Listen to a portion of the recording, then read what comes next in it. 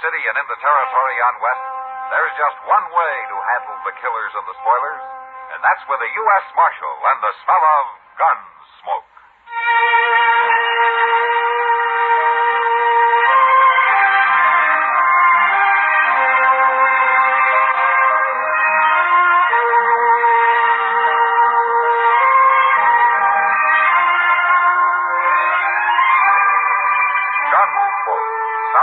The story of the violence that moved west with young America, and the story of a man who moved with it. I'm that man, Matt Dillon, United States Marshal. The first man they look for and the last they want to meet. It's a chancy job, and it makes a man watchful and a little lonely.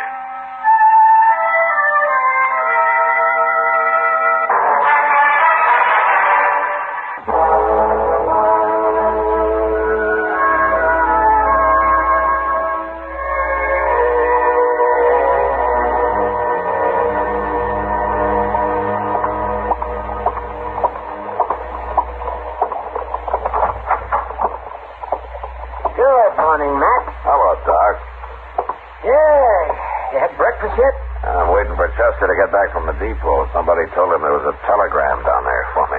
There's a telegram? You should have left it there, Matt. No? A telegram usually means somebody's coming to Dodge looking for you, or that you've got to go somewhere and look for them. Either way, it spells trouble. Well, if it wasn't for trouble, Doc, I wouldn't have a job. Well, then you ought to quit. It's a poor thing when a man has to make a living off of other people's troubles. Uh-huh. Tell me something, Doc. How long has it been since anybody came up to you and told you how good they were feeling? I hadn't thought about that. I guess we are pretty much alike after all, man. Close off here, Chester. Yeah, I got it, Mr. What are you looking so glum about, Chester? What does it say? You better read it yourself. Kind of private like. Huh? U.S. Marshal, Dodge City, Kansas. Coming to get married. Noon train. Saturday. Meet me. I'm Mavis McCloud. Oh, Mavis McCloud, eh? Oh, that's a right pretty name, Matt. She pretty, too? Mr. Dillon, you really gonna get married? Oh, you're pretty foxy, Matt, keeping us so quiet. Now, wait a minute, you two. If you're all through talking, I'll tell you something. Oh, now, quiet now, Justin. Don't say anything. This is an important moment. I'm listening. All right. Now, this may be kind of a shock to you, but as my two closest friends, I wanted you to be the first to know.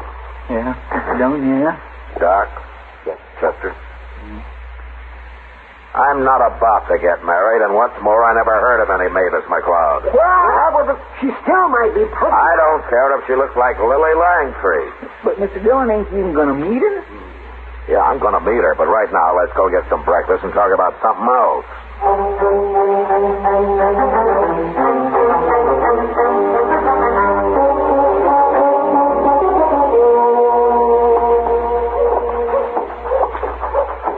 Look there, Mr. Dillon. Straight up noon, and there comes old Crane right on time. Yeah? I mean, it's troubling you, ain't it? No, Chester. I think trains should run on time. Chester, that's what I mean. Hey, look. Looky there. This kitty going into people there, see? Chester.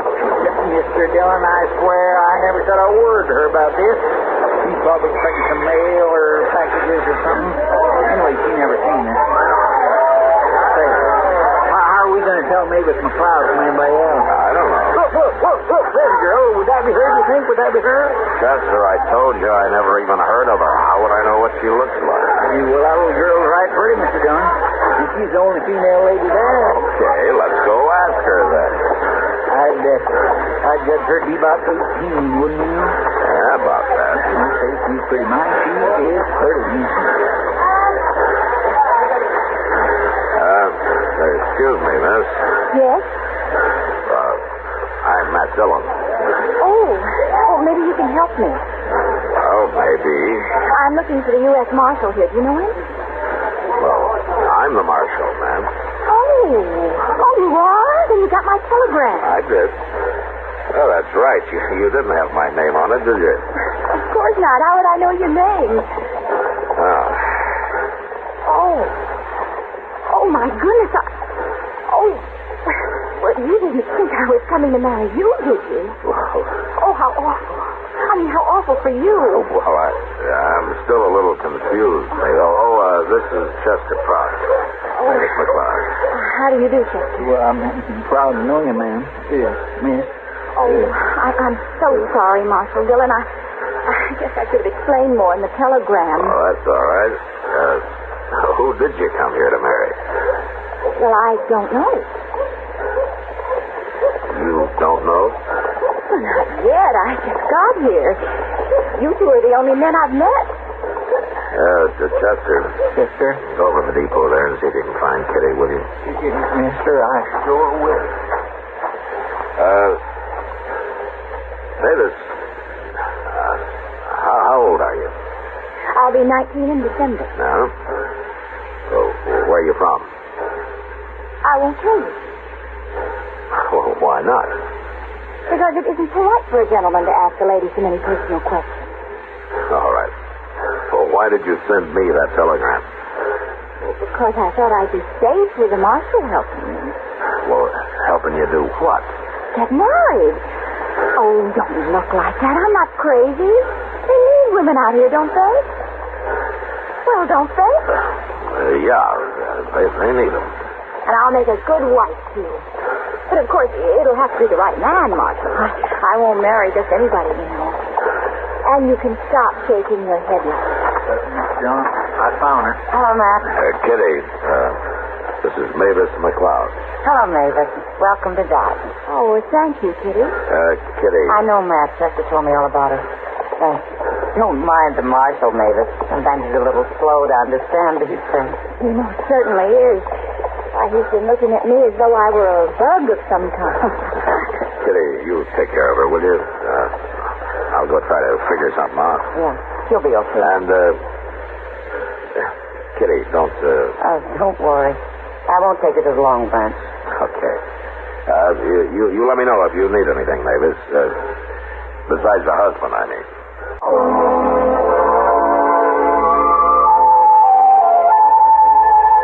The next few weeks I thought and worried about Mavis a lot, but I should have known I was wasting my time. She met a young fellow called Barney Wales, and 3 days later they got married. Kitty called it love at first sight, but anyway, I knew Barney, and he was a sober, hard-working cowboy who'd started a little spread of his own not far from Dodge. It was a good match, and it looked like they were going to make out fine. At least I thought so. Until one day when I was sitting in my office trying to keep cool. I'm looking for Marshal Dillon. That's him sitting right there. Come on in, mister. My name's Bruce Staley, Marshal. What can I do for you, Mr. Staley? I've come a long way. Huh? All the way from St. Louis. I'm looking for Mavis McCloud. Oh. Well, what do you want with her? That's my business. Well, that may be. Where is she? What makes you think I'd know? She sent you a telegram from St. Louis. I knew she was headed out here somewhere, so I checked. Mavis isn't the kind to arrive in a place unknown. I see. You going to tell me where she is? Not till I know why you want to see her. And I'll find her myself. She's around here somewhere. She's married, Staley. What? She's married. Now, why don't you go on back to St. Louis and forget about it, huh? Who'd she marry? What difference does it make? You're not going to bother her. We'll see about that. In the meantime, I hold you responsible. Okay, so you hold me responsible. Why don't we settle that right now? I'll find her first, Marshal. And after I've killed her husband, I'll come looking for you. Well, now there's about the bloodthirstiest man I ever did see. I declare he's going to kill everybody. He might try it, Chester. I think I better ride out and talk to Barney Wales. Oh, sure, not today, you ain't. What? Well, Barney and Mavis is in town today. I seen them over at the Dodge House this morning. They're staying the night there. I'll go find them there before Lou Staley does.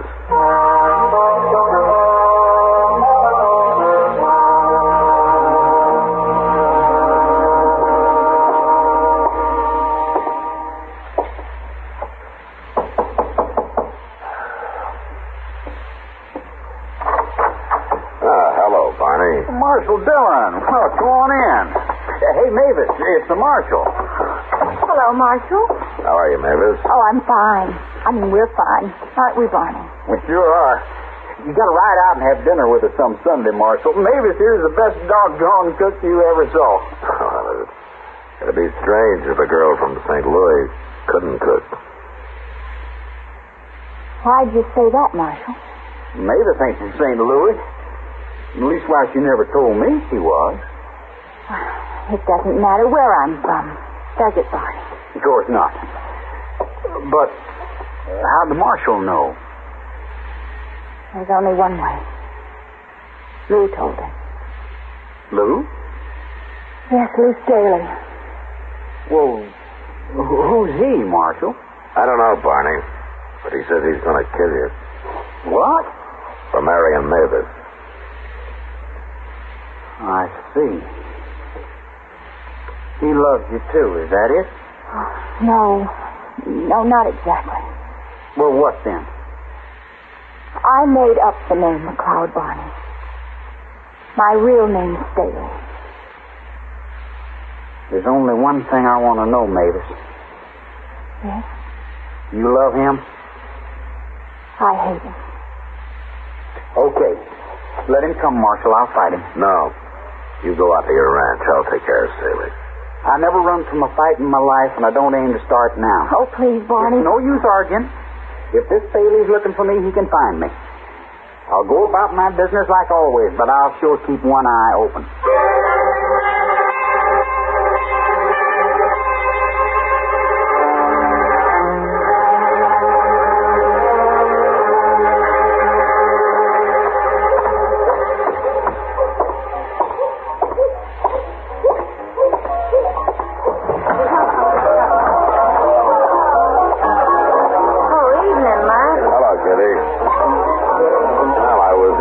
Chester earlier. Huh? Where were you? Oh, I took a walk after supper. Anything to get out of the saloon for a while. What did you want me for? Kitty. Yeah? That man over there at the bar, the tall, dude-looking fella. You see him? Who is he? Well, his name's Lou Staley. You ever hear of him?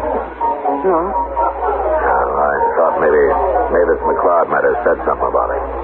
She's never mentioned him, but I've hardly seen her since she got married. What's it about? Well, Staley's kind of disappointed over Mavis getting married. Said he's going to kill Barney, and then me, and I don't know who all. Oh, for heaven's sake. He followed her out here from St. Louis. Say, that's it. Jealous lover. No. Mavis' real name is Staley. What? Yeah. Well, I guess Mavis kind of fooled all of us. I can understand Staley wanting to kill Barney. Now, that's not my business how Mavis messes up her life or anybody else's, but murder's wrong, Kitty, no matter what the cause, it's wrong. Matt, look. Yeah, I see her. She's seen us, too. Hello, Marshal. Kitty? You shouldn't be in here, Mavis. I know, Kitty, but I had to come. Where's Barney? He's talking business with some cattle buyers over at the Dodge House. He doesn't know I'm here. This is no place for you, you know. Well, it's good enough for Kitty, isn't it? Well, I own the place. I explained all that to you. Well, I didn't come here for fun. I ran into Chester out in the plaza, and he told me I'd find Lou Staley here. I've got to talk to him. It probably won't do any good, but I've got to try. Well, he's over there at the bar. I know, I saw him. But I didn't dare walk up to the bar, and not with all those men watching. Okay, Mavis, I'll get him. No, I guess I won't have to. I knew I'd find you sooner or later, Mavis. I want to talk to you, Lou. It's too late for talk. I told you what I'd do, and I'm going to do it. Lou, I want to talk to you alone. You can go out back, Mavis. Door's right over there. Nobody will bother you outside. Come on. Won't do any good, Mavis. You know it won't. I don't like this, Kitty. Why not? Talking's better than fighting, isn't it? Talking isn't going to stop him. There's something wrong about him. Sort of like he can't hear or see anything but himself. Like he's all alone in the world. Well, any man in love acts like that now. Maybe, but if I didn't think he'd just keep coming back, I'd tie him up and throw him on a train for back east. Well, I wish you'd do something. Matt.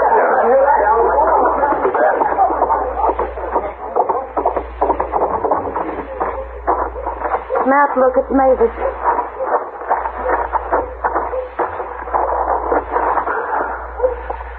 Mavis. Did it kill her? No, she's still alive. Well, you go after Staley, Matt. I'll take care of her. I'll get Staley, Kitty. And I'm going to carry Mavis over to Doc's first. Yeah, you better come along.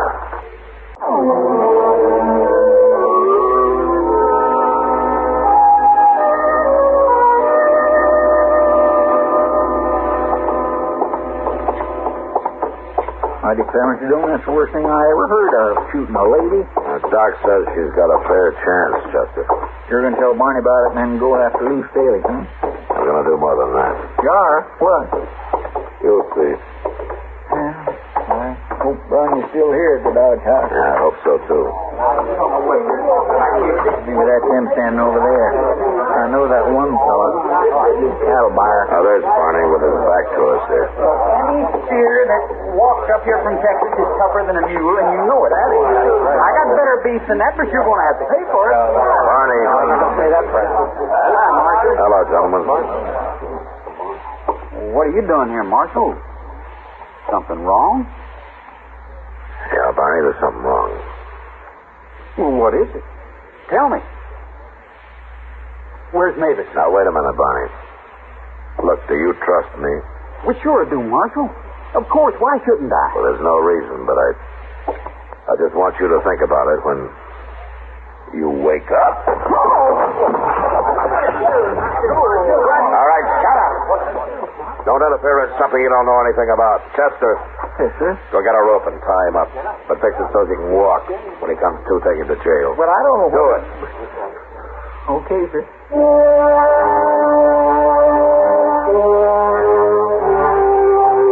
I warned the cattle buyers there not to say a word to anybody about Barney, and then I went out looking for Lou Staley.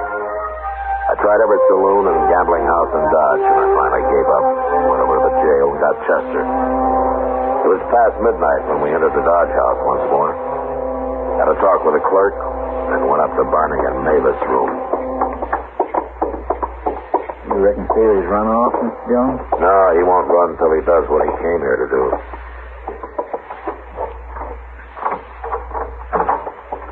Okay, inside, Chester. Yes, sir.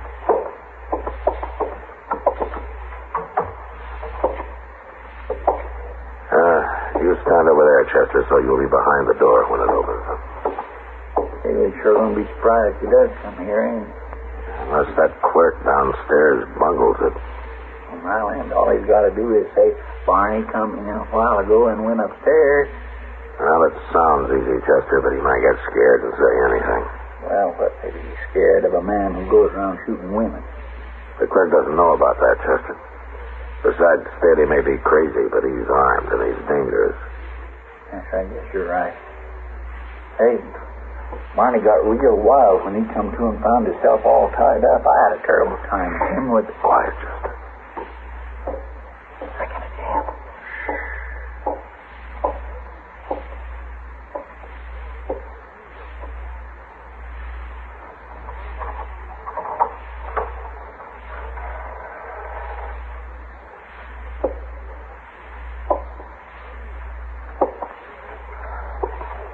All right, Barney, you coward. Where are you? Hold it right there, Staley.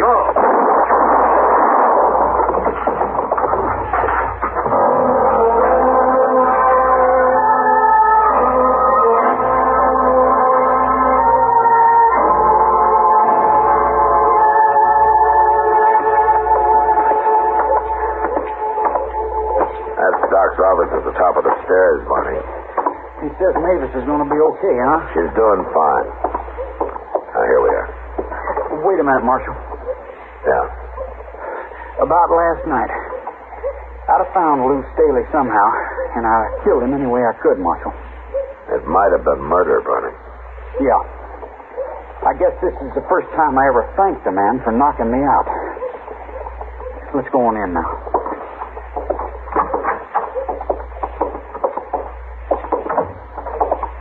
Hello, Matt. Barney? Where's Mavis, Doc? Well, she's in the back room there.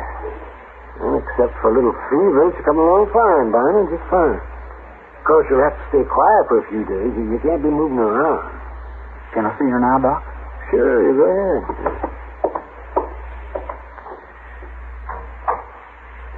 Matt, Mavis told me about the shooting. You know what happened? What, Doc? She tried to take Staley's gun away from him, that's what. They were fighting over it, and it went off. He didn't try to kill her at all. You know, it's funny about Staley. What? Most men would have tried to kill a wife that ran off and married somebody else. A wife?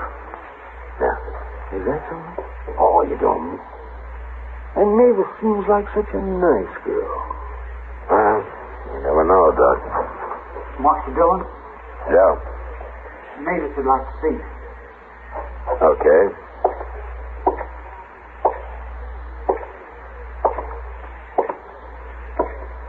Hello, Marshal. Mavis? There's something I want to tell you, Marshal. Okay. Barney already knows. I told him yesterday after you left. Go on. Well, it's about Lou. I know what you think. But I've known him all my life, Marshal. And Lou was crazy. There was something wrong with him. I guess I was ashamed of it, or I'd have told everybody sooner. Especially Barney. You're not responsible for his being crazy. No, wait. Lou always did say he'd kill any man I married. That's why I ran away. Mavis, you were asking an awful lot of a husband, crazy or not. Marshal, Lou Staley wasn't my husband. He was my brother. What? You know, Mavis, you've been nothing but trouble to me ever since I got that telegram.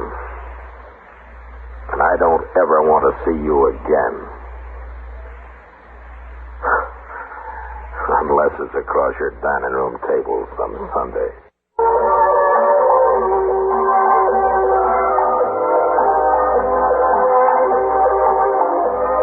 Gunsmoke.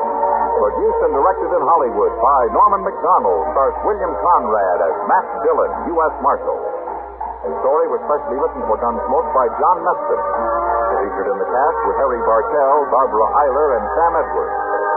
Barley Bear is Chester, Howard McNear is Doc, and Georgia Ellis is Kitty.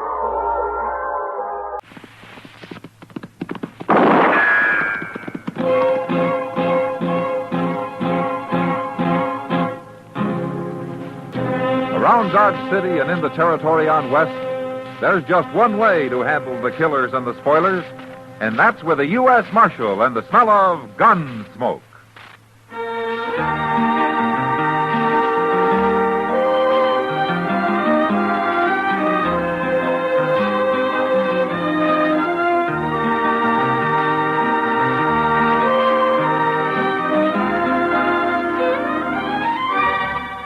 Gunsmoke, starring William Conrad. The French Drudge story of the violence that moved west with young America. And the story of a man who moved with it. I'm that man. Matt Dillon, United States Marshal. The first man they look for and the last they want to meet. It's a chancy job, and it makes a man watchful. And a little lonely.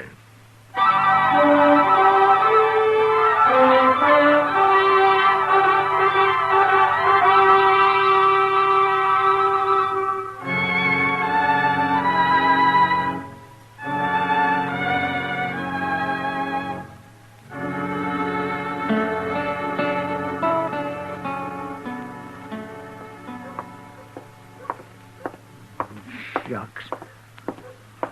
Doggone the luck. Cuss it. Oh, hello, sister. Oh, hello, John. Doggone the luck, anyway. Mr. Dillon? Well, how are you, Chester?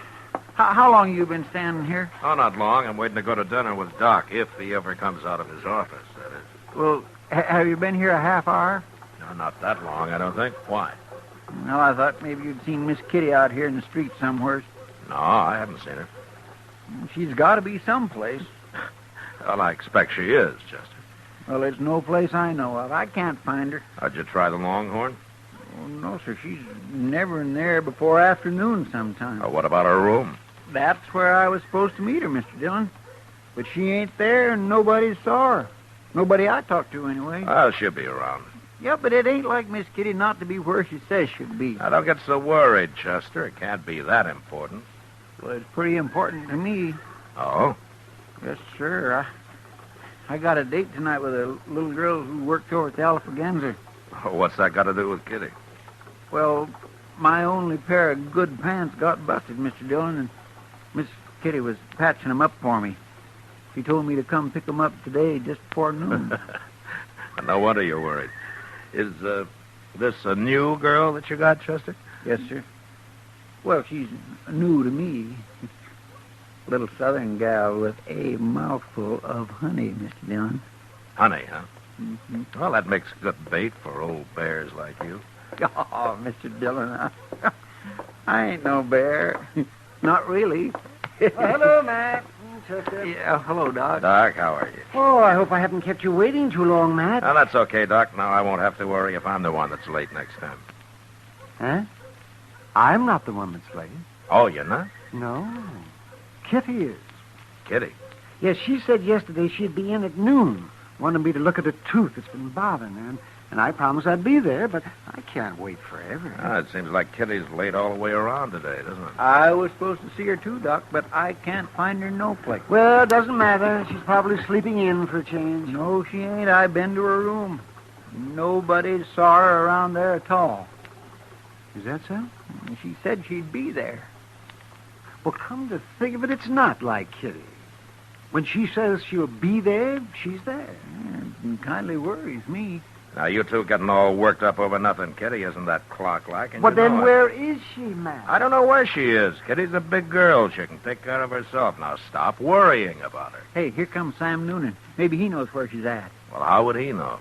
Well, Miss Kitty works for him at the Long Branch, don't she? Sure, but Sam doesn't keep her on a string. Her times are her own. Morning, gentlemen. Hello, Sam. How are you, Hello, sir? Sam. Sam, you ain't seen Miss Kitty around today, have you? No, Chester, I ain't. Noticed you men standing here. Thought I'd come ask you. You mean that you're looking for her, too? Well, she was going to come to the Long Branch about 10 o'clock. Went down early to meet her, and she ain't showed up yet, Marshal. 10 o'clock's pretty early for Kitty, isn't it, Sam? Well, sure, but she was doing it as a favor to me. I want to get started repainting the place, and she was going to give me some ideas about making it real fancy. She said she'd be there, and I got a man waiting to go to work on it this afternoon. You know, it beats me. Kitty takes one morning off, and everybody in Dodge is out looking for her. Well, I don't know about everybody else, Marshal, but I do know when Kitty says she'll do something, she does it. That's just what we've been saying, Sam. Where do you think she's got to, anyway? I ain't gone looking for it, Chester. I've just been waiting. Matt, Yeah, what, Doc? Kitty might miss one appointment, but she'd never in the world miss 3. Who saw her last? You, Sam? What time did she leave the Long Branch last night? Oh, it was early, Marshal. It was real early. Oh, why? Where did she go? Well, she was talking to some dude from back east. I never saw him before, and they both disappeared about 10 o'clock. I don't know where they went. She didn't come back? That's the last I seen of her. Yeah. Who is this dude? You know his name? No, I don't. He was a tall, thin fella, had fancy clothes. That's all I know. I don't trust them dudes and never did. Well, maybe we better find him and talk to him. Well, where are we going to find him? The Dodge House, Chester. A man like that wouldn't stop anyplace else. Look, Doc, you better go ahead and eat. I'll join you if I can.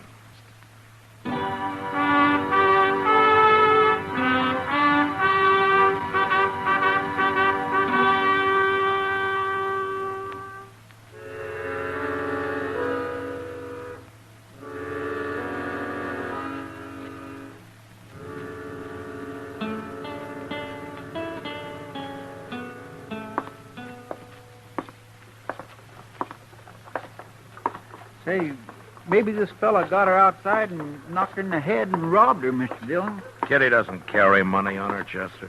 Well, she wears jewelry. She's also over 21 years old, and she's got enough sense not to let anybody knock her on the head. And if he did, I suppose somebody'd have found her by now. Yeah, sure. Hey, look. There's Mr. Doby himself at the desk in there. Oh, good.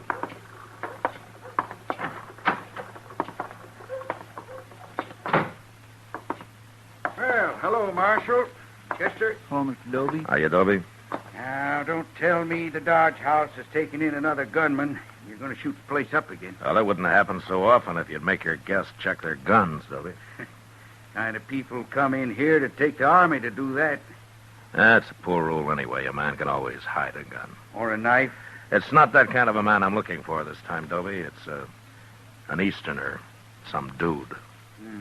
What's his name? Well, I don't know his name, but he's tall and thin, and he's a sort of a fancy dresser.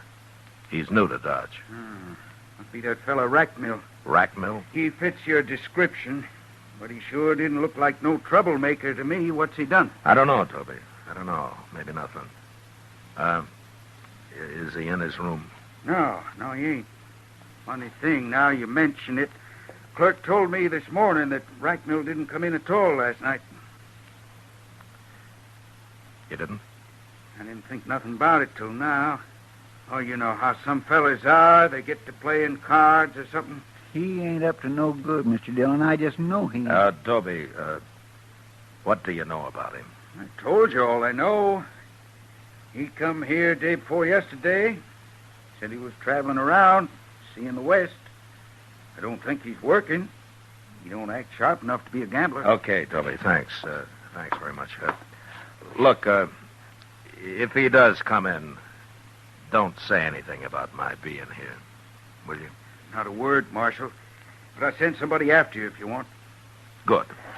I gotta go find that clerk. I ain't paying him for me to stand here all day. Well, what are we going to do now, Mr. Dillon? Look, I tell you, Chester, you go down and check the stage, huh? I'm going to go over to the depot, and I'll see you back at the office. You think you might have kidnapped her? Well, we'll know when we find her, Chester.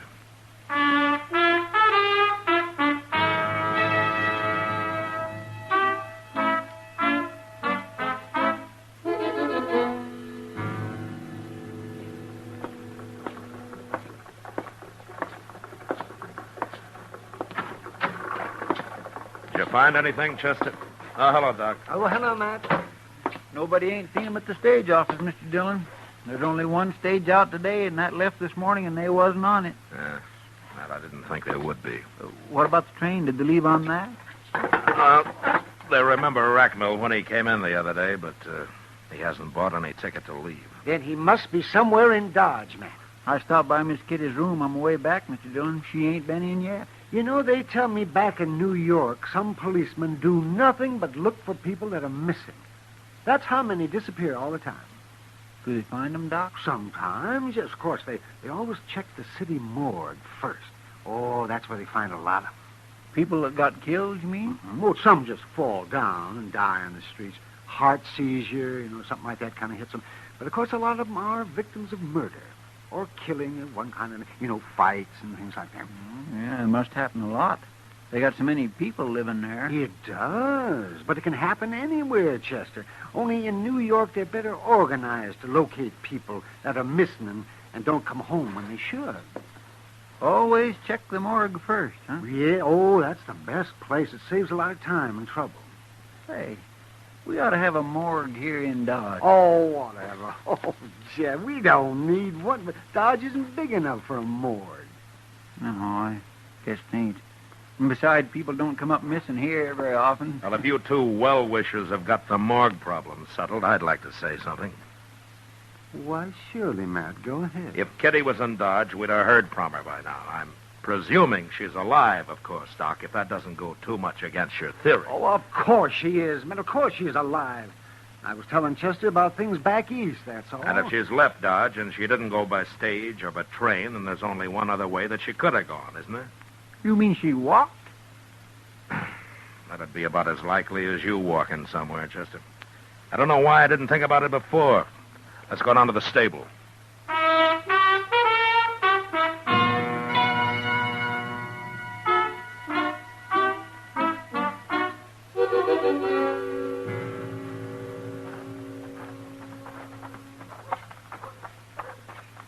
I don't know why I didn't think about them going horseback either, Mr. Dillon.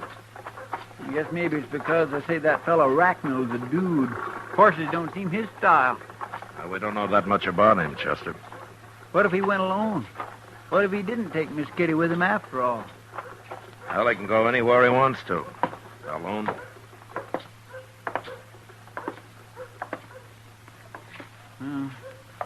I don't see Moss Grimmick nowhere. Hey, Moss. Moss Grimmick. Hey. Here now. Who's doing all that hollering? He's laying in that stall over there, Mr. Dillon. He's been sleeping. Yeah. Oh, it's you, Marshal. Chester, you woke me up. I'm sorry to bother you, Moss, but I got to talk to you. Trouble, Marshal? Well, I don't know. But if there is, maybe you can help me.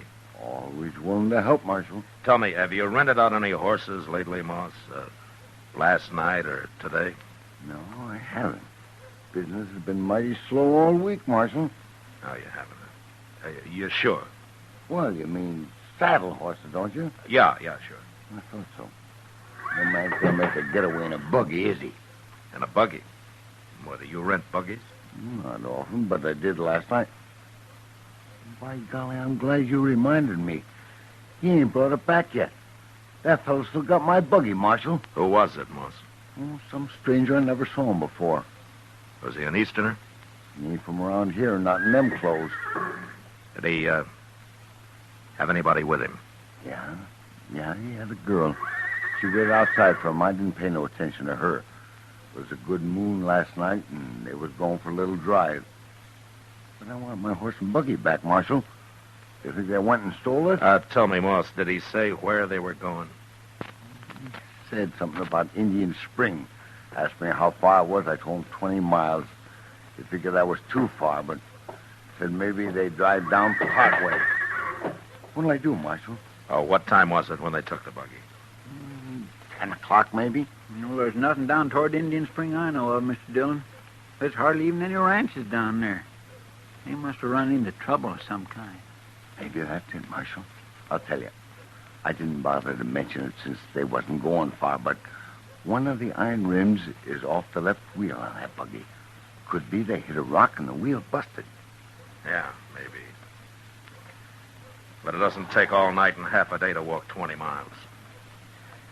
But don't worry about your buggy, Moss. We'll find it.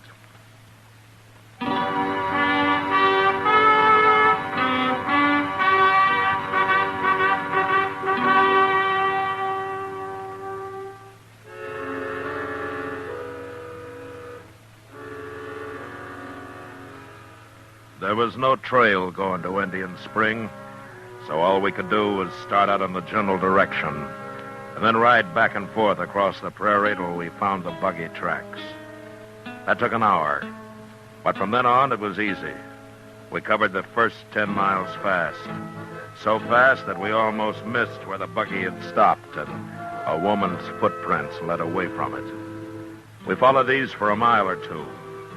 And then up ahead, we suddenly saw puffs of smoke coming from a clump of box elder, Indian style. That must be Miss Kitty in there, Mr. Dillon. Yeah. Well, is she signaling or what? Well, it looks like it. And she must be in trouble. Maybe.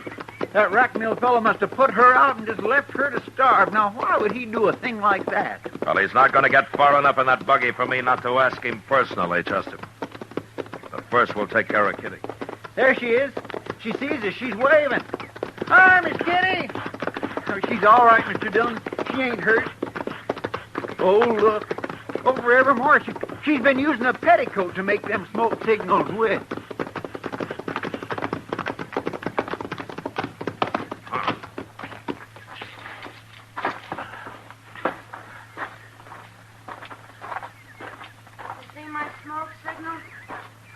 You found me? No, we tracked you, Miss Kitty. Sure is good to see you. What's the matter with your ankle, Kitty? Oh, well, I turned it. It's not that swollen. How'd you know? Well, I could tell by your tracks back there that you were favoring it. I never noticed that. Well, that's why I had to stop walking, Matt. I knew it'd get worse and I'd never make Dodge on it. I figured I was better off here than out in the prairie where I couldn't even build a fire. Well, that was smart of you, Kitty. Look, you can ride on one of our horses back, and we'll go double, huh? In this skirt? Oh. Well, one of us can wait here with you while the other one goes and fetches a buggy, okay? No, if that'd take too long. I'll make it. I can ride side saddle if we don't go too fast. Okay. You must be hungry. Oh. You know, we didn't think to bring anything to eat. I'm starved. At least I've had water. There's a tiny little spring under that rock over there. Yeah. You're lucky you had matches, too. Oh, I wish I'd had a gun. It's alive with rabbits around here. Well, you could have trapped some if you'd stayed here long enough. I'll show you how someday. Thanks. I hope I never need to know how. Oh, Chester, will you go get our hat and stuff and then throw some sand on that fire? All right, sir. And I'll have me a drink of water while I'm at it. Then we'll get started for Dodge, Kitty. Yeah, the sooner we get there, the sooner you can eat. Oh, a side of beef and a sack of potatoes would make a good start. And I come to think of it, I missed dinner myself. I'll join you. I'm sorry I'm so much trouble, Matt. Ah. As long as you're safe. You know, you had everybody worried. Me and Chester and Doc, Sam Noonan. I know. I've been thinking about it. Matt? Yeah. I turned up missing, so you scout around and finally tracked me down clear out here in the prairie and find me standing around on one foot in a bunch of little trees playing Indian. And you don't even ask me how I got here. I know how you got here. Well, sure, of course. With Jim Rackmill and that fool buggy. Part way, anyhow. But that's not what I mean, man. Well, if he'd been out to kidnap or murder you, I guess you'd have mentioned it before this, wouldn't you? Oh, so silly. I feel like a fool telling it. Well, go ahead, say it. It can't be that bad. Rackmill's an Easterner. He's never been out here before. And we got to talking, and he said he'd like to see the prairie in the moonlight. It was my idea. We rent a buggy and take a drive for an hour or so. Anything to get out of that smoky saloon for a while. So we did. And he tried to hold your hand. And you got mad. And you slapped him. And you jumped down and you started walking. How'd you know that? I know you, Kitty. You know, sometimes you've got a terrible temper. Well, I paid for it this time. Honest, Matt, that's all he did. Tried to hold my hand. I believe it. You know, but you'd have been smarter if you just slapped him and let it go at that. You could have ridden back to Dodge in style. Why'd I have to act like a schoolgirl, Matt? I don't know, Kitty. Some people grow up slow. But I'll tell you one thing. It's a lot better than growing up too fast. Oh, thanks for that anyway, Matt. Hey, look out yonder, Mr. Dillon. Look what's coming. What? It's Rackmill in the buggy. I forgot all about him. Where in the world's he been all this time? Well, looks like we ain't going to have to run him down after all, don't it? Well, he didn't do anything, Chester. He tried to hold my hand. Well, he sure looks wild now. Now, listen, you two. You stay out of this. Leave Rackmill to me. I'll handle him. Come on, Chester. Let's ease up those saddles, huh? Yes, sir. Miss Kitty. Miss Kitty, are you all right? Am I all right? I've been going crazy trying to find you. It was dark, and you disappeared so fast, and then I finally saw the smoke a while ago. You did, huh? How'd you know that smoke wasn't Indian? Well, I didn't know. In fact, I thought it must be. I had to make sure, Miss Kitty. Well, dude, you're a pretty brave man, Mr. Rackmill. Oh, I knew it wasn't Indians as soon as I saw them. Have they been bothering you, Miss Kitty? What? Come on, Miss Kitty. Get in the buggy. Aren't you forgetting I got out of that buggy once? We'll talk about it later.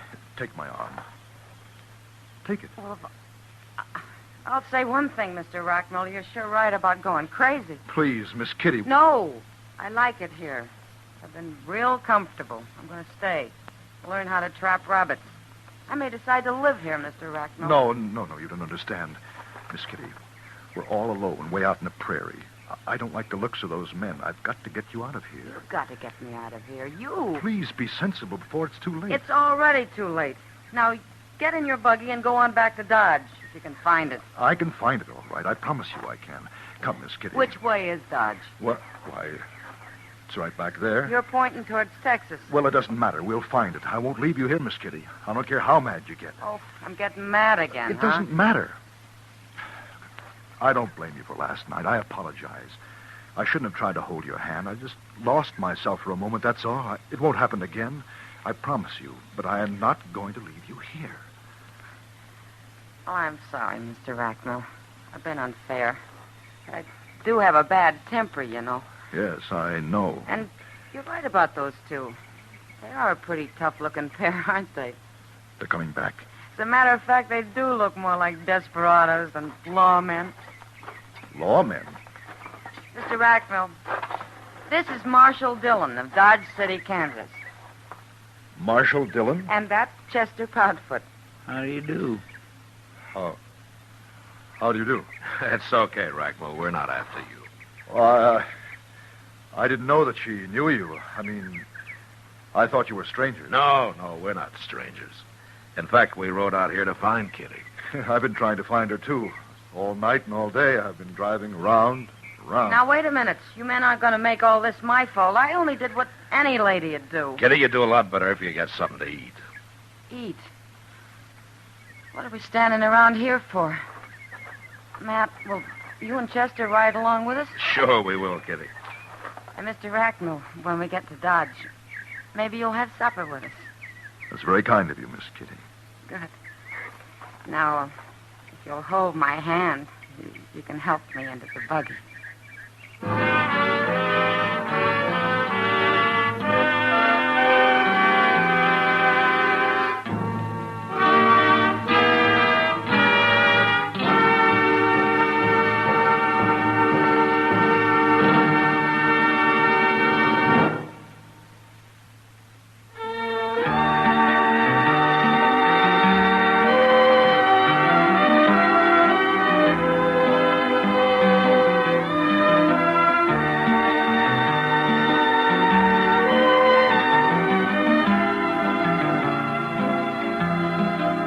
Gunsmoke, produced and transcribed under the direction of Norman McDonald, stars William Conrad as Matt Dillon, U.S. Marshal.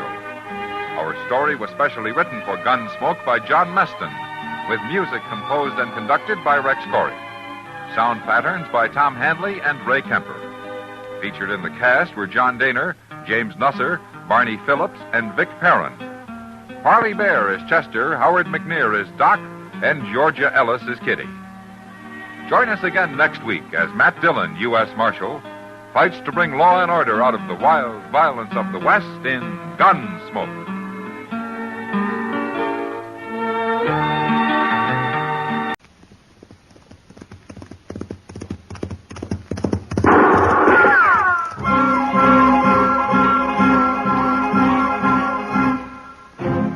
Around Dodge City and in the territory on west, there's just one way to handle the killers and the spoilers, and that's with a U.S. Marshal and the smell of gun smoke.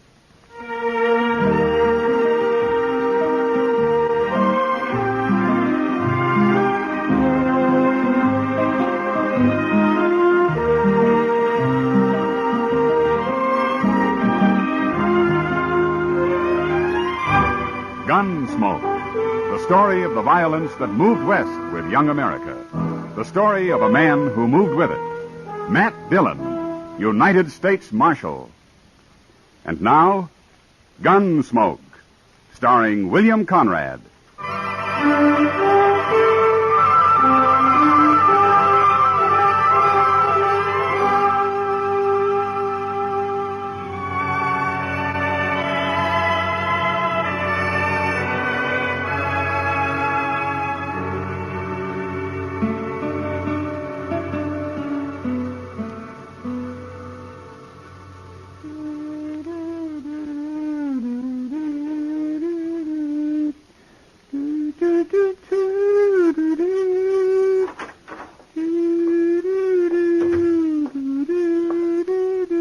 your pardon. Hello. Surely you're not Marshal Dillon. Well, no, surely I ain't, mister. Then please find him for me. He's busy. All right, I'll wait. Sure. You wait.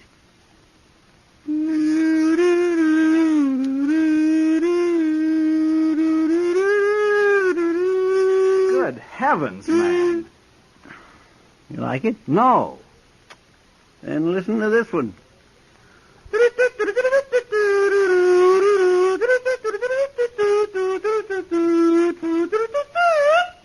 Chester! Yes, sir? Put that comb away. I can hear it clear out back. Oh, well, all right, sir. I'll go out back and play it. Well, if I can hear it from there, I can hear it from here. All right, Mr. Dillon, if you feel that way, I won't play it at all. Nowhere. Good. Marshal Dillon. Yeah. I'm Philip Locke from Philadelphia. I arrived on the Santa Fe this morning. You're a long way from home, Mr. Locke. Unfortunately, yes. But I came here for a purpose, Marshal. Oh, and what's that? I'm looking for someone. A girl, as a matter of fact. Well, there's lots of girls in Dodge. You shouldn't have much trouble. If you please. Shut up, Chester. Yes, sir. This girl wrote her mother in Philadelphia that she was teaching school here, Marshal. However, she's never been heard of at the school. Well, maybe she's moved on somewhere. But they say she was never at the school. I'm afraid something's happened to her. Well, a lot of things can happen to people out here. That's precisely why I've come to you. I want you to find her immediately. You're not in Philadelphia, Mr. Locke. But I'll keep an eye open for her if you'll tell me your name and what she looks like. She's about 5'4", and she's blonde. A very pretty girl. Oh? Her name is Laura Simmons. Laura Simmons? Yes, do you know her? No. He doesn't know her. Neither do I. But I'll see what I can find out for you, Mr. Locke. Where are you staying? At the Dodge House, and I must say I've been in better hotels. Well, bad as it is, you wait there, huh? I'll come to you if I have any news. It's most urgent that I find her at once, Marshal. Sure. Good day.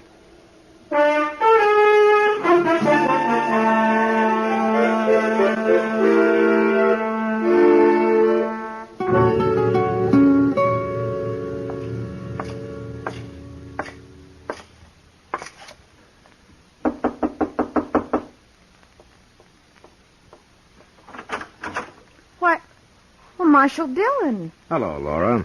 Well, come in, Marshal. Come on in. Thank you. Hello, Matt. Kitty, I didn't expect to find you here. No, this is Laura's room, not mine. How'd you know I lived here, Marshal? You've never been here before. Well, I asked Sam downstairs. It's a wonder he told you. I think Sam's sweet on Laura. Kitty. Well, I do. You two can gossip about all that later, huh? Right now, I've got some news for you, Laura. You have? Yeah, there's a man here looking for you. His name is Philip Locke. Philip? In Dodge? Oh, no. I figured it might be bad news. Well, I can't have him find me here. Well, he went to the schoolhouse first. Then I told him you'd probably moved on, but he still thinks you're here somewhere. Well, I wrote Mother I was teaching school. He must have gone to see her. Well, if you don't want to see him, honey, you don't have to. I can't see him. I can't have him know I work in a saloon. It's nothing to be ashamed of. I know, but... Well, you see, I was engaged to Philip once, before I left Philadelphia. We were about to be married when his family found out that my father had been a riverboat captain. I should have told him before, I guess, but... Well, anyway, they called off the wedding, and I was so ashamed I ran away. Came out here finally. What about Philip? What'd he do? The Lockes are a very aristocratic family, Kitty. I guess he had to do what they wanted. Not much of a man, if you ask me. Aristocrat or not. I was in love with him. And I think he was with me. Are you still? I don't know. How can I know? But he mustn't find me here. This is exactly the sort of life they said I was best suited for. His mother herself told me so. I've known nicer people than that on canal boats. I've got to hide somewhere. He'll go back and tell my mother, and it'd just break her heart. I just can't face any of it. Look, Laura, why don't you go out to Ma Riley's until he leaves town, huh?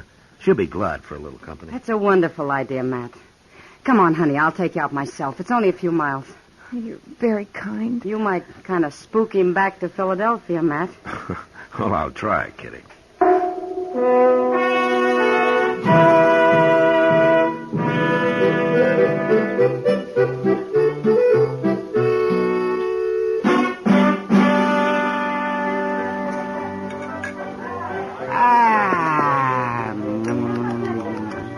That's mighty warm beer for a nickel. I paid for that beer, Doc. I know, and I thank you for it, Chester, but I hate to see you not get your money's worth. Oh, I'll get it. When you decide it's time to buy us a beer. Oh, I'll buy. It's almost time, Doc. Sure, it's okay. Oh, well, tell me, Matt, is Laura still out at the Riley place? You're shying away from the problem. But anyway, she's there. Locke isn't likely to leave town this soon. I saw him last night, and I told him I'd heard Laura had gone to Denver. Did he believe you? I don't think so. But I warned Sam to tell him the same thing in case he came snooping around here. Oh, it's a sad story. Poor girl. Well, she's better off without the like of him, if you ask me. Women are strange, Chester. They fall in love, and that's that. I sometimes wonder if it has anything at all to do with a particular man. Why, of course it has, Doc.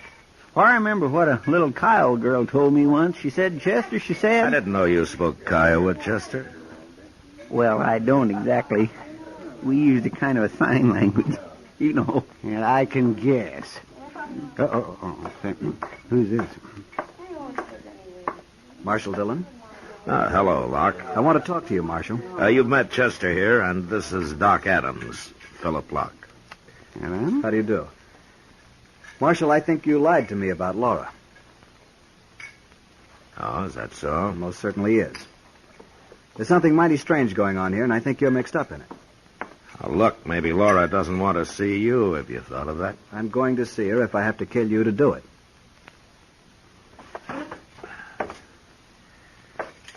Kill me? Mister, you ain't even wearing a gun.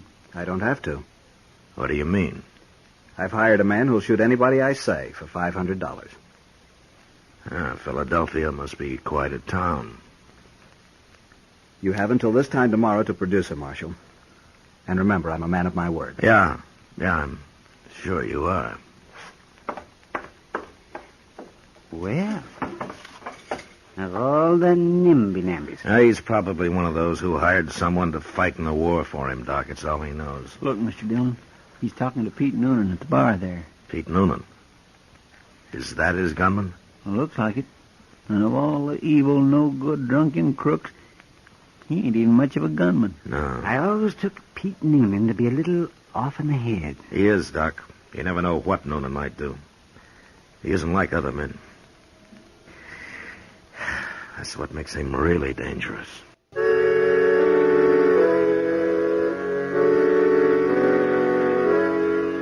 When Philip Locke first hit Dodge looking for Laura, I didn't think he'd cause any real trouble. I felt sorry for her, of course, but I wasn't hired to settle love affairs, good or bad. And it wasn't until he hired Pete Noonan for a gunman that I began to get worried. Noonan was off in the head and about as predictable as a locoed steer. With him around, it made for a bad situation. But there was nothing I could do except wait and see what happened. Locke had given me 24 hours to produce Laura. It was getting close to the deadline when I went over to the Texas Trail. I saw her this morning, Matt, but she didn't say much about anything. The poor kid. Well, she can't stay there forever. And Locke hasn't shown any signs of leaving. Maybe she ought to go on to Pueblo or Santa Fe or something. Give her time, Matt. Yeah, sure. And I got nothing to do with it. Kitty. Oh, you too, Marshal. Oh, what is it, Sam? One out back, both of you. Huh? What for? You'll see. I gotta go take care of the bar. Sam must be drunk. No, he's sober. Come on, let's have a look. All right. I still say he's drunk. Sam doesn't drink his own liquor. I don't blame him. I wish I didn't have to. You don't? I wouldn't if I lived on a little ranch somewhere, Matt. Had chickens and things. Sam's liquor isn't that bad, Kitty. Laura, what are you doing here? I made up my mind. Hello, Marshal. Laura? I didn't want to go inside just yet, so I've been sitting out here talking to Sam. You mean you're coming back to work? I've been thinking a lot about everything, and I'm going to face it out. No matter what anybody says. Are you sure you're right, honey? There isn't any other way to do it. Philip came here because he wants me back, and I won't lie to him. Well, I guess it's up to you. Where do you want to talk to him? Marshal, would you find him and bring him here? Out here? No, just take him to the bar inside. I'll meet him there.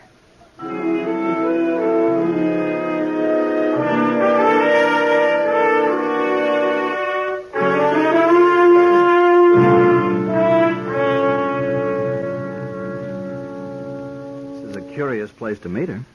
Yeah. Sam, bring us a drink, huh? Sure, Marshal. We'll wait here. She'll be along. Well, Laura always was rather different. Here you are, gentlemen. Oh, thank you, Sam. Good evening, Marshal. Laura. Hello, Philip. Laura, that dress. You like it? What are you doing here? If you'll buy me a drink, Philip, I'll tell you. A drink? Of course. This is how I earn my living, Philip. You work here? Yes. Now, will you buy me a drink to start with? No. No. Oh, never mind him, Laura. He don't mean nothing. He'll get used to it. Oh, no, it's just like what his mother said about me. It's true. Oh. Philadelphia. Well, what do they know in Philadelphia? Lace on their pants. Here, Laura. Hey, have a drink, huh? Thanks, Marshal. I need it. There. Now, why don't you go home, huh? I'll get Kitty to take you. All right. Wait. Laura. Yes, Philip. Laura, I can't leave. I started to, but I can't. I came to find you, and I'm going to take you back with me. You are? Yes. This is quite a shock to me, of course, seeing you here in this place, but I can forget about that. I'll try, Laura. Will you, Philip? Yes, I promise. And we'll never mention it. Ever. To your family, you mean? To anyone. It'll be a secret. It will? Always. If nobody knows, perhaps it won't matter. I'm not sure, Philip. I think it'll always matter. To me. I don't understand. You wouldn't understand, mister. Laura, let's get out of here where we can talk. No. What? You heard her. She don't want to go. Will you keep out of this, bartender? No, I won't. What kind of a man are you, anyways? This little girl's done nothing to be ashamed of, except earn her living, which is probably more than you've ever done. What makes you think you're good enough to judge her, anyway? That's enough. You'll try to forget about it. You ever think of anybody but yourself? You're no good, mister. Laurie here's worth 100 like you. I'm proud of her. I don't care what she's done or who knows it. You're proud of me, Sam? Of course I am, Laurie. I won't hear any more of this. Are you coming, Laura? Oh, tell him, Laurie. Go on, tell him. Well? No, Philip. I'm not coming. I'm going to stay here. Mister, you heard her. Now get out, or I break a bottle over your head. Goodbye, Laura. And you, bartender. You'll die for this. Don't try that, Locke. Keep Noonan out of this. Nobody tells me what to do, Marshal. Noonan? What's Noonan got to do with this? Locke's hired Noonan's gun. Oh, no. Well, he'll kill you, Sam. That Noonan, he's crazy enough to. Yeah, he is, Sam.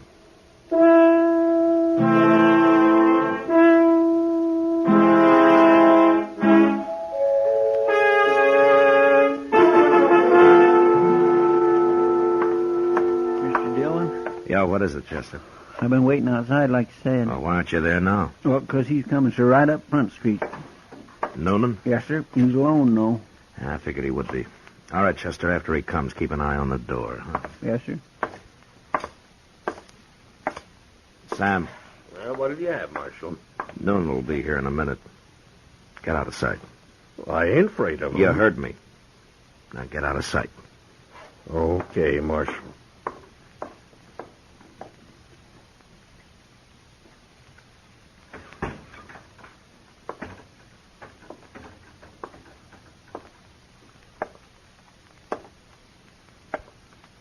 I come for Sam. Where's he? What do you want him for, Noonan? I've been paid to shoot him. That's what for. You want to hang, Noonan? I was born to hang. Where's he? Look, I'm going to throw you in jail for a couple of days. Maybe things will be clearer to you then. Come on, huh? No, Marshal. Don't do that. I got to earn my $500. All right. But you'll have to shoot it out with me first. With you? What you got to do with it? I want nothing to do with you. There's a law against murder, Noonan. Well, I know that. Then what makes you think you can shoot Sam and get away with it? Well, I got $500. Right here in my pocket. Want to see it? Look, Noonan, see if you can understand this. Either you take your money and you get out of Dodge, or you're going to jail. I ain't going to jail. You want to draw on me? I'm no fool. All right, then get out. Fast. Now go on. Move. You don't leave a man much choice, Marshal. Guess I'll have to go. Bye. So long.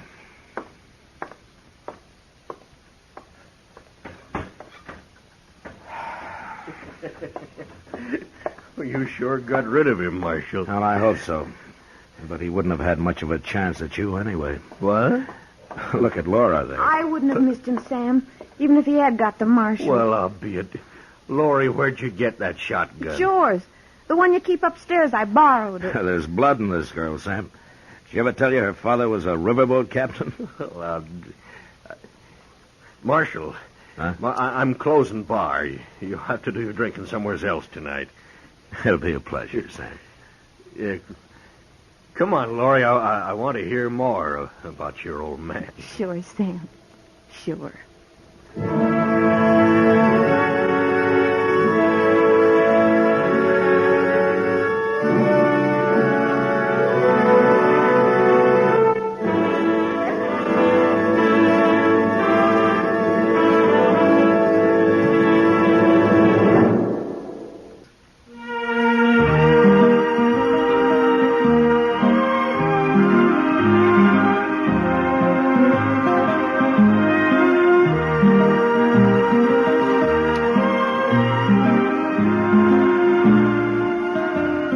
Gunsmoke, under the direction of Norman MacDonald, stars William Conrad as Matt Dillon, U.S. Marshal.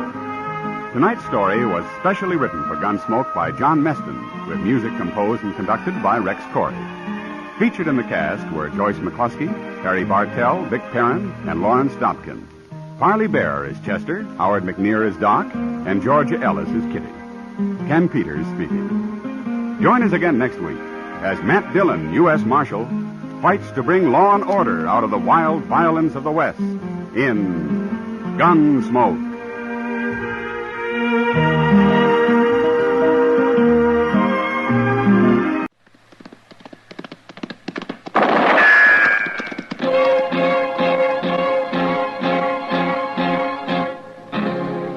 Around Dodge City and in the territory on West, there's just one way to handle the killers and the spoilers, and that's with a U.S. Marshal and the smell of gun smoke.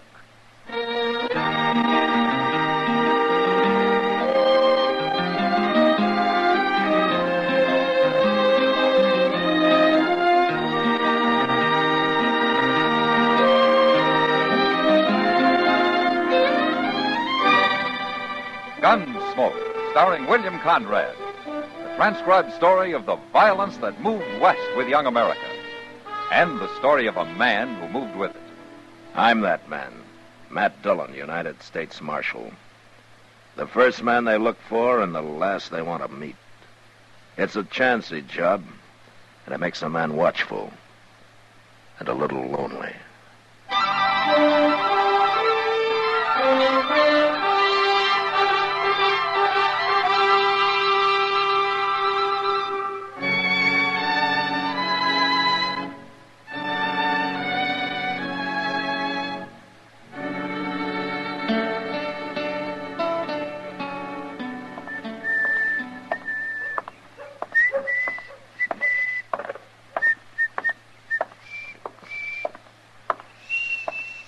Well, hello, Doc. Chester? You going out on a sick call? I don't usually carry my bag when I'm going for a beer. Oh, no. Why, did you want something? Oh, no. I just thought I'd stop by. Well, you can walk with me at the stable if you want to. I'm going out to Jake Morrison's. His boy has the ague. Oh, now, ain't that a shame? Seems like everybody's getting the ague these days. Had a touch myself last week. Oh, what's up? You know, most folks swears by Osgood's Caligogue. But I found me some new stuff. Professor Curtis's original Mameluke liniment. Mameluke? Look, it says right here on the bottle what it's good for. Guaranteed to cure cramps, pains in the joints, sore throat, frosted feet, rheumatism, lumbago, old sores, bites of insects and reptiles, mange, salt rheum, dysentery, diarrhea, and cholera. Well, a regular medical arsenal all in one bottle. And it's doing you good, is it? Well, of course, Doc. Well, then how come you're still walking around like a buffalo with ring bone? Well, maybe I still got just a little touch so you in come the to me knee. for some free advice now, didn't you? Well, I'll just give you some free advice.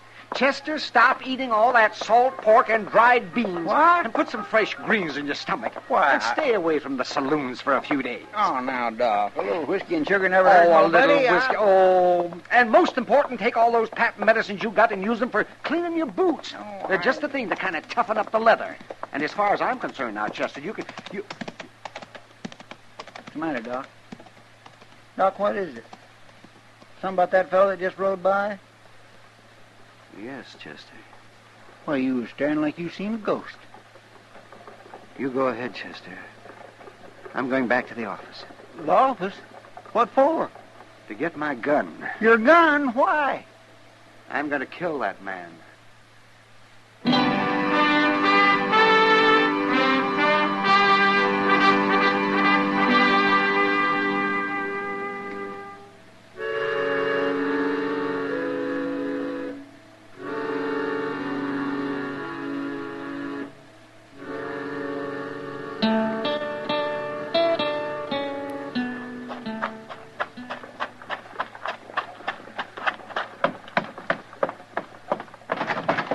Mr. Dillon?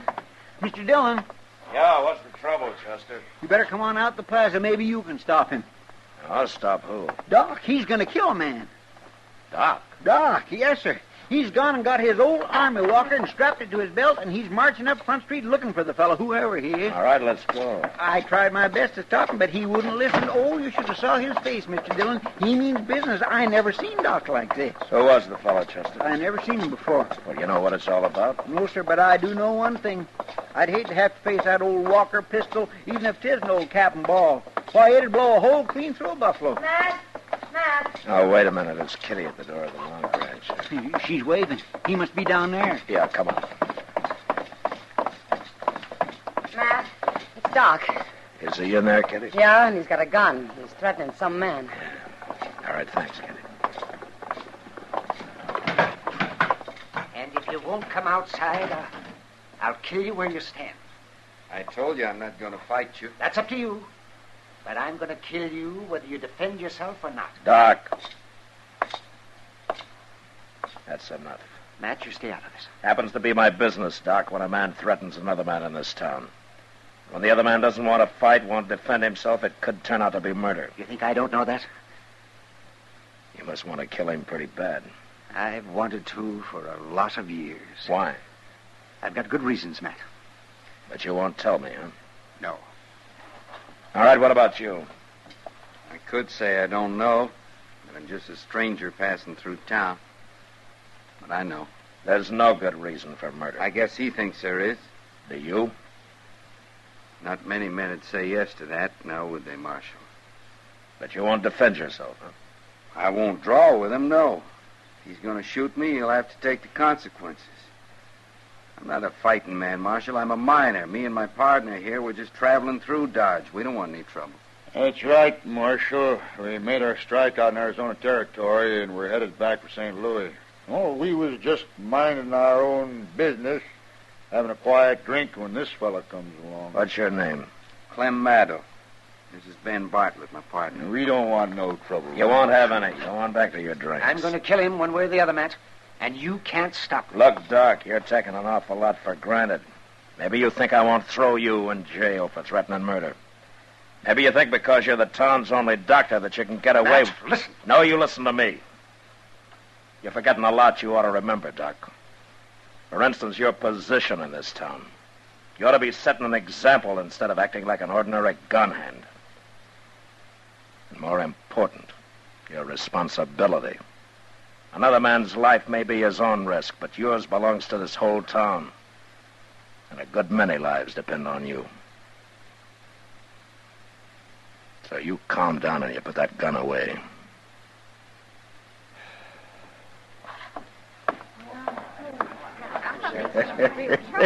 Hey, you sure told the old fool off. You shut up! Huh? Maddow, I don't know anything about you. Maybe you're what you say, but if Doc doesn't like you, that's good enough for me. So you get out of Dodge while you got a whole skin. And you stay out. Why should we? We got a right... And you take your partner with you, Maddow, because I don't like him. Sure, Marshal. We was going on tomorrow anyways. We'll ride on tonight as soon as we stock up on some grub. All right. Where did Doc go, Chester? Well, up the street, probably back to the office, like you said to. Matt, the look on his face when he went out. Yeah, I know, Kitty. Well, I'm going up there. Matt, you had to do it. Yeah. I'll see you later, Kitty. Yeah, sure. Mr. Dillon, that Maddow, he didn't seem like such a bad fellow. No, he didn't, Chester. I'd sooner believe bad of that partner of his, that Bartlett. That one seemed like he could be a hard case all right without half trying. But Maddow wouldn't even defend himself. No. But I don't think that was because he was afraid to. No, that's true. Seemed more like he just didn't want to fight Doc. Didn't seem mad at all like Doc. More like he was sad. Maybe a man with a guilty conscience, Chester.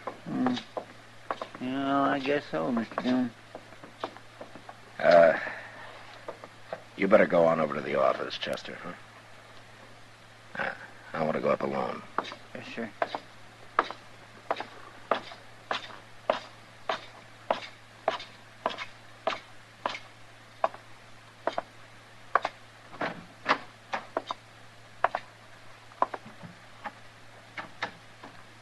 Doc.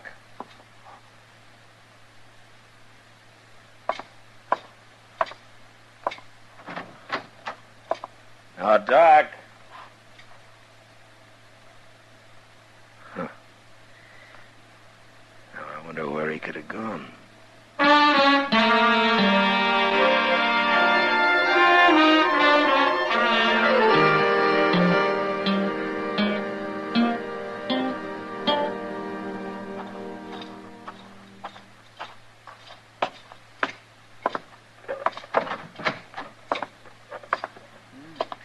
Did you find him, Mr. Dillon?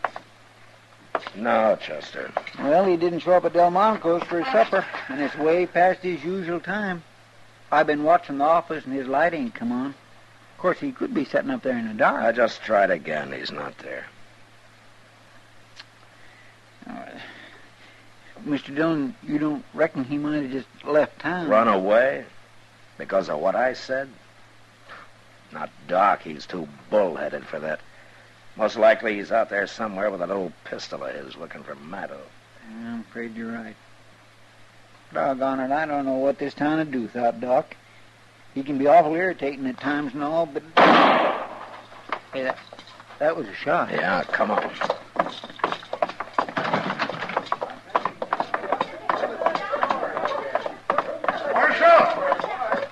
Marshal! Over here! It's that Bartlett, Mr. Dillon. It's Clem, Marshal. I think he's dead. All right. Everybody stay back. Give me that lantern, will you? He was shot in the back, Mr. Dillon. Yeah. It looks mighty bad. He said he'd kill him, and he's done it. Did you see who did it, Bartlett? No. We was loading horses, and I just turned to go back into the store for another load when I heard the shot. Anybody else around to see it? Why, no, but after all, Marshal, can't be much doubt who did it, can there? Everybody in town heard him threaten to kill Clem. Just because the man's a doctor doesn't give him any right to go around murdering people. That's enough, Bartlett. The important thing right now is to try to save this man's life. Where will we take him at, Mr. Dillon? There's only one place, Chester. Yes, sir.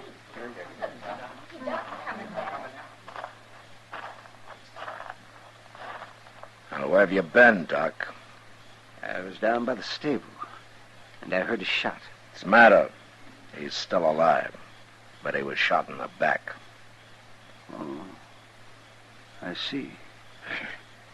As if you didn't know. Doc, I could understand you getting into a fair fight, but not shooting a man in the back. Why, you just gonna let him walk away like that, Marshal? Doc! He's gonna die if he doesn't get attention right away, and you're the only doctor in town. You gonna let him die? Where do you think I was going, Matt? Bring him up to the office. I'll have everything ready.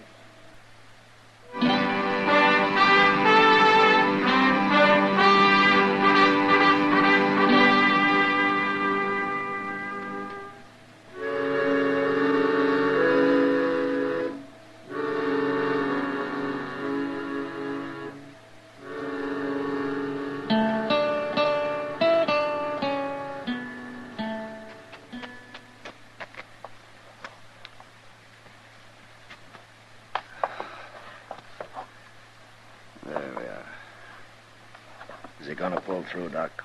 I don't know. I've done all I can. Ah, good. You really didn't have to stand here and watch, man. I know I didn't, Doc. That's not why I stayed. I thought maybe I could help. And I wanted this.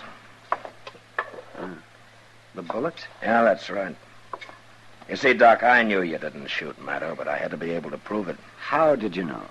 Because Maddow was shot in the back. I tried to tell you out there, Doc, only you didn't understand. Oh. But you did have me kind of worried when you started to walk away from him. Why, it never occurred to me to walk away from him. I guess being a doctor is a lot more important than any personal grudge. Well, I reckon I'm under suspicion, aren't I? Doc, look at this .45 bullet. Took it out of Maddow's chest. Now, it couldn't have been shot from that old pistol of yours, could it? No. I guess it couldn't. Well, then who did it? Well, that's not hard to figure. Oh, Bartlett, Chester, you can come in now.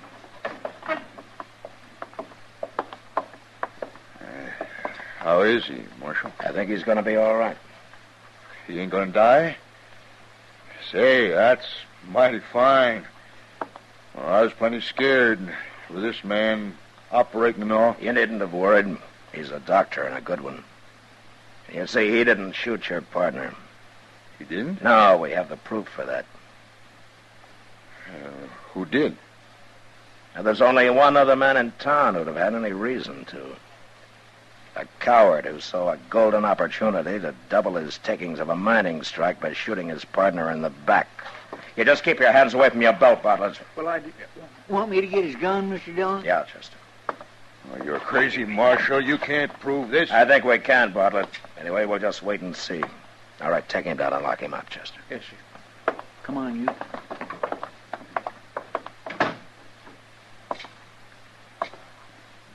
Doc, looks like Meadows gonna come too. Yes, maybe. His color's better. You know, it's funny. I don't hate him anymore. You mind telling me why you ever did? It happened a long time ago. It had to do with a girl we were both pretty fond of. She chose Meadow, but he jilted her. She drowned herself. I swore I'd kill him. And I carried that hate in my heart all these years. That's not good for a man. No, it's not, Doc. Well, you brought me to my senses, Matt, in that saloon. Thank you. Well, I looked all over for you afterwards. Well, I guess I was out of Jake Morrison's. I remembered I had to treat his boy for the ague, so I did. Doc? Oh, yes, Clem. Now you just take it easy. That's right. You lie still. You're going to be all right. Doc, I wanted to tell you I'm awful sorry for what happened. Maybe sorrier than you. I loved her. I would have come back if I could have. Well, I guess I never even thought of that. Well, we've both been sorry too long. It's all over now. Thanks. Now you just go on to sleep. You get your rest there now. And the world will look a lot better to you tomorrow. That's it. That's it. Well, good night, Doctor. Good night, man.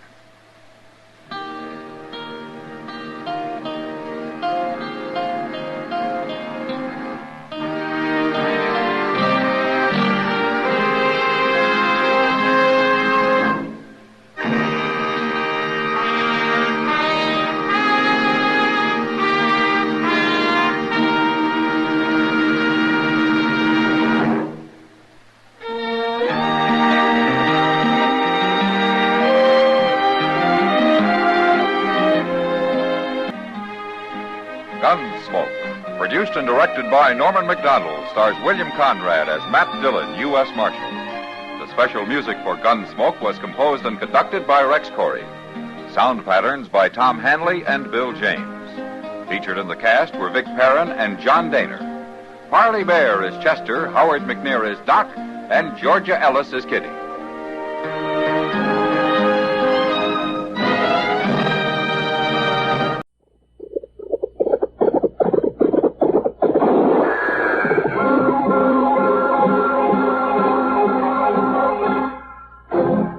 Around Dodge City and in the territory on West, there's just one way to handle the killers and the spoilers, and that's with a U.S. Marshal and the smell of Gunsmoke.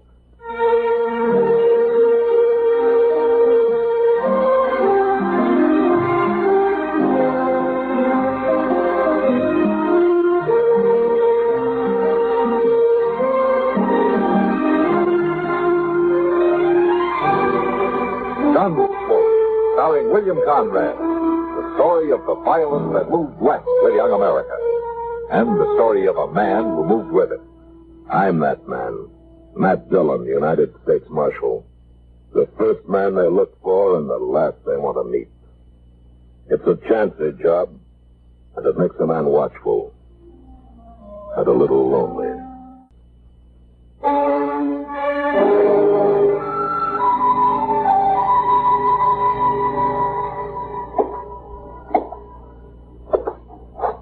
You going out soon, Mr. Dillon? Yeah, it's a little early yet, Chester, and things seem quiet enough.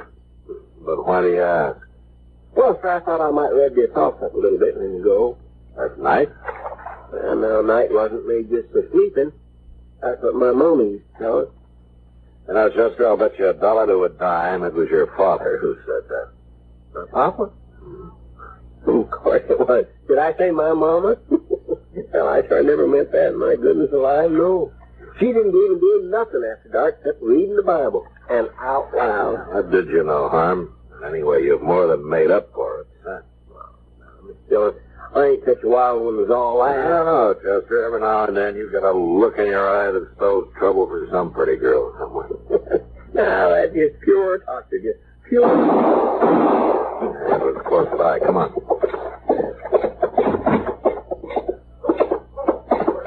Yonder. Right in the street there, see? Yeah, I see him. There's nobody else around. Take a look down the alley. That's Dane Shaw. Dane. Danny, you bad hurt? Shot me right in the back, Marshal. Must have been in the alley there. One of you men go find Doc, huh? Any idea who it was, Dane? No, sir. None at all. I ain't got an enemy in the world. I know. I know. But has anybody at all said anything lately or done anything that might have led to this? No. Did you see him at all? No, sir. But I did hear him say something about Stone, Marshal. That's all I heard. Stone. A man's name? Could be. Anyway, that's all I heard. Maybe he thought I was somebody called Stone. I don't know. Well, I don't know no Stone. Not around here, anyway. No. Do you, Dane? No, I don't. All right. A couple of you men, get him up to Doc. Come on, Chester.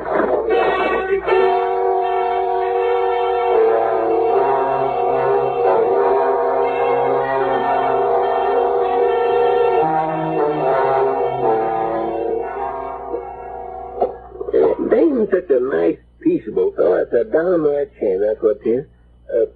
You want some more coffee? Yeah. Now that he's right, Chester. He got shot by mistake. Mm-hmm. How come you're so sure? Well, his hat, for one thing. Yeah, it's the same shape and the same color as mine. Yes? And Dane and I are built enough alike. We're close enough in size that somebody could possibly make a mistake. Especially at night. Well, maybe, but that's stretching it some, if you ask me. Except for one thing. I once knew a man named Stone. You knew him? You mean he's dead? Mm-hmm. Well, but if he's dead, then it couldn't have been him. Stone had a friend called Danch. Might have been Danch. Why? Now, they were both cow thieves down in Matagorda County, it was. One day, Danch found his friend Stone hung from a live oak tree. Now, I haven't seen Danch since that event, but I've heard that he's often sworn publicly that he's going to kill me for it. Oh, did you? No, Chester. Probably some cattlemen caught him using a straight iron and practiced a little quick justice. I wasn't even around. I don't hang people. Anyway, if it was Danch, he's probably still in Dodge. He'd have heard he shot the wrong man soon enough. Were you going to look for him? It's better than letting him look for me. Especially seeing the way he goes about it. Well, what's he look like? In case I see him first. He's tall, thin. He's got one mark you can't miss. If you're standing on his left side, anyway. What's that? He had a fight somewhere. Got his ear chewed off. Well, unless he's growed another, that ought to make him easy enough to spot. I might wander around and see if he's been out of the Dodge house, ain't it, Bill? All right, Chester. I'm going to make a round to the saloons. I'll be at the Long Branch last. Yes, sir.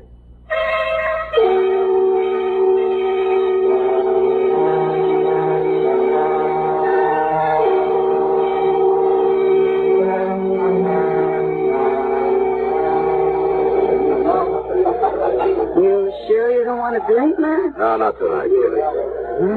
You must be expecting trouble. Maybe. Have you heard the name Danch around here lately? Dan? No, I haven't. What's he look like? He's a tall man, missing an ear. Oh, yeah. Saw a fellow like that a couple of nights ago. He's in here real late. Is that so? You haven't seen him since? No. I could ask the other girl. Miss Dillon? Oh, Miss Kitty. Hello, Chester. Miss Dillon, you know that cheap rooming house at the edge of town, the one they call the Prairie Dog Hole? Yeah, what about it? Well, sir, I went to every other place, and then I tried it just on a chance, and sure enough, he was there. You mean you saw him? No, sir, he's gone. They said he rode in after dark last night, and he left for gone. He hasn't been back since he took his horse with him. Oh.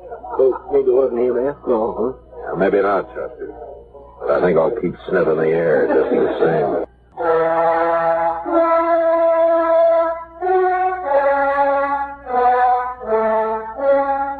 The next afternoon, about sundown, Dane Shaw suddenly died. He hadn't been badly hurt, but as Doc said, you never know how a man's heart will react. Anyway, Dane, a man without an enemy in the world, was dead, murdered. And in place of me. That night I was walking down Front Street thinking about it and wondering why it's the innocent that so often get hurt when... All at once I had a feeling I was being followed. I walked on till I reached an alley, and then I turned into it casually. Once out of sight, I ran halfway down it and ducked behind a rain barrel and waited. And a few seconds later, I knew I'd been right.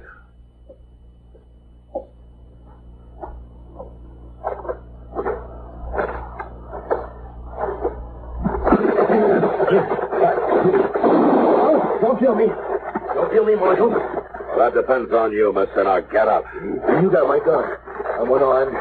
You went off when you jumped me, that's all. Shut up and turn around. Yeah. All right. The deal's right around the corner. Walk ahead of me and walk careful. I will. Sure I will.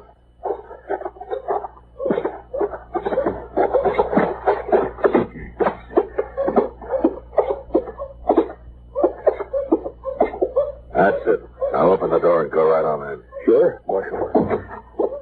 Well, I declare who is this, Bill? I don't know. Who are you, mister? My name's Lee. Lee what? Bill Lee. All right, Lee, now when did you follow me down that alley with a gun in your hand? I wasn't following you, Marshal. Oh, what were you doing? Well, I was just... It was dark down there, and I didn't want to take any chances. All right, Lee. Did you shoot Dane Shaw last night? Now, you... Look here, Marshal, you can't drag me in here and accuse me of... Shut up. All I want out of you is one thing. Did Dan hire you to kill me? You got nothing on me, Marshal. I never heard of no dang. All right, lock him up, Chester. Lock me up? What for? For lying. Now, wait a minute. That's illegal. It sure is. No, I'm you can't put me in jail. You show him what we can do, Chester. Thank you. All right, mister, right through that door. Door? I see you try for this, Marshal. I know my right. The only right you've got left is to be hung, and I hope it takes place real soon.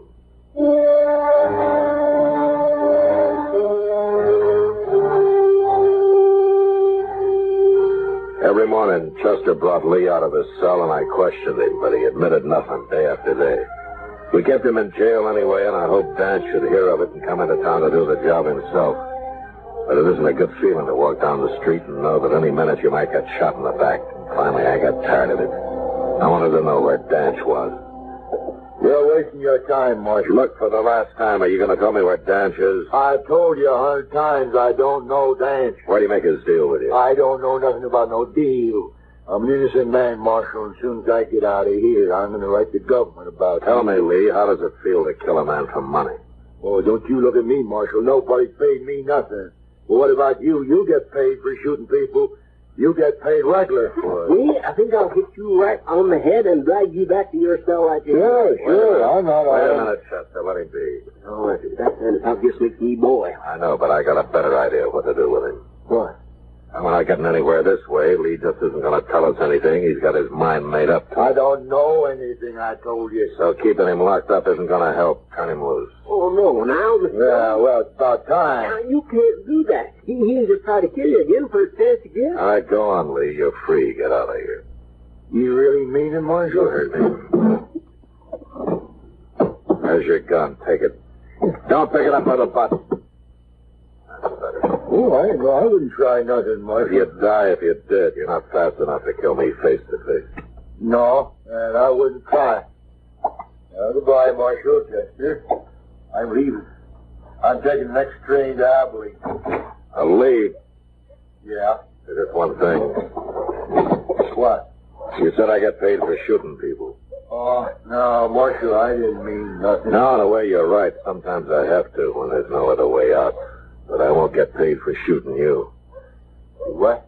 Now I figure killing you will be part pleasure and part self-defense. Well, what are you talking about, Marshal? Just that. Yeah, but why do you want to shoot me? I don't like men of your kind. Well, Marshal, you can't... I can't let you get any farther than that boardwalk. I'd be a fool if I did. Now, you go on out the door, Lee, and I'm coming right after you. No. I'll feel a lot safer with you dead. Go on now. No, I'm staying right here. And then I'll kill you right here. You're armed? No. I'll give you my gun. Don't touch it. Don't kill me, Marshal. Don't kill me. I'll tell you anything you want. It's too late. You'd probably lie anyway. Oh, no, Marshal. No, I won't. You listen to me. Danch is down the Santa Fe Trail about 75 miles. Across the Cimarron, place called Wagon Bed Springs. Yes. He's waiting there for me. He's waiting to pay me. When you kill me, is that right? I'm not going to kill you, Marshal. No, Take his gun, Chester, before he changes his mind. He's a pretty brave man. Sure. Take it. Hey, Dillon. I told you. You let me go now? You know, Danch isn't going to like your having killed the wrong man and me still walking around in good health, Lee. And the law wouldn't like it if I turned a murderer loose. So lock him up, Chester, and then get the horses. You know the way, Lee.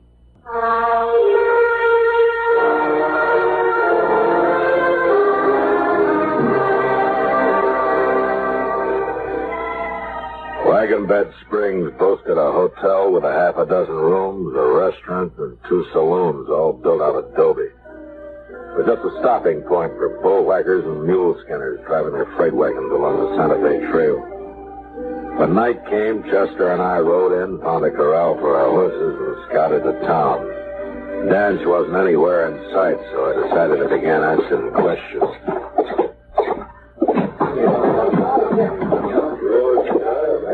Beer or whiskey, man? Here. Same for me. Strangers, ain't you? Yeah, we're supposed to meet a friend here. Well, look around, Richard. I have, but can't find him. If he's in Wagon Bed Springs, you can find him. This ain't a big town like Dodge and them places. I wish it was. You know, I'd like to see Dodge sometime. Well, that's where my friend may have gone, but maybe you saw him when he passed through here. A tall man, one ear. Oh? Yeah, calls himself Danch. Well, sure, I know him. He was here quite a while. But he left just yesterday. He's gone to Texas and sure not died. That's so? He tell you that? Well, that's what he said when he left. Yeah. All right, thanks. Sure.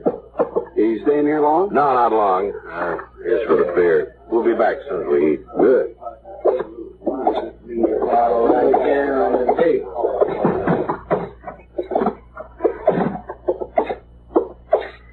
Say, did you mean to do that, Mr. Dillon? Are we really going to eat supper again?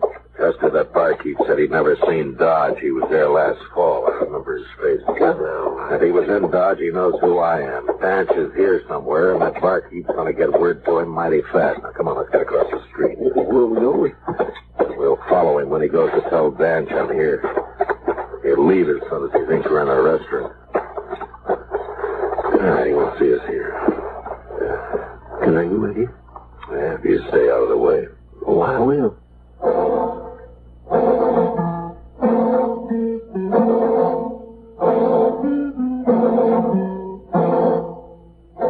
I'd figured it right. And in a few minutes, the barkeep came out onto the street and walked down toward the edge of town. We followed some distance behind until he reached a small adobe hut. And there he knocked and then disappeared inside.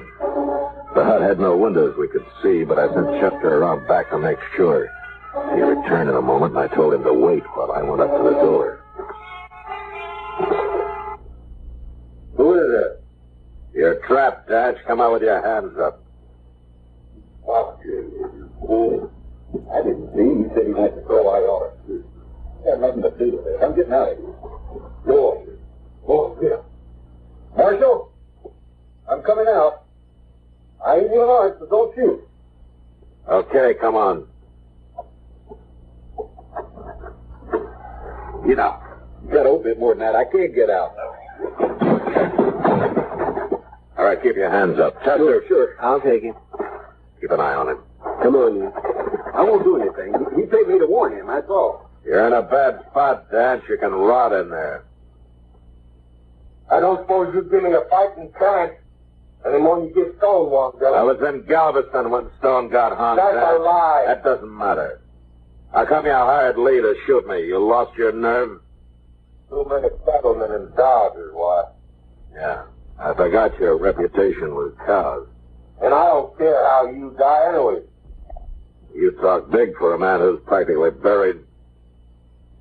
I'm coming out, Dylan. I'm coming out with a gun. Don't do it, Dutch. I'll have to kill you. I hang anyways, and I just might get you. I backed off around the corner of the hut and waited. Danch opened the door wide, and then suddenly he sprang out, a gun ready in each hand, expecting to face me. He stood there for a second before he realized he'd been trapped again. And then he made his choice and started for the corner of the hut where I was.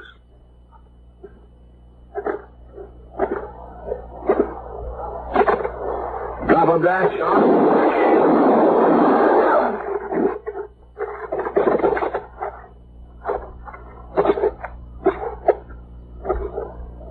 Did you do it? Okay, Chester. You dead? Yeah. Well, he tried to kill you, Marshal. It was self-defense, pure and simple. Shut up. What do we do with this man? Just kill him. Let him go, Chester. He's just scum. All right. Bury him, mister. Eat Pager. Yes, sir. I'll take care of it. If I ever see you in Dodge, you'll go to jail. Oh, no, sir. I wouldn't come to Come on, Chester. Let's get out of here.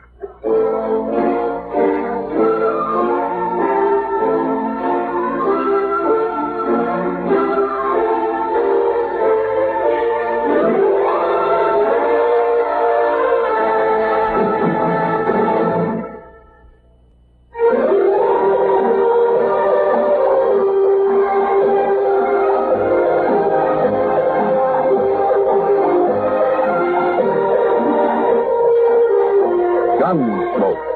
Produced and directed in Hollywood by Norman McDonald, stars William Conrad as Matt Dillon, U.S. Marshal. The story was specially written for Gunsmoke by John Meston. Featured in the cast were Vic Perrin, John Daner, Harry Bartell, and Lawrence Dobkin. Charlie Bear is Chester, Howard McNear is Doc, and Georgia Ellis is...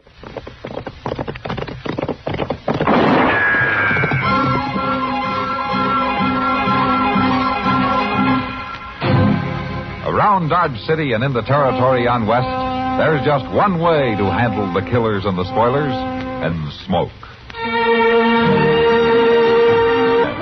The story of the violence that moved west with young America, and the story of a man who moved with it. I'm that man, Matt Dillon, United States Marshal.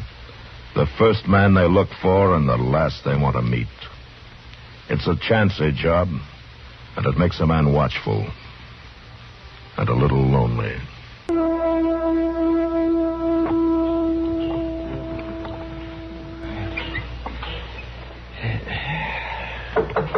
Oh, for land's sake, a body don't hardly get a chance to take his boots off anymore. You'd think a man didn't have no call to sleep. Never mind, Chester. I'll take care of it. Oh, all right. Thank you, Mr. Dillon. Yeah? I'd like to see the marshal. I'm the marshal. Come in. My name is Cassius Mayhew. I'm sorry to disturb you at this hour, Mr. Dillon, Matt Dillon. That's all right, Mr. Mayhew. Why don't you sit down? Yeah, thank you. Well, what can I do for you? My journey westward has been interrupted by the illness of my wife. Oh, I'm sorry to hear that. And I'm gravely worried. I was taking her to a dry climate for her health. That's the purpose of the trip. It seems to me, Mr. Mayhew, that you need a doctor more than you need a marshal. Yes, I was hoping you'd be able to put me in touch with one. Oh, sure I can. Doc Adams is a very good friend of mine. I'll go roust him out for you right now. Oh, Marshal Dillon. Yeah? There's another purpose for my visit to your office. Oh? Well, what's that? This suitcase. I'd be obliged if you'd keep it for me. Keep it locked up, I mean. There's something valuable in it, I take it. Yes, there is. All the family treasures that we were able to bring on our journey. They mean a lot to Mrs. Mayhew. I'd feel better if they were kept here. Well, I suppose I can do that for you. You, know how long you're going to be in Dodge? Well, that depends on my wife and your doctor, Marshal. Uh-huh. Well, yeah, I'll take care of the suitcase for you. And I'll go get Doc Adams, too.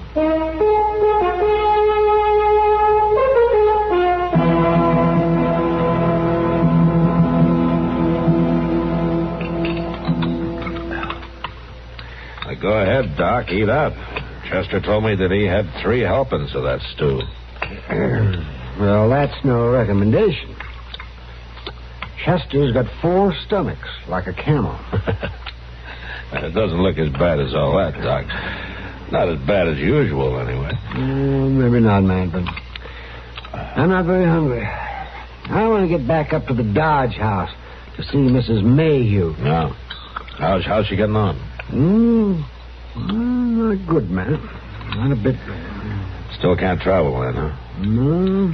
Between you and me, be a long time before she's able to head west. How's the old man taking it? Well, he's taking it hard, man.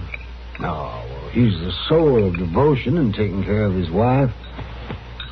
Nobody could be kinder and more patient. But it's clear to me that he's mighty anxious to move on. Yeah. He trying to hurry you, Doc, so you will say that she can travel? Oh, no. He's too fond of her to do anything like that. I can just kind of sense it, though. After all, you can't blame him. It's, Yeah? I would expect to find the marshal in his office in the middle of the day. The marshal has a right to eat his dinner. No, that's all right, Doc. Who are you? My name is Henry Brailes, and I'd like a word with you in private. Well, I'll be going along, man. Take your time, Doc. Take your time. No, I'm late now. Unless you need me. No, Doc. You go ahead. I'll see you later. Yeah. All right.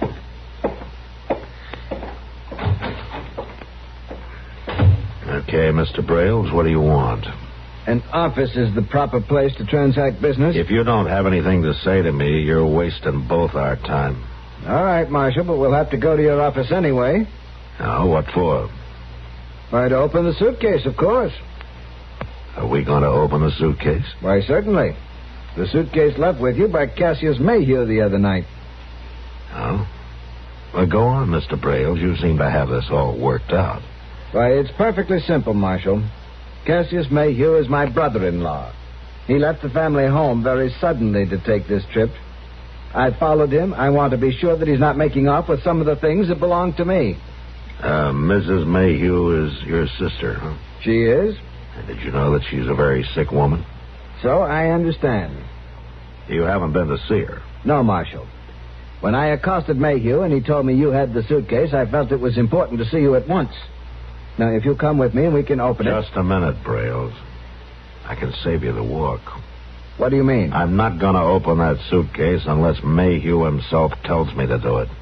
But I tell you, I have a right to see what's in there. I'm a member of the family. You're not acting much like one. Well, I certainly am. Sounds to me like you're more interested in the suitcase than in your sister. Marshal, it is your duty. It's my duty to protect property around here, including anything left in my care. Now, you better go on, Mr. Brailes. I want to finish my dinner. But the law... You let me worry about the law, huh? Now, Jack. Yeah? You got time? I'll have another cup of coffee. Sure, Marshal. Coming right up.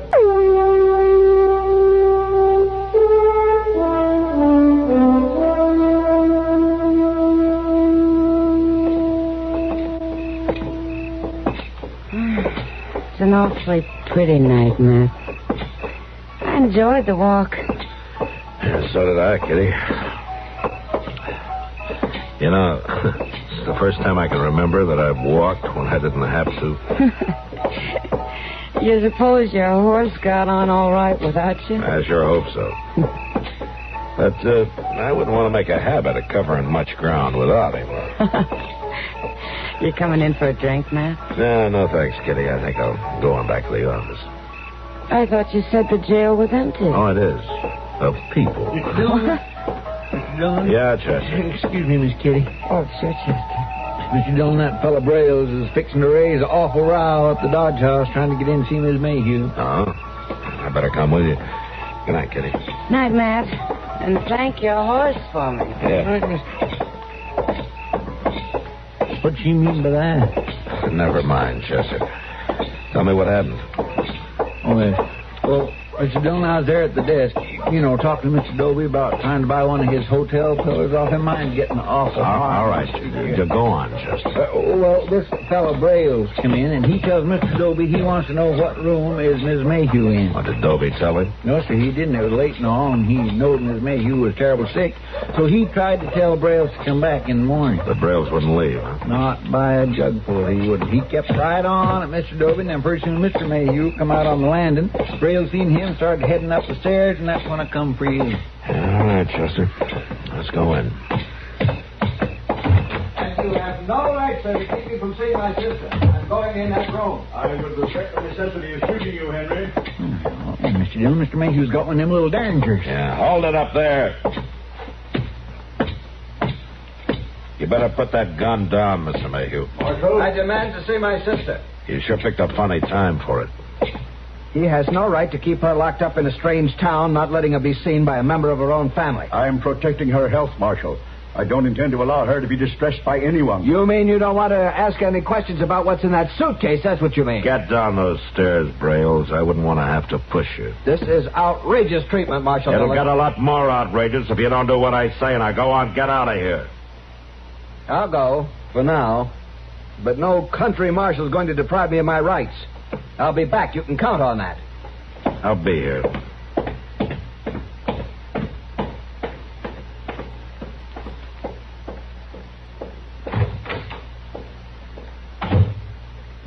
Thanks for your assistance, Marshal Dillon. You spared my wife an ugly scene. Yeah. And I think I'd keep that derringer in my pocket if I were you. Well, I'm not a shooting man, Marshal.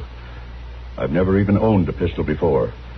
But Mrs. Mayhew thought I might need protection on the journey. Yeah. Well, sometimes a man needs protection from his own gun, Mr. Mayhew. Yes, Marshal. I understand. It will not happen again.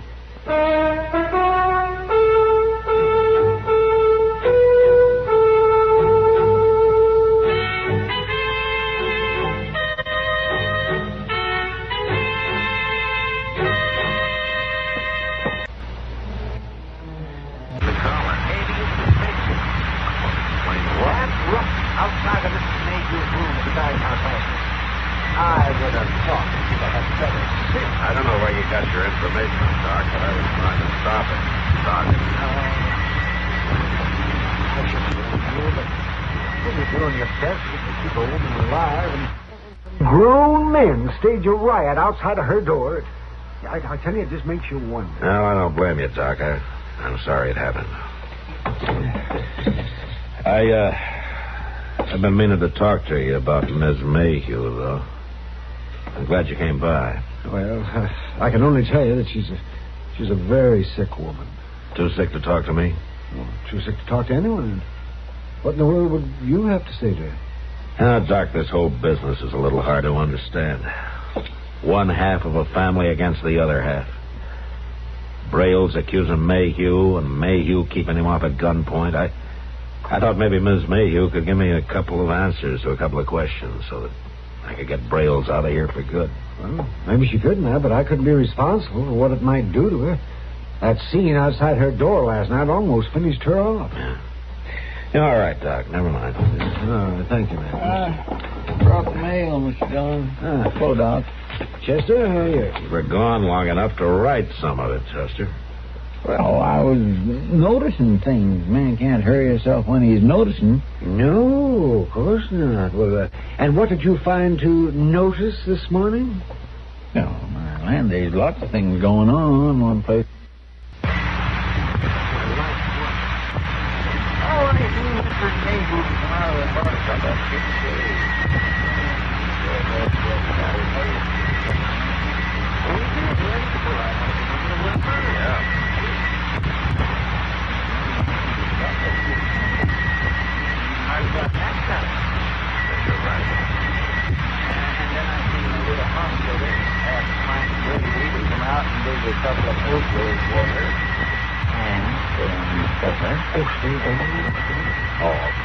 Sometimes it doesn't pay to be a bachelor. And I seen that Brails fellow. What was he doing? He was going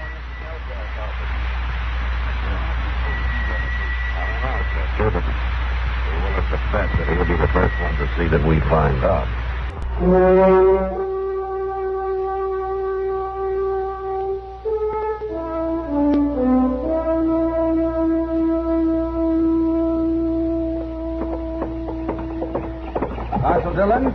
Marshal Dillon.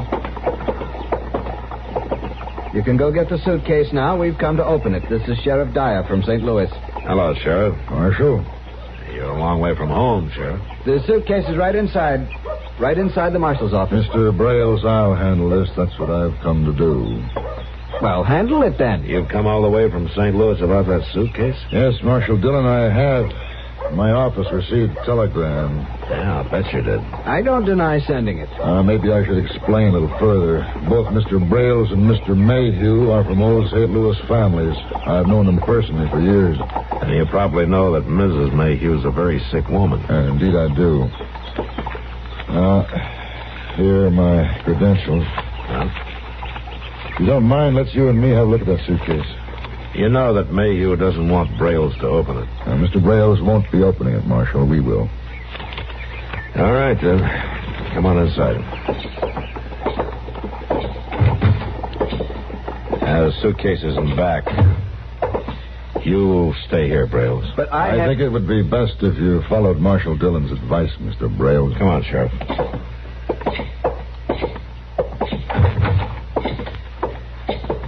Suitcase is in here.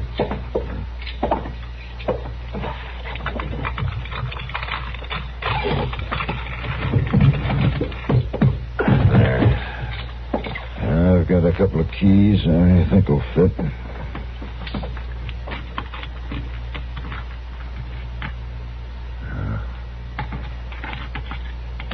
This one fits. It'll open.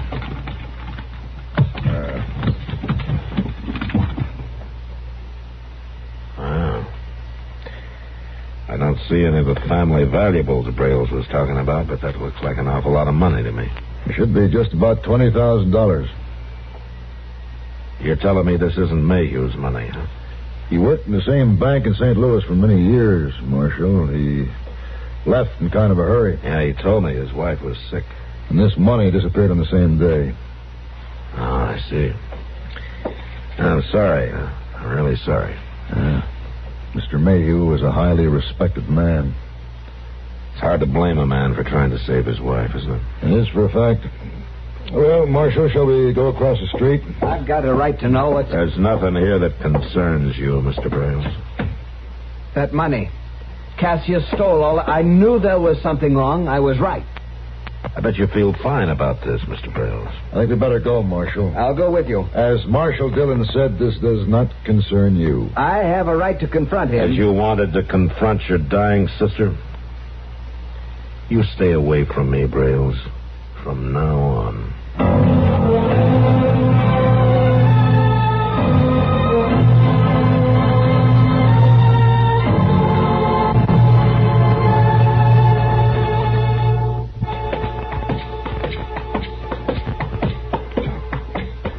Room at the top of the stairs, Sheriff.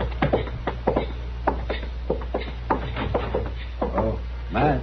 I want to see Mayhew, Doc. I don't want to bother his wife. You can't. She's dead. Oh. I'm sorry to ask this at such a time, Doctor, but would you tell Mr. Mayhew that I'm here? Matt? This is Sheriff Dyer from St. Louis, Doc. Well, all right, Matt. He's in pretty bad shape. I am able to face up my responsibilities. Hello, Sheriff Dyer. Hello, Mr. Mayhew. I'm sorry about your wife, sir. Thank you. You know why I'm here? Yes, I know. The money. I took it to give her a chance at a new life. Now, her life is gone. Mine is gone with it. I'm sorry, Mr. Mayhew. I'm sorry, too, Marshal. Sorry for imposing on your good faith and kindness. Sorry for betraying your trust. Mr. Mayhew, she never knew that you took the money. No. She never knew. That's one thing. She never knew. And she never will.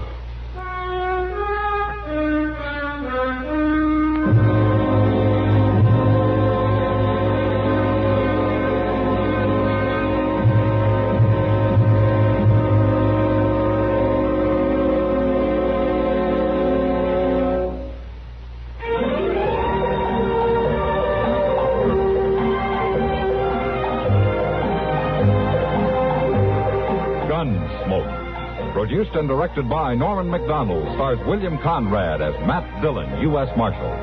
The story was specially written for Gunsmoke by Marion Clark, with editorial supervision by John Meston. Featured in the cast were Ralph Moody and Harry Bartell.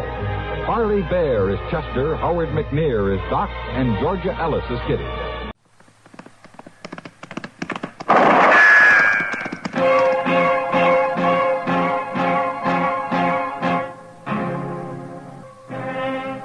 Around Dodge City and in the territory on West, there's just one way to handle the killers and the spoilers, and that's with a U.S. Marshal and the smell of gun smoke.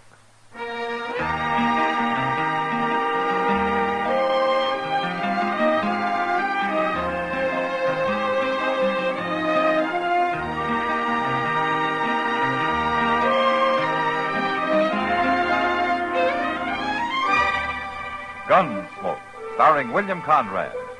The story of the violence that moved west with young America. And the story of a man who moved with it. I'm that man. Matt Dillon, United States Marshal. The first man they look for and the last they want to meet. It's a chancy job, and it makes a man watchful. And a little lonely.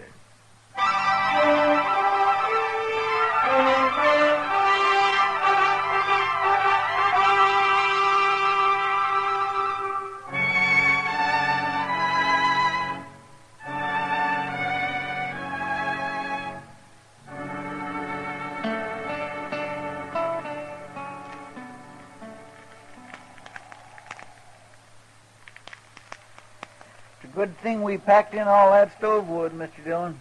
Gonna need plenty of it for morning. Yeah, it'll be a real cold night, looks like.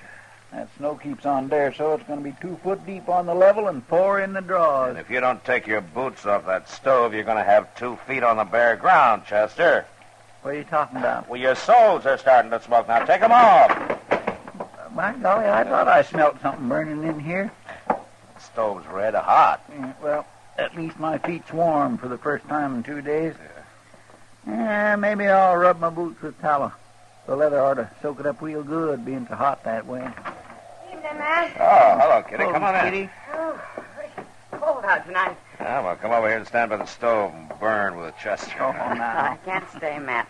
I gotta get back to the Long Branch. Ah, big crowd tonight? Yeah, but quiet one.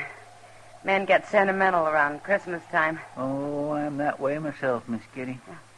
So am I, Chester. I was thinking earlier this evening what it was like when I was a little girl. We used to always... Well, that was a long time ago. Well, why don't you stay a while, Kitty, and let Sam run the place tonight, huh? Well, the boys sort of need me, Matt. Talk with them and laugh with them, even though they're thinking of somebody else at the time. Well, yeah, I know, but... Well, I don't mind, really. Kind of nice to be needed by somebody. What I was thinking, though, Matt, later around midnight, maybe the 3 of us could get together. Make some hot rum, maybe? It's a good idea, Kitty. Yeah, doggone, maybe I can get old Mr. Jonas to rustle up some chestnuts. And I'll be counting on it. All right. I'll come here if that's all right. I'd kind of like to get away from the Long Branch. Okay. Oh, well, how are you, Mr. Beeker? Good evening. Well, I better get on back. I'll see you later. All right, Kitty. Come on in, Jethro. You look like you could stand some warming up. Marshal Dillon, got some trouble out in my place. Oh, what kind of trouble? I've been invaded, attacked on my own property, shot at. Look here, at that there hat. Ah, that bullet come much closer. You'd have been shot, not shot at. Who was it, Jethro? A couple coming through in a wagon. They took over my barn and won't let me put a foot inside. Now, what do you mean a couple? A man and wife? How do I know whether they're man or wife or not? Well, maybe they just wanted shelter from the storm. Marshal, I don't care what they want. They took possession of my barn without so much as to buy your leave. And I want them throw it out tonight. Oh, now, can't we leave it till morning, Jethro? No, sir. Will Ross ain't spending the night on my property. Will Ross? Yeah. Is your daughter with him? Harmony? Marshal, I ain't got no daughter. Well, you did have until 2 years ago when she married Ross and you threw them both off the place. For the last time, I ain't got no daughter. You had one for 19 years, Beeker. You know me for a man of my word, Marshal. Now I'm telling you this. If you don't ride back out there with me right now and get them two off my property, I'm going to burn that barn down with them inside it. Chester, Yes, sir. you better saddle a couple of horses.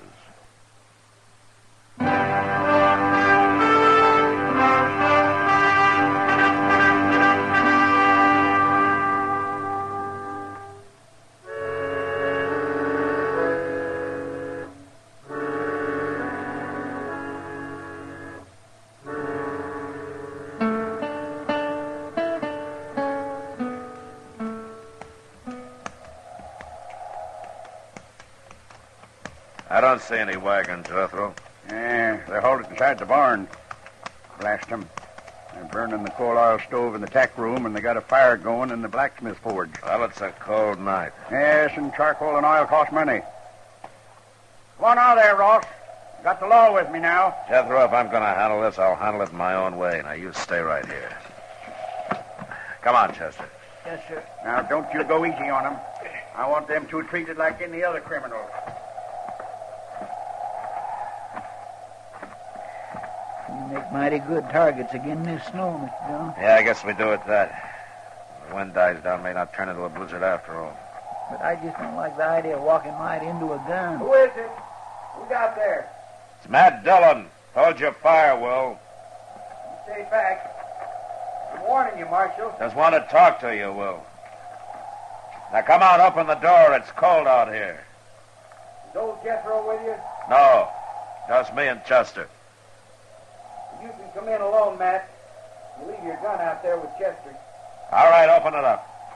Here, Chester, hang on to this. Mr. John, I just don't like this. Now, we got no choice. All right, hurry up, Matt. Well, welcome home, Will. You took a big chance walking up here like that. Oh, I doubt that. You wouldn't have shot anybody in cold blood before. I don't think a man changes that much in 2 years. Not unless he's pushed hard enough. Maybe. Now, take that gun, Will. You said you just wanted to talk. I do, but not over a gun sight. Now, hand it over. No, now stay back, Matt. No! Like I said, Will, a man doesn't change that much. No, I guess not. I wouldn't even have shot old Jethro. I figured that. We didn't aim to stop here, Marshal. We was trying to make Dodge, and the storm come down on us. A man takes shoulder where he can. I wouldn't even ask him for a drink of water. Not after the way he treated us when we got married. But we didn't have no choice. Where's Harmony, Will? She's in the tack room. It's warmer there. I made up a bed for her with some straw and some blankets. A bed? You better go talk to her, Marshal. She'll be right glad to see you after all this time. All right. Chester. Yes, sir? Come on in. I'll be right back. All right, sir. How you been making out, Will? Not too bad. Harmony? Who is it? Matt Dillon. Oh, Matt. Oh, what's going on here, young lady? Oh, everything, Matt. We're in trouble. Real trouble. Well, what's wrong? You sick? I reckon you might call it that. It'll be any time now, I think. Oh. Well, now, look, don't you worry, Harmony. I'm going to get some help out here right away. Everything's going to be all right now. I'll be right back. You get out of my barn, off my property, Ross, and take that woman of yours with you. Jethro, I told you to stay outside. I'll remind you, these is my own premises, Marshal. We'll worry about that later. Chester, go get Doc out here fast. Well, what'll I tell him? Is Miss Harmony took down sick? Not exactly, no. What? Just get riding, Chester. My. Yes, sir.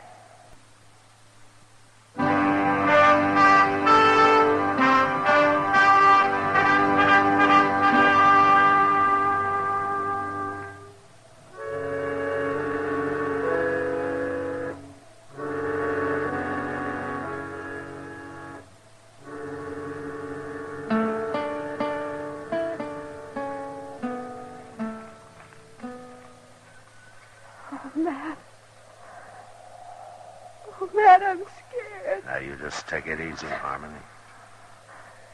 Now, Will and Chester are going to be back any minute now.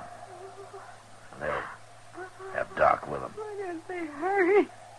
Don't worry, it won't be much Oh, longer. they've got to hurry. Oh, they've just got to. Oh. It's going to be all right, Harmony. Couldn't Chester have gone alone? Oh, why did you have to send Will with him? Well, if he'd stayed here, Harmony, your father and him would have been at each other's throats. Where's Pa? He's out there keeping the forge burning, heating up some water. He's looking sicker by the minute. Why did it have to happen? Here, Matt. Oh. Harmony, take it easy. If I only had something to hold on to. Maybe if you give me your hand. Here, take my hand. Oh. Here. There you go. There you go. There you go. You know, baby's first look at the world ought to be all love and joy, not like this. Now with Pa hating us like he does. Oh, no, Harmony. He does. He hates us. Will and me both. Well, maybe not as much as he puts on. Oh, Matt. Oh, you're right, I think. What do you mean? Oh, it's not going to be much longer. It's... Oh... Just take it easy. If Doc doesn't get here, you'll stay with me. You'll help me, won't you, Matt? Well, sure I will, Harmony. I'll do what I can. But he'll get here, though. Doc always makes it. I hope so, Matt, but I'm afraid he... Oh, say, look. Now, what's all this fuss about? Oh, Doc, thank goodness. It's a fine time of night to drag a man out in the snow. Yeah, put my bag right there. I can't see why you didn't plan this thing at a decent hour, young lady. Doc, I'm scared. Oh, scared? Fiddlesticks, not a thing to worry about. Women were having young'uns long before you and me was even born. Hurry, please. Oh, well, now then, you just settle back here and you quit worrying. I'll tell you when it's time to hurry. Doc, do you mind if Well, now, Matt, well, you're as white as a sheet. Oh, well, Doc, Oh, you thought you was going to have to take over by yourself, huh? Now, you go on out there and you tell that old buzzard out there to heat up some more water. He hasn't got half enough. All right, Doc. And then stay out from underfoot. Me and Harmony's got some work to do. Go on, now, get.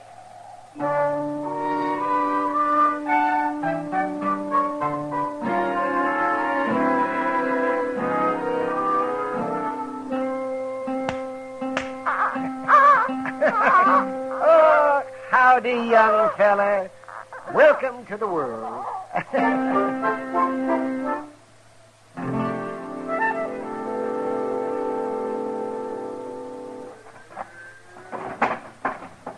My gracious, it is cold, Mr. Dillon. Stopped snowing, though. Clear as a bell. There you are, Mr. Beeker. Better put some more wood on that forge, I guess. It's burning down pretty low. And so's my wood pile. It's a fool waste trying to heat a barn in midwinter. I'll cut enough to make it up before we leave. Yeah. One thing sure, Jethro, we ain't going out beholden to you. You always was a fine one to talk. Mostly, I can back it up. You didn't with Harmony. We don't need your old man's farm, you said. We'll have us one twice as big, you said. We run into bad luck. Yeah, sure you did. And you come crawling back with your tail between your legs. Not to you, we didn't. We got caught here tonight by accident. Bad luck accident. That's all you was born for. Just what I told Harmony when she defied me and up and married you. That's so. Now, you listen to me, Jethro. All right, that's enough. Settle down, both of you. Well, I didn't give you back your gun just to have you start another argument. I'm sorry, Marshal. I'm just kind of on edge, I reckon. Well, it ain't no wonder when a man's got a new little boy less than an hour old. Yeah, the rich get richer and the poor have young'uns. Jethro, shut up. Marshal, I'll remind you that all of you are trespassers on my property. I thought we settled that. I'm here because you called the law in, remember? Well, you sure ain't done nothing. Force of circumstances, Jethro. Now, they'll leave as soon as your daughter's able to. You can count on that. I ain't got no daughter, Marshal. Well, anyway, while they're here, you're going to keep the peace. And ain't no law against talking. There is if the talk leads to violence. just remember that Harmony and Will don't like putting up with you any better than you like putting up with them. Real high and mighty, ain't they? And without a ruff over their heads. A lot of folks might figure that makes you look worse than them. Now, what kind of talk is that, Marshal? Well, with a ranch this size, a big house on it, and a man your age trying to work it all by himself while his own kin roam the countryside. Some folks might figure a man like that's got a lot of meanness in him. I told her what to expect if she married this feller. Man might tell somebody most anything when he's mad, Jethro. But it's plain stubbornness that makes him stick to it afterward. Yeah, they come sneaking into my barn like bandits, Marshal. Didn't even knock on my door.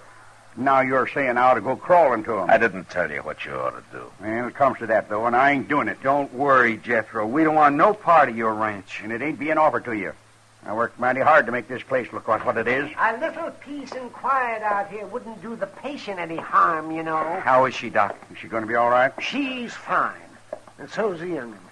She'll live to have a dozen more, and he'll grow up and probably come to a bad end. Like being a marshal or a country doctor. Oh, now, young lady, I'll be back in the morning. You get yourself some sleep. All right, Doc. But would you tell my pa that... If you got any telling to do, you do it yourself. Pa? Pa? Well, answer her, you old coot. She's talking to you. Yes? What is it? Pa? Would you come in here and say howdy to your grandson? Grandson? Did she say my grandson? Of course he's your grandson. Well, I hadn't thought of that. My grandson. Now, wait a minute. I don't know, Jethro. You just got through claiming you didn't even have a daughter. Confound it, Marshal. You're trying to put words in my mouth. Of course I got a daughter. And a grandson. And as fine a boy as you could ask for. Will. What?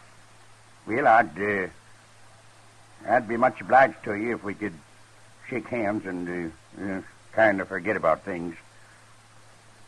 Well, can't see no reason not to, Jethro. Yeah, good. Good. Now, come on, Will. Let's look him over. By golly, a grandson. Oh, look at him, the crazy old fool. Young'un's born every day. It's nothing to get all worked up about. Who you fooling, Doc? Huh? Nobody. Well, what are we going to do? Head back to town? Might as well, Doc. You know, they'll probably have some ups and downs yet, but I guess the four of them will be able to work it out now. They'll spoil that kid rotten.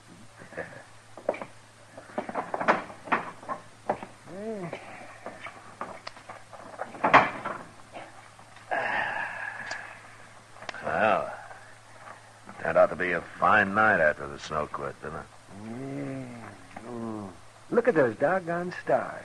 Say, Doc, why don't you come by the office when we get in town? Kitty'll be there, and we thought we'd have a little something to drink and sit around a while and talk. Oh, that sounds fine. Yeah, hold on. It's pretty near 4 o'clock in the morning, Mr. Dillon. That's right, Chester.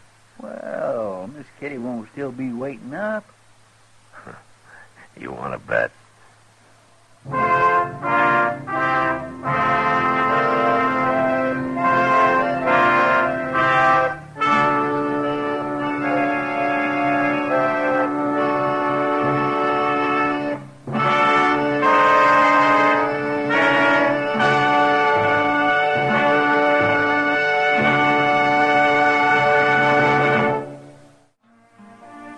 Gunsmoke. Produced and directed by Norman McDonald, stars William Conrad as Matt Dillon, U.S. Marshal. The story was specially written for Gunsmoke by Les Crutchfield, with editorial supervision by John Meston. The music was composed and conducted by Rex Corey. Sound patterns by Tom Hanley and Bill James. Featured in the cast were Ralph Moody, Vic Perrin, and Virginia Gregg. Harley Bear is Chester, Howard McNear is Doc, and Georgia Ellis is Kitty.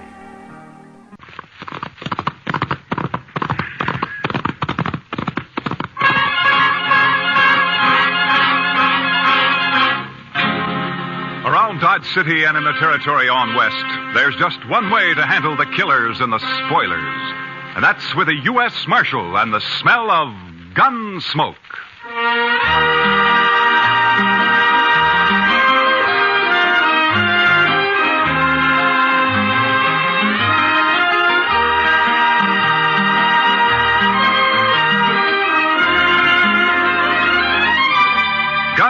Gunsmoke, starring William Conrad. The story of the violence that moved west with young America. The story of a man who moved with it. Matt Dillon, United States Marshal.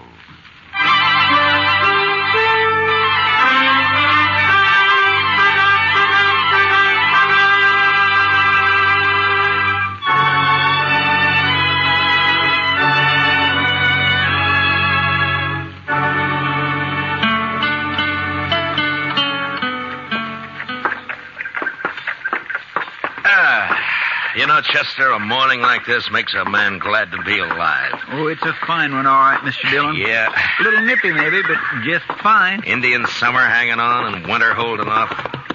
You know, Chester, this time of year, I wouldn't trade western Kansas for everything east of the Mississippi. Oh, good. Pedro's got a fire going. I built the fire, Marshal Dillon. Oh, good morning, Caleb. I've been waiting in this jail office for a full 2 hours. What time do you start work, Marshal? You know Caleb Andrews, don't you, Chester? Oh, yes, indeed. How are you, Mr. Andrews? Marshal, I have an order here from the U.S. District Court. I believe it's your job to serve such orders. Yeah, it is. I don't get them often, though. Order of foreclosure and eviction on Ed Blake. Why are you doing this to Ed, Caleb? The man borrowed money from me. He gave me a mortgage on his farm and household effects. He can't pay it. Why do you think I'm doing it? It only came due 3 days ago. You sure didn't waste any time. I'm not interested in your opinions, Marshal Dillon. Yeah, amount of the mortgage. $420. What do you need with $420? You own half of Ford County now. Marshal, it's not your place. You know as well as I do why Ed Blake can't pay this off. His horse rolled on him last spring and broke his leg. And his wife and kid nearly broke their backs trying to get a crop out. I didn't come here to listen to you. If you let this ride on through the winter, you'll get your money out of it. If you go ahead and foreclose now, you'll wipe him out. Marshal, I already have foreclosed. You would break a man for $420 you don't even need, huh? As I said, your opinions don't interest me. All I expect from you is to serve these papers. All right, I'll serve them. You'll notice they're to be served today. I said I'd serve them. Now get out. What? This office belongs to the United States government, and as far as I know, that's one thing you got no mortgage on, so get out. You may find I have some influence in Washington, Marshal Dillon. Then see if you can get me a decent salary for this rotten job of mine. It sure was a fine morning, Mr. Dillon. Yeah, it was. All right, Chester, let's saddle up.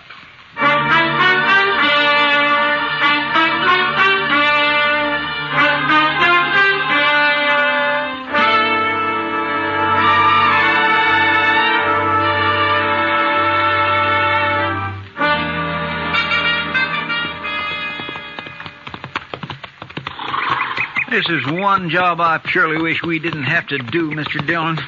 Yeah. My, this sure is a nice farm. Ed and Martha have put in a lot of work here the last 4 years. We don't have any choice, Chester. Yes, sir, I know. It's a downright shame, though. Hey, Marshal! Oh, boy. Wow.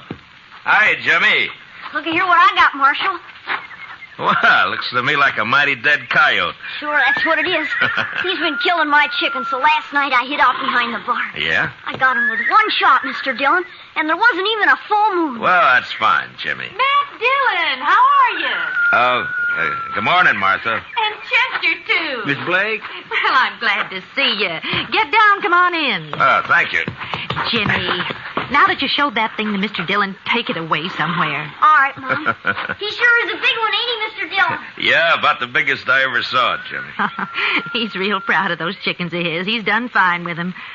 Well, here I am, though, keeping you standing out here in the yard. Come on, let's go inside. Well, we really can't stay, Martha. Oh, nonsense. You don't get out here once in a coon's age. Yeah, I know, but you And see... you're just in time. Your favorite dish, Matt. I was about to take it out of the oven when you rode up. Cornbread. Buttermilk cornbread, huh? That's right. Ed's not here, but you will say, won't you? Well, Martha, I'd like to, but, well, we just can't, that's all. The thing is that, you say Ed's away? Yes, he's in town. Matt, You're not yourself. What is it? Well, I suppose I ought to talk to Ed about this, but maybe it'll be better if he hears it from you. Here's what? Martha, I got a court order here. It has to do with that mortgage of Caleb Andrews. It's a order of foreclosure and eviction and sale. No. Oh, no. Here it is. We were so sure he'd extend it. He knows what happened and why we couldn't pay it. We were sure he'd extend it. Well, he won't. I talked to him. Matt, how long before we have to get out? 5 days. So soon. You were right, Matt. It is better that Ed hears it from me. Coming on top of everything else, Well, I can't let it break him. I just can't let it break him. Martha, if there's anything I can do, you let me know, huh? Matt, I don't blame you for this. I understand. Well, come on in now and have some cornbread with us. Well, I couldn't. I'm sorry. Thank you anyway, Martha, but I just couldn't.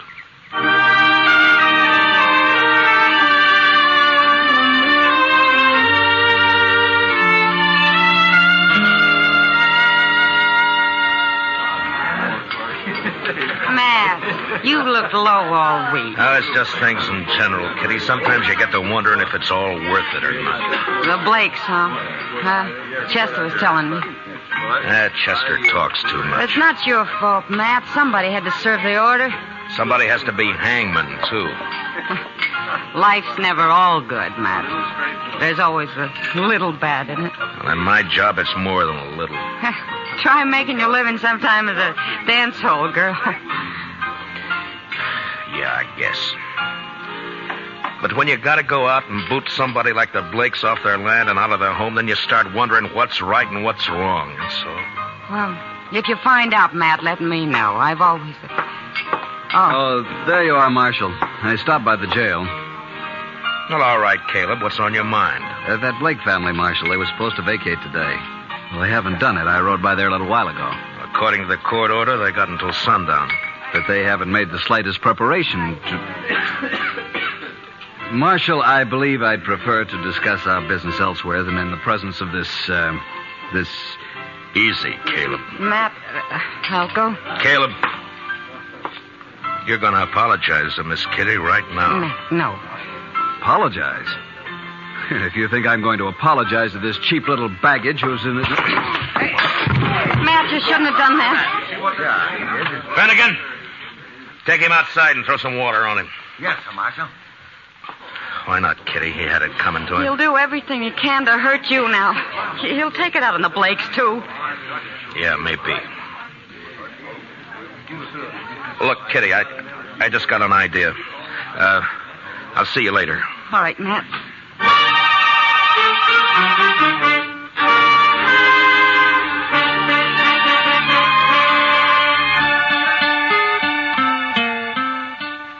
But, Matt, the mere fact a man runs a bank doesn't always mean he's got a free hand in everything he does. A bank has stockholders, a board of directors. I've got to listen to them. I think they'd approve the loan, Clem. Another thing, Caleb Andrews is the biggest account I've got.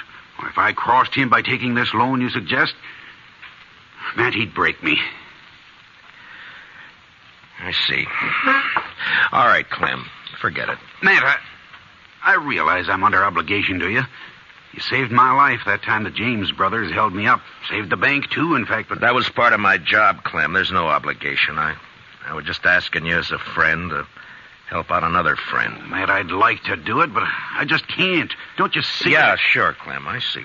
Just forget it. Gotta think of my wife and the two girls. Yeah, of course you have. It's not that I don't want to. I understand, Clem. I really do. Forget it.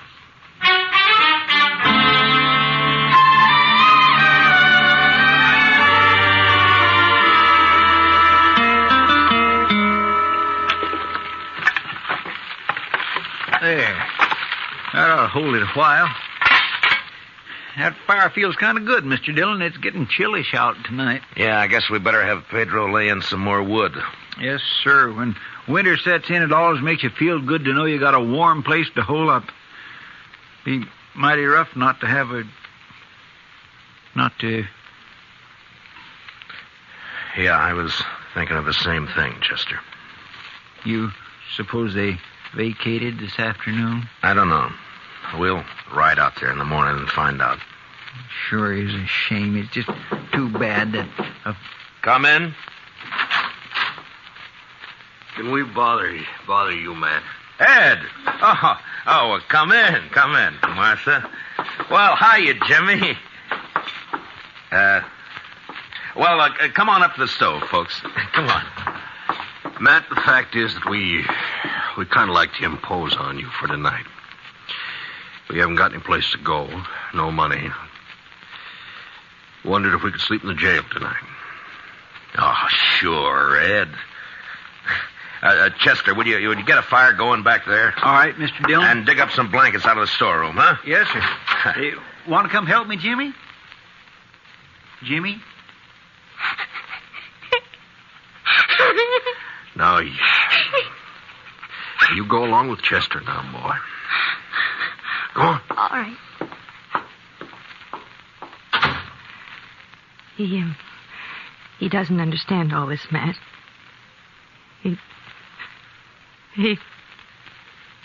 Ed, we may as well get your stuff out of the wagon, I guess. Well, there ain't any wagon, Matt. We walked into town. 6 miles? With that leg? I know, but that wagon, the horses, all the household goods, they're all covered by that mortgage. We didn't take anything. Except the clothes on our backs. So help me, Ed. So help me if I could... It's all right, Matt. We know how you feel. But after all, we started with nothing before. We can do it again. But there's no reason you should have to. We do have to, though. And that's that. Ed and I can accept it. We're not bitter any longer. Jimmy can't understand. He's been carrying on pretty bad, but he's just a boy. And in time, he'll be able to... Dillon? Yeah, what is it, Chester? It's Jimmy.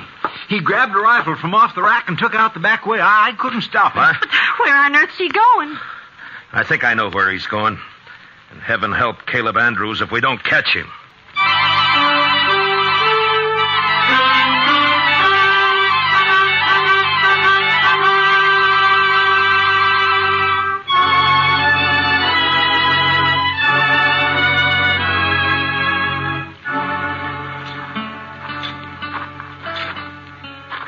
That's Mr. Andrews' house there on the corner.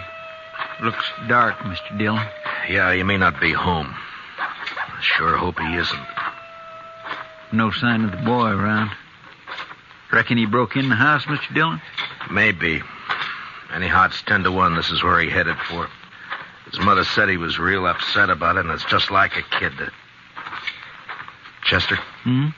There's somebody back of that tree up there on the left. Yeah. Think it's him? I don't know. Just keep on walking.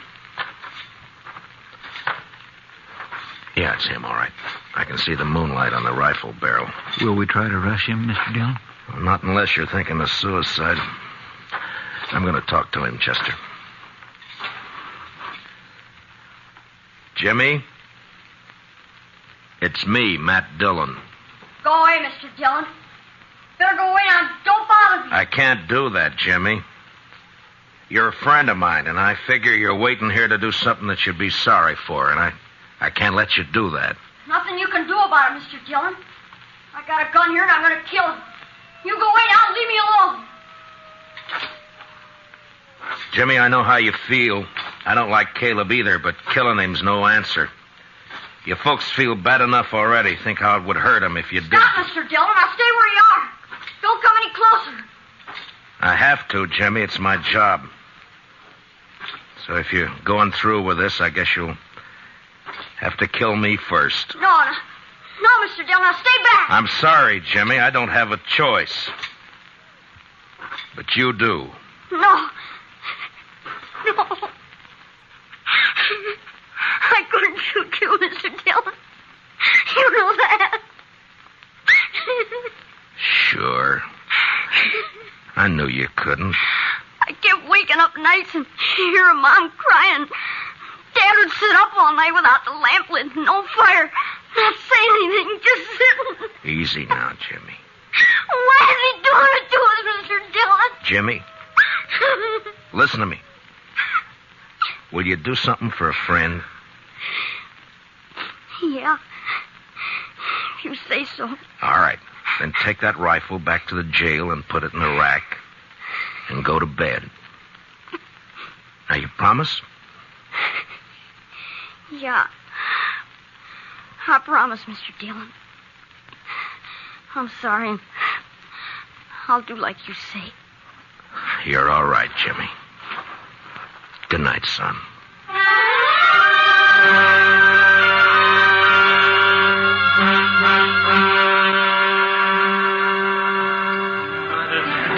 I could have told you Clem Bates wouldn't do anything, Matt. He wouldn't dare.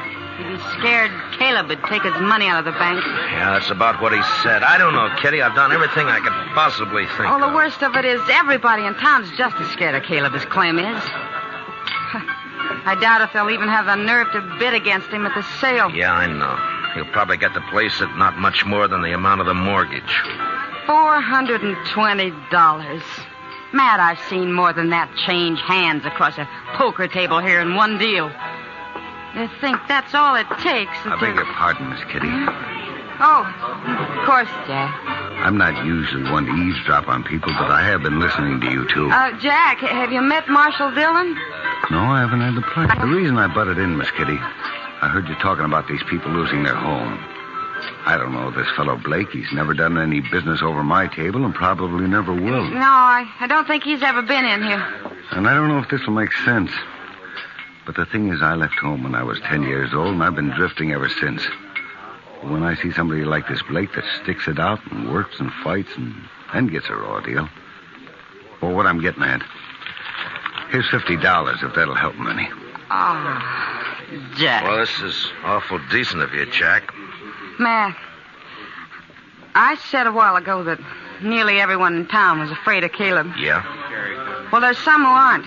Like Jack here and me and the rest of the dealers and the gamblers and the girls and the bartenders. That's right, Miss Kitty. Because we're drifters. We got nothing to lose. Matt, I'll raise $420 right here in the Texas Trail. By heaven, Kitty, I think you could. Well, I can't do as well as Jack, but... here's 20 from me. Boys! Everybody! Keep hold of that, Archie. Now listen to me for a minute. I got something to say.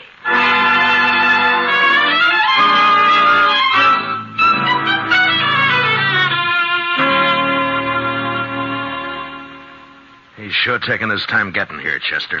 Well, I told him what you said, Mr. Dillon. Well, that ought to bring him on the run, if anything will. Anytime Caleb figures he's about to lose $1 or $2, it's hitting him where it hurts. The Blakes turned in for the night? Yeah, I guess so. It's been quiet back there for the last few. Marshal, what's this all about? Well, shut the door, Caleb. We're trying to keep it warm in here. Would you mind telling me why I've been called over here at this time of night? Yeah, sure. Here's $420. The Blakes want to pay off the mortgage. They do they? The court costs up to now will probably run about $10. I'll pay that myself. That's mighty generous of you. Well, good night, Marshal. Is it a deal, then? I am not the least bit interested in having that mortgage paid off, Marshal Dillon. The Blake farm is worth about $2,000 now, and in 5 years it'll be worth 3 times that much. Land's going up in Ford County. That's why I'm grabbing every piece I can get. So I don't want the money. I want the farm. And when it's put up for sale, I'll get it at my own price. The foreclosure still goes. I see. Good night, gentlemen. Well, I guess that's that, Mr. Dillon. I don't know why I even thought he'd take the money. The Blakes won't get a cent out of the sale. He'll scare everybody off and bid it in a few dollars over the amount of the mortgage, and nobody in town will even try to...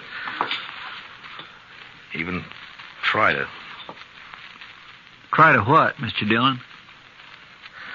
Chester, I'm going over and wake up Clem Bates. I got an idea, and if it works, we'll hold that sale at noon tomorrow. That's pretty short notice to find an auctioneer. I don't need an auctioneer, Chester. This one I'm going to run myself.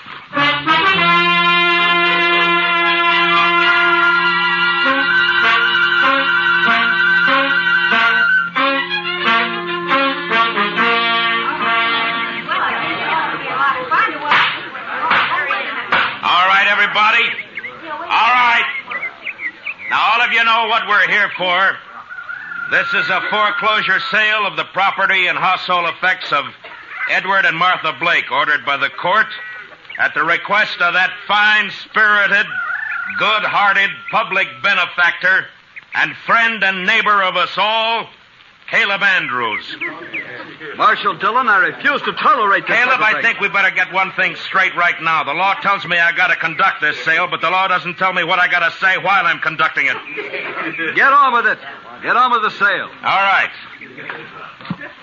Now, the first item I'm offering is a breadboard. Ms. Blake tells me she's used this for nearly 10 years. That's a lot of loaves of bread, a lot of years. As you can see, it's pretty badly battered up. I doubt if it'd be worth much to anybody unless they were used to it. Suppose we started at 50 cents. Is there anybody here low enough to bid 50 cents for Mrs. Blake's breadboard? How about you, Caleb? I'm not interested in the item. Get on with the sale. Anybody else? No? All right, then. The second item. It's a crib. Now, you'll notice it's handmade. Rough construction. Never been painted. And it's been well used. Ed built it himself 12 years ago, just before Jimmy was born. There are teeth marks all over the slats here, but that doesn't really hurt anything. There are Marshal Dillon, may I suggest you lump the household effects together and offer them as one bulk item? I'm sorry, Caleb. I'd rather offer them one at a time. Unless, of course, you'd care to waive all claim to the household effects and withdraw them from the order of foreclosure. I waive the claim. The household goods are withdrawn. Now get on to the house and land. So ordered. Now, the item offered is 160 acres of tillable land, a 4-room house, and a barn. I won't read through the description. You all know the property. It's a good farm. The amount of the mortgage is $420, held by Caleb Andrews. All right, the bidding's open. What am I offered? $450. I have $450 from Caleb Andrews. Do I hear another bid? Oh, the farm's worth $2,000. You're going to let him have it for $450? How about another bidder? Mr. Dillon? Yeah, what is it, Chester?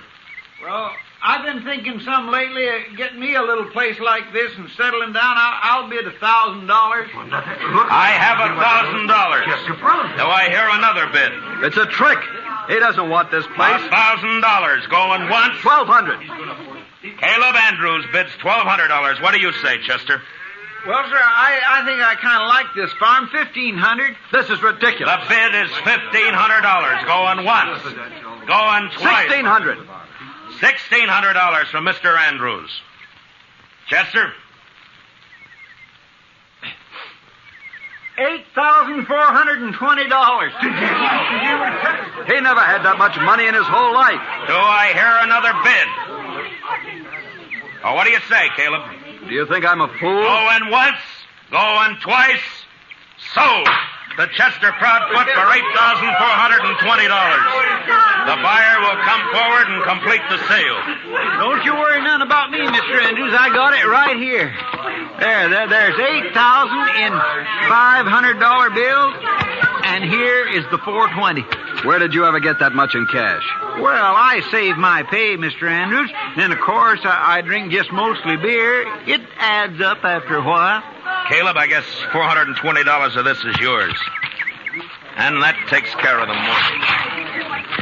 Well, Ed, looks like you made a pretty fair profit on the place. Here's a lot better than I expected. Here's your money. Thank you, Matt. But I tell you, I'd still rather have the farm than the money. Well, now, I've been sort of thinking it over, Mr. Blake. Maybe I kind of lost my head. But when you come right down to it, I don't know what I'd ever do with a farm, so if you'd like to buy it, I'll take a $420 loss, and sell it back to you for $8,000 cash. Done. Here's your money. This is unheard of. They can't do it, Marshal. Well, as far as I know, there's no law against a man selling his own property. Now, the way I see it, Mr. Andrews, is right this minute you're a trespasser on my property. Come on, let's go. Let go. Gracie. Who do you think you're laughing at? Chester, you better get that $8,000 back to the bank. Clem Bates is probably worrying himself into a breakdown for fear somebody will find out that he let us have it. All right, Mr. Dillon, I'll see you in town later. Yeah. Oh, Matt, I don't know how we can ever thank you for what you've done. Not me, Martha. Thank the bunch that work at the Texas Trail. You know, they're bums and drifters, most of them. But when Kitty told them the story, they really came through. We'll pay it back, Matt, every cent of it. And, well, that girl, Kitty, I guess I've said some hard things about her in the past, but... Matt, will you ask her to come out to dinner some afternoon? What? I'd like to thank her myself. Sure, Martha. I'll ask her. And I think she'll appreciate that more than you'll ever know.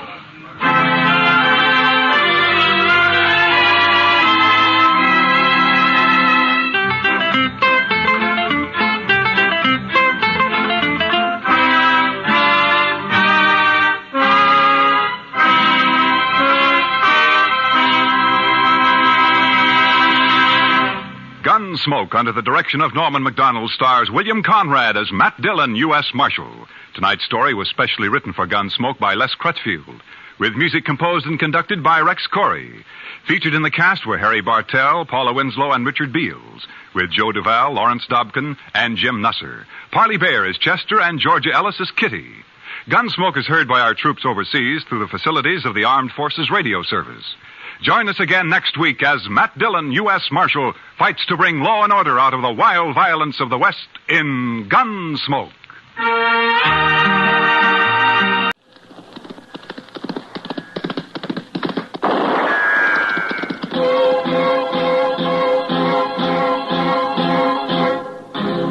Around Dodge City and in the territory on West, there's just one way to handle the killers and the spoilers, and that's with a U.S. Marshal and the smell of gun smoke.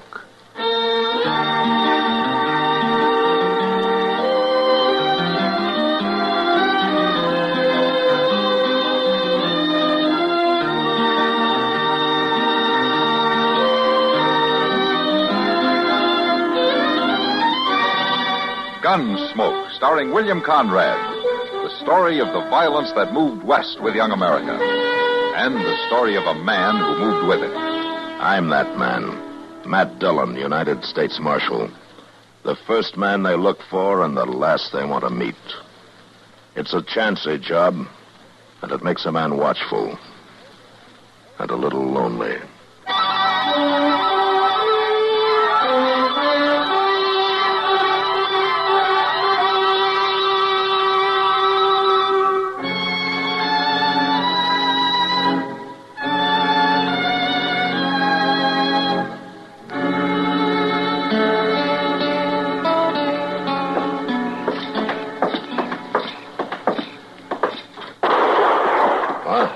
I think that come from down there someplace, Mr. Dillon. Well, let's take a look.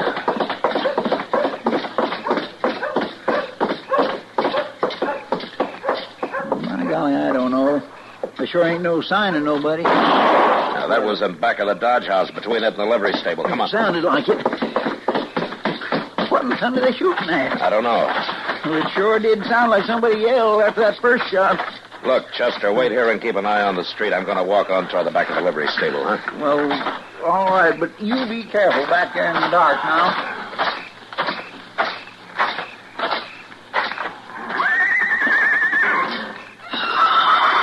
Oh, no. No call to get spooked.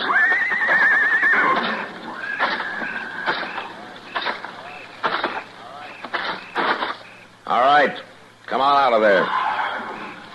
You hear me? You go mind your own business. You better drift, mister. If you buy more trouble than you can handle. Let go of me. Give me that gun. You've got no right. When you throw a rifle on somebody, young lady, it'd scare 'em more if you closed the breech block. And reload it, maybe, when it's a single shot. Oh, darn single shot. I'd have got him hadn't been for that. That and a bad light. Got who? None of your goddamn business. It might be. I'm the U.S. Marshal here in Dodge. Marshal? Chester! Coming, Mr. Dillon. How old are you, young lady? Well, I've passed my teens. You don't live around here, do you? I wouldn't live up here if I owned it. I'm panhandle and proud of it. Long way from home, aren't you? Depends on what you call long. What's your name? Sally Burkoff, if it's any of your business. My gracious, it's a girl. She done that shooting, did she? Yeah, it looks that way. Who was it yelled when you fired that first shot, Sally? Maybe it was me. It was a man's voice. Goddamn single-shot rifle. Who's with you? Who'd you come up from the panhandle with? Nobody. How'd you get here? I rid my horse. How do you think? Where is it, in the stable? I ain't got money for stables. He's bedded down back there under a tree. With what? Did you bring hay along with you? Some fell out through the fence there. Fell out through the... A horse that's been rode hard needs grain. Some grain fall out, too, did it? There's some left in a feed box over there. Uh-huh. I see. Probably drawed damp and spoiled for a morning. The other horses in the corral had already ate. When's the last time anything spilled out for you to eat, Sally? It's my business. You gonna tell me who it was you shot at? No, I sure ain't. All right, come on. I ain't done nothing, Marshal. Moss Grimmick owns the stable. He might disagree with you. It was going to waste. Where you taking me? To feed you. Then we'll see about putting you out for the night. Put me up where? And the only place where I can be sure of finding you come morning. In jail.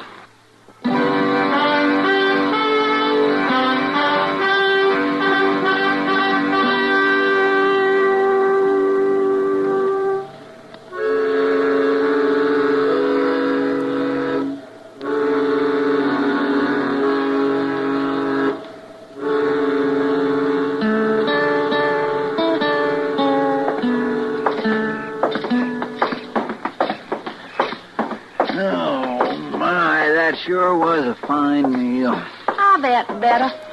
Was that so? Well, just tell me where. At home, that's where. Oh, well, that's different. At home. My ma's too old and broke down for any other kind of work. She's a goddamn good cook when there's anything to cook. Been kind of hard going, huh, Sally? It's my business. Yeah, I figured it would be. Well, here's your hotel, young lady. Oh. It sure ain't much of a jail. You've been in better ones, have you? I ain't never been in none before. Marshal, I don't want to go to jail. Ah, come on. It's not as bad as it sounds. Just haven't got any other place to put you. Hello, Doctor. Marshal, I want to report a shoot. That's him. Give me that gun. Grab her, Chester. Back. You low down. You let go of that. Oh! You hurt me. Now, you sit down in that chair and you stay there. Here's your gun, Chester. Well, I'm sorry, Mr. Dillon. She grabbed it before I know Dagger, what what's all this about? She tried to kill me. Now, you saw her do it. And that's the third time tonight. I was waiting here to tell you. First time was about an hour ago near the Dodge house. Yeah, I know. Why's she trying to kill you? Just crazy, I guess. How would I know why? You know why, all right, you sneaking yellow dog. Sit down, Sally. He stole money from me and Ma. All we had, $600. That ain't so. Wait a minute, Dagger. What happened, Sally? He come up through the panhandle last fall fetching a trail herd from East Texas. Fine breeding stock, he said they was, and he sold me 100 head for $6 a head, $3 under the going price. There, you see, nobody stole nothing from her. Now, I remember that drive of yours last fall, Doctor. You started out with 2,500 head and didn't get here with more than about 400. I just had some bad luck, was all. Sure. Them cattle had the chokes, was all through the herd. Cowpox, huh? They was dying on him before he hit the panhandle. Only I didn't know it. And he seen a chance to unload 100 of them on me. They started dropping before he was gone 3 days. Last one died 2 weeks ago.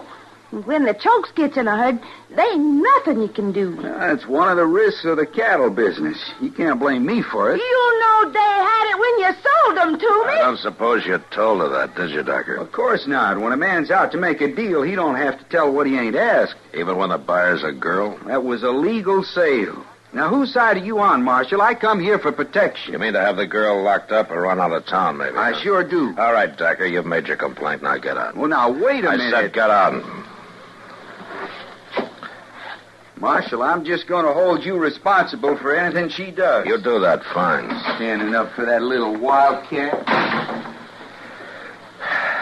Sally, if I was to let you go, what would you do?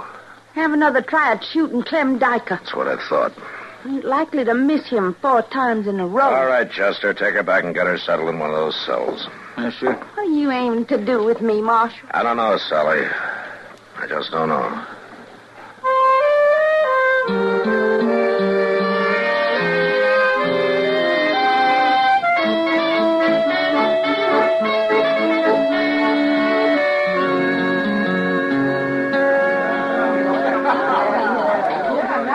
Matt, you look worried about something. Oh? It's that young kid, Sally Burkhoff, right? Yeah. Kitty, I'll be darned if I know what to do about her. Well, Matt, as far as the letter of the law goes... Yeah, sure. Let her stand trial. She's guilty of stealing from the livery stable. She's guilty of attempted murder. She'll probably go to prison. Well, she's young. Court might consider that. No, she's had a raw deal, Kitty. You know, there are just 3 of them, her and her mother and her 8-year-old brother. They couldn't make a go of farming their place, so she thought she'd try running cattle on it. Losing that money wiped them out. Oh, that Clem Dyker ought to be strung up. Yeah, but like he says, the deal was perfectly legal. Yeah. Oh, Matt. Say, you want to play some draw poker with me and Chester and Miles McTagg? Oh, not tonight, Doc. Why not tonight? I've been working all week on my bottom-of-the-deck deal and my up-the-sleeve holdout. I'm ready for you, Matt. Yeah, that's what I'm afraid of. Is he going to join us, Doc? Nah, he says not. I think he's just sitting here worrying about that little Sally Burkhoff. Well, I guess I don't blame him too much. Well, you might as well sit in, Matthew. I'll likely lose to everybody. It's that kind of a day. What do you mean? You remember them ore concentrates, iron pyrites, the stuff I took in on account when the Black Hawk mine closed down? Yeah, a couple of tons or so, wasn't it? 3 tons. And they allowed $150 for them. Figured they might run twice that in silver. Well, I got the assay report from Iola today. What are they worth? Less than $50. Wouldn't even pay to ship them to the smelter, so you better come get in on the game, Matthew. My day for losing. Yeah, wait a minute, Miles, here. Just a minute. I'm getting a lovely idea here. Yeah, it's lovely. Does anybody else know about that assay? Well, not yet, Doc. Why? How would you like to get your $150 back? I have a due and proper respect for money. Good. Are you willing to let any money over that go to a worthy cause? If I get my $150, I won't even ask whether it's worthy. What are you talking about, Doc? Now, who could I get to help? You know, a sort of kindly swindler who could fool somebody good. Now, look here, Doc. There's just one person. Me. Matt, it couldn't work without me. Well, I'm not sure what couldn't work, Doc, but from the look on your face, it's larceny. Come on, Miles. We've got work to do.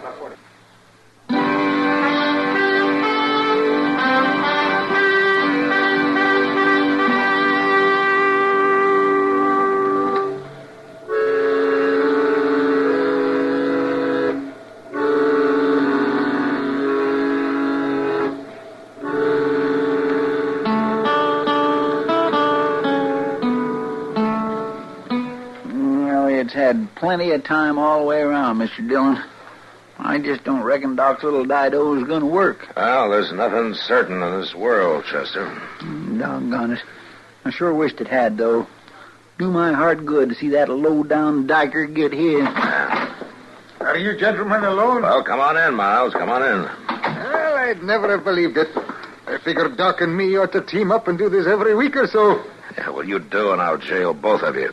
How much? Oh, you wouldn't loosen up, would you, Matthew? Maybe let me take out just a little profit. You get $150. Now, let's have the rest of it. Yeah. Well, there you are.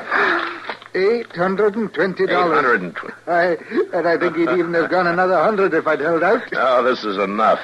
And it gives her a couple of $100 extra to pay for her trouble. Oh, he was hopping from one foot to the other. I never saw a man in my life with so much larceny in his soul. Chester, go get Sally, will you? Yes, sir. He had 3 men in a wagon waiting outside. They started loading up the concentrates to haul away the minute he'd paid me. I told the clerk to wait till he got them all on the wagon before he gave him that assay report from Iola. Well, I figured he ought to have it, seeing that he owns the concentrates now. That was real generous of you, Miles. Well, at least I got my $150 back. I think I'll kind of lay low for the rest of the day, Matthew. He's going to be madder than a hornet when he finds out. Yeah, I expect he will. I'll see you later, Miles. Yep. Right on in there, young lady. What are you aiming to do, Marshal? You going to turn me loose? Well, that depends, Sally. I can't very well turn you loose and have you walk right out of here and start shooting at Clem Diker again, now can I? Then you might as well take me back to that cell. Now, wait a minute, Sally. Suppose that you did kill him. It wouldn't get your money back, would it? No, but it'd sure give me a deal of pleasure. Now, suppose you had your $600 back with a couple of $100 to boot. Oh, fair chance of that ever happening. Yeah, but suppose it did. Would you be willing to get on that horse of yours and hightail it back to the Panhandle? Marshal, you don't mean he's going to give that money back? Well, here it is. All of it. And $220 besides. You mean it's mine? I can take it? You can take it. And get. And good luck to you. Oh, well, I'll be as soon as it's gone. Oh, am I busting in on something? Now, come on in, Doc. Yeah. Sally's just leaving to ride back to the Panhandle. The Panhandle? Is that so, girl? Well, you be mighty careful. There's a lot of mighty desperate characters down that way. Oh, don't you worry none about me. Sally, you give my regards to your ma and Billy. Yes, sir, I will. Thank you, Marshal. Bye. Goodbye. Well, Matt, it was hook, line, and sinker. I never saw a man get taken in so easy in my life. Oh, is that so? Yeah, you know, I was born for that kind of a game. I may give up my practice and just start scheming my way through life. That's a good idea, Doc. I hear that they need a doctor at state prison. Oh, Marshal, I've been robbed by a pair of swindlers. Oh? How did it happen, Diker? Well, you ask him how it happened. He's one of them. Him and that storekeeper, Miles McTagg. $970. Why, Diker. Now, all I did was come and ask you to loan me $1,000. Now, you talked like you'd found a good thing. Something you could buy cheap because the owner didn't know what it was worth. And then you let that phony assay report fall out of your pocket when you left. Oh, why? Oh, now, that was just scribbling. It wasn't a real report. I know that now. $900 a ton, it said. Why, them concentrates ain't worth $50. I just saw the real report after I'd bought the whole 3 tons. Well, my. Well, you certainly did jump to a hasty conclusion, didn't you? Marshal, Miles knew they was worthless when he sold them to me. Now, I want him arrested. Did you ask him if he'd had them assayed, Decker? Well, of course not. If I had, he'd have known. Well, he'd have known... That you were trying to swindle him. And Doc, too, huh? I'm sorry, Docker. I don't see that you've got much of a case. But he knew that I thought it... Well, I should have known I'd get no satisfaction here. Well, it depends on whose ox is being gored, doesn't it? I'm going over and talk to Judge Bent. Yeah, you do that. Oh, and by the way, Docker, you can stop worrying about the girl. I, just ran her out of town. I don't care if you...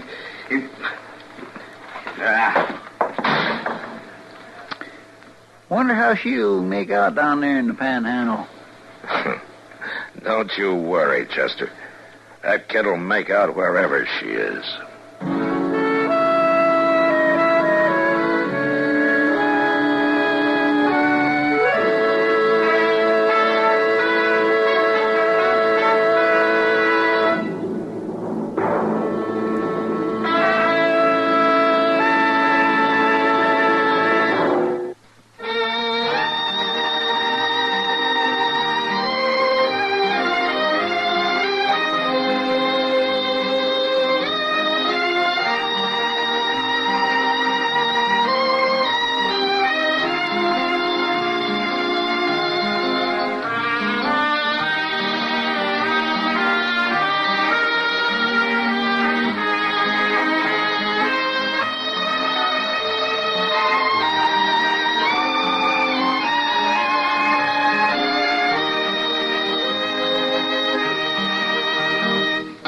Gunsmoke. Produced and directed by Norman McDonald, stars William Conrad as Matt Dillon, U.S. Marshal. The script was specially written for Gunsmoke by Les Crutchfield, with editorial supervision by John Meston.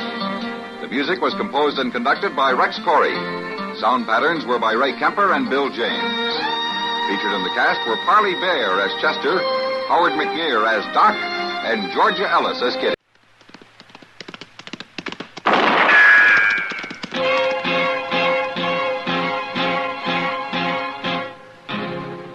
Around Dodge City and in the territory on West, there's just one way to handle the killers and the spoilers, and that's with a U.S. Marshal and the smell of gun smoke.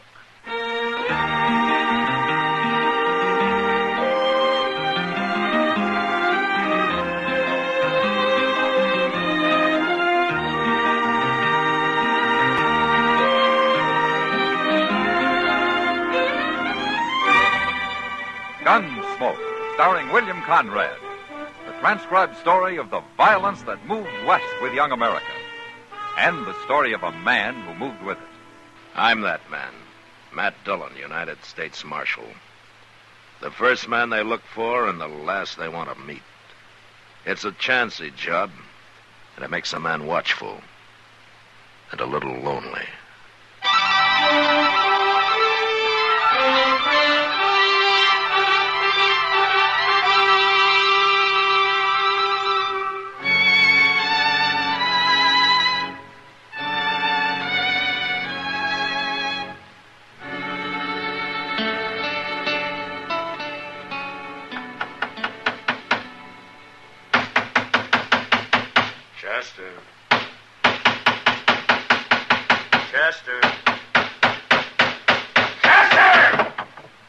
What? How can I think with that racket going on? Oh. Well, I'm all through now, Mr. Dillon. What are you doing anyway? I'm nailing up a picture. Here, I'll show it to you. Ain't that a beautiful thing, Mr. Dillon? It's got an awful lot of color, yeah. But what is it? Why, that's William Henry Harrison whipping them Indians at Tippecanoe. Oh. Well, this is the first time I knew he ever did it by himself. Well, now, what do you know? I never noticed that. But it sure is pretty, though, ain't it? Marshal Dillon? All come in, ma'am. So you're Matt Dillon. Yes'm. What can I do for you? You can call me Amy, for one thing. My name's Amy Slater. All right, Amy. I'm 50 years old, and I look 60. The prairie done that. The prairie and some other things, Marshal. Well, where you from, Amy? I've been living in Wichita the last year. And I heard you were here, so I took the Santa Fe Railroad, and I come to Dodge. Oh? Well, why'd you want to see me? I've been waiting a long time to see you. I've been living for it. But I'm about through living. What? I come here to die, Marshal.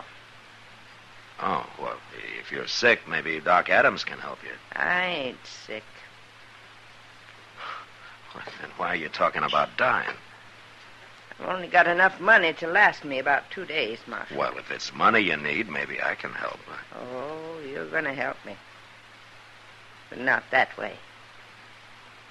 Well, how? You're going to kill me, Marshal. What? I said you're going to kill me. Now, Amy, wait. I've been waiting, Marshal. A long time.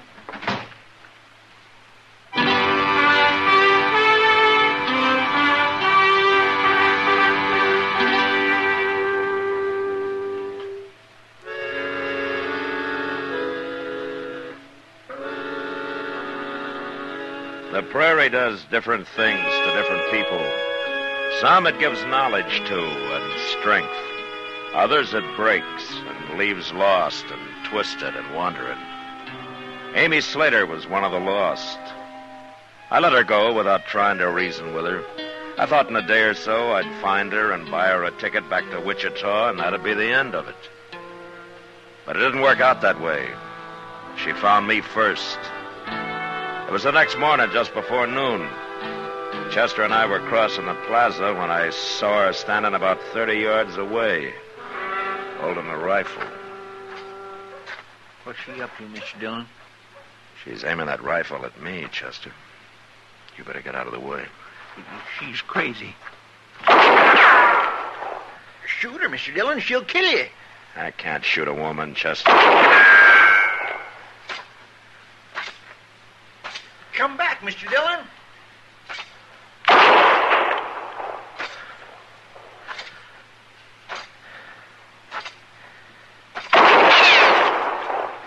Next shot will go through your heart, Marshal.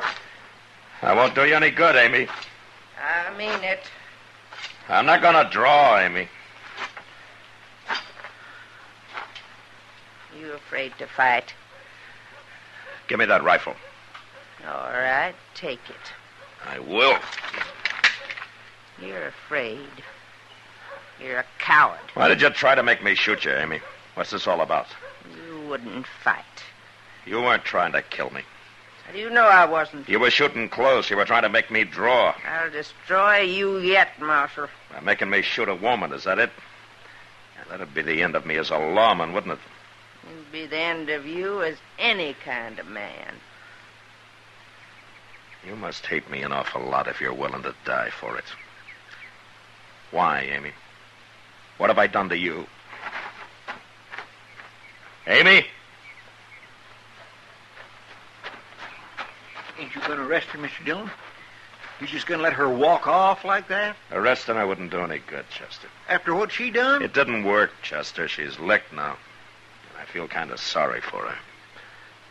This is really going to drive her crazy.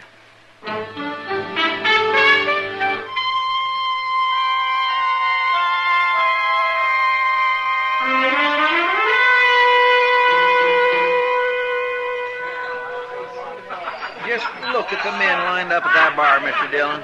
My, I wished I owned this saloon. Cheap whiskey at fancy prices is always a good business, Chester.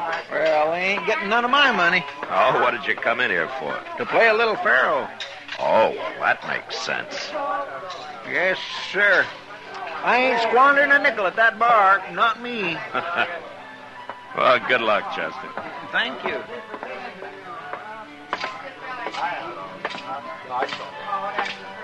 Evening, Ma. How are you, Kitty? Sit down. Thank you. That looks like a busy night. It'll get worse. Wait till some of those boys really get a skinful. Well, I hope they play gentle. I've been shot at once today. I heard about that. Some old woman with a rifle. Yeah, Amy Slater. What's she after you for? I haven't any idea, Kitty. But she feels pretty strong about it. I guess she does. Anyway, her plan didn't work, so maybe that's the last I'll hear of her. You don't give women enough credit, Matt. She'll think of something else. Well, I hope not. Why don't you throw her in jail? Oh, I'd look fine throwing an old woman in jail, wouldn't I? Especially one that's after me. You got a right to. Besides, when a woman gets to hating somebody, it's usually worse than when a man does. Women don't do things by halves. With them, it's all or nothing. Well, all I know about women is that some of them are pretty and some aren't. You're lying. But I won't argue with you. Good. Marshal Dillon. Matt. Yeah, it's Amy. And she's got a 6-gun. Stand up, Marshal. You better get out of the way, Kitty. Yeah, you bet.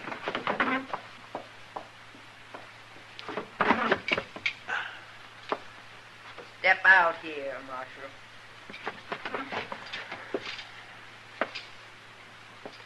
What are you up to now, Amy?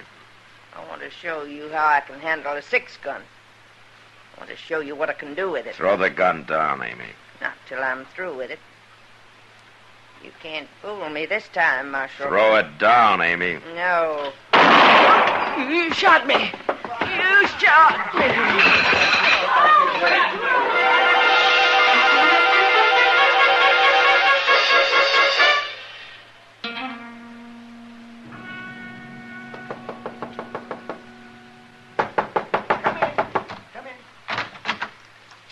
Oh, hello, Matt.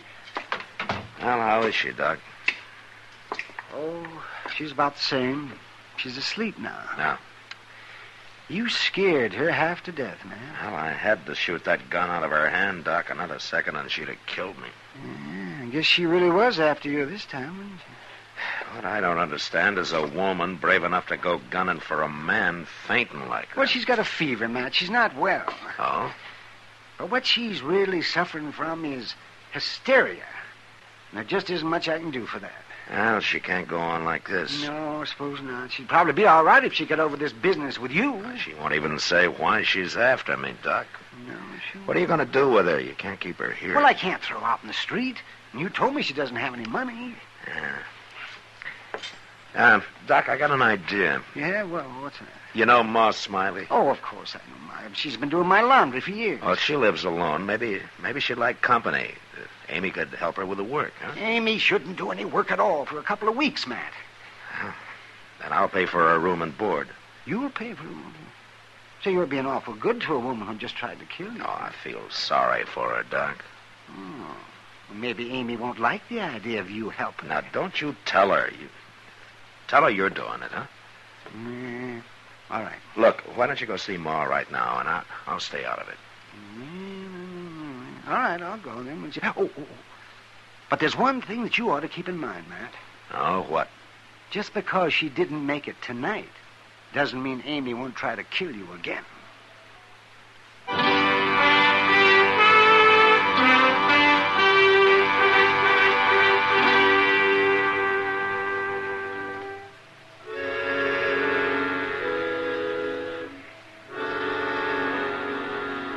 Doc talked to Ma Smiley that night, and the next day Amy moved in with her. I didn't have to worry about any trouble for a while. Doc ordered her to bed, and he saw to it that she stayed there. That she never talked. She never told anybody why she was after me. A couple of weeks passed before Doc reported she was up and about again and that she'd soon be able to go to work.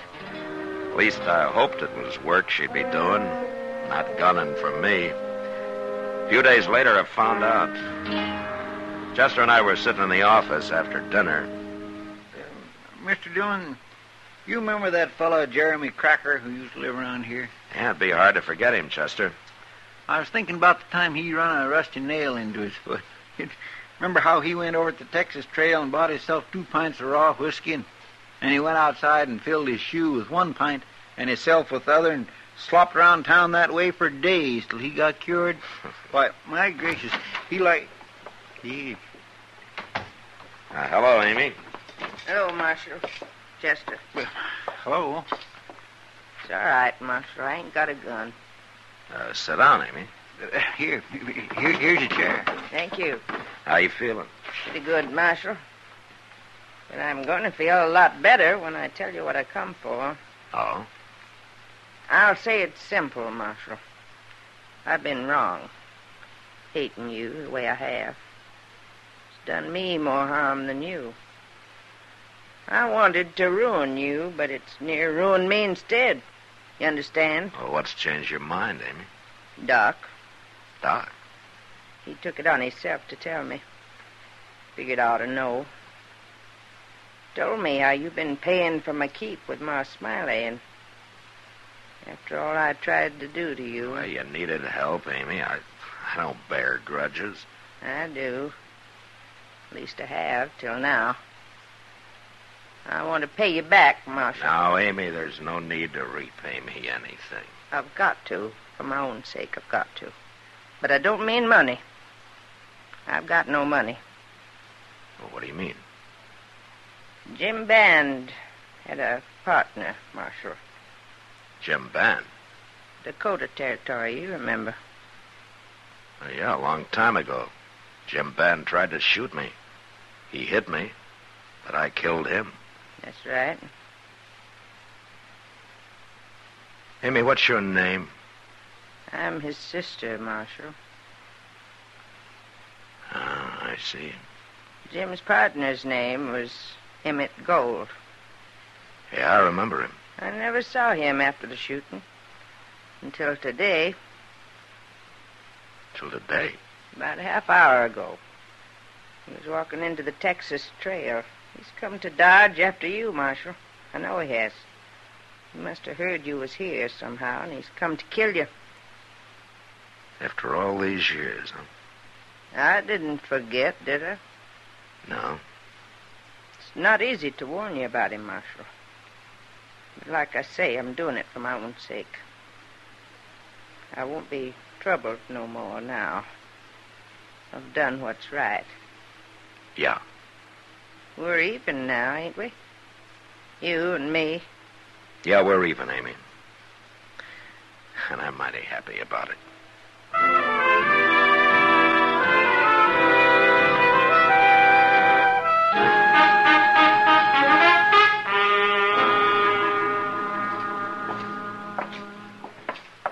You just going to walk in on this fellow, Mr. Dillon? Might as well get it over with, Chester. You stay out of the way now. Yes, sir.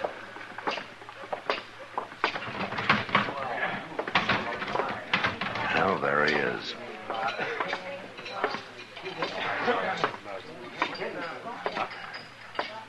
Emmett Gold? Hello, Dillon. You remember me? Sure I do. You're Marshal now. Yeah, that's right. Been a long time. Mm-hmm. We was never friendly, Marshal. No. And what do you want? What are you doing in Dodge, Gold? I'm riding through. Headed for Colorado. As soon as I finish this drink. Is that all? That's all. What do you think I'm doing here? Looking for me. Looking for you? What for? I shot Jim Band, didn't I? It was a fair fight. Yeah, of course it was. You got shot too, didn't you? I didn't get killed. Wait a minute, Marshal. You think I'm after you for killing Jim Band, don't you? Yeah. Well, if that don't beat all. What? You remember where that fight happened? I was on the prairie somewhere. And Jim's bullet knocked you out. When you come to again, we was gone, wasn't we? Well, you packed him off and buried him. No, I didn't. I didn't bury him. He wasn't dead. You didn't kill him. He changed his name, went out to Virginia City. That's where he got killed in a brawl with the law about 2 years ago. So long, Marshal.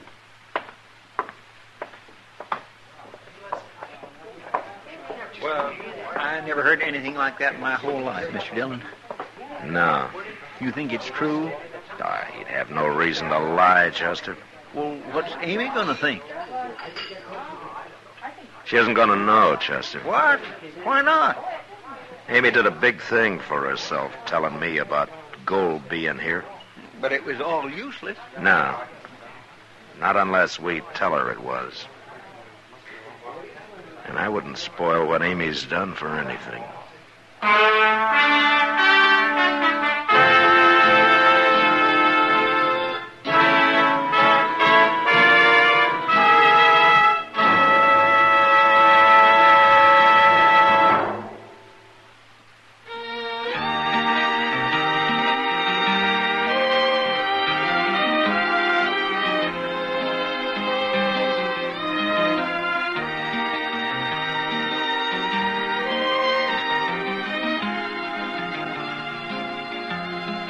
Gunsmoke, produced and directed by Norman McDonald, stars William Conrad as Matt Dillon, U.S. Marshal. Our story was specially written for Gunsmoke by John Meston, with music composed and conducted by Rex Corey. Sound patterns by Tom Hanley and Bill James. Featured in the cast were Virginia Gregg and Harry Bartell. Parley Bear is Chester, Howard McNear is Doc, and Georgia Ellis is Kitty.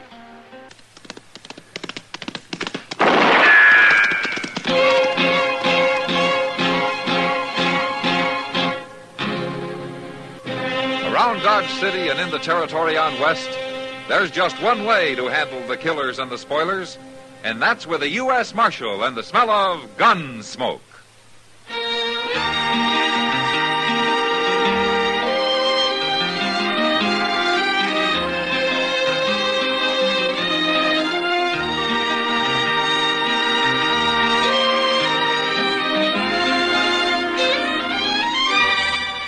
Gunsmoke, starring William Conrad. The transcribed story of the violence that moved west with young America. And the story of a man who moved with it. I'm that man. Matt Dillon, United States Marshal. The first man they look for and the last they want to meet. It's a chancy job, and it makes a man watchful. And a little lonely.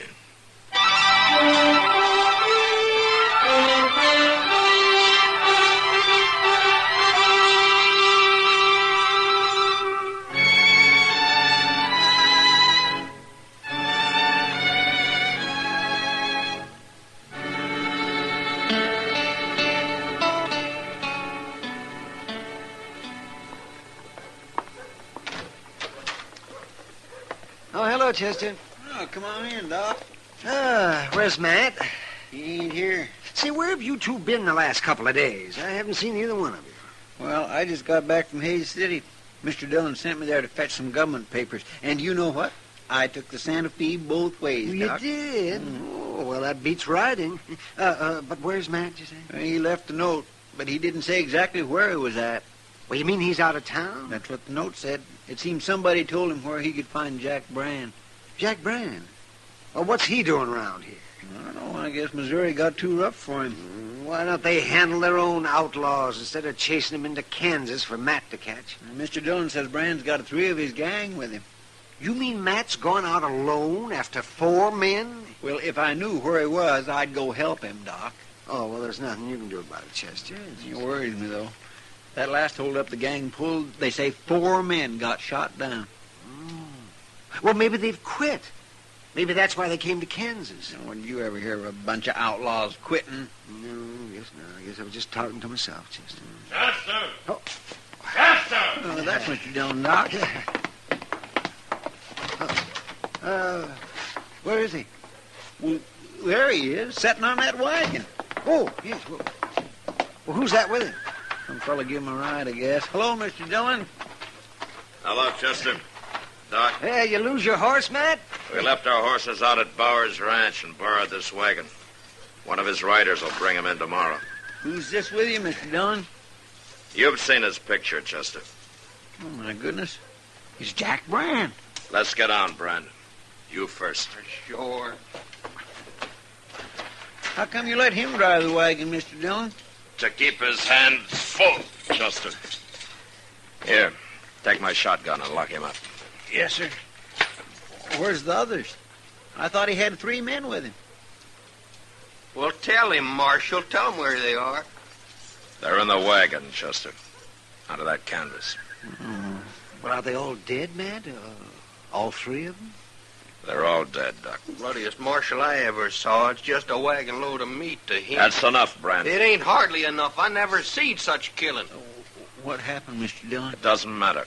They put up a fight and I had to take them. Well, I'll tell him what happened. Your lawman here hid himself in the grass and just waited for us to come out of that cabin. And then he yelled, so naturally we headed for cover. Who wouldn't? He just laid there and he cut loose with a shotgun. Tore up 2 of the boys that way. Then he stood up and he cut down Hank Smith with a 6-shooter. How come you got out of it, Brand? I jumped back in the cabin and I give up. We weren't putting up a fight. He spooked us yelling like that. Make any man jump. Oh, I suppose you're trying to say that you wouldn't have shot him. We tried to shoot him. Who wouldn't? Any man's got a right to defend himself. Oh, well, I never heard of resisting arrest called self-defense. I never heard of no marshal shooting down everybody on the landscape. Lock him up, Chester. Get going, Brand. Well, he actually think he was killing hogs, not men. Shut up and keep bloody as the marshal ever. See, how come you brought the bodies back, Matt? Why didn't you just bury them out there? I wanted more witnesses than me to identify him, Doc. Might save trouble when Brand goes to trial. You say you were mighty lucky, taking 4 outlaws that way, man. Yeah. And you killed 3 out of... Oh, say, wait till people around here hear about this. Brand's right, Doc. It's a lot of killing. An awful lot. Oh, no, you don't get to thinking about it too much now, man. It's your job. You did it, and so it's over. It's over? Wait till tomorrow or the next day. There'll be somebody else. There's always another man to kill. Oh, no, that's not the way to look at it, man. I've never heard of you shooting anybody you didn't have to. No, I never did. But sometimes that doesn't help much. So you look tired, man. Well, I haven't slept since I rode out of here 2 days ago. Well, now you get some rest, and you'll feel better. Sure. Brand's snug in jail, Mr. Dillon. He don't like it much, but I told him not to try kicking his way out, that I'd be sleeping in the office. We'll both be sleeping in the office, Chester. I'm too tired to walk to my room. Take care of this wagon. And what's in it, will you? Mm-hmm. You and Doc can identify those men. We'll write it out on paper in the morning. All right, sir. I'll be coming to bed about midnight, but I'll be real quiet. Nothing could wake me, Chester. Not tonight.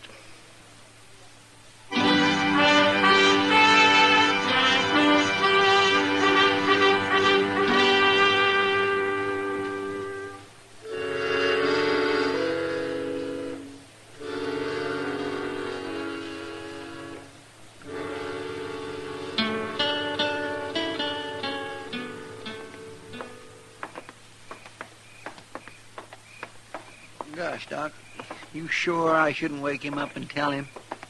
It can wait until morning, Chester. Matt's too tired to do anything about it tonight, anyway. I guess you're right. Of course I am. Okay. Good night, Chester. Good night, Doc.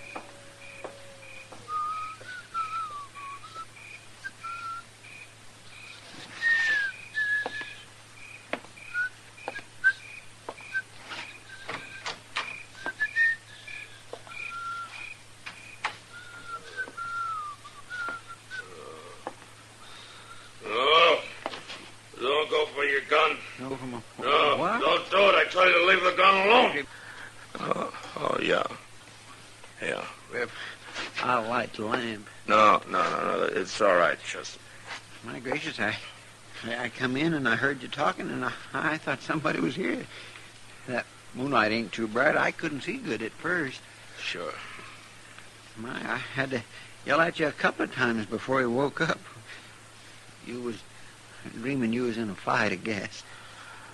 Yeah, that's what I was dreaming. Nightmares like that, they're just terrible, ain't they? There's a bottle in the desk drawer over there. Chester, get it for me, will you? Yes, sir, I know where it is. I used to have nightmares sometimes when I was a boy, but I don't get them much no more. Here it is, Mr. Dillon. A good stiff drink will do you good. Thanks, Chester.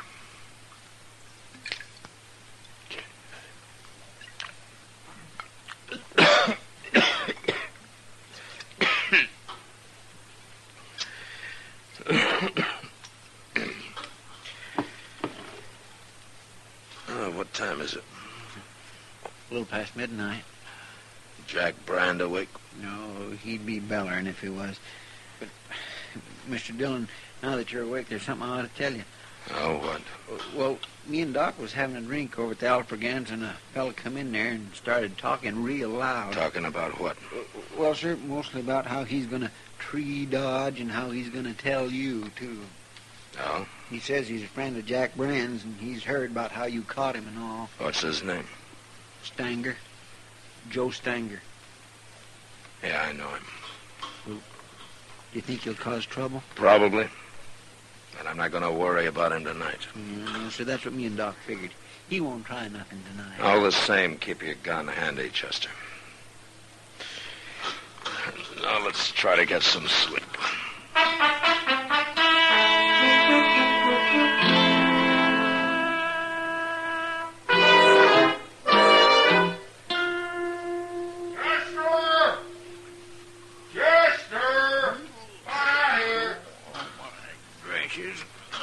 Brand hollering about now. Time for breakfast. Oh, go shut him up, Chester. It's hardly dawn. I swear I'd like to throw a bucket of water on him. Yes, oh, shut up, Brand. I'm coming. Time, too. Cut out that cut yelling, Brand. What's the matter with you? Come on over here. Just unlock this cage, Chester. What? I'm holding a gun on you. Can't you see it? Where'd you get that gun? Come on over here, I said. Well, these ain't over there. They're hanging on the wall down here. Don't take your own sweet time about it. I've been in this chicken coop long enough. Drop it, Brand. What?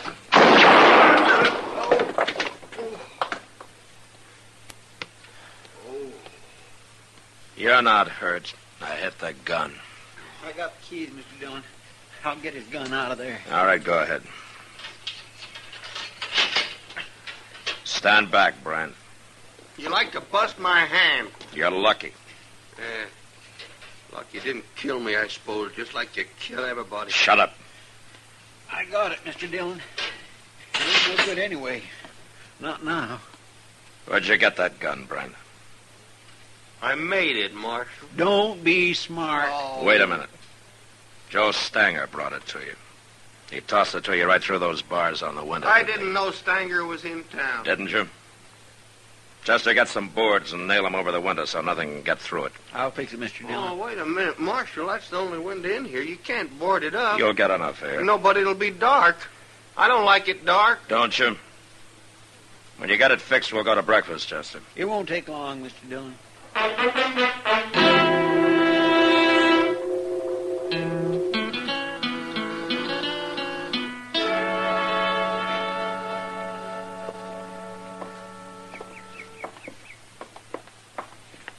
Well, it's been some time since I've been out on the plaza this early in the morning, Mr. Dillon. Oh, weren't you up gambling all night last Saturday, Chester? Oh, well, that's different. Oh, how? Well, I've been asleep all night this time. Things looks different when you had a good night's sleep. Yeah, they sure do. You didn't have no more nightmares last night, did you? No, but I didn't sleep well.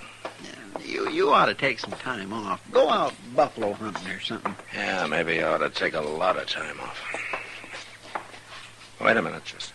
What? That's Joe Stanger coming there. Say, by golly, it is. What's he doing up so early? Maybe he wants to find out why Jack Brand hasn't shot his way out of jail yet. Well, he won't throw him no more guns, not the way I got that place boarded up now. Get out of the way, Chester. Yes, sir.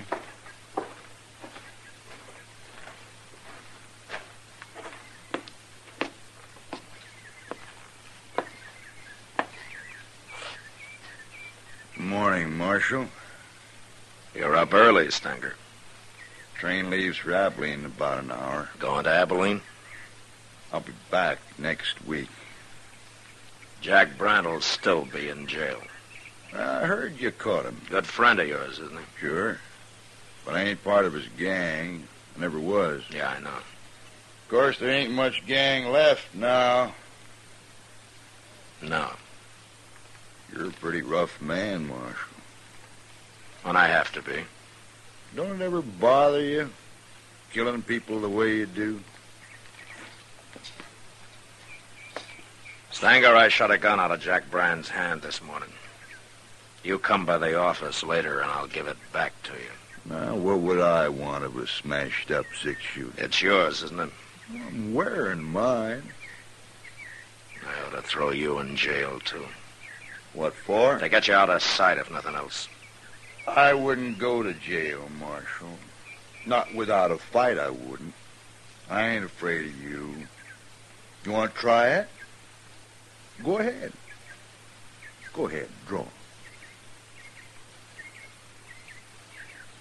No. What's the matter, Marshal? I thought you liked killing men. What's holding you back? You're going to have to fight me sooner or later. Get out of here, Stanger. Go get on your train. Wait till I tell everybody about Matt Dillon. How he's lost his nerve. Get out, I said. Well, I don't want to shoot down a man that won't draw. Not today, anyway. But I'll be back, Marshal. Next week.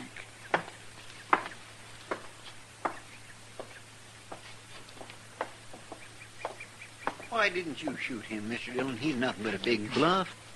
Chester, you go on to breakfast. I'm going back to the office. What? Why, you told me... You heard me.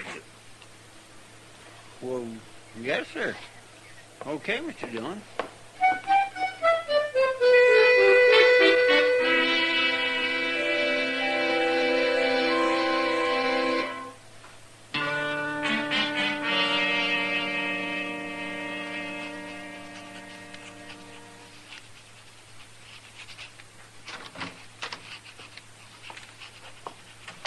Brought you a can full of coffee, Mr. Dillon. Thanks, Chester. I'm going to put it right here. What you doing, writing a letter?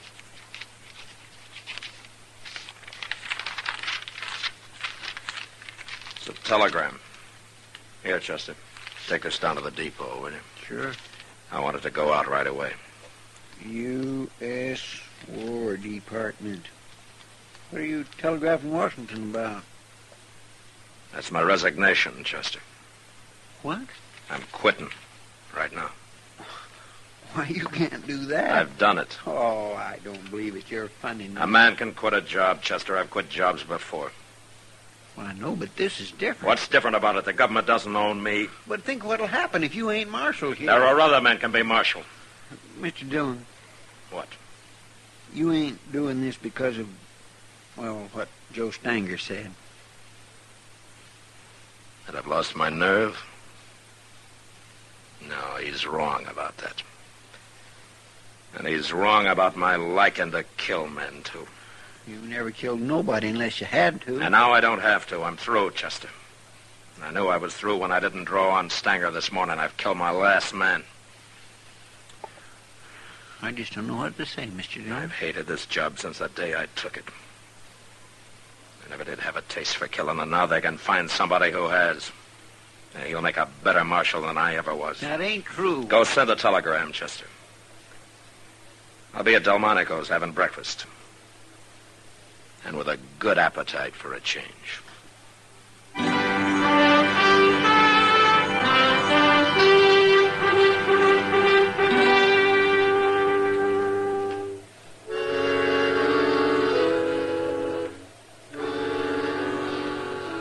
After breakfast, I went to my room and got some of the sleep I'd missed the night before. And I slept good. It was as though what was past, and none of it bothered me now. I didn't have to face it happening over and over again. And when I woke up, I felt better than I had in years. I even felt a little cleaner somehow. There wasn't going to be any more blood on my hands. Washington, as usual, was pretty slow answering the telegram. A week later, I still hadn't had an answer. But I didn't care. I'd quit, and that was that. I even began to enjoy myself for a change. Like the day I finally took Kitty fishing. Matt? Hey, Matt, look, I got another one. Well, throw him back, Kitty. We got more than we can carry now. I will not throw him back. Hold still, you. Come on over here in the shade. You've done enough fishing. Okay. Hey, look at him, Matt. Isn't he a beauty? Yeah, he's bigger than any I caught. Why don't you throw him in the sack and then sit down here, huh? Say, you're right. I didn't know we'd caught that many. Yeah. Maybe we'll have a fish fry tonight, huh? Well, we can feed half a Dodge with all those. Well, I doubt it. You ever see Chester go through a mess full of fish? The last time he starved himself a couple of days in advance. Maybe we can kind of sneak up on him tonight. No. He knows we're out here. Maybe you ought to go into the business, Matt. No? What business? Fishing. You could do it for a living. Well, I am going to have to find something to do for a living, I guess. Well, it won't hurt you to loaf for a while, Matt. Yeah. I'm enjoying it. You know something, Matt? What? I think this is the first time I've ever seen you that you weren't wearing a gun. It is.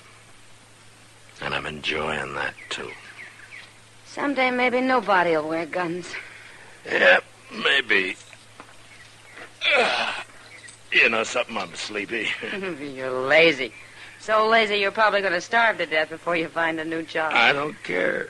Matt, look, somebody's coming on horseback. No? Uh-huh.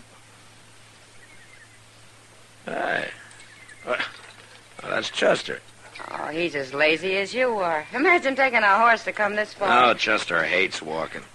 Besides, he looks like he's in a hurry. Oh, maybe he couldn't wait for that fish fry. Mr. Dillon. Hello, Miss Kitty. Look in that sack, Chester. We got about 30 catfish already. Well, that's fine, Miss Kitty, but Mr. Dillon, Joe Stanger's in town. Oh? Well, it doesn't matter to me, Chester. But you don't understand. Understand what? What I come to tell you. Stanger's at the Alfraganza. A while ago he had words with one of the girls there, and she slapped him, and he pulled out his gun, and he killed her. What? Who was the girl, Chester? Kate Hawkins. Oh, no. That's who it was, Miss Kitty. And then the bartender tried to stop him, and Stanger shot him, too. And I hear he's going to die. I grabbed a horse off the hitch rail and come right down to tell you, you've got to stop him, Mr. Dillon. I'm not marshal anymore here, Chester. I quit. No, that don't matter. It does to me. You mean you're going to let Joe Stanger walk around Dodge and shoot everybody that gets in his way, including women? I'm through killing. I told you that. Who's going to stop him, then? You're the only man around here that'll go up against him, and you know it. That may be true. But I'm still not going to do it. Wait, Mr. Dillon. Wait a minute. I've been thinking a lot about all this lately, and there's something you've been overlooking. Oh? Men like Stanger and Brand, they got to be stopped. I'd do it if I could, but I can't. I ain't good enough. Most men ain't. But you are. It's kind of too bad for you that you are, but that's the way it is. And there's nothing you can do about it. Not now. It's too late. It's way too late.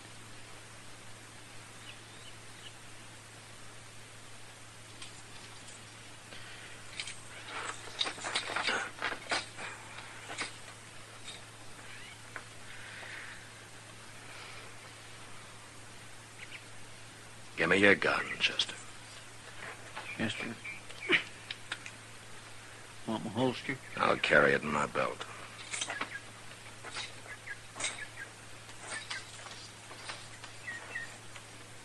Oh, Kitty. Chester will help you carry the fish back. Sure, Matt. Sure.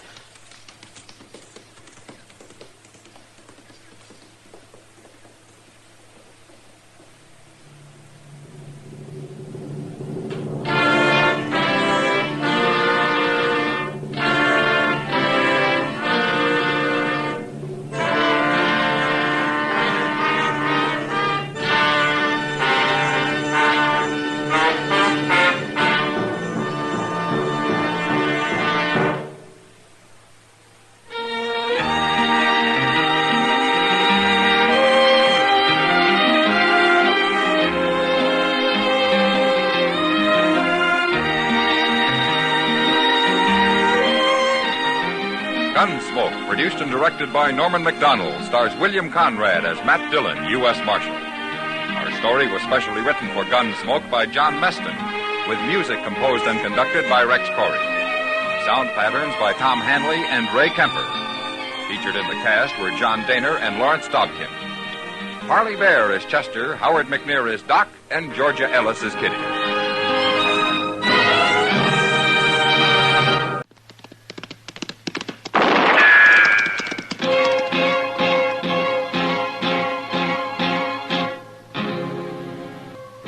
Around Dodge City and in the territory on West, there's just one way to handle the killers and the spoilers, and that's with a U.S. Marshal and the smell of gun smoke.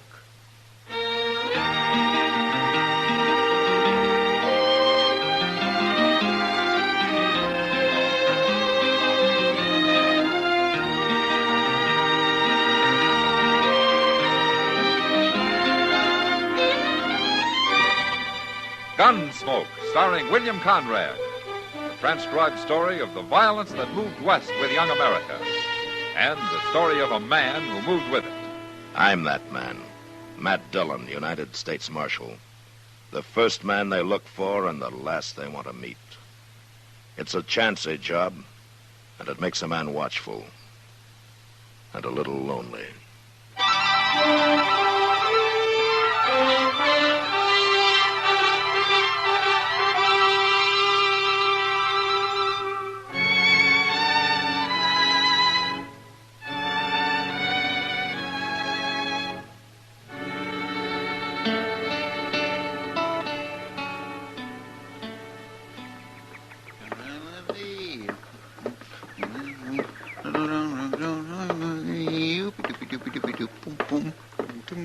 Well,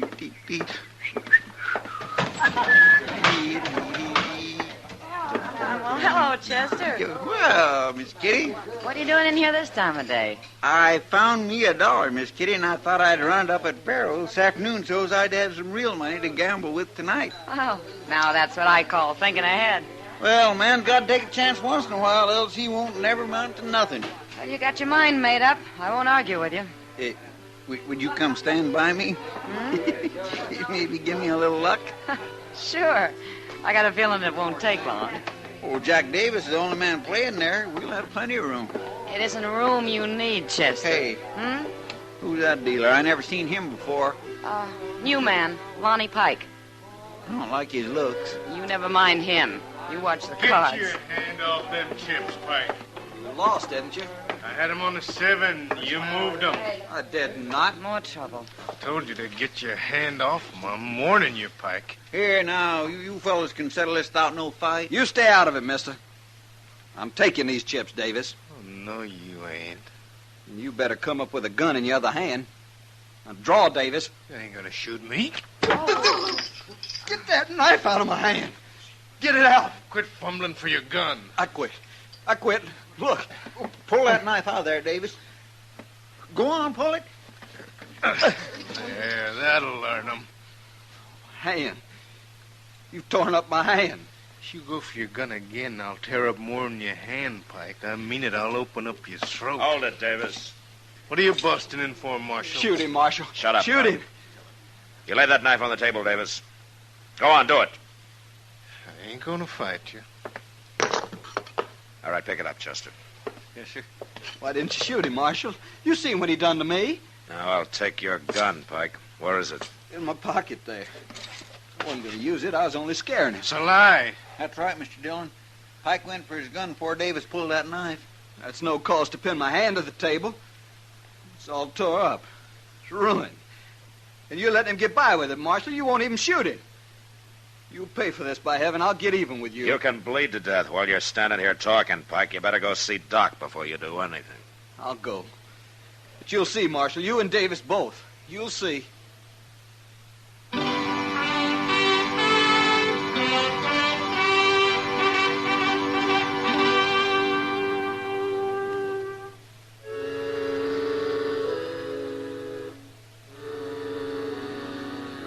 After Pike left, I got the whole story from Chester and Kitty. And although Davis had acted in self-defense, I didn't care much for knife men. So I ran him out of town on general principles. I'd have run Pike out, too. But the next day, he left on his own accord. And that's the last I heard of him for some time. A month went by, and I forgot about the whole thing. Until the day Chester brought word that an old friend of mine, a gambler called Cam Durbin, had come to town. And he wanted to see me at the Dodge House. Durbin seemed like a real nice fellow, Mr. Dillon. His wife's nice, too. His wife? Wasn't he married when you knew him? Well, I haven't seen Cam in a long while, Chester. I think he's been over in Wichita all this time. Yes, he has. That's what it said. They come on the Santa Fe this noon. There they are, sitting in the lobby. Oh, yeah. She's a pretty girl, isn't she? Yes, she sure is. Awful pretty. Oh, here he is, Dillon. Here's Matt Dillon. Hello, Cam. It's good to see you. Marshal Dillon, huh? Yeah, it's not much of a job, but at least they eat regular. Here, I want you to meet my wife, Tilda. I'm glad to know you, man. It's Tilda, Marshal. How do you do?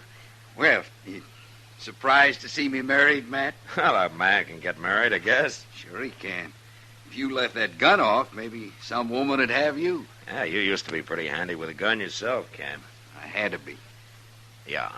But that's over, Matt. I've gambled honest ever since my wedding day. It's a promise I made to Tilda. It was his only fault, Marshal. Outside of being the most jealous man I ever met. Oh, now, Tilda. It's true, and you know it. Tell me, Cam, what are you doing in Dodge? Oh, I'm going to run a faro table at the Long Branch, Matt. I made a deal by mail with the owner there. Oh, Sam Noonan? Yeah. I give 'em a percentage, but it's my game and I run it. I don't aim to get rich no more, Matt. Just make an honest living. Mr. Dillon. Yeah, what, Chester? Look who's here. Oh. He's seen you. Yeah. Marshal, I want to talk to you. Why don't you come by the office later, Pike? I'm busy right now. You're busy, huh? Well, I ain't. Nobody'll hire me. I've been all over. Look at that hand. Can't deal with that hand. They say I'm too slow. I'm starving to death, Marshal. Oh, why don't you look for some other kind of work? I want no other work. Gambling's all I know. You're a troublemaker, Pike. I don't know why I want you in Dodge anyway. Troublemaker, huh? Well, I'll make you more trouble you ever thought of if you don't help me. Get out of here, Pike. Wait a minute. I don't know what this is all about, but I'll give him a job. No, Cam. Well, I can understand why a gambler don't want to give up his trade. You a dealer, mister? I own a faro game at the Long Branch. You can deal in my off hours. You mean it? I won't stand for cheating. First time, out you go. Well, I wouldn't cheat nobody, I promise. Come in tonight. I'll talk to you then. Sure. Thank you, mister. Be there tonight. It's a good thing for Marshal Dillon there's one decent man in this town. That was a mistake, Cam. You don't want him sneaking around waiting to shoot you in the back, do you? I'd have handled that. Sure, but it's easier this way. I don't care if he is a slow dealer. He can at least keep the game running. Pike's no good, Cam. He'll cause you trouble, sure. Why should he try to hurt me? Because you're a friend of mine? You're too suspicious of people. Maybe. Well, what could he do to me anyway? I'm clean. I only got one weakness, man. Oh? Tilda here. Cam. She's sure right about my being jealous. Well, don't get too close to Lonnie Pike. It isn't only me he doesn't like, Cam. It's everybody.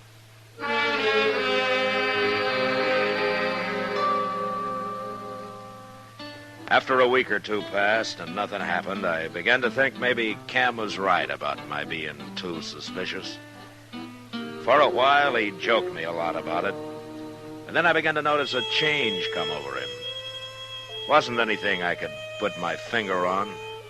But sometimes I'd find him looking at me, and when I'd look back, he'd turn away or start studying his hands. It was like he had something on his mind that he was ashamed of.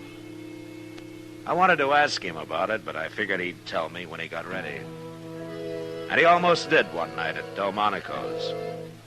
Doc and I had finished supper and were sitting there talking when Tilda walked up. Evening, Marshal. Yeah. Doc. Well, hello, Tilda. Won't you have a chair, Tilda? Oh, thanks, Marshal. Oh, where's Cam? I'm waiting for him. He told me to meet him at 6 o'clock. Oh? Well, you can have our table. We're all through. Oh, I thought maybe you hadn't started yet. Well, Doc likes to eat early. I guess he's afraid there won't be anything left if he isn't the first in line. Oh, anything. Oh, now that's a lie, of course. I eat early because I get hungry early. It sounds like a simple enough reason. Yeah, and also because I like to go to bed early, when I can, like tonight. So, if you'll excuse me. I'll stay with Tilda till Cam shows up, Doc. Fine, fine. Goodbye, Tilda. Bye, Doc. Hello, Pike. Hello. That's funny. Oh, what? Lonnie Pike just stood there, took a look at us, and then left. Well, Pike doesn't exactly approve of me. I don't like him, Marshal. I wish Cam had never hired him. Well, he hasn't caused any trouble so far. I wouldn't trust him any further than I would a Yankee. Well, I guess you couldn't put it much stronger than that, could you? Oh, I'm sorry. Well, I just naturally thought you were from the South, Marshal. Well, you can't offend me, Tilda. I've lived almost everywhere. So has Cam, I swear. I get the idea sometimes he couldn't have spent more than a night in any one spot. He's been so many places. Cam was quite a wanderer before he met you. Well, he worries me sometimes, Marshal. Oh? Why is that? Oh, I can't tell you now. What? Oh, Hello, Cam. What are you doing here, Tilda? What? I said, what are you doing here? I'm waiting for you. That's so. Of course it's so. What are you talking about? You're supposed to be waiting for me at the Alacran. Oh, my goodness. I guess I wasn't listening. I just naturally thought you said Delmonico's. Uh-huh. Oh, Cam, now that you've found her, why don't you sit on? I'll be at the Alacran, Tilda, when you're finished. Cam? Don't worry, Marshal. I'll explain it to him.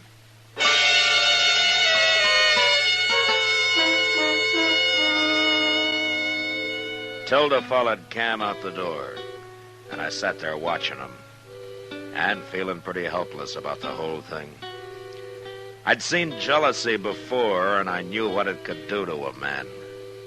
But somehow I'd never been mixed up in it personally. And I didn't like it now that I was. But I figured the only thing to do was forget it. And I did. Until the next day. It was along about dusk, and I was riding back to Dodge from a trip I had to make out to the Chatsworth place. At the edge of town, I caught up with two other riders, Kitty and Tilda. So I rode along with them.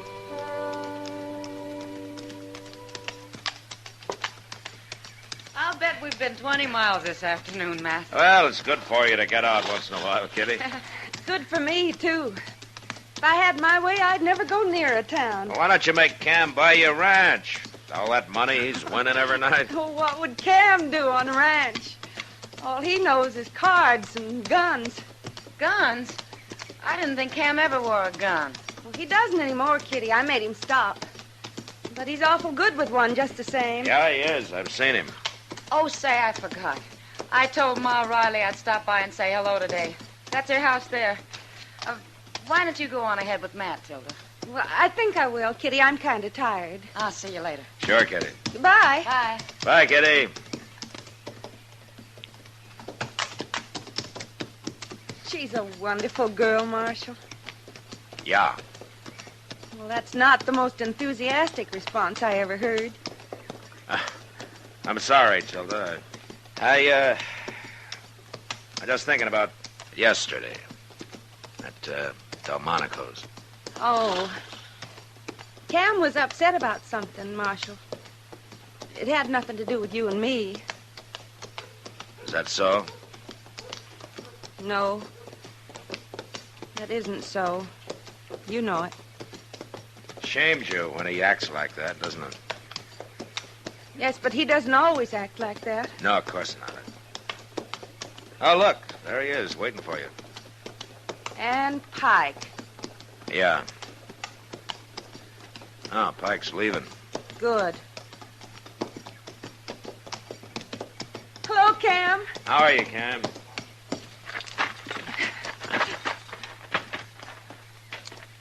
We sure had a long ride. Nearly 20 miles, Kitty said.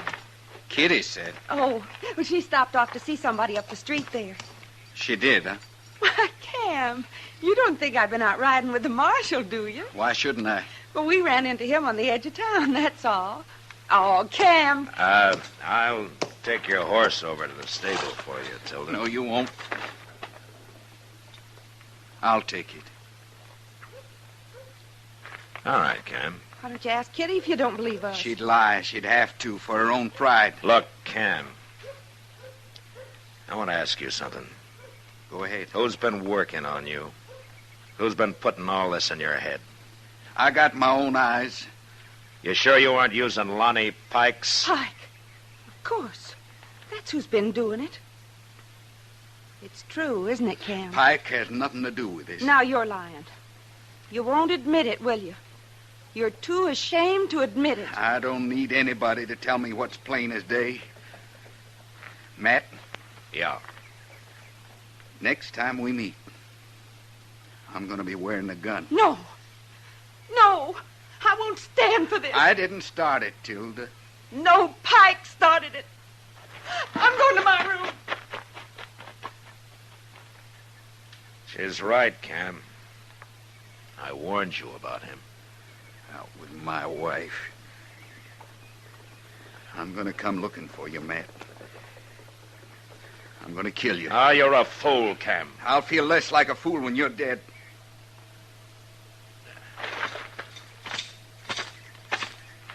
Where'll you be, Matt? I'm easy to find.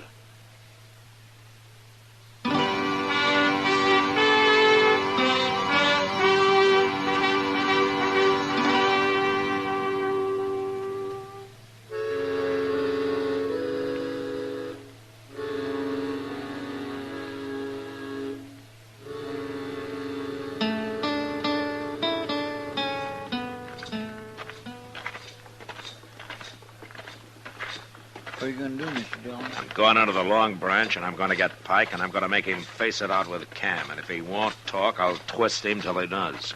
That's the only way to do it, I guess. Hey, wasn't that Cam's wife just went in there? Huh? Oh, I wasn't looking, Chester. Well, I was, and I know it was her. Now, what would she be doing in the Long Branch? I don't know. Come on.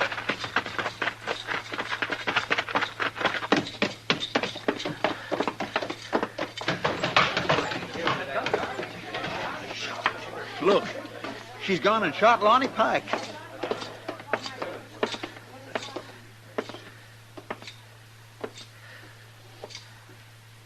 Give me the gun, Tilda. Take it, Marshal. Why did you do this? I had to. He ain't dead, Mr. Dillon. I'll get some help and carry him over to Doc's, Chester. Yes, sir. Hey, a couple of you men give me a hand here, will you? I've got to arrest you, Tilda. Of course. I shot him, didn't I? Let's go.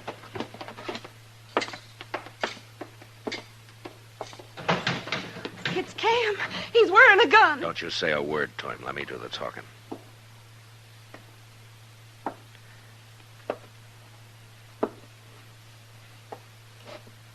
What happened? There's nothing to worry about, Cam. He's taking you to jail. I said there's nothing to worry about. Marshal! Why'd you do that? Why'd you hit him? I need a couple of more men over here. Well, at least you'll have some company now, Tilda.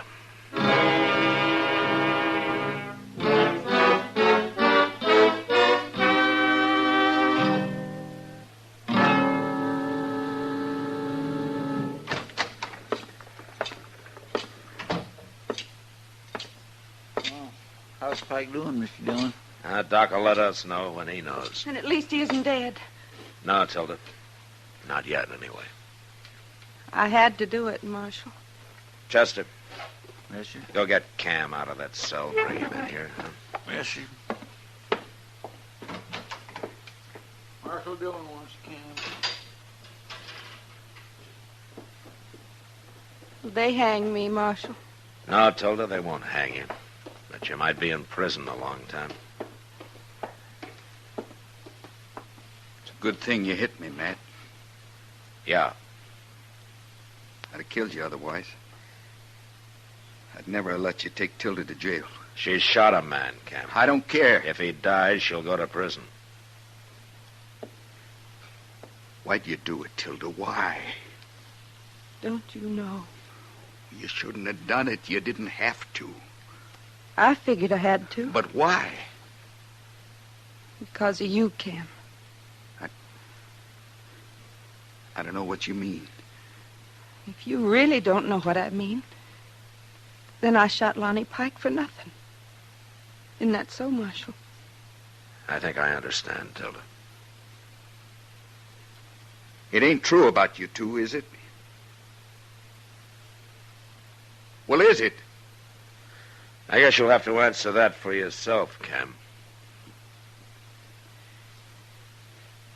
Pike.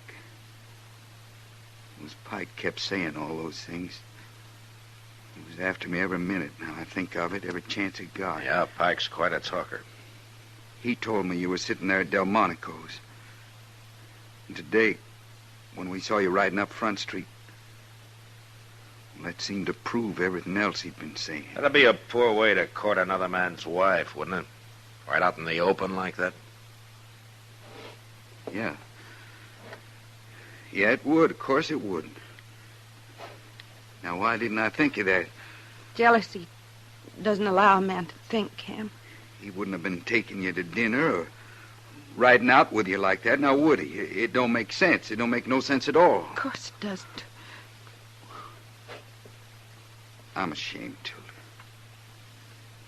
I'm an awful fool. Being ashamed won't hurt you. Providing you remember it next time you start thinking that way.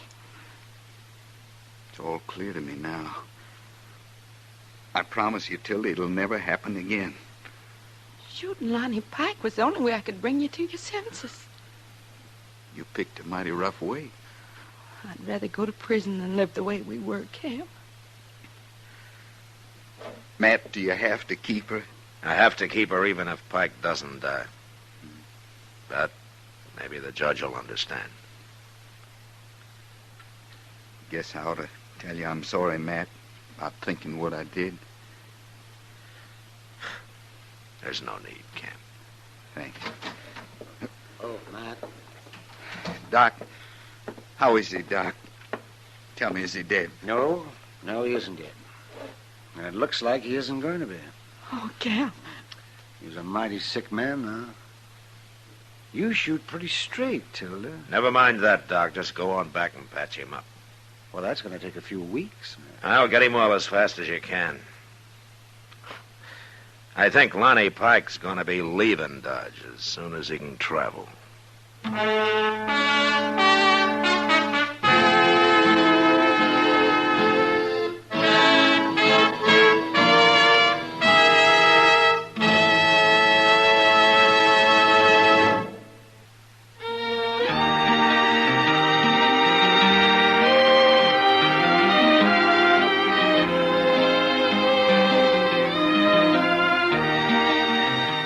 Gunsmoke, produced and directed by Norman McDonald, stars William Conrad as Matt Dillon, U.S. Marshal. Our story was specially written for Gunsmoke by John Meston, with music composed and conducted by Rex Corey. Sound patterns by Tom Hanley and Bill James. Featured in the cast were Vic Perrin, Virginia Gregg, Harry Bartell, and Don Diamond. Parley Bear is Chester, Howard McNear is Doc, and Georgia Ellis is Kitty.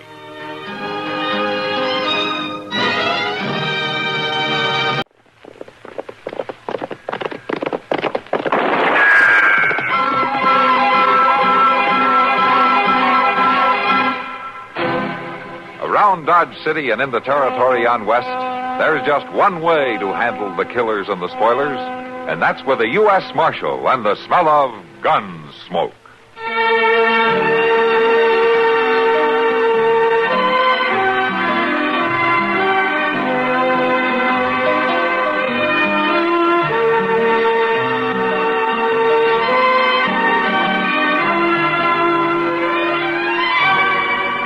Gunsmoke, starring William Conrad, the story of the violence that moved west with young America, and the story of a man who moved with it. I'm that man, Matt Dillon, United States Marshal. The first man they look for and the last they want to meet. It's a chancy job, and it makes a man watchful and a little lonely.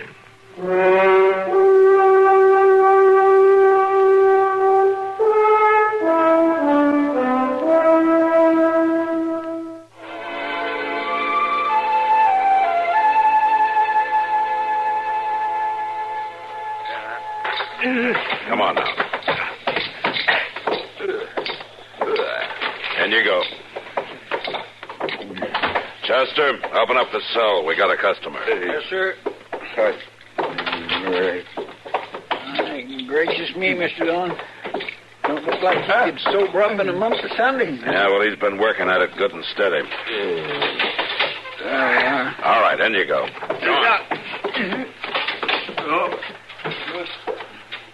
Know who he is, Mr. Dillon? No, I don't think I've ever seen him before. He wasn't in any shape to tell me his name. I ain't sure he'll ever remember it, the way he looks. Well, we'll give him time to recollect.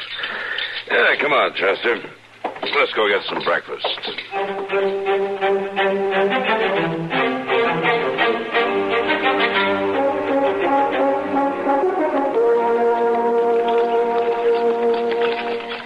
Oh, you sure did a good job there, Doc.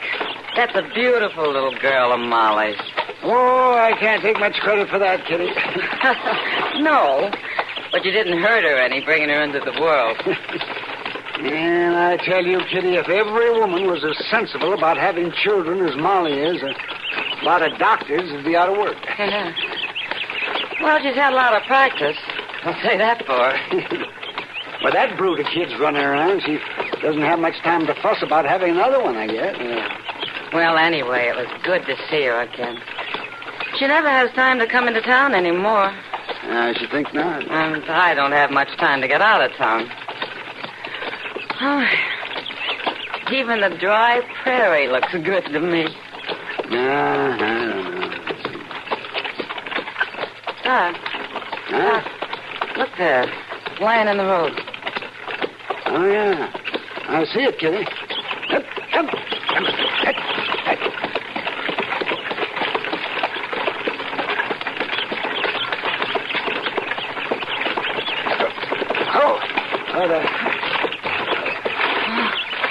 What? It's a woman.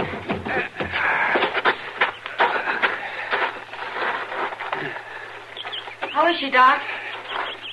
Is she alive? Oh, great Scott. Doc, what is it? Well, she's got a baby, Kitty. She was almost lying on top of a baby. A baby?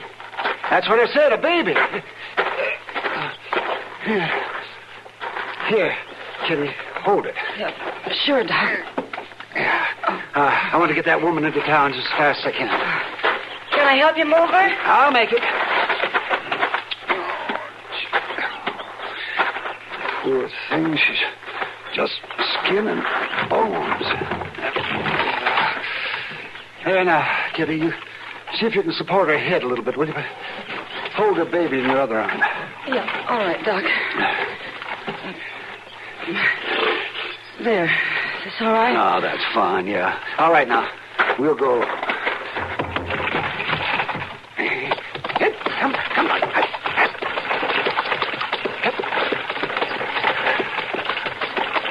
Doc. Yes, Kitty? Did you call this her baby? Well, sure I did. She was holding it so close she was nearly smothering it. I don't think the baby is hers. Oh, what kind of foolishness is that? She's a white woman, isn't she? Well, you can see for yourself she's a white woman. Well, I just got a good look at the baby's face. It's an Indian baby, Doc. Indian? Here, let me have a look at it. By George, Kitty, I believe you're right. Well, sure I'm right. Well, no matter. We'd best get the both of them back to town. So come on. Up.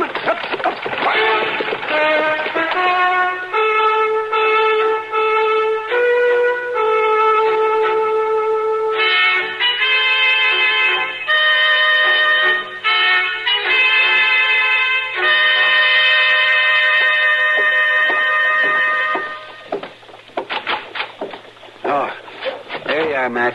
Where did you expect me to be? Well, I never expect to find you in your office, I'll tell you that.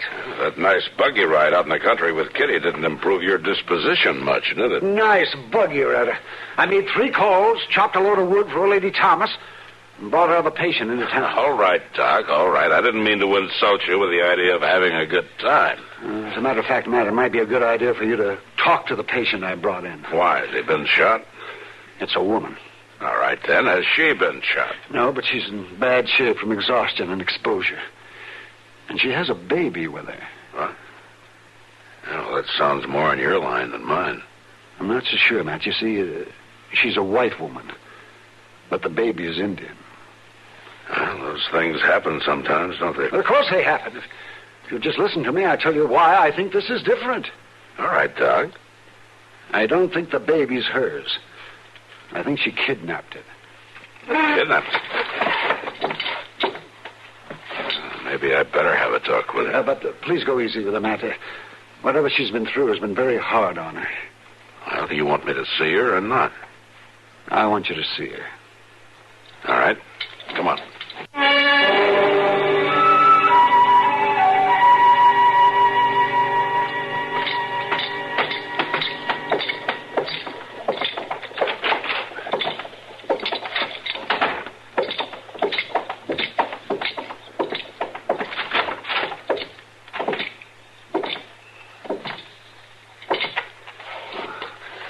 right, Matt. You can talk to her. Well, looks like she's asleep, Doc. I don't think so. Go ahead and try. Huh? All right. Ma'am? Ma'am? I'd like to talk to you, ma'am. I'm the marshal. It's about the baby. My baby. My baby. That's what I'd like to know about, ma'am. The baby. Where is he? Give him to me. It's all right. It's all right. He's right here. Oh. No.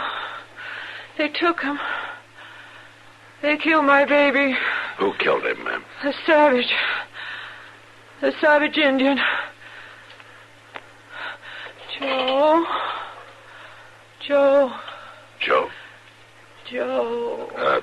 Doc, you know who Joe is? Well, I think he must be her husband. The way she keeps calling his name. Yeah. Ma'am, where is your husband? Joe. Joe. Where is he, Joe? Run off. Joe run off. Baby. My baby. Give him to me. This isn't your baby, is it, ma'am? They killed my baby. I know, but this baby. Where did you get this baby? A woman needs a baby. Give him to me. I'm going to give him to her, Matt. It'll make quiet her and bring her out of this. All right, Doc.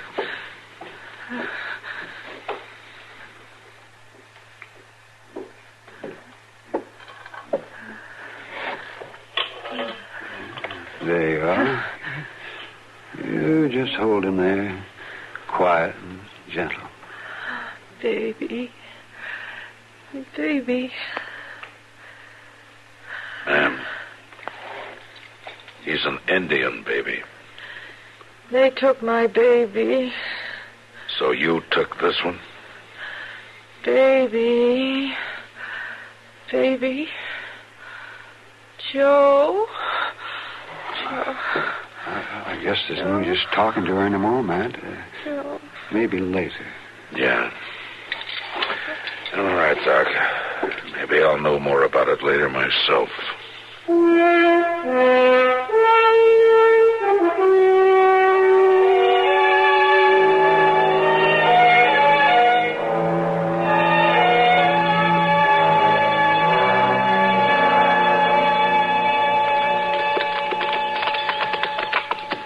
It's all right with me, Mr. Dillon, riding way out here and all that.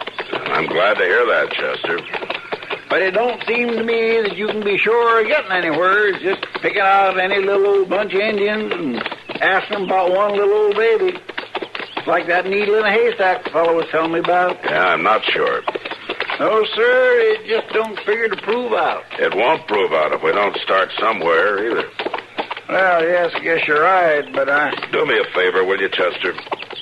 Well, sure I will, Mr. Dillon. I'd be proud to. Just keep your doubts to yourself until I get through here, will you? Yes, sir, I sure will. All right. Now, we'll leave the horses here. All right, sir.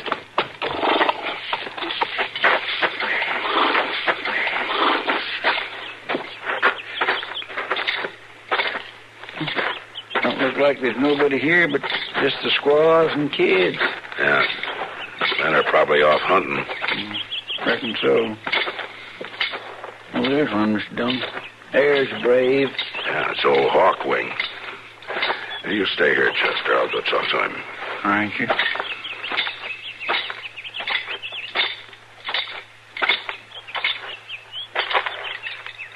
I've come to talk, Hawkwing. It is well. Sounds like you want to talk to me, too. It is well the marshal comes before the young men return from hunting.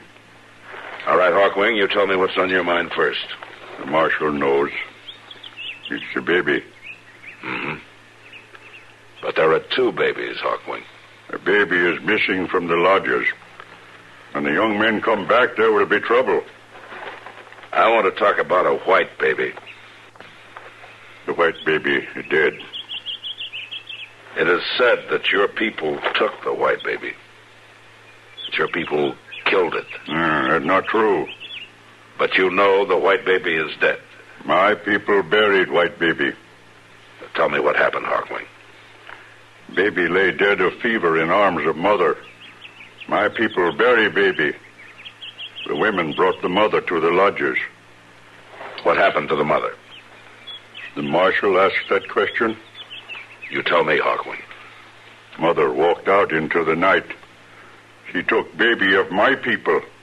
You know this to be true? I know this to be true. All right, Hawkwing. I was afraid it might be.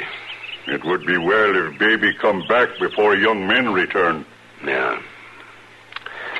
I think you may be right about that.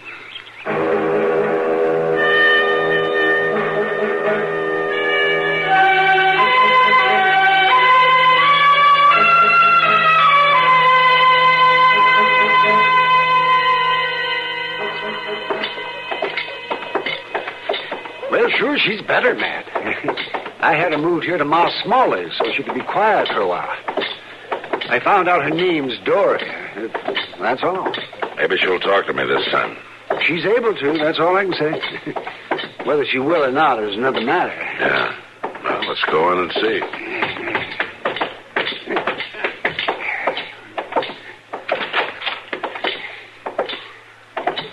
Ma put her in a room on the first floor. Here it is.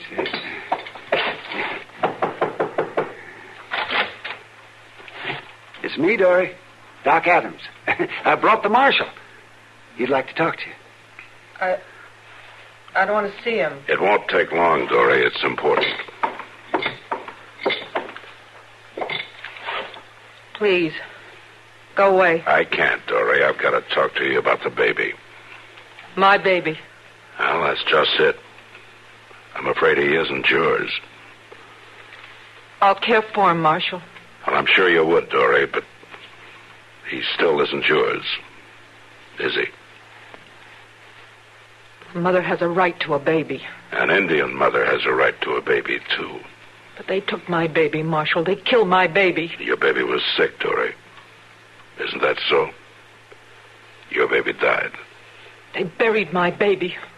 The savages buried my baby. The Indian women were trying to help you.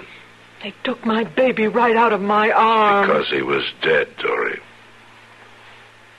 Now, you really know that, don't you? Don't you, Dory? Doc? Go ahead, Dory. It'll be better if you face up to it. I guess I know it, Marshal. But the fever and all... Yes, I know you've been sick. And that may save your life. What do you mean? And the Indians may be willing to let it go at that when they get their baby back.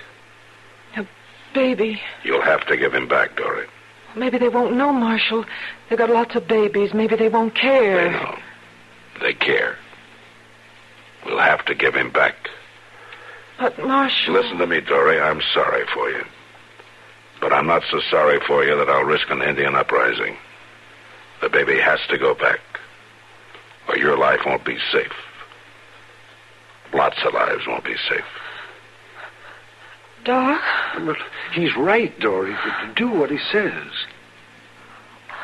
Can I have him just tonight, Marshal? And you take him in the morning? And I guess that's all right, Dory.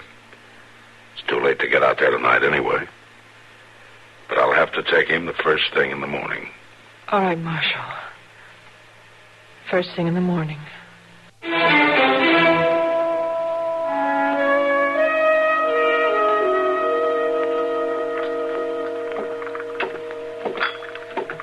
Here's your coffee.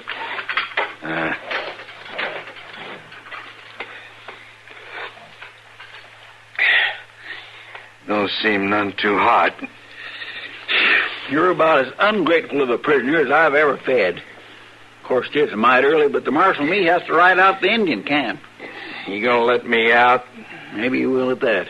He's got an awful lot on his mind over that woman and her baby. I've been locked up long enough. What woman you talking about?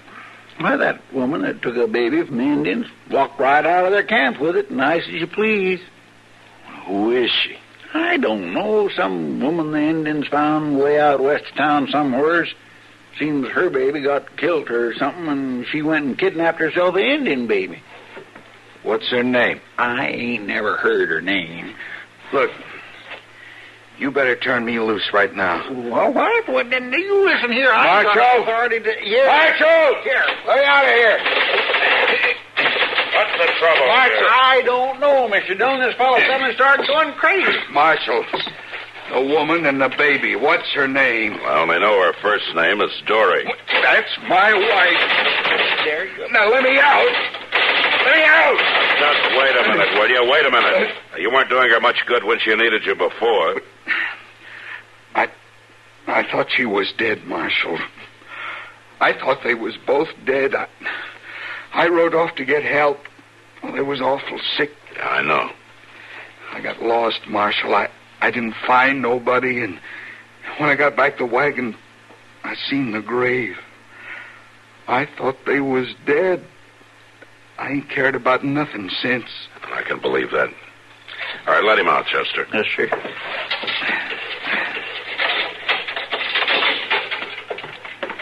Tell me your name. Joe Dance. Well, Dance, your wife needs you pretty bad right now. I think you better go to her. Oh, I sure want to do that, Marshal. Where is she? Well, Matt! Matt! I'm in the back here, Doc. Yeah, what is it?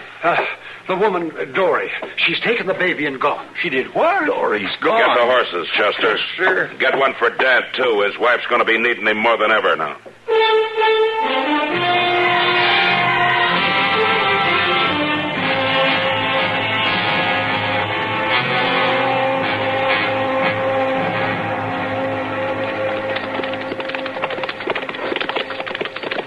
I'll say this for her, that woman can sure drive a buggy at a good clip. Dory can drive, all right. Let's just hope she can drive fast enough this time. You think she might be able to get away, Mr. Dillon? If the Braves haven't come back from hunting, she might have a chance. Marshal? Yeah, Dan. If the Indians get her with that baby, what'll they do to her? I don't know. They have their own laws. I don't know what they'll do. Mr. Dillon, look yonder. The buggy. Yeah.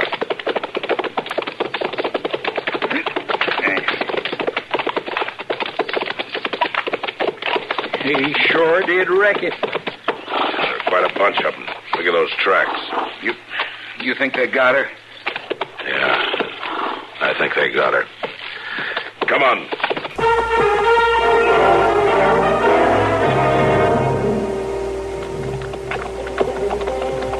Braves is sure back all right, Mr. Dillon. Look at them horses. Must be a couple dozen. Yeah, they're back all right. Do we go in shooting? You were born with more sense than that. We go in shooting, we're dead as soon as we get there. Well, how do you figure it then, Marshal? We walk in as quiet as we can and hope we can get out the same way. Let's leave the horses here.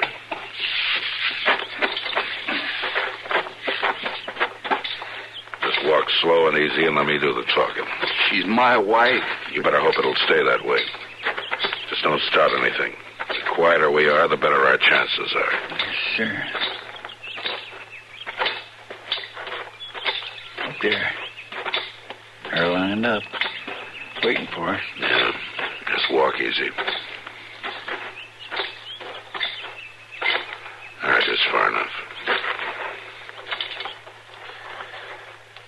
I've come to talk with Hawkwing. Send for him.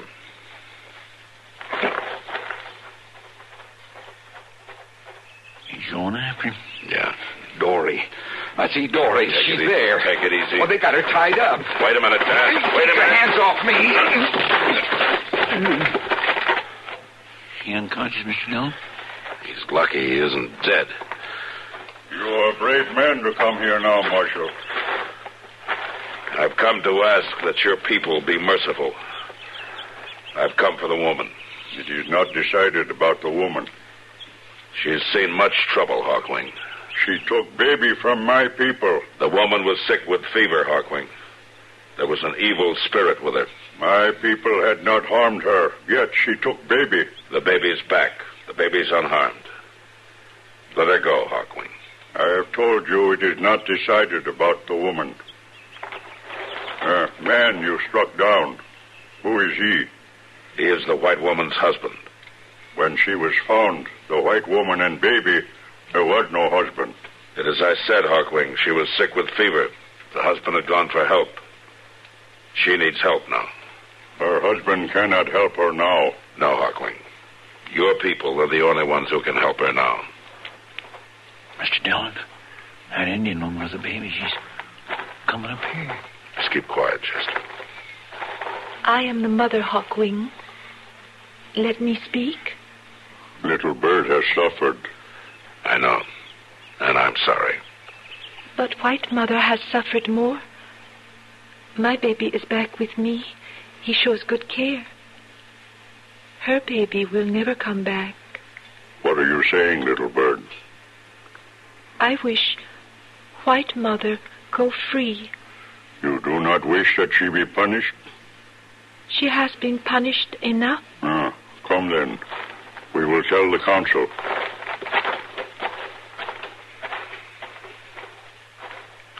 You think they will set her free, Mr. Dillon? I think they will, Chester.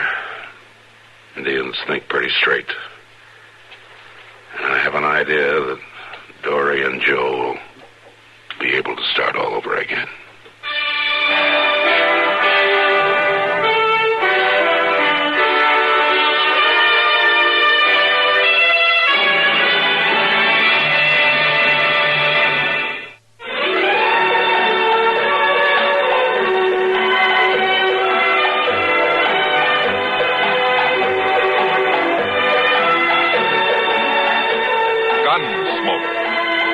And directed in Hollywood by Norman Macdonald, stars William Conrad as Matt Dillon, U.S. Marshal. The story was specially written for Gunsmoke by Marion Clark, with editorial supervision by John Meston. Featured in the cast were Gene Bates, Ralph Moody, and Vic Perrin. Harley Bear is Chester, Howard McNear is Doc, and Georgia Ellis is Kid.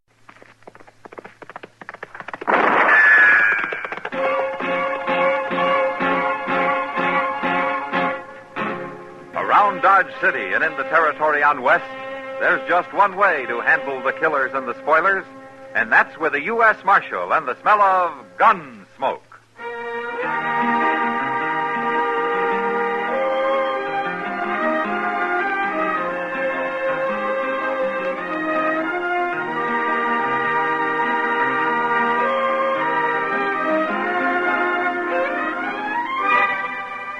Gunsmoke, starring William Conrad, the transcribed story of the violence that moved west with young America, and the story of a man who moved with it. I'm that man, Matt Dillon, United States Marshal. The first man they look for and the last they want to meet. It's a chancy job, and it makes a man watchful and a little lonely.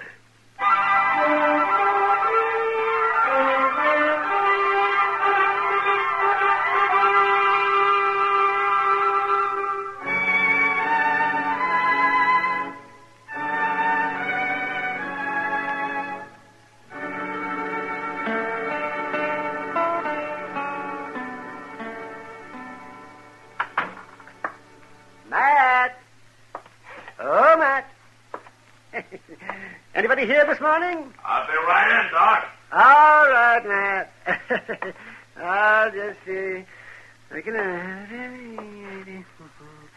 Oh, the girls, they grow so tall in Kansas. The girls, they grow so tall in Kansas. The girls, they grow so tall, and the boys, oh, they love them all. What's this?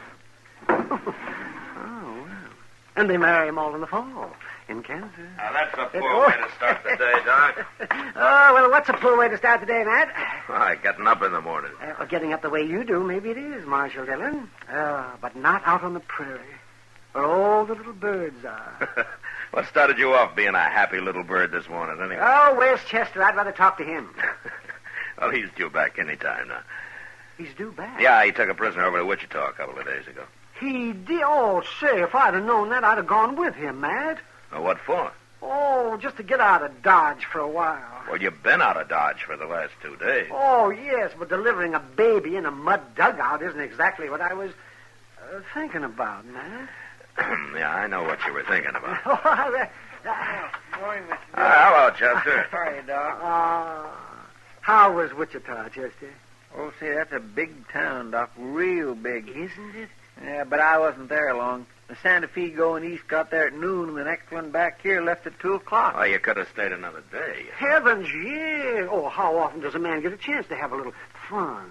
Well, I would have, but the sheriff there had some news he wanted me to tell Mr. Dillon. Some news? Yes, sir, it's about the Carp brothers. They've been hanging around Wichita the past month, and then they left. The sheriff said he heard they're headed this way. I didn't even know the Carp brothers were in Kansas. I thought they worked the Dakota Territory. Well, that's what the sheriff said, but they must have got drove out. Anyway, he said they was awful broke and hungry looking, but as long as they didn't try nothing there, he left them alone. Bank robbers, aren't they, Matt? Yeah, so I've heard, Doc, but nobody's caught them at it yet. Well, we'll catch them if they come to Dodge. Yeah, maybe. But they could be here right now. How come the sheriff didn't send me a telegram, Chester? It'd have been a little faster, wouldn't it? Well, I don't know. I didn't think to ask him. Yeah, I think I'll go down to the bank. I'll be back directly.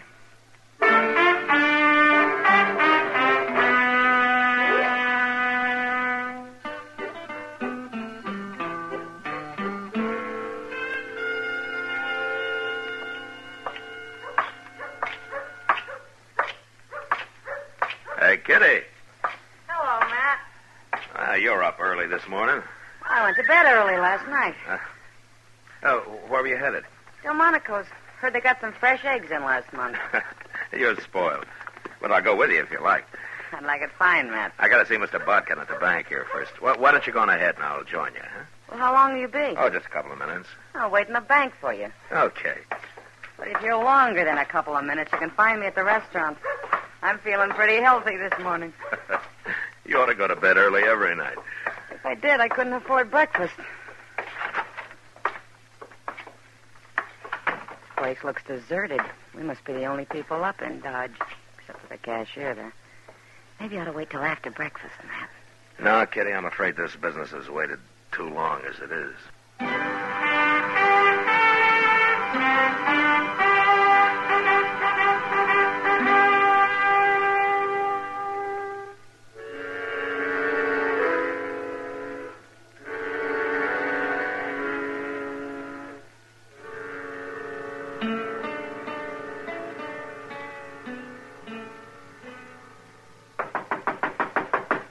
Come in.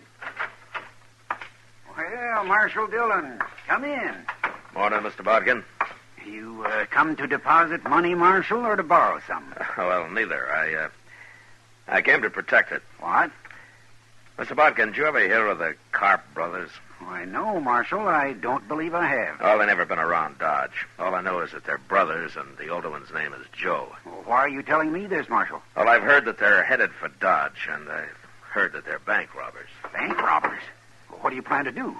Well, I can't hire deputies until after a crime's been committed, Mr. Bodkin, but if you'd like to, it might be a good idea to let a half a dozen of them or so loaf around here for a while. Certainly, Marshal. I don't mind a little expense. What's that? That's them now. Where's my gun? Don't shoot, or we'd kill the woman. They got Kitty. We're not shooting. They'd kill the cashier. Hank, get around there and start filling that sack. Yeah. All right, lady. You walk in front of me. Either one of you tries something, she dies. He's coming this way, Marshal. Shoot him. Don't be a fool. Kitty's in the way. Besides, he's got a gun in her back. They're robbing my bank. Shut up. And I'll shoot him. Kitty's on the other. My hands are up, mister. He was going to shoot. Now, that was smart of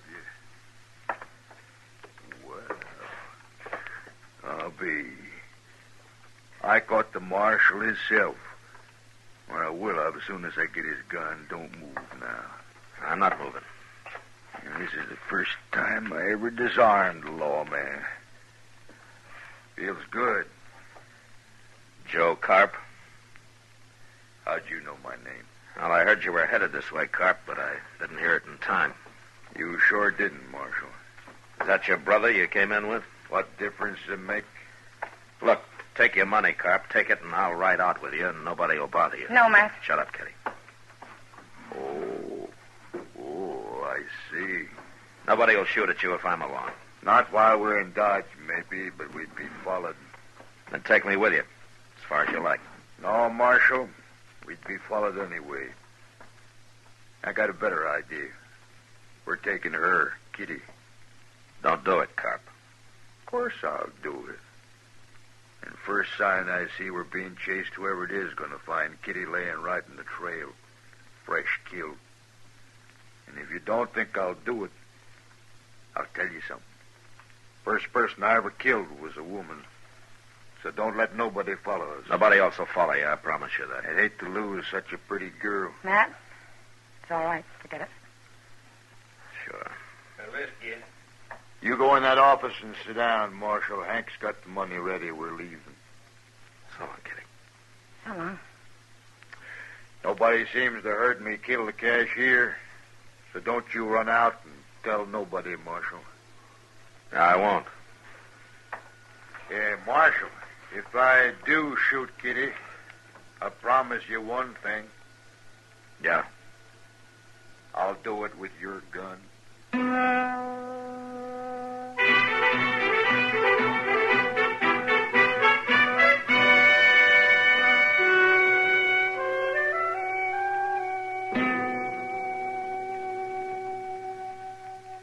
Mr. Dillon? Yeah, what, Chester? You think they'll give her any breakfast? No. People don't need much food, Chester. They can go for days without any at all. Well, I know that, Doc, but Miss Kitty just ain't used to it. It's water people need. They'll have water. They will if they took any with them. It's mighty dry out on the prairie this time of But year. it's not that dry. Any fool can find water sooner or later. Sure, if he follows a buffalo herd long enough, about a week, maybe. There's other ways, Chester. Like what? Ever hear of a divining rod? Oh, for land's sake. What's outlaws doing with divining rods? I wasn't talking about outlaws. What was you Well, I was talking just about? talking. Can't a man talk Just around a here? Yes, sir. I guess we waited long enough. They must have covered 3 or 4 miles by now. Yes, sir. Is everything ready? Well, everything I could think of, Mr. Dillon. All right, let's get going then. Well, good luck, Matt. Thanks, Doc. Keep an eye on things. It may be a long time before we get back.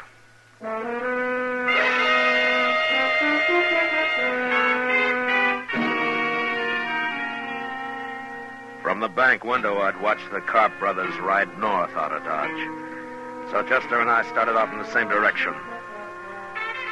On the other side of the Arkansas, we picked up their trail and followed it easily all morning.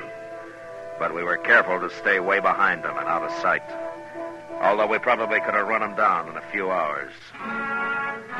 That was the hardest part of it. Forcing ourselves to hold back. Go slow.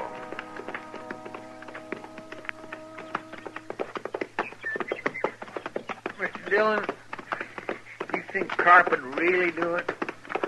Do what, Chester? You know. Do you?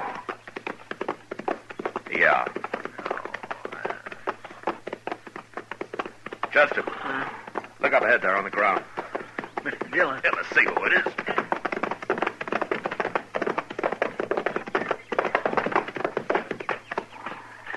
It's a man, Mr. Dillon, some cowboy. He's been shot. Bring your water back. Yes, sir.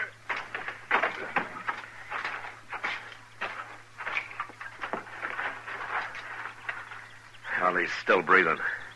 Yeah, pour a little water on him, huh? Yes.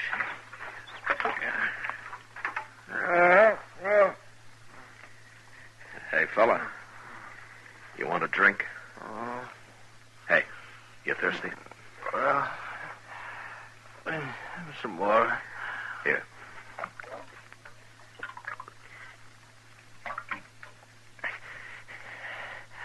Who are you? Marshal Dillon from Dodge. Tell me what happened, huh? Them two men and that girl, it was... Hold my head up, Marshal. Is that better? Yeah, full of blood, Marshal. They hurt me bad. Yeah. Blaine is my name, Blaine. Oh, What happened? Them two men, Marshal, and I know that girl oughtn't to be with him. I could tell the way she looked at me. You're after him, ain't you? I'm after him. Well, I seen him, and I rode up, and I asked them who they was. They didn't like that, Marshal. No. I knowed something was wrong with that girl and all, but I ain't no gunman. They shot me right out of my saddle. Both of them to once. We'll get him, Blaine. If that's any help to you. Well, it don't matter now. That girl hadn't ought to be with him. Could you hear them? Did they say anything? Yeah. Something about a cabin, but I don't know where. Yeah. Look, Blaine, my partner here, Chester, he'll stay with you. Sure will. I'll take care of you, Blaine. Oh, thanks, but it won't do no good. You better go off and help catch them fellas. I'll handle them. Take whatever you want off my saddle, Chester, and get a fire going here. Yes, sir. You'll be fine, Blaine. So long.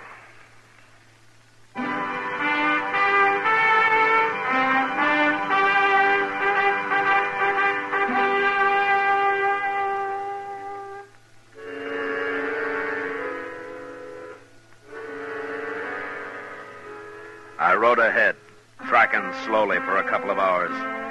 Then I saw a dust cloud behind me. I stopped and waited. It was Chester. He rode up and looked at me for a moment. Then, without saying a word, we continued on the trail across the prairie. We traveled in silence until dark. And then we saw a cabin.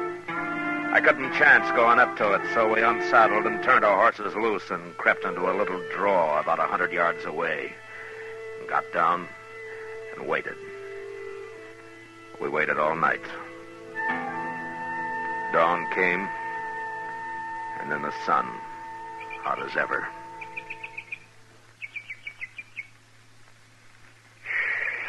Ain't they never coming out of that cabin, Mr. Dillon? Sooner or later, Chester.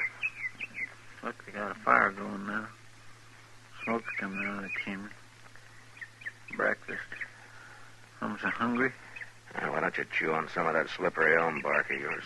Slippery elm don't fill your belly. Well, a man can get along without food, Chester. Like Doc said. Miss Kitty's going to get something to eat. Yeah. Mr. Dillon, what in the world are we going to do?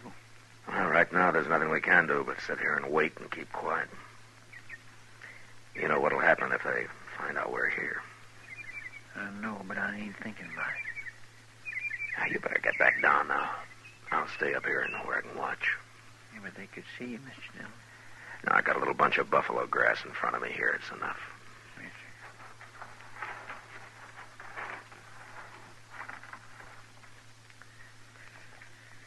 sir. Getting hot.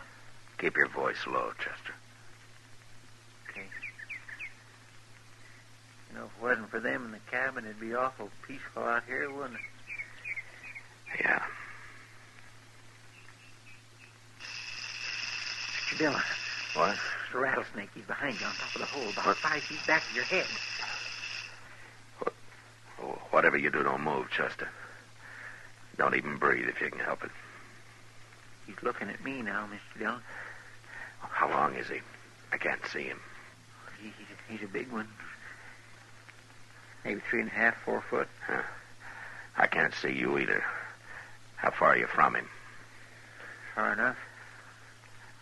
Unless he uncoils, moves up. Well, just keep very still. They go away. He ain't about to go away. What, did you move?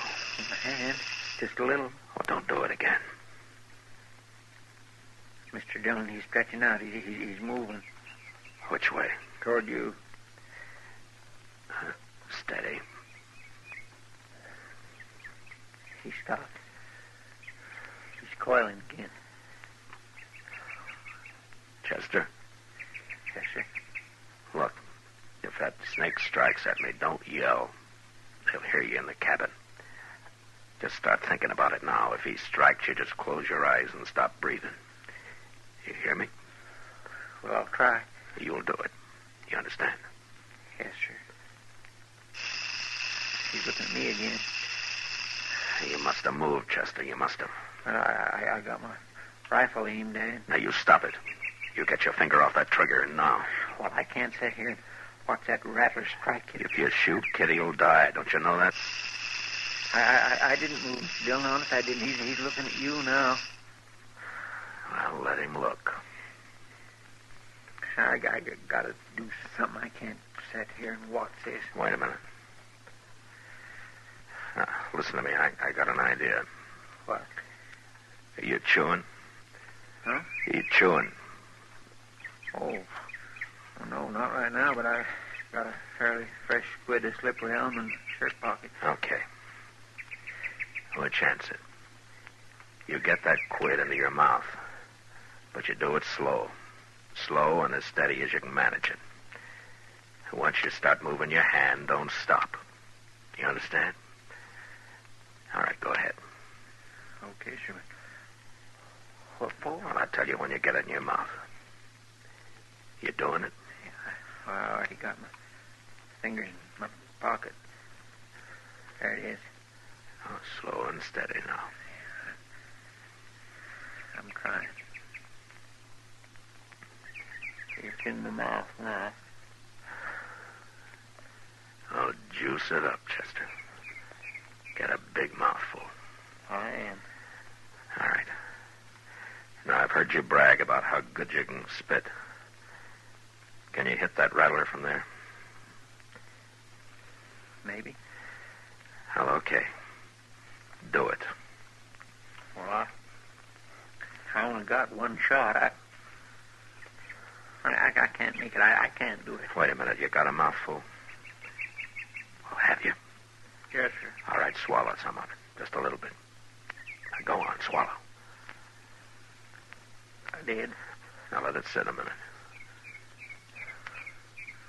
How's it feel? Like whiskey. Raw whiskey. All right. Now take your time. Make a move. Make him look at you. And then splatter him right in the eyes. Okay. Go ahead. Snake. Hey, snake. Look. I got him. Mr. Dillon. I got him. He's leaving. There it goes. He's gone. It worked.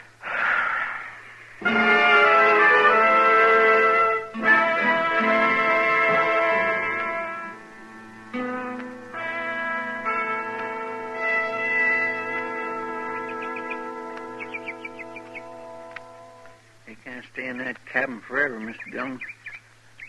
They'll die of the heat cooped up in there. It's only about 10 o'clock, Chester. My, I hope they gave Miss Kitty some breakfast. Now the door's opening. They coming out? Get your rifle. Easy now. It's Miss Kitty. Yeah. It's Joe Carp behind her. Now, there's his brother. They're all outside now. What are we going to do? We're going to kill him, Chester. You mean just shoot him down from here, cold-blooded? How would you want to do it? I'm ready, Mr. Dillon. All right, then take the one on your side. That's the brother. I'll take Joe. Kitty's standing awful close to it. Yeah, she is. Now, when I say hold your breath, you do it. And then count to yourself. 1, 2, 3.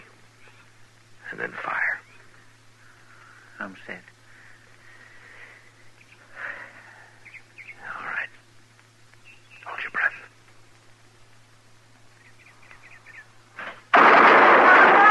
All right, let's go. Chester. Get back inside, Kitty. Joe Carp's still alive, Mr. Dillon. He's reaching for his gun.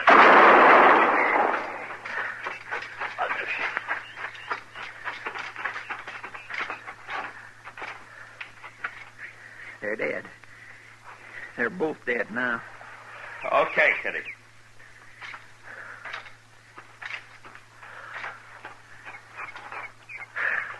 You all right? Good to see you, Matt. You too, Chester. You all right, I said? Shot them down like dogs, didn't you? Yeah, you bet we did. Thank you, Matt.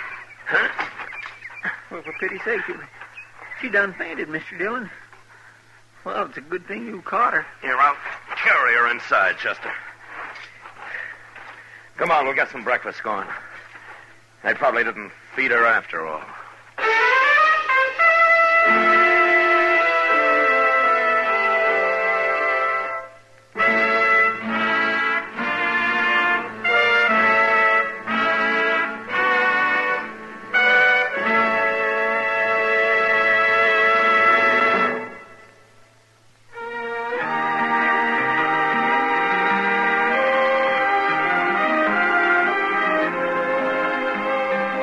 Gunsmoke, transcribed under the direction of Norman McDonald, stars William Conrad as Matt Dillon, U.S. Marshal.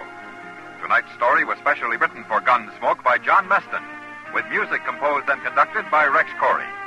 Featured in the cast were John Daner, Lawrence Dobkin, and Joe Duvall. Harley Bear as Chester, Howard McNear as Doc, and Georgia Ellis as Kitty.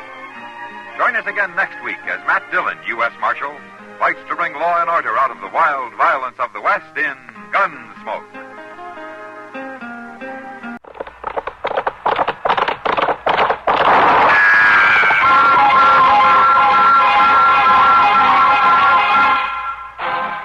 Around Dodge City and in the territory on West, there's just one way to handle the killers and the spoilers, and that's with a U.S. Marshal and the smell of Gunsmoke.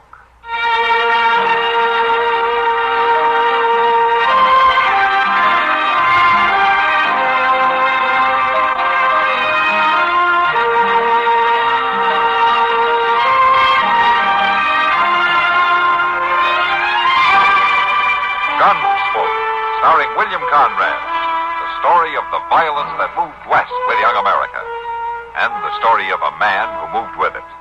I'm that man, Matt Dillon, United States Marshal. The first man they look for and the last they want to meet. It's a chancy job, and it makes a man watchful and a little lonely.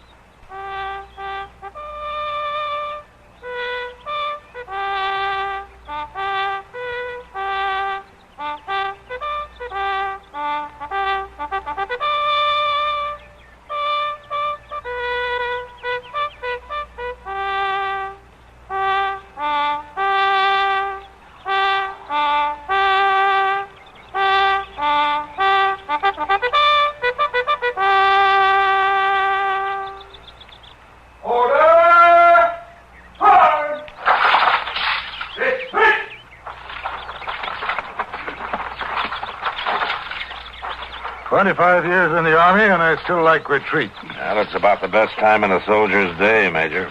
You're right, Matt. For me, too. You have time to eat with us? I'd sure like to, but I gotta get back to town. Sorry you can't stay. Orderly. Sir? Hey, bring out Marshal Dillon's horse. Yes, sir.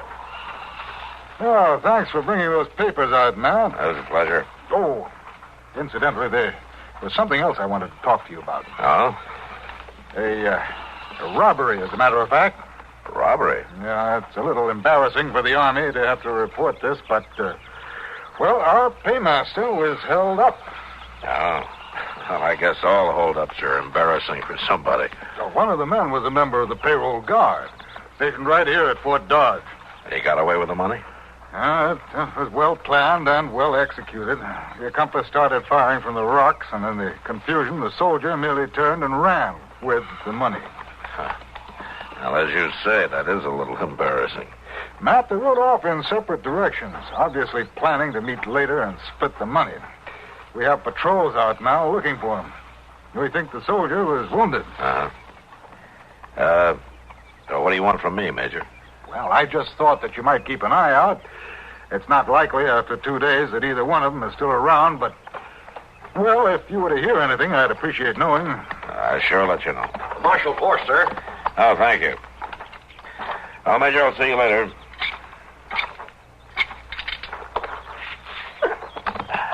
Give my regards to Miss Russell and Chester. Sure will.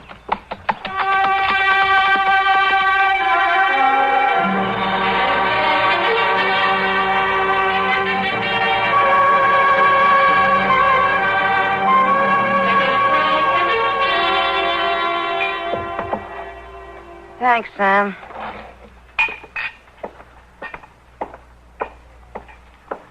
Two beers on the house. Thanks, Kitty. Yes, ma'am, I sure do thank you, Miss Kitty. Well, wait now. I'll hold that chair for you. No need to help me like this, Chester. I'm not an old lady, you know.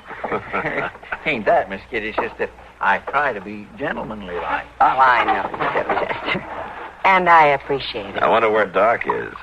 I don't know. Hey, you promised him a free beer, too, didn't you? Yeah, I did. That's not like him to miss out on that. It sure ain't. Well, Doc's not one to neglect a patient for a beer, Chester. Oh, well, now, Miss Kitty, I didn't mean Now, that. it seems to me she's mighty quick to defend Doc, isn't she, Chester? It sounds like... Who's defending me now? From what? I am, Doc, from your friends. Well, friends are the most dangerous of all. Yeah. Sit down, Doc. Well, I shouldn't, but I got to get back to my office now. But I just wanted to see Matt a minute. Well, you've got time for a beer What's anyway. on your mind, Doc? Well, something kind of funny happened, Matt, and I think you ought to know about it. All right. Well, sir, a couple of hours ago, a young fella dragged himself up to my office. He'd been shot in the leg. I took the bullet out for him, and it hurt him pretty bad. Oh, he'd lost a lot of blood. So I told him to lie down in the back room for a while and warned him to take it easy for a few days, not to do anything to start the bleeding up again. Well, what happened? Well, I left the office for a few minutes, Matt. I was expecting some quinine to come in on the stage, you see, and I went down to pick it up. Well, when I got back to the office, he'd gone. He run off without paying you, Doc? Well, that's not the important fact.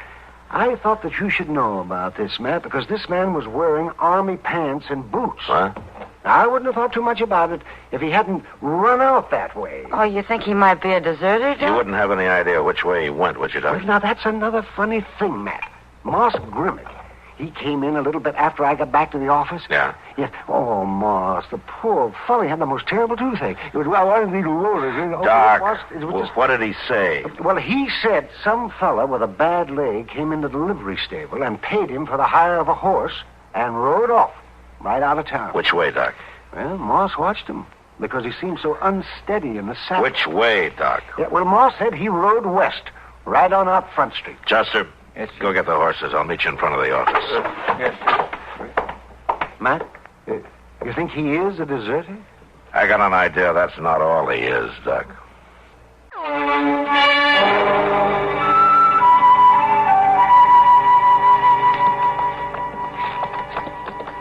It don't look like we're going to come across nothing out this way, Mr. Dillon. The wind last night blowed everything awful bare. Yeah. Well, we'll ride on a little farther just to make sure. I agree you'd think a fellow in the army would have more sense than to hold up the paymaster now, wouldn't you? You figure that's worse than holding up a bank, Chester? Well, sure it is. You can work it out for yourself. This way, every single trooper in the cavalry will be out to get him, taking their pay that way. Maybe you're right. Of course I'm right. There ain't no two ways about it. Now, if it was me running the thing Just like a minute, this, Chester. You see something? I'm not sure. Over there, on the ground.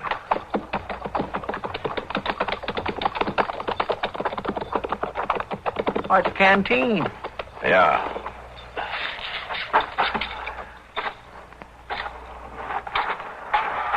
Want me to come with you? No, Chester, you stay on your horse. You find anything? There are some tracks leading to that stream bed. Here's the canteen.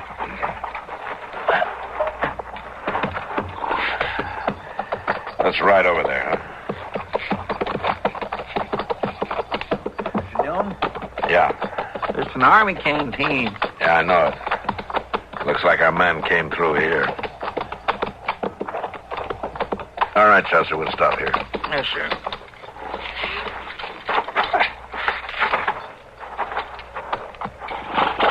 Here, look at these marks. Looks like he fell off his horse. Yes, he did. And drug himself along here. Yeah. He shouldn't be far. Mr. Dillon?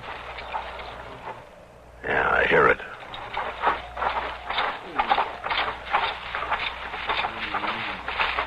Ah, here he is.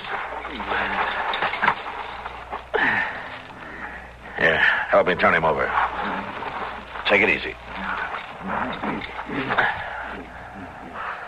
swear he looks awful bad. Yeah. And he's in no shape to travel. He ought to have shelter, too. Mr. Dillon, there's a shack up there, yonder where the creek bends, see? Oh, yeah. We take him there. Go get the horses. I'll carry him out of these bushes. Sure. Oh, you don't need no help? No, it's all right. I got it.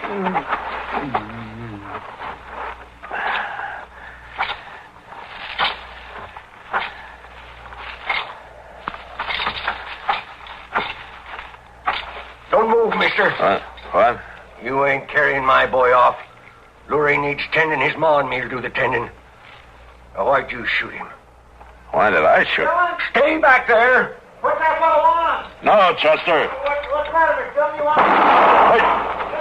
Why you shot him? Why you... Stand still. You crazy fool. Chester! Chester! I'm sorry about that, mister. But you hark now. You don't do what I say, I'll shoot you, too. You're making a big mistake, mister. I didn't shoot your boy. He's wanted by the Army for robbery and desertion. Don't move. Who are you, mister? I'm a U.S. Marshal out of Dodge City. Well, I tell you, Marshal, we Mortons got respect for the law, but you ain't taking Lurie. Maybe you didn't shoot Lurie, but you ain't taking him. Now, just take your gun. All right, now. You walk nice and slow in front of me. You walk easy with the boy. Well, what about him? Him? The man you shot. You're just going to leave him there? Well, I don't like to do that, Marshal. I don't for a fact, but I got to take care of my own first. Now, start walking, Marshal. Nice and easy. I'm not going to leave him lying. You ain't rightly got no choice, Marshal. Not right now. Maybe you act nice, you can come back and get him. Go on now. Carry my boy home.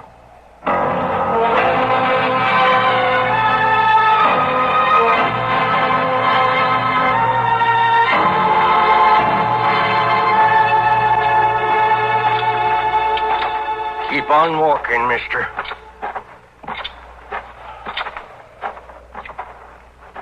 Oh, Maddie, come on out.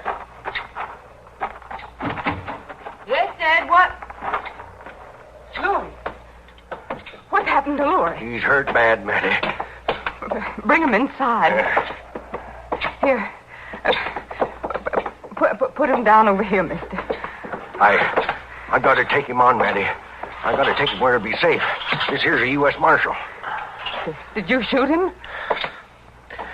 No, ma'am. I didn't shoot him. He was shot running from the Army. And they're after him, too. They'll be coming sure. He'll never make it.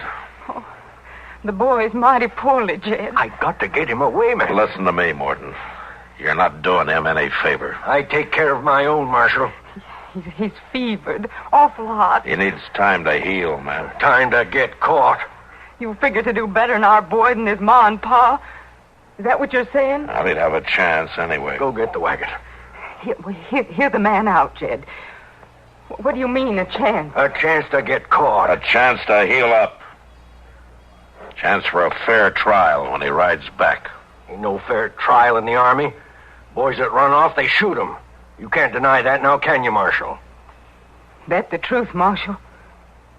You listen to me, ma'am. If he keeps running, they'll shoot him for sure. Got to catch him first. Now, go on, Maddie. You sure, Jed? Ain't no other way, I tell you. They ain't going to give the boy no fair trial. I'll have to follow you. You ain't following nobody. Might as well find out now. Maddie, here, take the gun. You know how to use it. You shoot him if he tries anything. All right. What about my friend lying out there? What's he talking about, Jed? I shot the fella he was traveling with.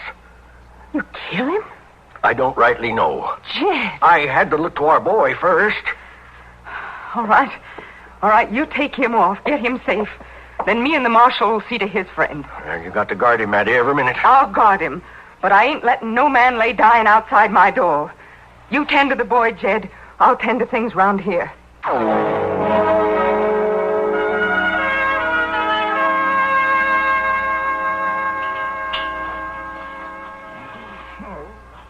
Mr. Dillon? Yeah, Chester. Yeah, it's going to be all right now. I ain't... He's fainted. That wound needs a lot of dressing. Yeah. Now, look, it ain't likely I can do no good for him unless I put this gun down. No, I guess it isn't. A U.S. Marshal give me his word. I'd take it. His word about what? His word that he wouldn't do nothing foolish, like trying to wander off or shoot me with my own gun while I was tending his friend. I haven't shot many women. I don't expect you have. Just give me your word, Marshal, that you won't make no moves against Lori till I take up this gun again. Well, you don't give me much choice, do you? I could have seen that you was tied up. All right, Mattie. It's a bargain. But just until Chester comes out of it. That'll do. Now, you go fetch me some water and set it on the stove. I'll get to work.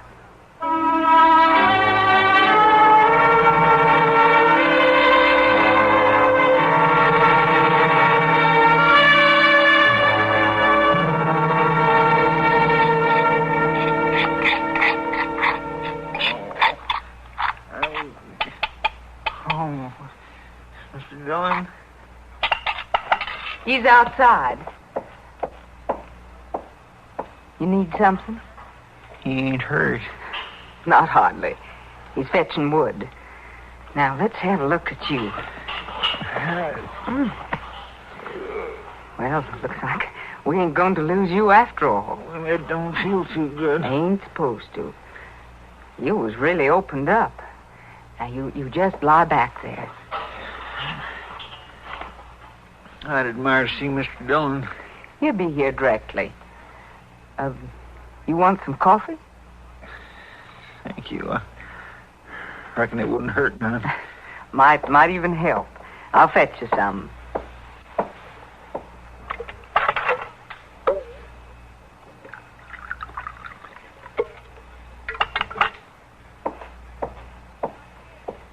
Here. Now, I put my arm under your head like this.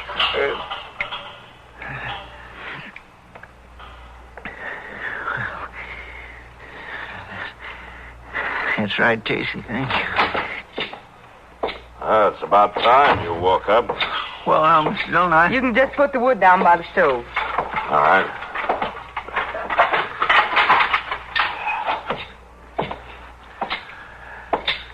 Well, how you feeling, Chester?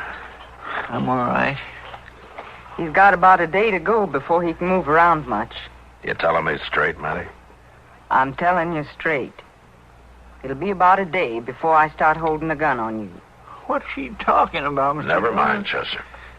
Well, if we're in any kind of a fix, I could get up No, right now. You just lie quiet. You ain't in no trouble. Somebody's coming. Yeah.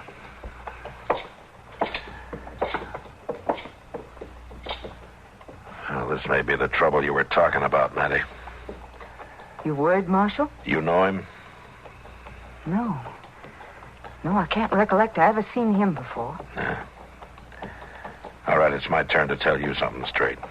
Don't try no tricks, Marshal. This may be the man who got your boy into trouble, the one who got him hurt. How'd you know? Well, there were two of them. They split up. I figured they'd meet later. You ain't trying to fool me. It wouldn't be smart to fool me about my boy. You just let him in. You talk to him. I'll be in the back room. I could still shoot you, Marshal. Remember that.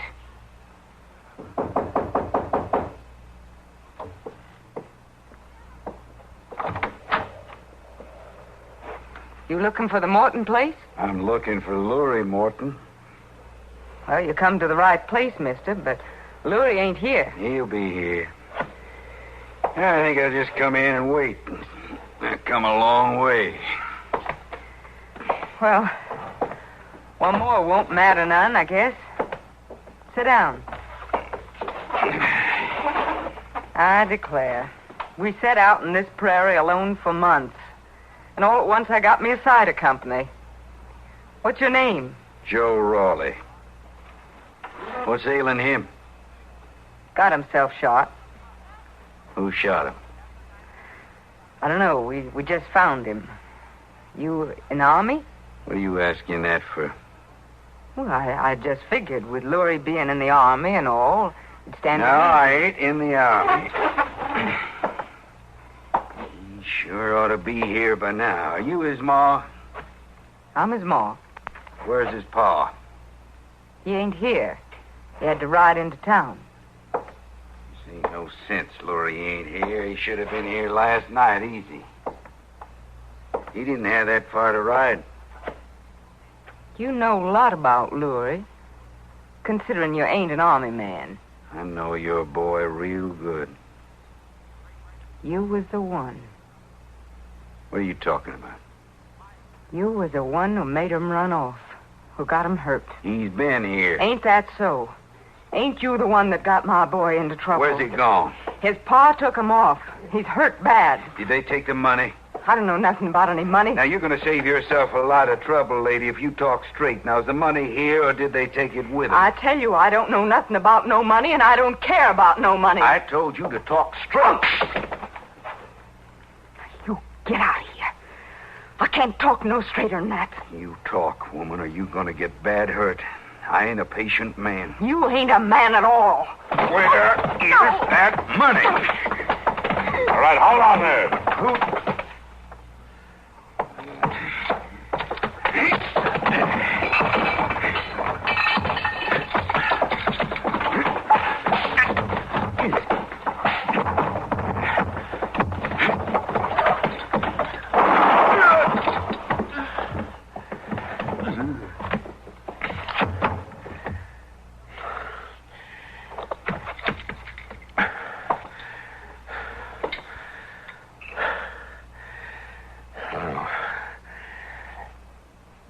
Your husband was right, Mattie.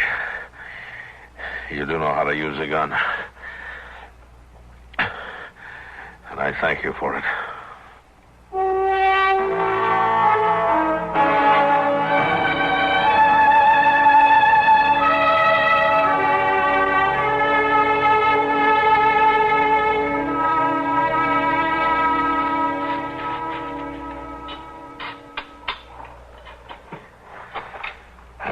That takes care of it. Well, thanks for helping with the burying, Marshal. Sure. I ain't going to forget this sight, never. I killed a man. It's a terrible thing, Marshal. Yeah, but you saved a life. I just don't know how it all come about. Things just happen, that's all. My Jed and I was always peace-loving folks. We was always on the side of the law. I believe that. And just look what come about. Our boy running off. Jed shooting your friend. Me killing that man. It don't prove out, Marshal. It just don't prove out. But I know what I'm going to do now. What's that? I'm going to give you your gun. Yeah. Mattie, I'm going to have to go after him. I know that. You'll have to go after my man and my boy.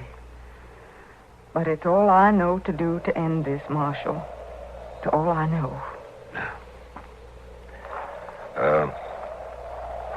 Chester's gonna need... I'll take care of Chester, Marshal. If you think you can trust me. Yes, Mattie, I think I can trust you. Now, come on, let's go up to the house.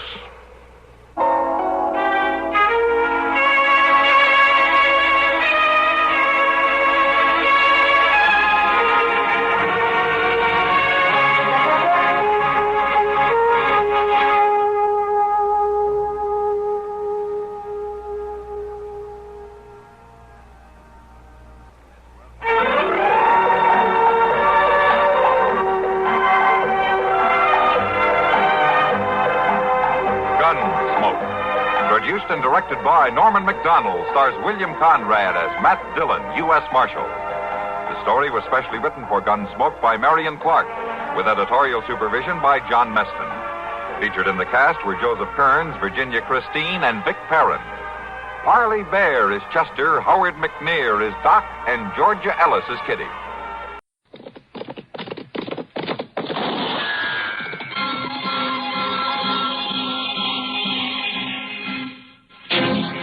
Around Dodge City and in the territory on West, there's just one way to handle the killers and the spoilers, and that's with a U.S. Marshal and the smell of gun smoke.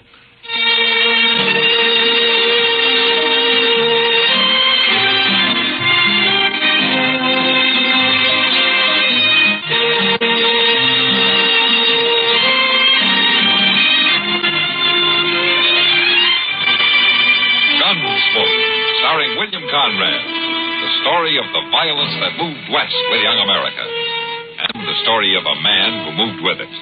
I'm that man, Matt Dillon, United States Marshal. The first man they look for and the last they want to meet. It's a chancy job, and it makes a man watchful and a little lonely.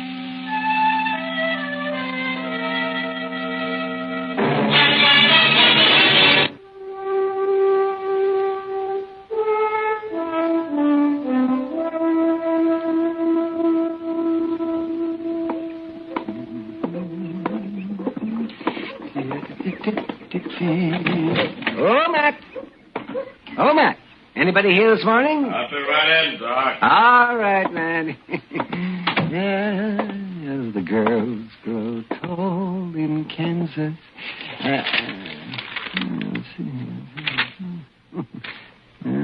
Poor man, he's so busy. The girls grow tall in Kansas. That's a poor way to start the day, Doc. And what's a poor way to start the day, then? Getting up in the morning. Well, I'm not going to talk to you. Where's Chester? I'd rather talk to him. No, he's due back any time now.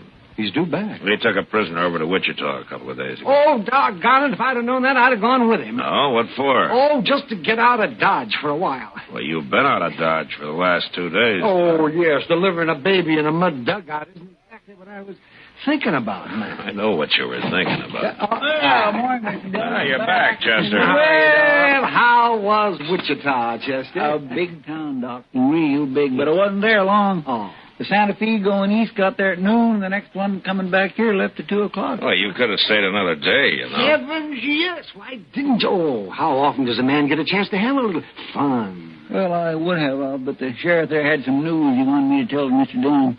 Oh, some news? Yeah, it's about the Carp brothers. And the sheriff said he heard they was headed this way. I didn't even know the Carp brothers were in Kansas. I thought they worked the Dakota territory. Bank robbers, aren't they, man? So I've heard, Doc, but nobody's caught them at it yet. Well, we'll catch them if they come to Dodge. Yeah, maybe. They could be here right now.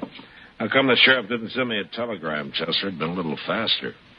Well, I don't know. Well, by Jing, I didn't think to ask him. I'm going to go down to the bank. I'll be back directly.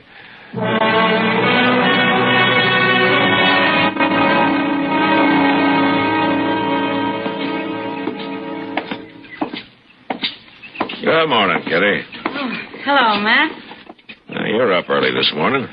I went to bed early last night. Oh, where you headed? Delmonico's. I heard they got some fresh eggs in. You're a sport. But I'll go with you if you like. I'd like it fine, Matt. Well, I got to see Mr. Bodkin at the bank here first. Why don't you go on ahead and I'll join you, huh? Well, how long will you be? Oh, just a couple of minutes. Oh, well, then I'll wait in the bank for you. Okay. But if you're longer than a couple of minutes, you can find me at the restaurant. I'm feeling pretty healthy this morning. You ought to go to bed early every night. If I did, I couldn't afford breakfast. The place is deserted. You must be the only people up in Dodge. Except for the cashier. Maybe you ought to wait till after breakfast, Matt. No, Kitty, I'm afraid this business has waited too long as it is.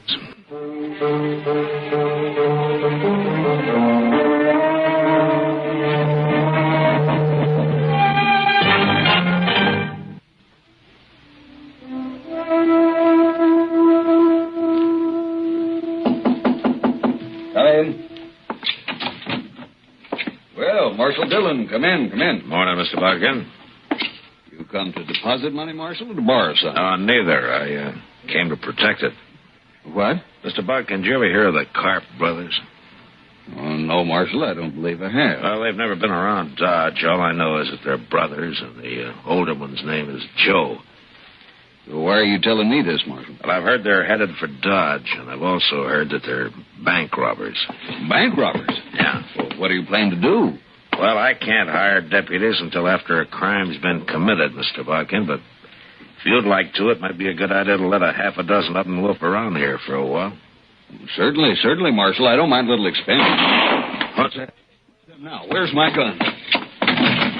Don't shoot or we kill the woman. We're not shooting. You've killed the cashier. Hank, get around there and start filling that sack. Okay. All right, lady. You walk in front. Either one of you try something, she dies.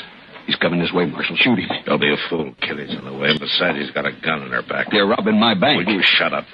Yeah. Well, I'll be. I caught the marshal himself, or I will have as soon as I get his gun. Now, don't move. I'm not moving. That was the first time I ever disarmed a lawman. Feels good. Joe Karp? How'd you know my name? Well, I heard you were headed this way, Karp, but I didn't hear it in time. You sure didn't, Marshal. That's your brother you came in with? What difference does it make? Look, take your money, Karp. Take it, and I'll ride out with you. Nobody will bother you. No, Matt. Shut up, Kitty. Ooh. I see. Nobody will shoot at you if I'm along. Not while we're in Dodge, maybe, but we'd be followed. All right, then take me with you as far as you like. No, Marshal. We'd be followed anyway. I got a better idea. We're taking her. Kitty. Don't do it, Karp. Of course I'll do it. The first sign I see we're being chased, whoever it is going to find Kitty laying right in the trail, fresh killed. And if you don't think I'll do it, I'll tell you something.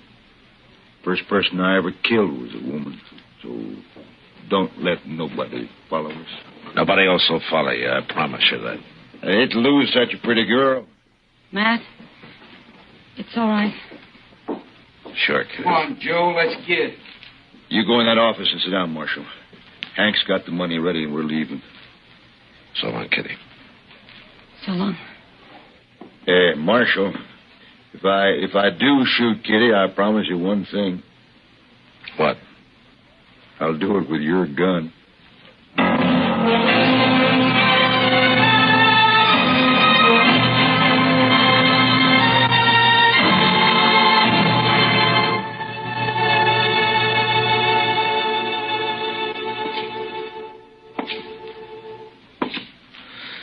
Mr. Dillon? Yeah, what, Chester? You reckon they'll give her any breakfast? I don't know, Chester. Oh, dear. People don't need much food, Chester. They can go for days without any at all. I know that, Doc, but, well, Miss Kitty just ain't used to it. It's water people need. And they'll have water. They will if they took any with them. It's mighty dry out on the prairie this time of year. Oh, it's not that dry. Any fool can find water sooner or later. Sure he can if he followed the buffalo herd long enough. A week, maybe. There's other ways, just like what? Do you ever hear of a divining rod? Oh, what's outlaws doing with divining? I wasn't talking about outlaws. Well, what was I you was talking talking about? Kind of man talking. Chester. Yes, sir. I guess we've waited long enough. They must have covered 3 or 4 miles by now, huh? Yes, sir. Everything ready? Everything I could think of, Mr. Dillon. Let's get going, then. Good luck, Matt. Oh, thanks, Doc. Keep an eye on things, huh? Maybe a long time before we get back.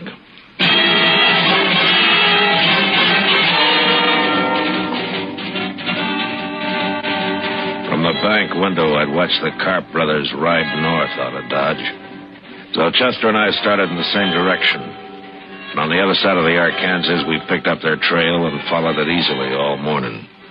But we were careful to stay far behind them and out of sight, although we probably could have run them down in a few hours.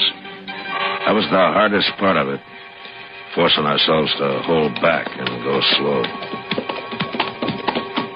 Mr. Dillon, you think Karp would really do it? Do what, Chester? You know. Do you?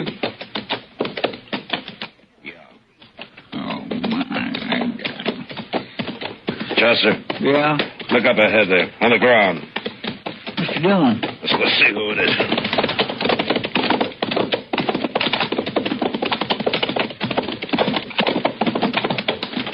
It's a man, Mr. Dillon. Must be some cowboy. Yeah, he's been shot. Bring your water bag. Yes, sir.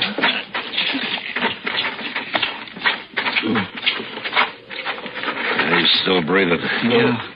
Here, let me have that. You want a drink? You thirsty? Drink. Some water. Here.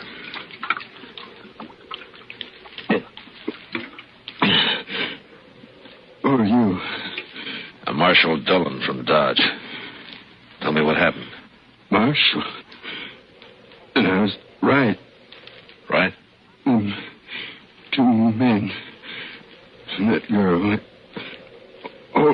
Hold my head up, Marshal. There you are. Is that better? The blood, Marshal. They hurt me bad. Yeah. My name's Blaine. Oh, what happened? Them two men, Marshal.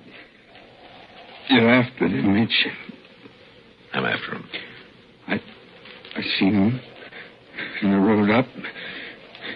And then I asked them who they was. They didn't like that. No.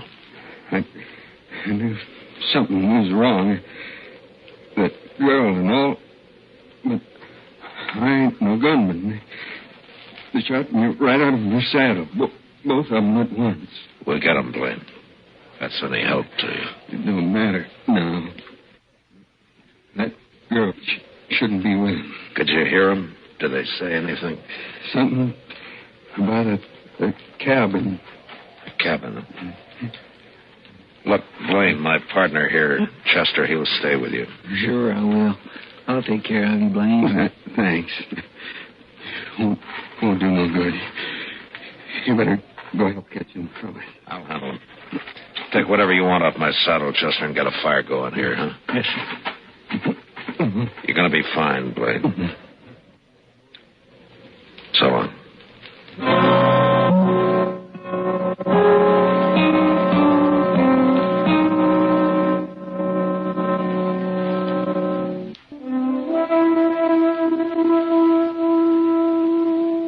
I rode ahead, tracking slowly for a couple of hours, and then Chester caught up with me.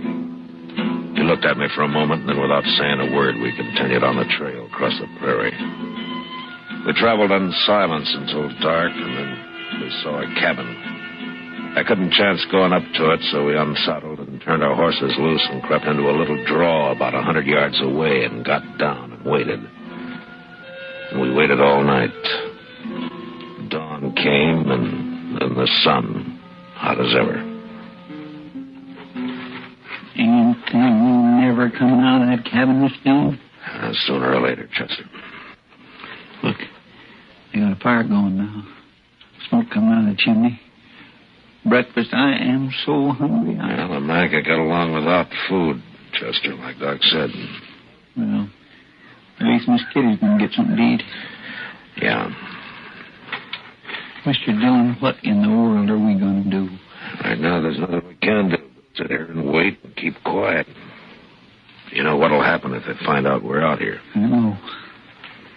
But I ain't thinking about it. You better get back down now. I'll stay up here where I can watch. Yeah, but they can see you, Mr. Dillon. No, I got a little bunch of buffalo grass in front of me. It's enough. Yes, sure is getting hot. Just be sure and keep your voice low. Well, you know, if it wasn't for them in the cabin, it'd be awful peaceful out here, wouldn't it? Yeah, it would. Mr. Dillon? What? Rattlesnake. Hmm? She's behind you on top of the hole, about 5 foot back your head. Chester. Whatever you do, don't move. He's a pretty big one. Maybe 3.5, 4 foot. How far are you from him? Far enough. Unless he uncoils and moves up. All right, just keep very still. He may go away. He ain't about to go away. Did you just move? My hand, just a little. Well, don't do it again. Mr. Dillon, he's stretching out. He's moving. What? Which way? Toward you. Steady now. He stopped. He's coiling again. Chester? Yeah?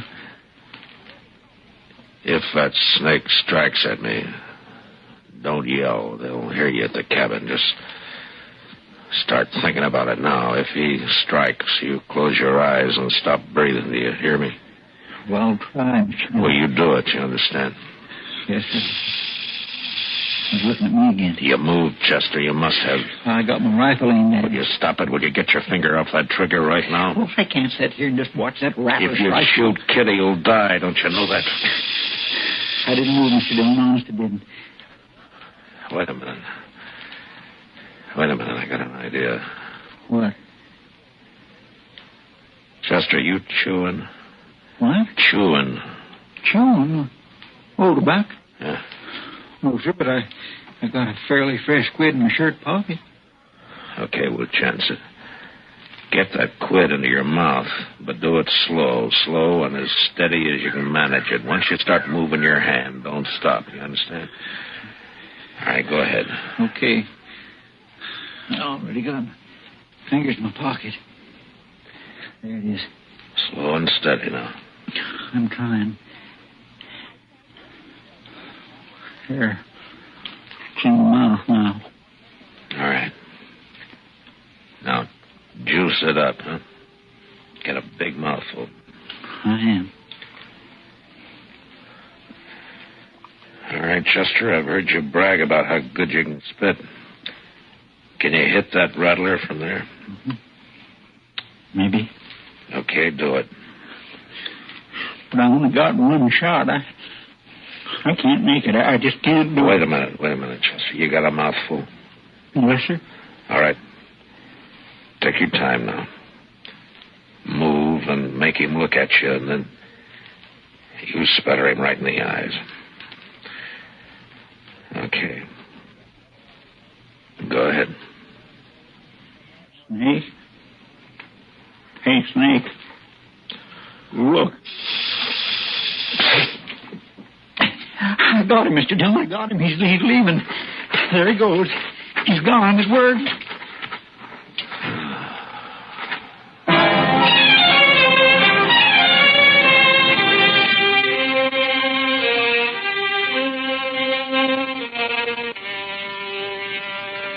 Well, they can't stay in that cabin forever, Mr. Dillon. They'll die of the heat cooped up in there. It's only about 10 o'clock, Chester. Oh, my. I hope they gave Miss Kitty some breakfast. Chester? Mm-hmm. Look, the door's open. Can they come now? Get your rifle. Take it easy now. It's Miss Kitty. Yeah. Joe Carp's behind her, and there's his brother. They're all outside now. What are we going to do? We're going to have to kill him, Chester. You mean just shoot him down from here, cold-blooded? Well, how would you want to do it? I'm ready, Mr. Dillon. All right, then take the one on your side. I'll take Joe. Miss Kitty's standing awful close to him. Yeah, I know she is. When I say hold your breath, you do it. Then you count to yourself 1, 2, 3, and then fire. I'm set. All right. Hold your breath. All right, come on, let's go, Chester.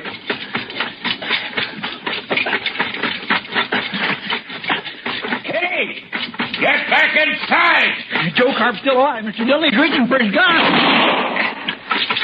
Come on.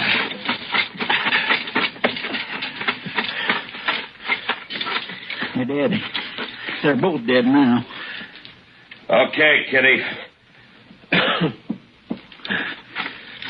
Are you all right, Kitty? Good to see you, Matt. You too, Chester. I said, are you all right? Shot them down like dogs, didn't you? Yeah, you bet we did. Thank you, Matt. Matt. Here. She beat him, Mr. Dillon. It's a good thing you caught her. Yeah. I'll carry her inside, Chester. Come on. We'll get some breakfast going. They probably didn't feed her after all.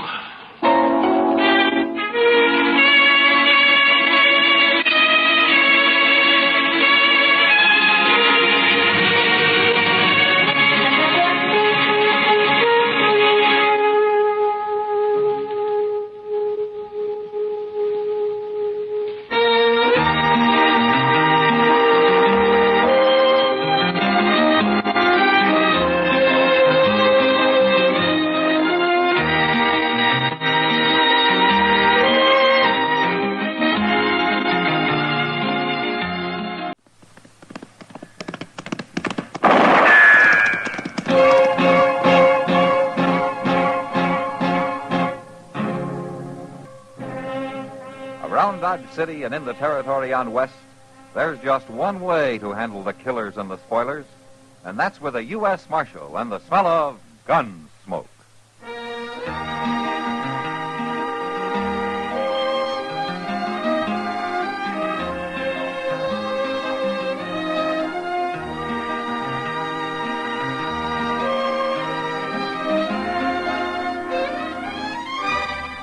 Gunsmoke, starring William Conrad. The story of the violence that moved west with young America. And the story of a man who moved with it. I'm that man. Matt Dillon, United States Marshal. The first man they look for and the last they want to meet. It's a chancy job, and it makes a man watchful. And a little lonely.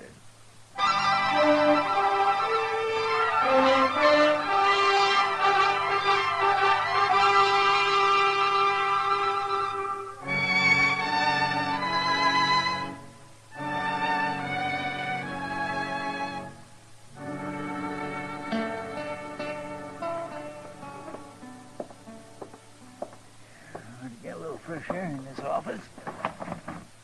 Uh-oh. Uh-oh. What's the matter, Chester? Oh, my gracious, you got trouble, Mr. Dillon. Leastwise, you're going to have. That's usually a pretty safe prediction. That red-haired Blanchette girl, the one married that no-good Slim Adele. Cherry Odell? She come in here? She sure is, with her eyes a-snapping and her curls a-flying. Why, she's madder and prettier right now than she's ever been, Mr. Dillon. Huh? Oh, she must have been real insulted. Look out, here she comes. Marshal Dillon. Morning, Cherry. What kind of a town are you running, Marshal? When a decent married woman can't walk down the street without... Without being insulted? Why don't you sit down, Cherry? I don't want to sit down. All right. Now, which one of the boys do you want to have me hang this time? Matt, I didn't come here to be laughed at. No, you want somebody thrown in jail, somebody that made the mistake of paying you a normal human compliment. I'm a married woman, and I'll thank the men in this town to respect me as one. Cherry, Slim's been gone for nearly 2 years now. A lot of people don't think he's ever coming back. Oh, he'll come back all right. Don't you worry none about that. And when he does, these grinning loafers are going to be mighty sorry that they talked out of turn. Like me, ma'am? Oh, you've got a nerve coming here. I reckon I'm the cause of this young lady being all riled up, Marshal. See, I told her I was aiming to marry her. That's what I meant. A complete stranger, right on the street, in broad daylight, if you please. Well, now, Cherry, I doubt if anybody would call that an insult. Oh, you think it's funny, don't you? All three of you. Well, maybe if you was me, you wouldn't think so. If you'd waited a year and 8 months, not knowing, just hearing stories, lies about your man. Now, Cherry. Oh, I don't know why I come here. I don't know why I even thought. Cherry, wait. My.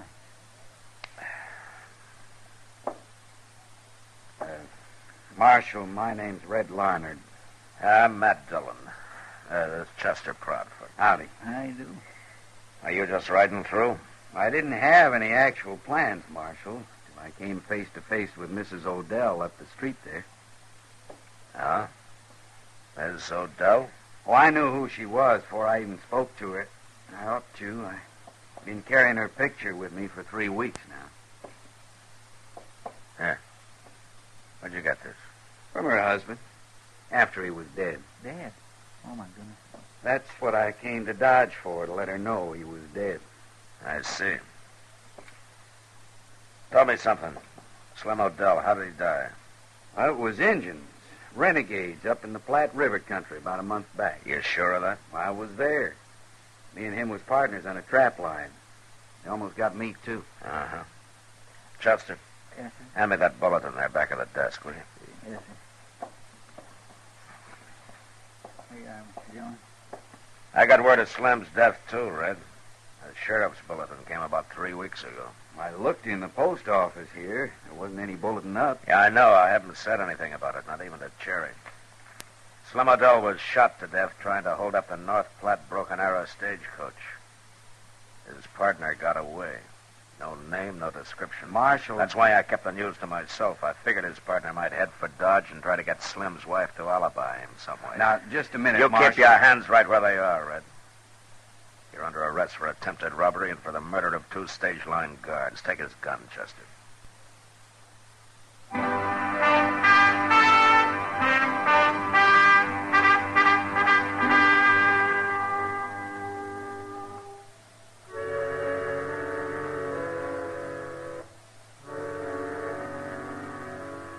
Red Larnard was a pretty nervy customer, walking into my office and telling me a lot of lies about Slim O'Dell being killed by Indians. The strangest thing of all about it was that I was sure he knew I wouldn't believe him.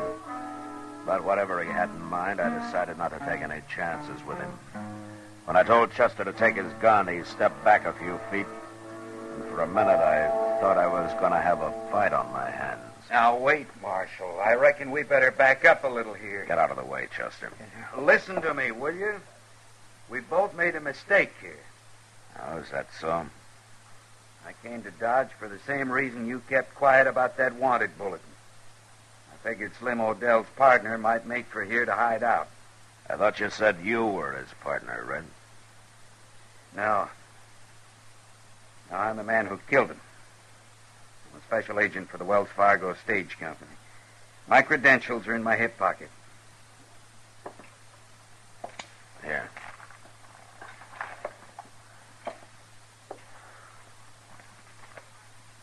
Uh-huh. Yeah, I guess these could be legitimate enough. Marshal, this is O'Dell's hometown. It's just possible you were friends and you might cover for him. I wasn't sure whose side you'd be on. Well, I'm not on his side, Red. He left here just one jump ahead of arrest. Sit down. Hey. You were there when Slim and his partner tried to hold up that stage. Yeah. We were bringing through a load of bullion. 2 men had jumped one of our stages the week before, so the company took the regular driver off and put an extra guard in his place. I was riding inside, just the 3 of us. I see. But O'Dell and his partner outsmarted us, Marshal. They just came riding out of the brush, one on each side, shot the 2 guards in the back without saying a word. I dropped O'Dell. The other man got away. Get a look at him? Just barely. About average height and build. Yeah. Well, he could be 1,000 miles away from here, Red. Maybe. But we got nothing else to go on. Truth is, Marshal, I reckon I'd have come here on my own after seeing that girl's picture. Cherry O'Dell? Mm-hmm. And I thought maybe you were just using her to get to her husband's partner. Tell me, she's still in love with O'Dell? Maybe. And maybe she just thinks she is. Cherry's a born rebel. I always figured she married Slim, mostly to spite her family. They were only together about 2 months. He tried homesteading until he found that there was work to it. Then he left town with Yancey Kleiber. Kleiber? He's the partner you're looking for. At least I heard 4 or 5 months ago they were still together. I've been watching for him since I got that bulletin, but he hasn't showed yet. Marshal, I'm a plain man, and I don't know much about women, but I meant just what I told that girl. I'm going to marry her. You shot her husband, Red. That's not going to help. What do you figure she'll do when she hears? Well, knowing her, she'll try to kill you.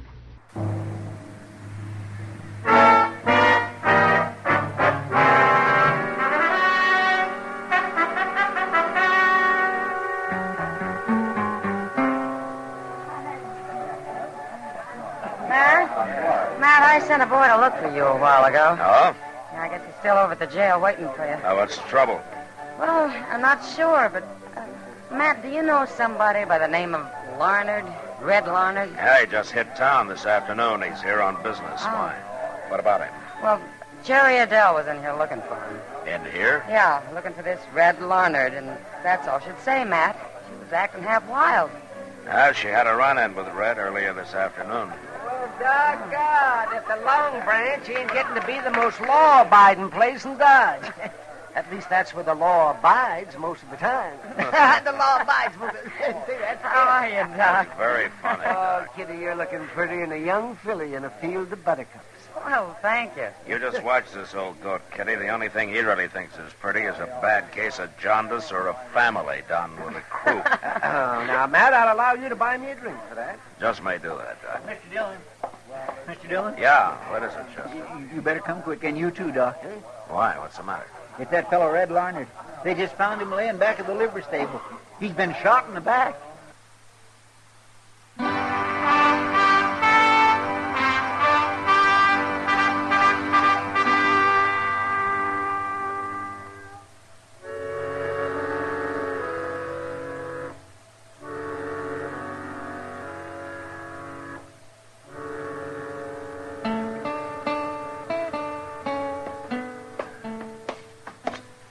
Easy now.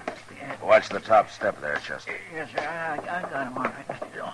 All right, let's get him in. That's it. Now, stretch him out over here on the table, Matt. Yeah, all right, Doc. All right, easy, Chester. Yes, sir.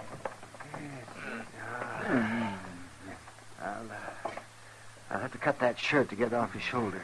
Sounds like he's coming too, Doc. Yes, it does. Now, hand me those scissors, Chester, please. There. Thank you. Now, let me see.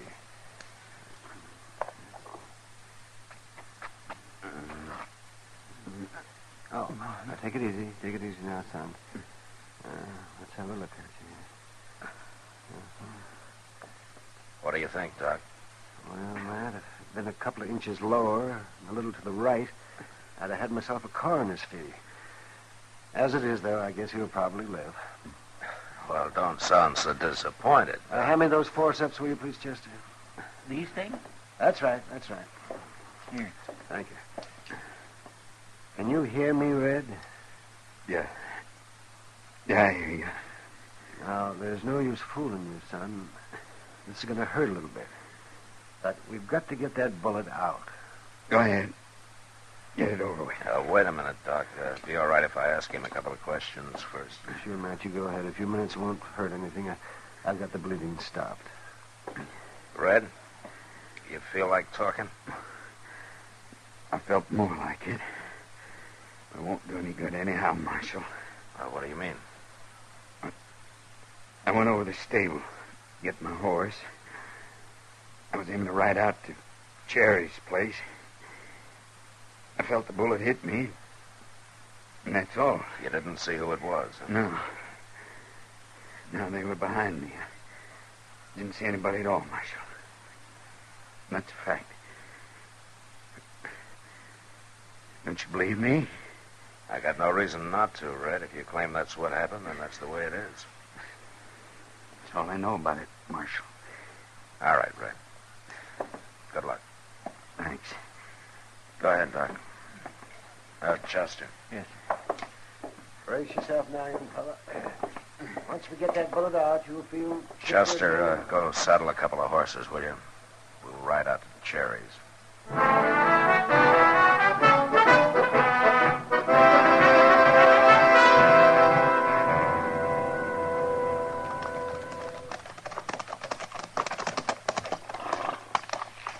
If she ain't here, Mr. Dillon. She's here, all right.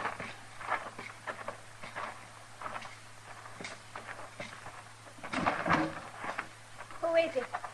Who's out there? Matt Dillon, Cherry. Chester's with me. What do you want? Oh, a cup of coffee, maybe. Have a talk with you. No, Matt. You can't come in. Oh, why not? Because I'm here alone. It's late. It just wouldn't be right. You come back tomorrow when it's daylight. Well, I think it's all right, Cherry, since this is more or less official. What do you mean? I hear you were in town earlier tonight looking for Red Larnard. What of it? Why did you find him? No, I didn't find him. What did you want with him, Cherry? That's my business. Well, it might be mine, too, in a way. You know who he is? He's a brute that thinks all he has to do is grin at a girl and he's got her. Oh? And along with it, he's a sneaking, cowardly killer. He is, huh? Red Larnard shot my husband in the back. Didn't even give him a chance. And then Red made up the story that Slim was trying to rob a stagecoach. Made it up, huh? Why did he shoot Slim in the first place, Cherry? Red was trying to hold him up. Slim and Yancey. Slim had $20,000 in gold dust that he took from the diggings at Grady Fork, that he'd worked hard for. Marshal, that's where he's been for the last year. Slim O'Dell working? Sure he was working. All them stories about him was lies. Cherry, Slim hasn't been panning gold for the last year. He's been rustling cattle, holding up banks. He and Yancey Kleiber together.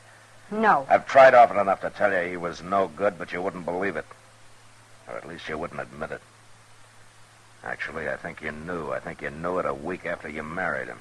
That's not true. Slim was killed during an attempted hold-up of the stagecoach between North Platte and Broken Arrow. He was shot by a Wells Fargo agent. And not in the back. Yes, he was. 2 men were shot in the back, all right, the 2 guards. Cherry, Red Larnard is a special agent for Wells Fargo. I don't believe it. Well, it's true. And I got the sheriff's bulletin on the robbery. Now, you've known me for a long time, Cherry. Have you ever known me to lie to you? No. All right. Now, Yancey Kleiber told you that wild story, didn't he? No. He's here somewhere, isn't he, Cherry? No, he's not. You're wrong, Marshal. You know what he did, don't you? He shot Red Larnard a half hour ago in town. He shot him in the back, the same as those guards. Oh, no, Matt, no. Has he come back yet? Is he there in the house? No, he's not in the house. He's there at the corner of the porch. You dirty little... You got him in the shoulder, Mr. Dillon. Yeah. Go see to him, Chester. Yes, sir. Oh, Matt, I believed him. I was willing to hide him out. It's all right, Cherry. And then for him to sneak into town and kill Red Larnard. I said he shot Red, Cherry. I didn't say he killed him. Red's alive? Well, he was lying in Doc's office when we left. Then he's going to be all right? Yeah, I'm sure he is. Maybe I should go see him. Yeah, maybe he should. Do you think he'll be all right? Well, I don't know why not. Oh, Cherry, when you see him, you might explain to him that it wasn't you that shot him. He thinks that? Oh, he mustn't think that. He just mustn't. Where's she going, Mr. Dillon? How to saddle a horse, I imagine, Chester. To ride into town. My gracious, I just won't never understand women, I guess. Chester, you're not alone.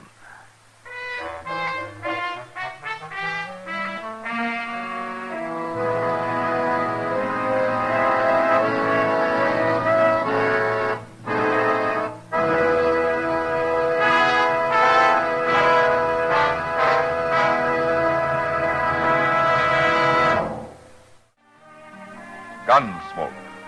Produced and directed by Norman McDonald, stars William Conrad as Matt Dillon, U.S. Marshal. The story was specially written for Gunsmoke by Les Crutchfield, with editorial supervision by John Meston. The music was composed and conducted by Rex Corey. Sound patterns by Tom Hanley and Bill James. Featured in the cast were Sammy Hill, Vic Perrin, and Bill Lowley. Harley Bear is Chester, Howard McNear is Doc, and Georgia Ellis is Kitty.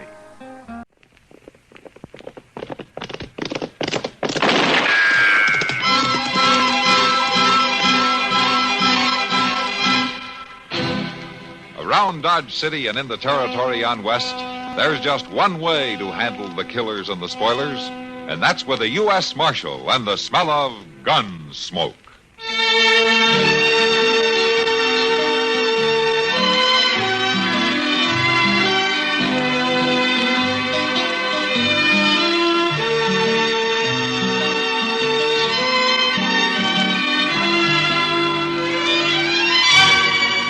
Gunsmoke, starring William Conrad. The story of the violence that moved west with young America. And the story of a man who moved with it. I'm that man. Matt Dillon, United States Marshal. The first man they look for and the last they want to meet. It's a chancy job, and it makes a man watchful. And a little lonely.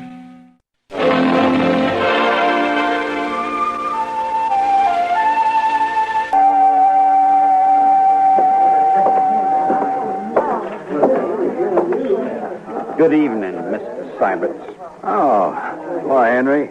I buy you a drink? No, thank you, sir. What you come into a saloon for if you ain't gonna drink? No offense, Mr. Syberts.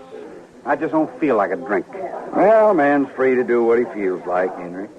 Up to a point, he is, sir. You're all alike, you Southerners. We keep our word to men and to women. Now, is that what you're here for, to see that I don't run off? No man's going to shame my sister, sir. What are you talking about? I'm going to marry her in 2 days. Yes, sir, you are.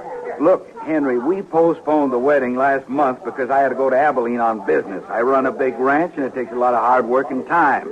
And the ranch comes first. Now, can you get that through your head? I understand. I just hope for your sake you don't have to go anywhere this time.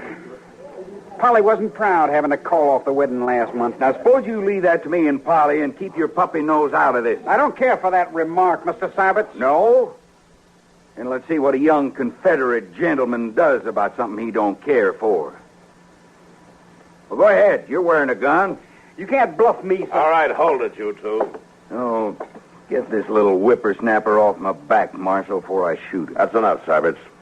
All right, Henry, get out of here. Go drink someplace else tonight. I'm not drinking, Marshal. You're still ahead. Now get out anyway. All right, sir. But don't you forget what I said, Mr. Syberts. I don't know if I ought to marry into a family like that or not. Marrying's your problem, Syberts. Just don't kill any of them, that's all. Have a drink, Marshal? I've got one at the table over there, thanks. Later, maybe, huh? Yeah, maybe.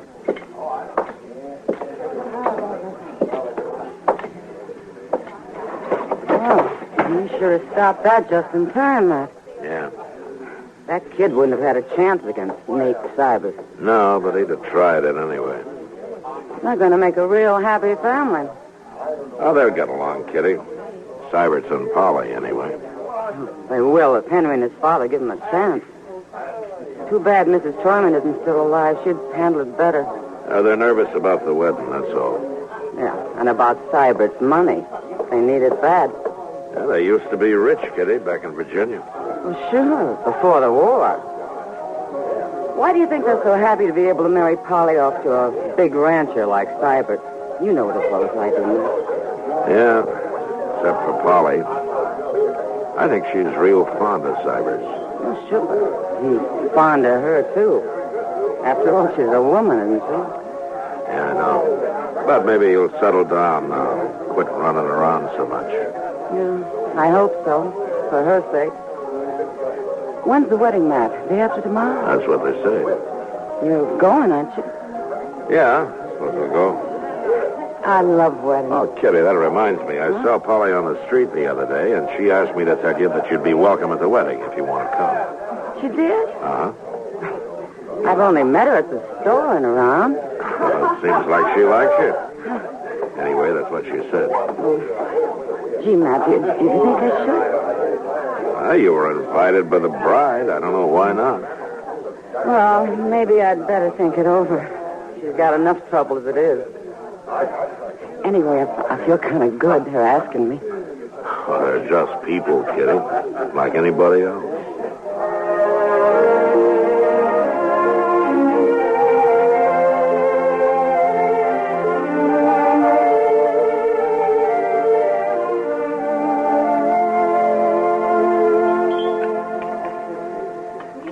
I tell you, if there's anything I hate, it's a liar, Matt. What's the trouble now, Doc? These eggs. The cook swore they were fresh. And I know darn well they've been put down in water glass. Oh, well, why don't you raise some chickens, then? I would, but it'd just create a whole new class of thieves, chicken thieves. Seems to me you're in for a bad day, Doc. You started feeling this way. I'd sooner trust Crazy Beulah over there than most people I know around here. Crazy Beulah? Yeah. Oh, yeah. I haven't seen her in a long time. Funny thing about her, man. She's still sort of pretty. Yeah. Till you look in her eyes, she is. You know something, Doc? I can't help feeling sorry for her. I know. There's nothing anyone can do to help her. No, I guess not. She came to see me a couple of weeks ago. She had the ague. Oh? And she paid my fee, too. And if Crazy Beulah can pay up, you'd think the more prosperous citizens around here could. I tell you, I sometimes wonder about these people, Matt. Maybe you charge too much. If I charge nothing, they'd still cheat me somehow. Oh, more, Miss John. Oh, That's Doc. Mister. Here, just look at this. Read it. Right.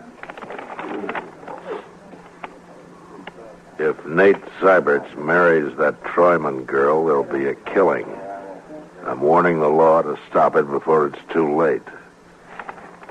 There's no signature. Where'd you get this, Chester? It was under the office door when I opened up this morning. What do you make of it? Well, here, let me see it, man. It's printed.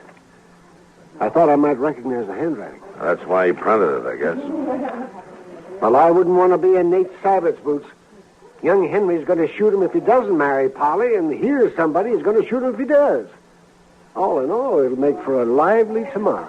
Well, I think we better talk to Seiberts about this, Chester. Oh, he's staying over at the Dodge house till after the wedding. Yeah, I know. So long, Doc. Have a pleasant day. Yeah, sure, Matt. Yeah, so long.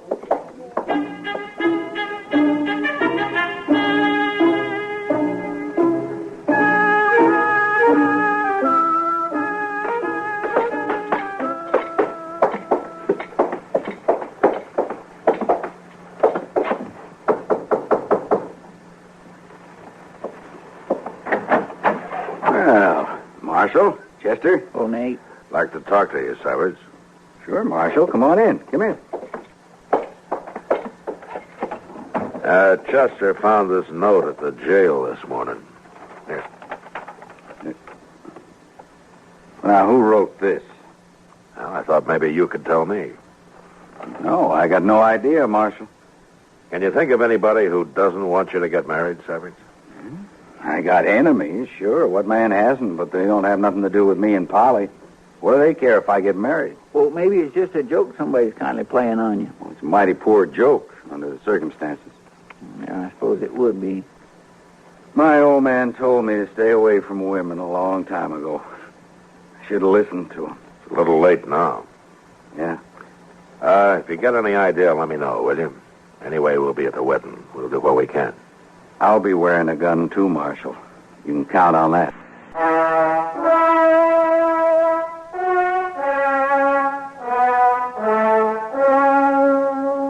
I didn't like the idea of a groom having to wear a 6-gun at his wedding, and even less the fact that a shooting might take place in church.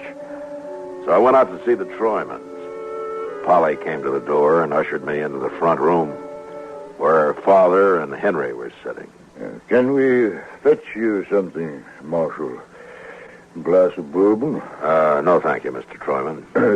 Wouldn't be very good bourbon, I'm afraid. Prices are up, money's down. Things haven't been easy lately. Well, not with this family, anyway. Please, Father. Polly, I hate to bother you this way, but it's important. Nothing happened to Nate. If he's run off, I'll find him. Quiet, Henry.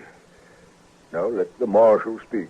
He's all right, Polly. I just want to know if you can think of anybody who'd try to put a stop to the wedding tomorrow. Try to stop it? That's right. Marshal, I don't understand what you...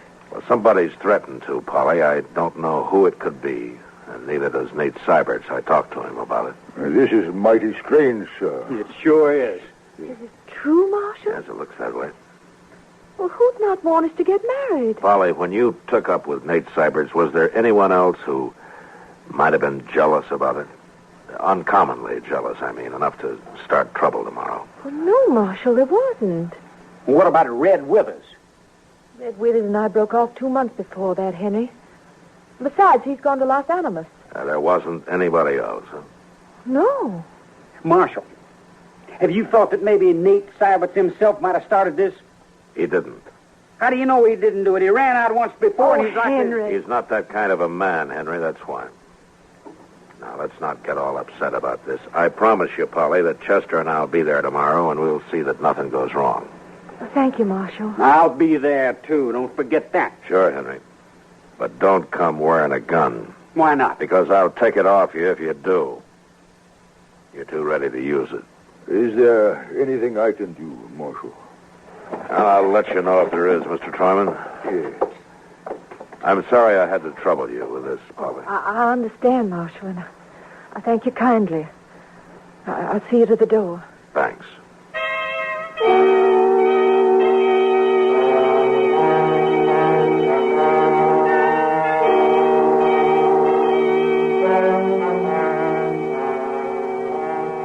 For as much as Nate and Polly have consented together in holy wedlock, and have witnessed the same here before God and his company, and thereto have given... Come on, Chester. Yes, sir. Pledged their troth either to other, and have declared the same by giving and receiving gold and silver, and by joining hands, I pronounce that every man like the other, in the name of the Father. Well, I can see a lot of real friendly faces in there, Mr. John. Yeah. There's nobody outside here.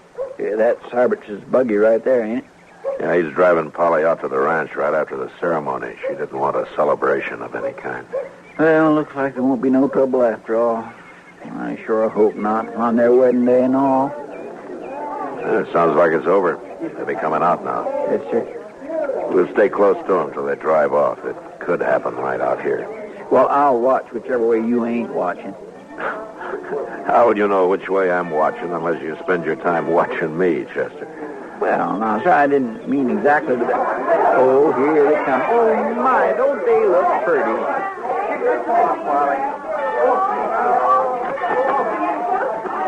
Congratulations, Seiberts. Thanks, Marshal. Let's go over here a minute, huh? Sure. I guess that warning wasn't much to worry about after all. Yeah, it looks that way. You got nothing but friends here, as far as I can see. Sure unsettles a man, though, a note like that. And I think you can forget about it now, Seiberts. I'll forget it when I find out who wrote it, Marshal. That's what I wanted to ask you. What? If you learn anything about it, let me know. Will you promise me that? What would you do if I did find out? I'd kill him. That's what I thought. Look, Seiberts, you're married now, and you've got more than yourself to think about. I'm a peace officer. I'm paid for it. It's my job. And if I find out who wrote that note, I'll run him out of the country. And I'll try to keep you from finding out who it was. I'm not a boy, Marshal.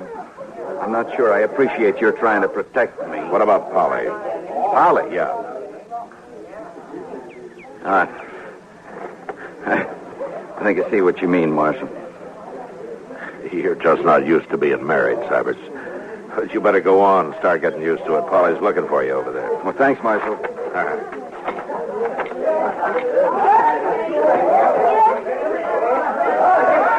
Are there anything wrong with Dillon? Nothing, Chester. Come on, let's see him off. Goodbye.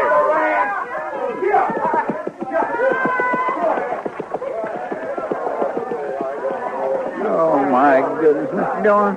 What's the matter, Chester? I'm just like an old woman at a wedding. You know, they ought to have more weddings around here. Well, if you like him that much, why don't you do something about it? Well, my land, what could I do? Get married? Me? Get married? Oh, why not? Well, now, Mr. Dillon, you know I wouldn't be able to do that.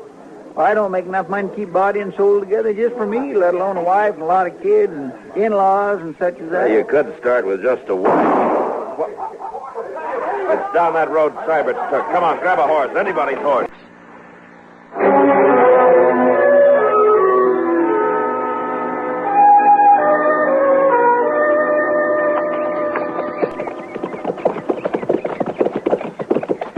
buggy. Just past the bridge there. And that Nate all hunkered over. He must have been hit. Pull up so we don't scare the horse, Chester. Oh.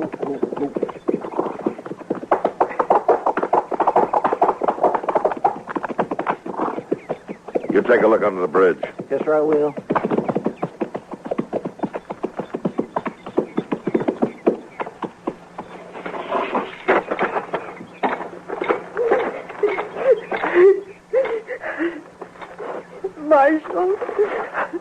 Marshal, they shot him. Is he dead, Polly?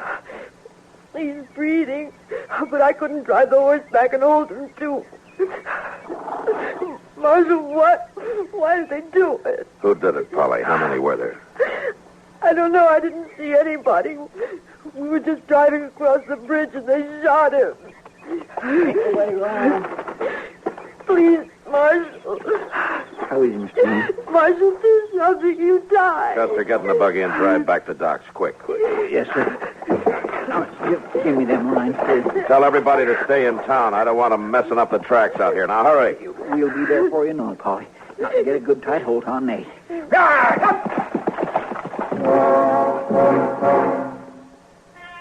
As soon as the buggy had gone and the dust had settled, I looked around everywhere. I could see no one. And I walked back, followed Chester's horse tracks down off the wagon road. His were the only marks on that side of the bridge. So I crossed over to the other side. There I found the footprints of what must have been either a child or a woman. They led off in the direction of a small cabin about 300 yards away. I followed them, gun in hand.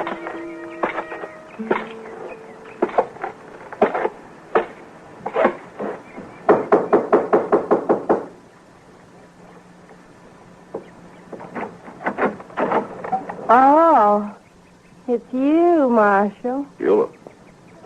Who's in there? Tell me. Nobody, Marshal.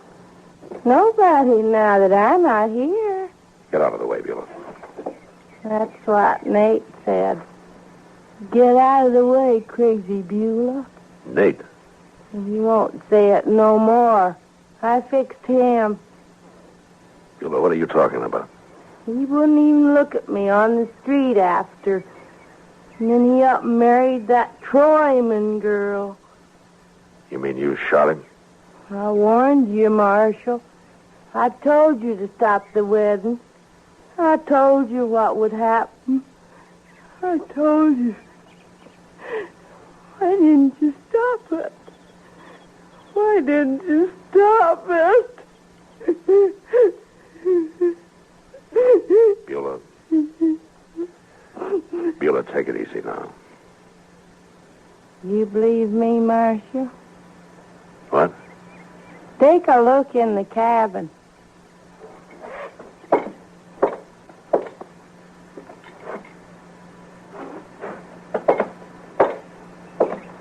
All right, what's this all about, Beulah? There's nobody in there. Smell my rifle. Where is it? Right there by the door.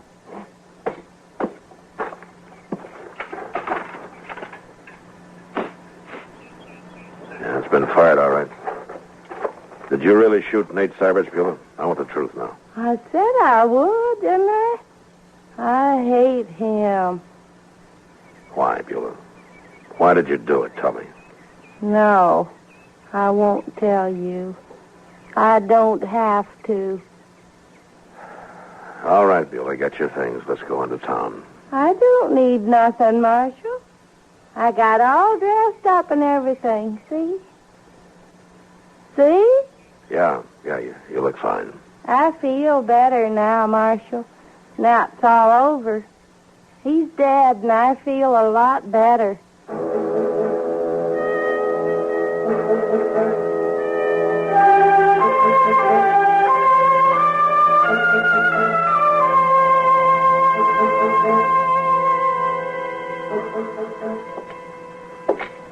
Give her anything she wants, Chester. See that she's comfortable. Yes, sir, I sure will.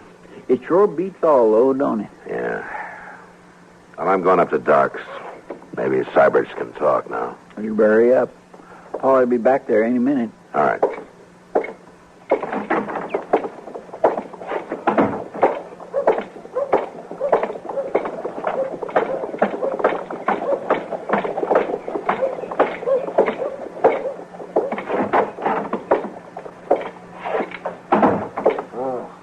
Matt. How is he, Doc?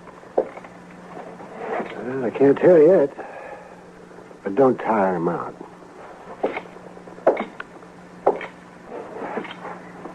Hello, Cybers. Marshal? I guess we should have stayed with you a little longer, huh? I don't even know where it came from, Marshal. He was under the bridge there, I guess. Got me right in the back. It wasn't a he, Cybers. It was a she. A woman? Crazy Beulah. I just locked her up. Beulah? How do you know it was her, Marshal? I trailed her to her cabin. She admitted it. She say why she did it? Yeah, she said you wouldn't look at her on the street. Told her to get out of the way or something. Doesn't matter much.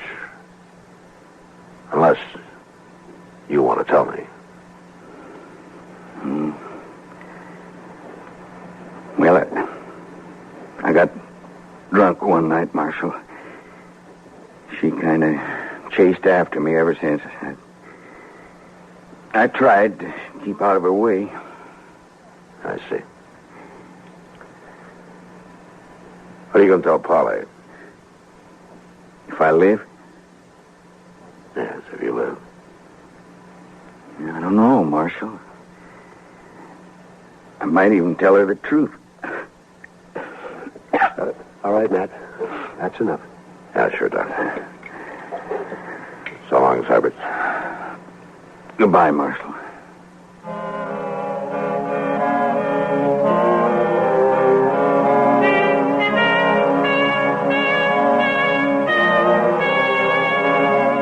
2 days later, Doc announced that Nate Seiberts would live.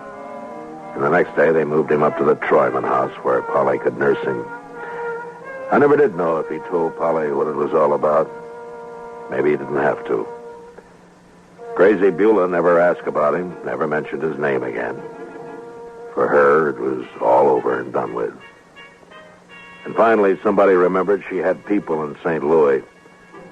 And once I located them, I put her on a train and sent her off. She seemed quite happy about the trip. And more normal than I'd ever seen her.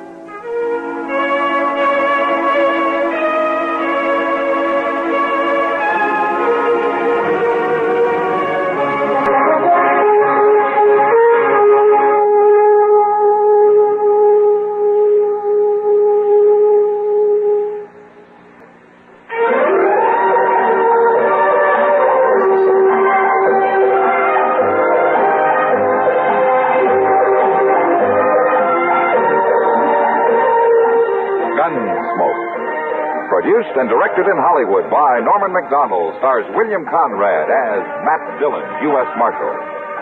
The story was specially written for Gunsmoke by John Meston. Featured in the cast were Vic Perrin, Gene Bates, Virginia Gregg, and Sam Edwards. Harley Bear as Chester, Howard McNear as Doc, and George...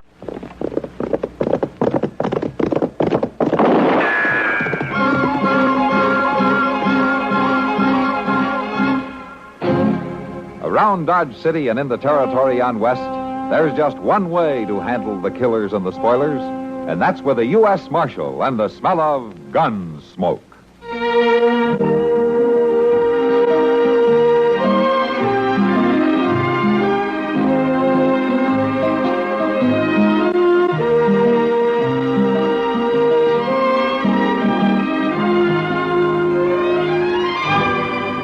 Gunsmoke, starring William Conrad, the story of the violence that moved west with young America, and the story of a man who moved with it. I'm that man, Matt Dillon, United States Marshal.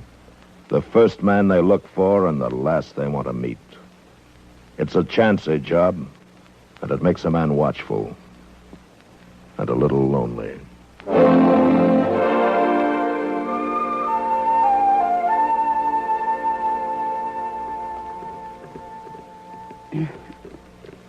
Your move, Doc. Yes. Yes, I see this. Only I don't like my choices. You got me kind of cornered, Kitty. Oh, now then. Smart man like you ought to be able to think his way out. Well, let me see now. Nope. There's nothing I can do except this. And pray your eyesight's gone back on you. Not today it hasn't, Doc. Yep. There. You can't peddle any eyeglasses here today. How many games you won now? 5 straight. And remember, we were playing for $1,000 a game. In trade, that was. Some bet. I'd have to die to collect it. And the same thing if I'd have won, Kitty. $5,000 worth of your whiskey would wipe out every doctor in the West. You don't want to play another game by any chance? Not by any chance. Ah, thank heavens. Why don't you go make a few calls, Doc? I'd love to. The trouble is no one needs me. The town and the county are just busting with good help. Yeah. And look at this saloon. One paying customer at the bar, and he's drinking beer. Well, I'd say that Matt and Chester picked themselves a good time to be out of town. Yeah, they got it pretty soft, all right. Of course, they get shot at now and then. But at least they get out of Dodge once in a while. Yeah, let me see. Where's in a Pueblo this time, wasn't it? Near there, anyway. Didn't say how long they'd be gone. No. And I'll bet I know why. Oh? Why? There's some of the best fishing in the world not far from Pueblo.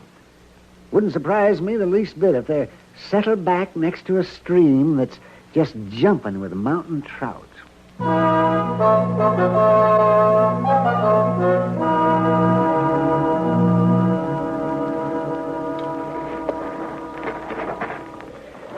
How's your leg feel?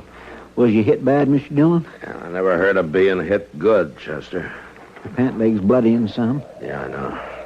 What got into them Indians anyway? We was just riding through. Well, if it hadn't been us, they'd have gone after a rabbit or a coyote. Maybe these rocks. They were shooting for the noise of it, I guess. They had to be Utes, didn't they? Renegade Utes, most likely. Well, they got tired of us, or they think they killed us, one or the other. Can you bear weight on that leg? I don't know. Well, let's try. Just let me slip my arm behind you here. Yeah. You pull yourself up. All right. Hold on to me, Mr. Dillon. Can you make it?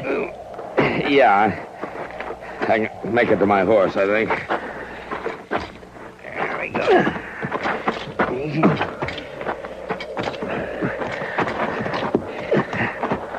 Now, you better rest some before I try to mount. No, let's get it over with, Chester. You'll have to swing your hurt leg over. Oh, you'll have to guide it. If I kick your teeth out in the process, you take it as nothing personal, huh? Yes, sir. All right. Here we go.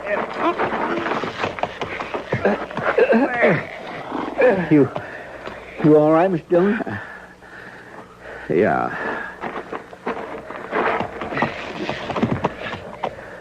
I could strap you in your saddle. No, there's no need. All right, let's go.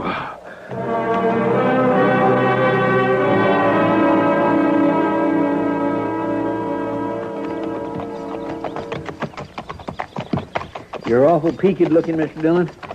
About played out, ain't you?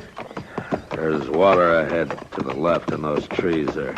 Well, you can't go on just water. Oh, that'll help. Water the horses, too. Ain't much daylight left. I'd nighty we'd find a settler and get you bedded down for the night. It's Ute country, Chester. They've rotted out most of the settlers. In through those trees now. Yeah, there's good grass by the stream.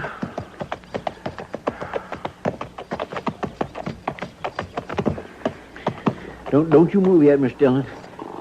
I'll help you. All right. Now, you stand to steady me. My leg won't bear any weight. Yes, sir. Come on. There you go. Now, just fall free again. Yeah. All right, now, you just stretch out there. How's that, Mr. Dillon? Oh, it's fine, Chester. It's just fine. I'll get you some water. I declare you look a-fright. What? I just need to catch my breath. Just rest a little bit. I sure do wish I could make you comfortable in a bed with some warm food. Yeah, I know. You just mind the horses, huh? Yes, sir.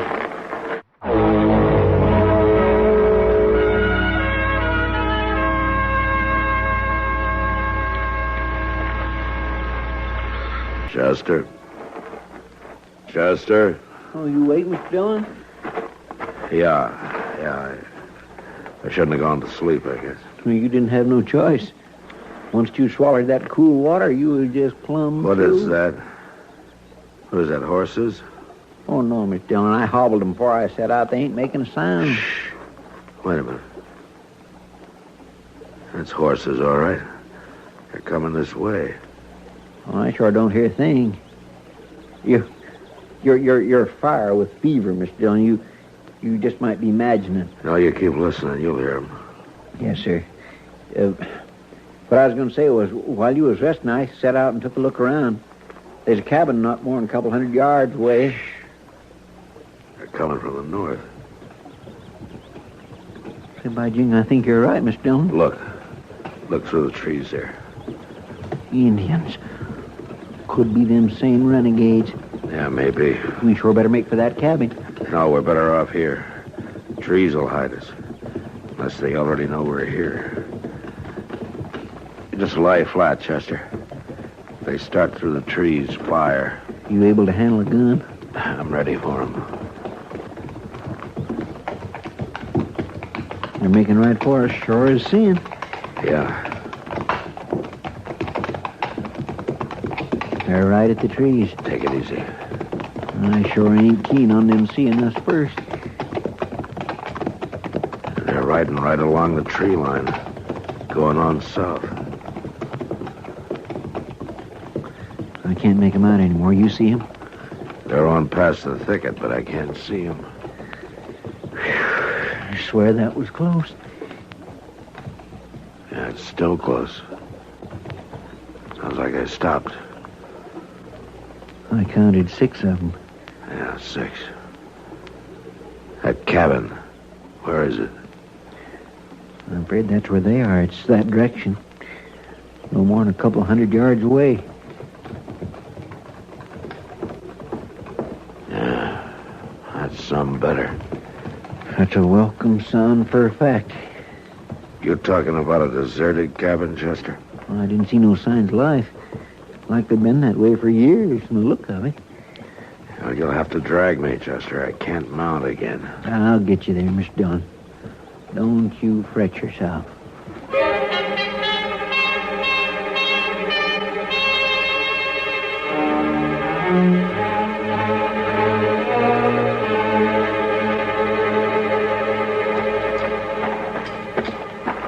Ain't more than about 10 steps. You can make it, Mr. Dillon.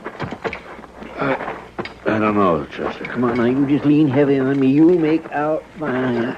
You come no closer. Well, ma'am, you can just put that shotgun away right now. I'll judge about the shooting. What ails him? Oh, he's shot and weak. Ma'am, I gotta put him down inside. I never laid eyes on you before. No, ma'am, we're clean from Dodge City. Chester. Mr. Dillon. You all right, Mr. Dillon? Mr. Dillon? He dead? No, ma'am, not yet. Would you just try to help? Set that shotgun aside and help a body? How are you on food? We got precious little, I'll tell you that. Blankets? Shells? You got anything? What I got is a mighty sick friend here, ma'am, and I'm lifting him up right now and taking him in that cabin. How much money have you got? I don't know. A little? Hand it over. Once we're inside. I tell you, boy, I'd soon shoot the both of you's jaw with you. I want your money and your guns. Oh, for...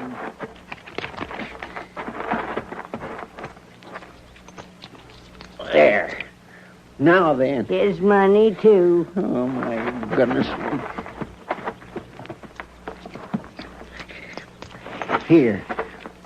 I'm bringing him inside now. Well, all right. But for this little bit of money, he ain't gonna be there long.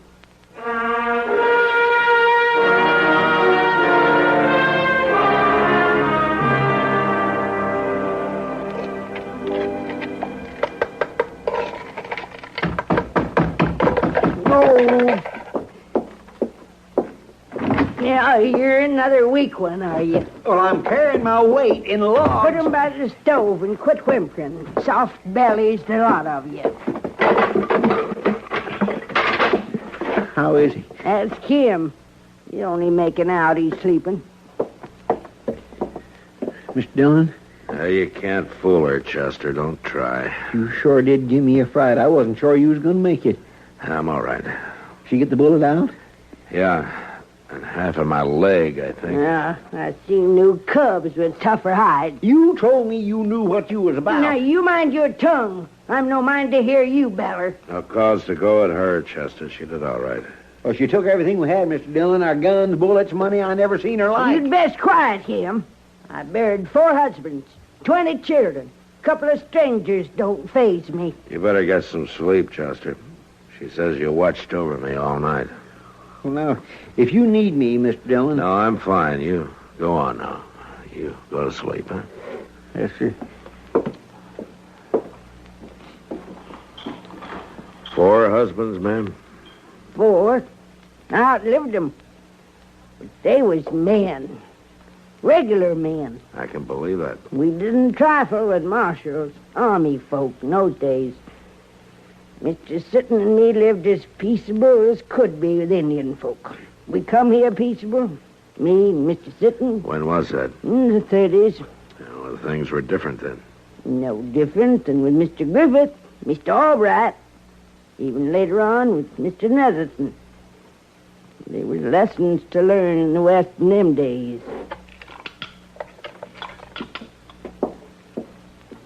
Eat the porridge.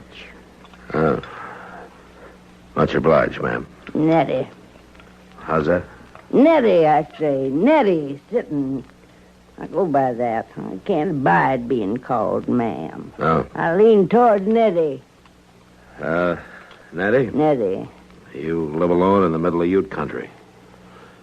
How do you manage? Well, I come by your guns and such little money you had. Sometimes it's food, sometimes robes. I take what I can get. No matter to me if it's settlers or scouts or U.S. Marshals. Or Utes? Folks don't find Nettie unless they're lost or half-dead. And open your eyes to see what they part with. You always greet them with a shotgun? If need be. Before we came here yesterday, a band of Ute braves stopped here. I got good arrows, strong bows, rifles. Even a couple of buffalo guns off a mountain man broke his leg down the canyon. They got a camp near here? The Ute? You got something more to give me? Chester says you cleaned us out. Then you're getting full measure.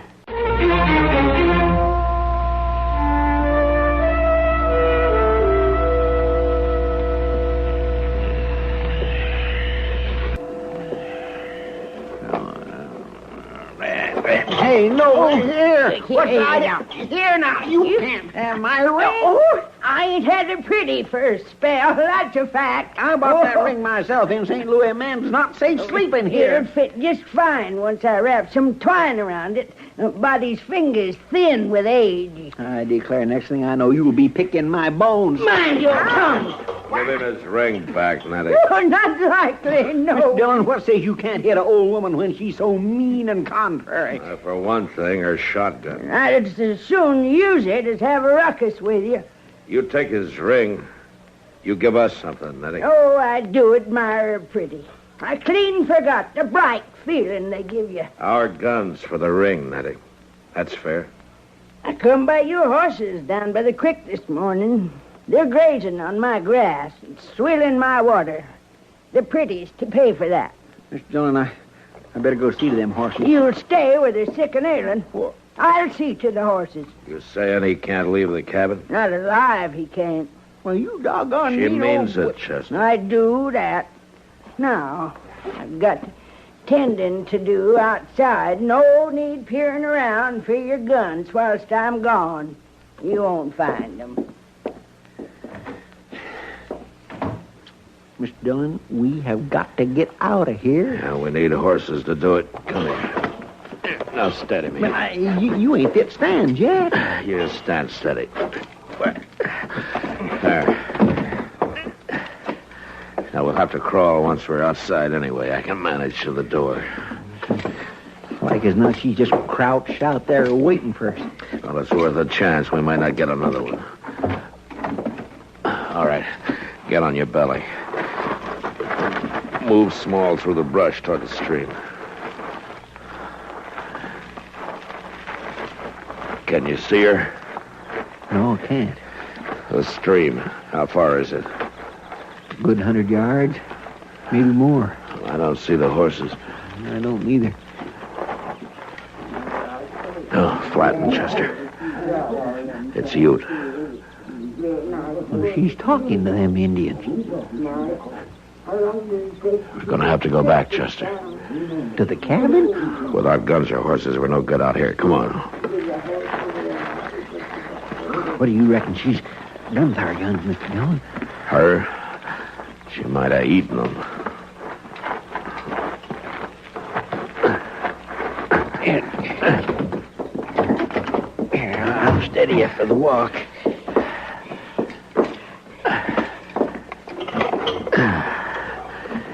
I'd give a lot for some of her strength right now. You reckon I could find them guns alone? I mean, get yourself killed doing it. That's no good, Chester. We're going to have to wait. You're just about as foolish as can be, ain't you? Crawling around in the brush out there. What's ID? Fresh air. You got no guns, no food. There's Utes all around. You don't think too good of your hides, do you? Where are the horses, Nettie? Your color's coming back, Now, son. you heard him. What about them horses? They bring good price in these parts. I could get me a parcel of things, trading horses. You're real friendly with a Ute, huh? They treat me good. Of course, they know Mr. Sitton and me come peaceable to their country. Not to run 'em off what rightly is their land. You ever seen them at their killing? Women, babies, no matter to them.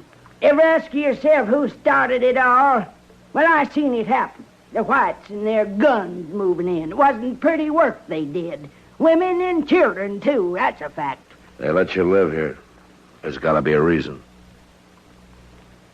He come here, like you, full of shot, ailing, white man's doing. Mr. Sitton and me, we took him in, tended him. He was a young chief then, but White Bear never forgot. Not in all these years. White Bear's the oldest chief among the Ute now. He don't forget Nettie Sitton. He's near to a relation I got. You're from another age, Nettie. You and White Bear. Maybe you got someone. A wife? No. No wife. A mother, then?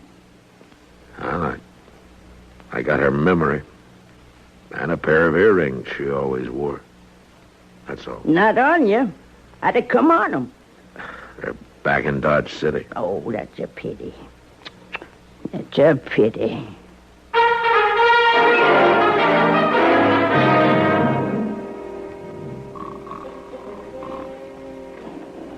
You think you can get the guns without waking her? Well, I can't make out good with no light, but I can fight an old woman in the dark. Not long till sunup. This may be our last chance. Take it easy.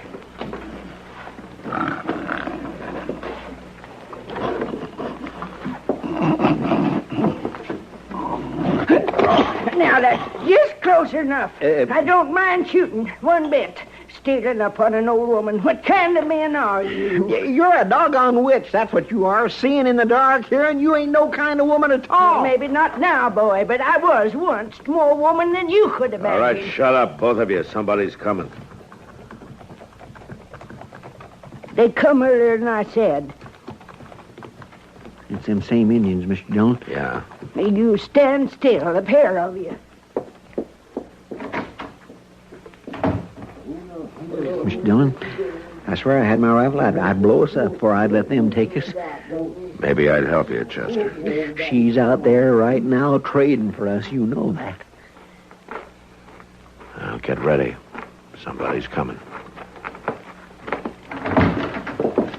Oh, now, that cut of beef will last me a good long time. It was a gift from my friend, White Bear. For us? Oh, now then. You worth a sight more than that. Mr. Dillon, they're riding off. You're sparing us, Nettie. Why? Sparing you? You didn't tell them about us. You didn't ask. How come you're acting human so sudden like after near scaring us to death? I ain't gonna miss this boy. That's the truth of it. He's one ballin' big mouth. We'll be glad to get out of your way. And trade for guns, our horses, and a cut of your new beef. I've been thinking about them earbobs. And I've been thinking about our guns. Under my bed. There's 2 horses saddled at the spring. Now, them earbobs... They're in a strong box in Dodge City. You mean to ride back with us? Oh, I wouldn't be seen in daylight with you. Yeah. Well, I might get back this way someday. If I do, I'll bring them to you.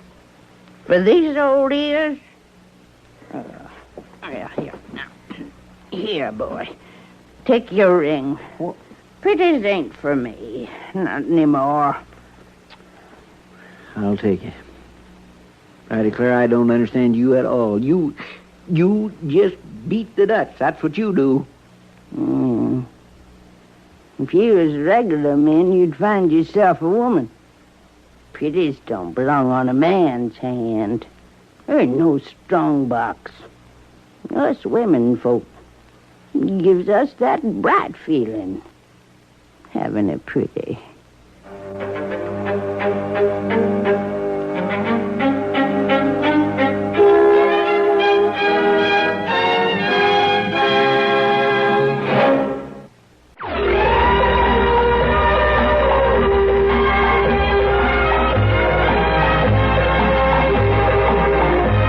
Gunsmoke. Produced and directed in Hollywood by Norman McDonald, stars William Conrad as Matt Dillon, U.S. Marshal. The story was specially written for Gunsmoke by Kathleen Height, with editorial supervision by John Meston. Featured in the cast was Virginia Gregg. Parley Bear is Chester, Howard McNear is Doc, and Georgia Ellis is Kitty.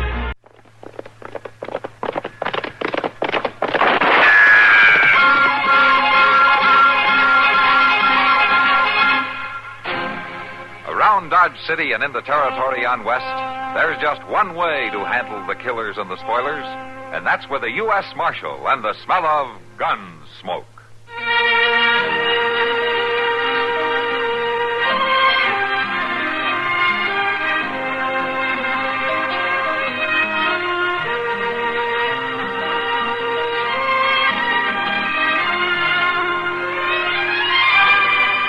Gunsmoke, starring William Conrad, the story of the violence that moved west with young America, and the story of a man who moved with it.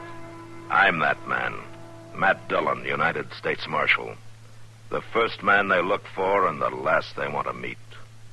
It's a chancy job, and it makes a man watchful and a little lonely.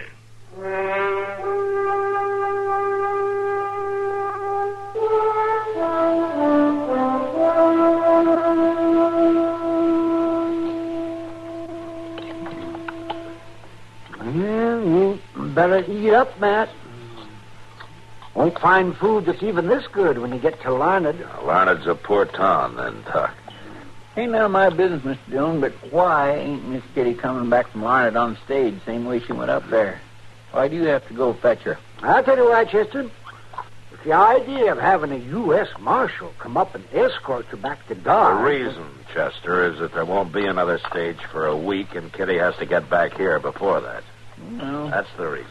And I suppose it'll be a nice ride for the two of you at that. Yeah. Oh, Matt, you have to admit it's mighty courtly of you. Squire and Kitty home through the countryside. It's going to be a long, hot ride, and you know it. Oh, now, Matt, it isn't the weather that counts. It's the company. Where are you going, Mr. Dillon? I'm going back to the office. Well, ain't you going to eat your dessert? Looks mighty good. Plumb full of sugar. You eat it, Chester. Well, now, I sure do think. Things are too sugary around here for me already.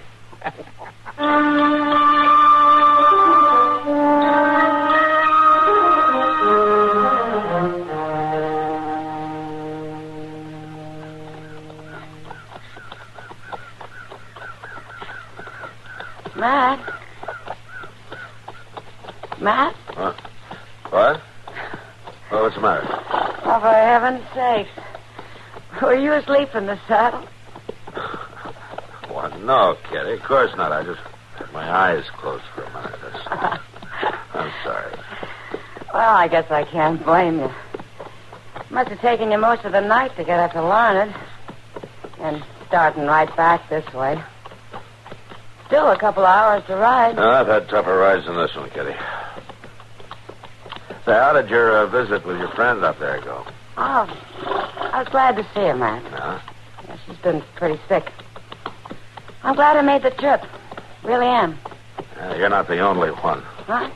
What do you mean? Doc and Chester haven't been able to talk of anything else since they found out that I was coming up after you. I can believe that. Hey, look out, Kitty. The rattlesnake. Hold on, Kitty. Don't let him get his head. Hang on, will you? I grab the... Kitty!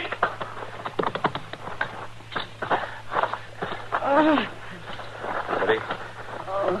Kitty, are you hurt? I don't know, man. Sorry I couldn't hang on. I'm a very good rider. Well, never mind that. Any bones broken? I don't know. I don't think so. Here, let's see if you can sit up. Sure. Come on. Oh. Dizzy. I can't sit up. My head.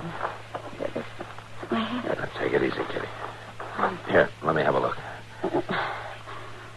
Yeah, you bumped it all right. Must have hit a rock. Matt? Are you there? Yeah, sure, Kitty. I'm right here.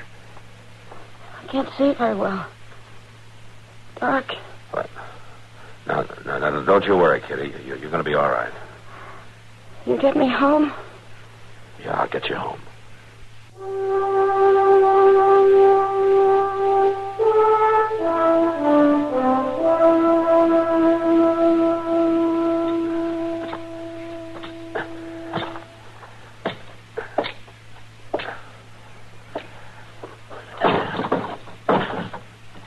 Hey, you in there. Open up. Come on, open up. I got a gun on you, mister. Well, put it down. I'm a U.S. Marshal, and I need shelter for this woman. She's injured. You got no right to bust in Now, here. listen to me. This woman is badly hurt. Well, it ain't none of my doing. Now, you look here. Let him bring her in, Raph. Ain't no call. Let him bring her in. Oh, come on in. That's a real pretty woman, Pa. A real pretty woman. Hush, Ludy. She's hurt. Just set her right down there, Marshal. All right. Big U.S. Marshal moving in on them poor folks. There you are, Kitty. You got something to cover her with? Something clean? What's the matter with them blankets? I'll get you something, Marshal. Thank you. Matt? You're all right, Kitty. You're going to be fine here till I get back with Doc. You hear that, Pa? You're going to leave that woman right here with us. You shut your mouth, Matt? Rudy. Yeah, what is it, Kitty? Don't leave me. Please. Well, I'm just going to get Doc, Kitty. Here's the cover, Marshal. I've been keeping it in my trunk. Rightly a tablecloth, but it's clean. Thank you, ma'am. My mother's. Yeah, sure. And things was always clean. There you are. Hello, woman. Don't leave me, Matt. Oh, but Kitty... Please, Matt. All right, Kitty, all right. One of you is going to have to go into Dodge and bring Doc Adams back. Well, I ain't especially feeling like no ride, Marshal. Oh? Well, I can see to it that you feel a lot worse. You let me go. Now, you look here. I'm through asking for your help. You're going to do as I say. That woman needs a doctor, and one of you is going to see that she gets one right now. You understand? Oh, I guess maybe Ludy could go. That's better. Ludy, What? you know the way to town? You know the way, all right. Pa, let me go in there 2-3 times. All right, then you go now, and you find Doc Adams, and you bring him back with you. You understand? I don't see why I have to ride all the way to Dodge. I ain't never seen a young woman out here before. She'll be here when you get back. Pa, Do I have to? You want me to cuff you again? Go along, Ludi. Ride fast, you hear? Sure, I'll ride fast. I want to get back. For certain I do. Go on, then. Get out of here.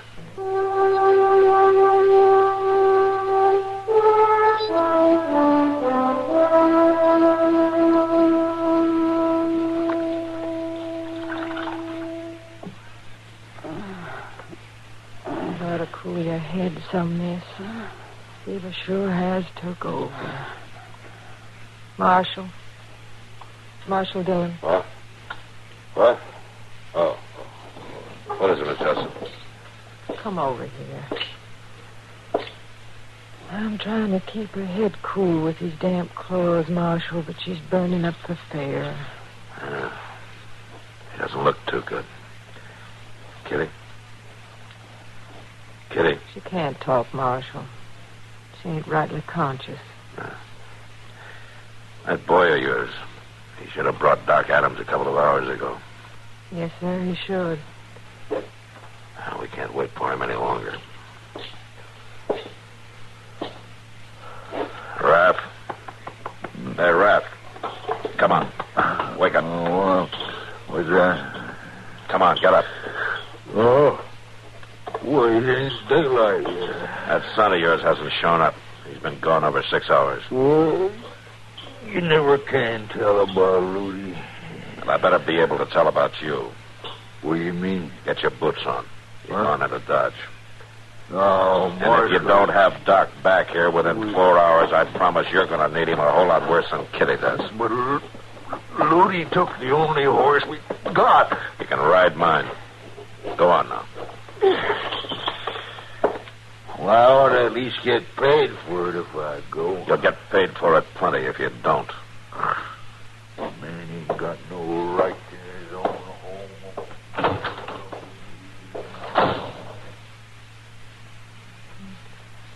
He shames me, Marshal, taking on like that.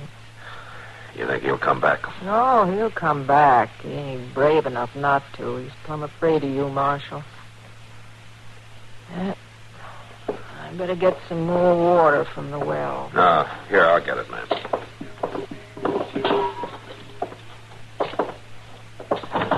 I've got a gun pointed right at your belly, Marshal. Put that thing down, Ludi. Oh, no. Where's Doc Adams? He ain't here. That's where he is. Ludi, stop talking foolish. It ain't me talking foolish. Stand right still, Marshal.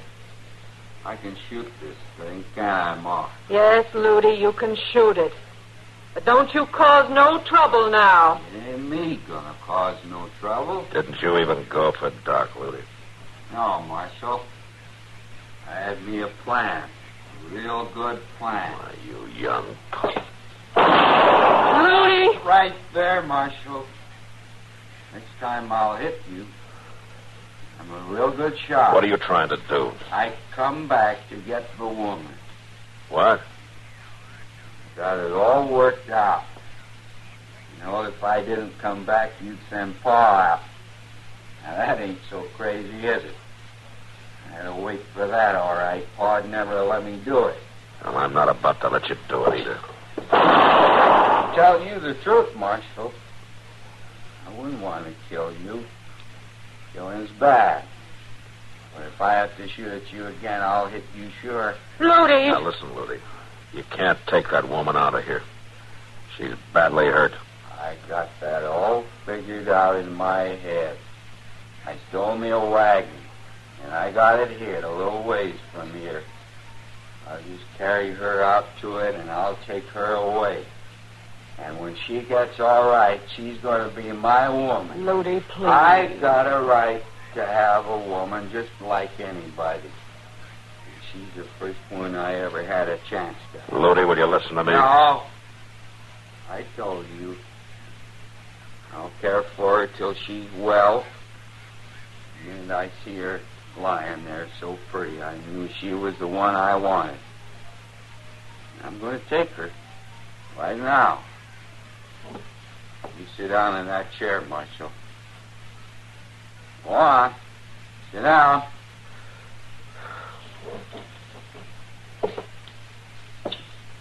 Ma, you go get me that rope that's hanging on the wall. Ludi, this will bring you bad trouble. Get the rope, Ma.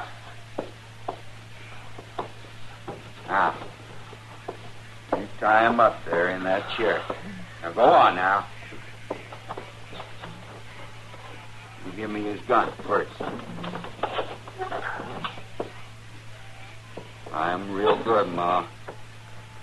I wouldn't want to hurt you neither, but I would. Marshal? Do what he says, Miss Judson. All right. Now, you just stay there nice and quiet, Marshal.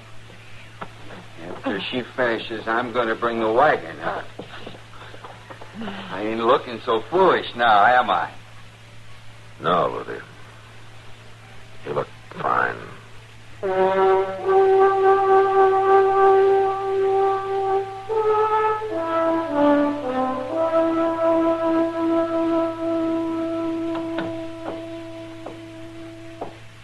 Out of sight, Marshal. I'll untie you now. Thanks. You'll have to go after him. I will.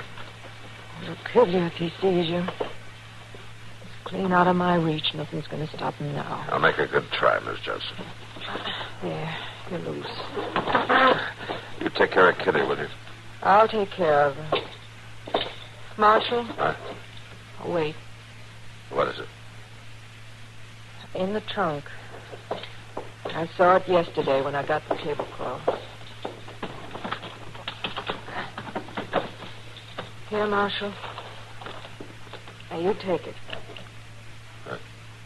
You're giving me a gun? I can't let you go out there without one. Not the way Ludi is. Here's some bullets. Thanks. Try not to hurt him too much, Marshal. I'll try, man. I'm afraid he's in no mood to handle easy.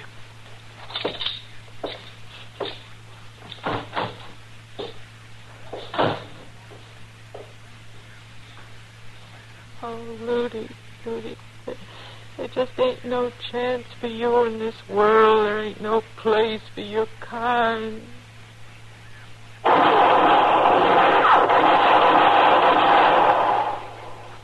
Ludi.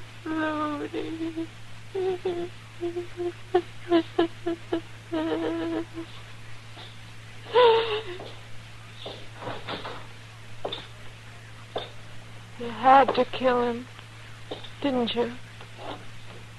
I'm sorry, Miss Judson. He's out there. Yes, ma'am. I'll take care of him. No, Marshal, he's my boy. I'll take care of him.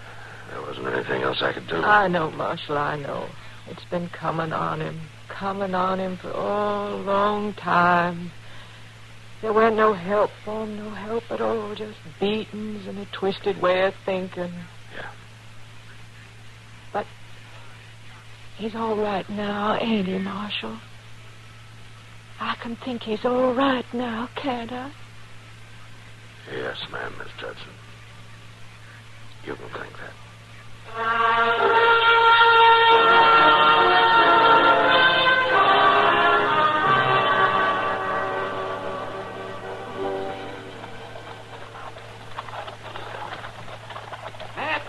Matt, stop the wagon, will you?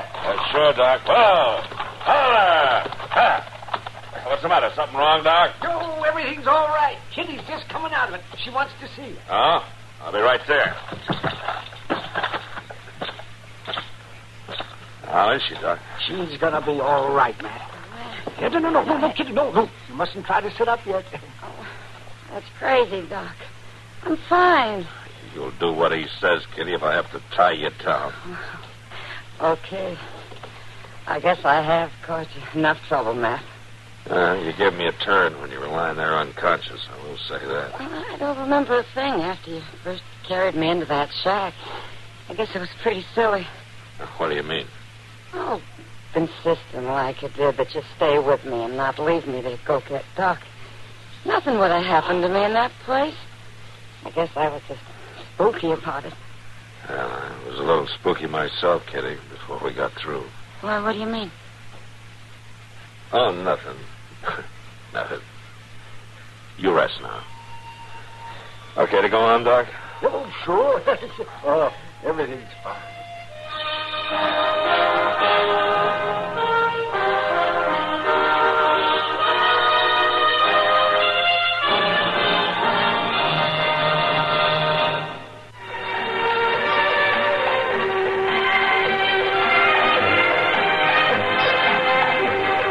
Gunsmoke. Produced and directed by Norman McDonald, stars William Conrad as Matt Dillon, U.S. Marshal. The story was specially written for Gunsmoke by Marion Clark, with editorial supervision by John Meston. Harley Bear is Chester, Howard McNear is Doc, and Georgia Ellis is Kitty.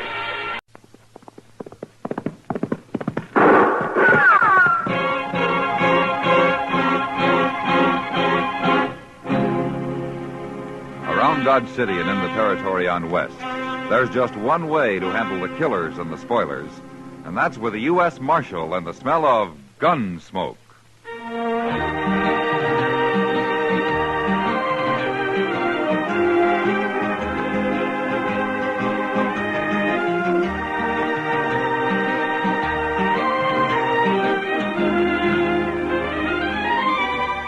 Gunsmoke, starring William Conrad. The story of the violence that moved west with young America. The story of a man who moved with it. Matt Dillon, United States Marshal.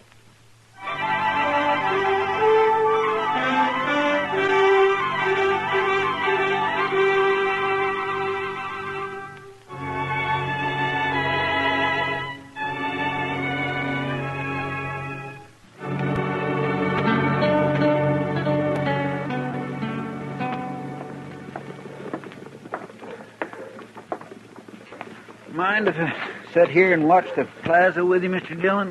Hmm? Oh, sure. Sit on, Chester. Sit on. I got spring fever, I guess.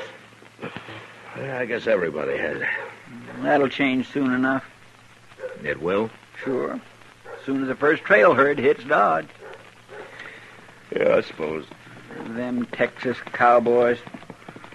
Mr. Dillon, they all ought to be hobbled and have one arm tied behind their back all the time they're here. No, I don't know, Chester. They're just troublemakers, sir. They're bad enough at home, but they're worse away from it. Well, there are plenty of bad men who never saw Texas. Yes, and there are darn few Texans who ain't bad. Where'd you say you're from, Chester? Well, Waco. But that don't change my opinion one bit, Mr. Dillon. In fact, it just proves I know what I'm talking about. Yeah, here comes a Texan now, Chester. Look at his rig. Yes, sir, it sure is. Now, what's he doing here? Looking for somebody to shoot, according to you. Do you know him? No, sir, I don't. But then most everybody I knew in Texas has been hung by now. I'm looking for the U.S. Marshal. You wearing the star, so maybe you're him. Sit down, stranger. You Matt Dillon? That's my name. All right. I'm Phil Jacks. I'm with a herd of 3,000 San Saba cattle about 5 days' drive from here. Name of the trail boss is Dolph Quince. Dolph Quince? Well, he was up here last year. Give him my regards, will you? You give them to him, Marshal. Well, I'll be glad to. He'll be here in about 5 days, you say? He will if we don't run into any more trouble. Said for you to ride back with me, Marshal. No? What did he say, why? Well, didn't say nothing except for me to ride into Dodge and find you. Well, can you tell me what this is all about? It's about Kansas, Marshal. Kansas? We don't like it. Well, for heaven's sake, if you don't like it, why don't you stay in Texas? Instead of coming up here, raising all kinds of trouble, getting people's backs up, drinking, shooting, carrying I haven't on. even said hello to you, mister. Oh, I know it, and let's leave it that way. Chester, what's got into you, anyway? It's been mighty peaceful around here lately, sir. Now the first Texas herd ain't even over the horizon, and already there's trouble. Why don't you people drive your old mossy horn steers to California, anyway? Why'd you leave Texas, mister? What? I know a Texan when I see one. You're all riled up because you don't like Kansas anybody else does. Yes, and I don't like Texas neither. Texas is sure rough on women and dogs, ain't it? My gracious, I ain't heard that since I was a boy. All right, you got me pegged. I'll shut up. Oh, now we're getting someplace. You were ready to go, Marshal? Well, Dolph Quince is a good man. He wouldn't have sent you here without a reason. Yeah, but Mr. Dillon, you can't go Chester, facing... suppose you take Jax over to the Dodge House for a good feed, huh? Looks like he could use it. I'll get ready and I'll meet you there in about an hour, huh? Yes, sir, but what about me? Well, like you say, there won't be any trouble till the Texans arrive. But I'd like for you to stay here anyway. Yes, sir, Mr. Dillon. Come on, Jax.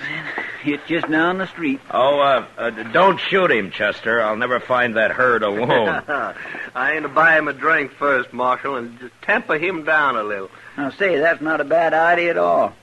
Take your pick, Mr. Jax. We have a goodly number of very choice saloons here in Dodge.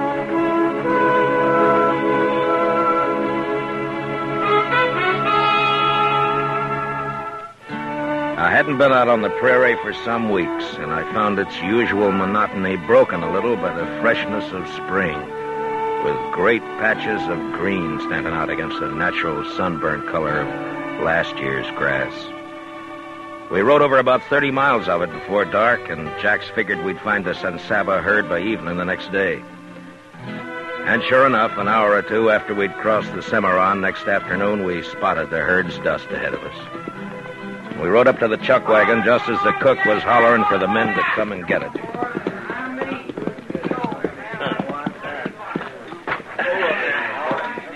Just drop your saddle anywheres, Marshal. I'll turn your horse in with a remuda. Yeah, all right. Thanks, Jack. No, Quince will be over there by the fire somewhere. Yeah, I'll find him. All right, come on. Come on. What's he doing? I don't know. I can't understand it. Who is it?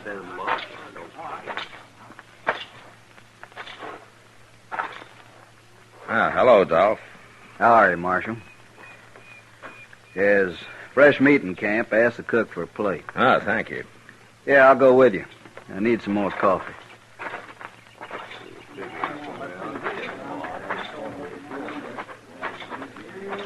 You like buffalo veal? One of the boys roped and shot a calf this morning. Sure, I like it fine. Guess it was buffalo that scared our horses last night. Old remuda broke loose. Hey, cook, give this man a plate of meat. Sure thing, Doc. Yeah, it looks mighty good.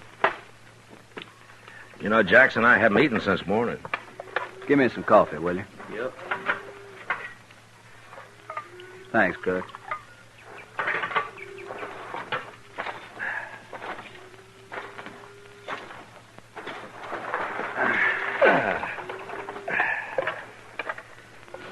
Nesta woman came to the bed ground before daylight this morning. Oh? Yeah, I had a boy with her driving a wagon. Asked if we had any little calves that had been dropped during the night.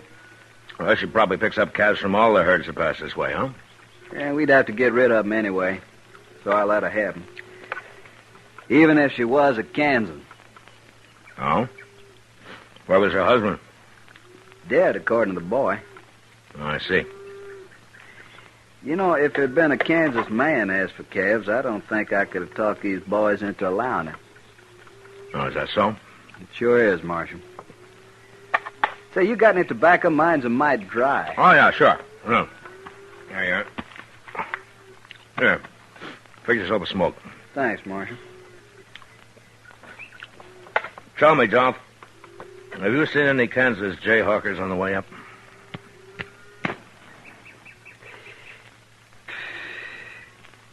How do you know, Marshal? Well, just a guess. 2 nights ago, some of them Jayhawkers managed to sneak up on Snyder over there when he was out on guard.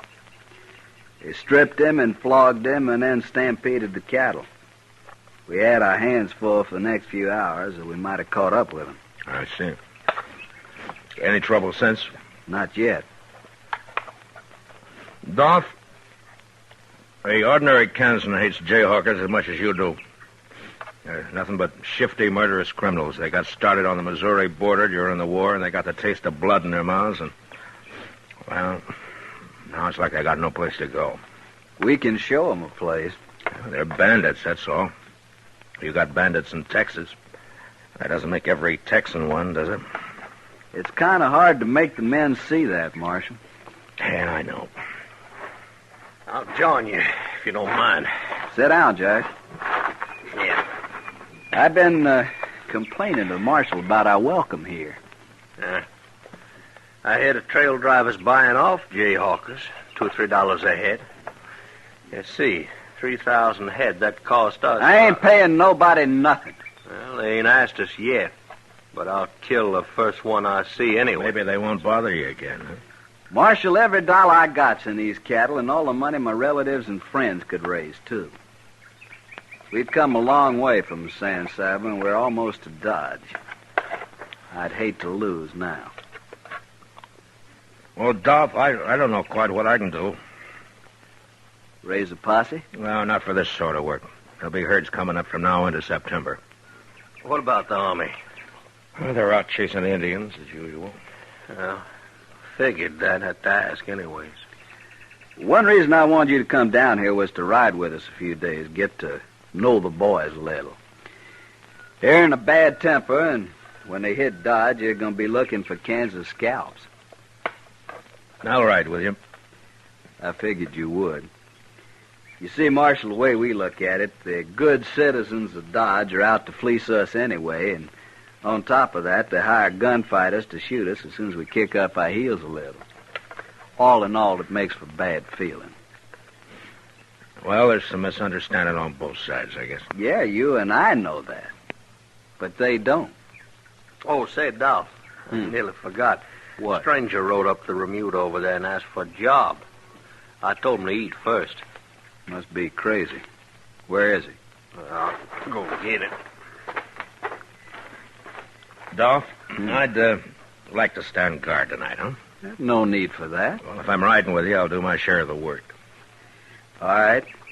You go out with the second watch. The Wrangler will give you a night horse. Thanks. Yes, Dolph. This here's Dolph Quince, trail boss. Mr. Quince. Quince will do. Well, my name's Studer. Carl Studer. You lost? I don't know what you mean. Well, do you know we're only 4 days' drive out of Dodge? I was wondering if you could use a hand. For 4 days? That'd help. You must be awful hungry. I thought maybe you'd be driving past Dodge. Well, I'm not. We'll feed you from here to Dodge if you work. I won't pay you anything, though. I haven't got the money, and I don't need a hand anyway. Thank you. Hey, by the way, where are you from? Colorado? Then you ain't a Kansan. No. Good. Maybe the boys won't tear you apart. You'll be on the third watch tonight, Studer. All right. There's the sort of man spends his whole miserable life just looking for salt pork and sundown. Yeah. If that's all he's looking for. What do you mean? Oh, it's just an old habit of mine, Dolph. I wouldn't still be alive if I trusted everybody on first sight. You don't trust this fella? No, he's probably all right. But still, I'd keep him in camp, unless it's daylight. How come? I wouldn't put him on night guard, Dolph. All right. Marshal, I always thought I led a hard life. Till now, I think you beat me. Well, I got shot at more than you, that's all. Maybe that's it. You better stretch out somewhere. You'll be out singing to those cow brutes in 2 hours. Yeah. Well, I'll see you later, Dolph. Breakfast at 4. You'll find it don't take long to stay all night at this ranch.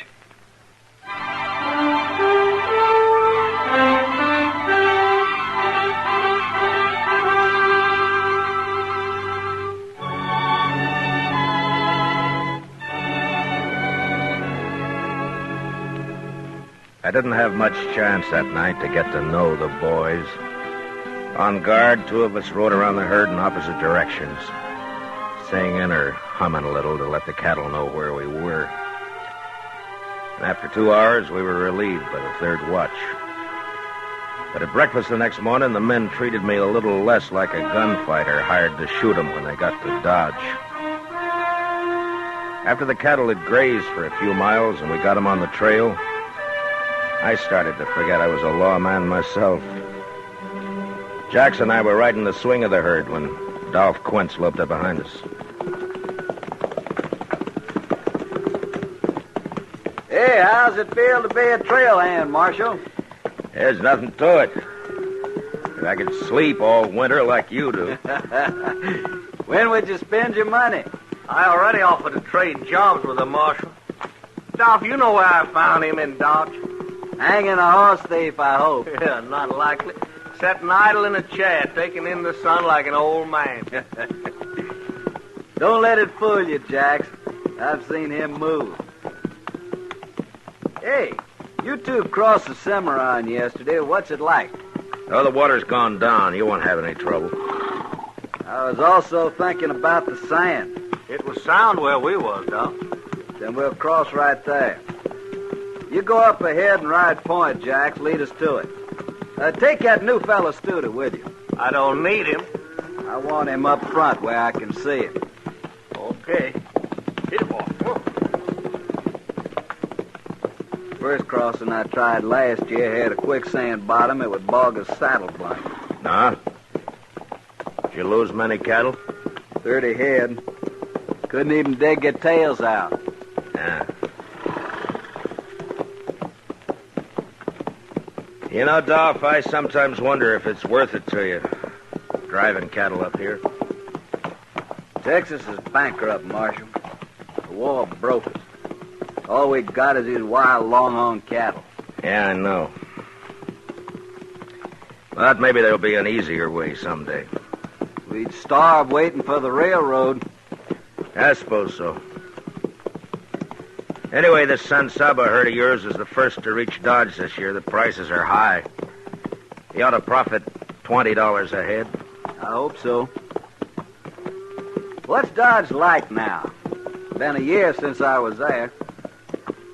Well, it's double its size. They got a new restaurant, a place called Delmonico's. Got about 5 new saloons. Well. A new barber shop. With money in your pocket, Dodge could offer high-class entertainment. Almost anything you want. The boys will be glad to know. Hey, it's up ahead. Come on, hurry! Look, we got a blanket. It's starting to stampede. Yeah. Is that Jack's horse running loose? Yeah. There's Jack's lying on the ground. They shot him, Marshal. Yeah. The man with the blanket, that's Studer. I'm going after him, Dolph. You take care of Jack's. There go the cattle. Head off. Get him, Marshal. Get him alive. I'll get him.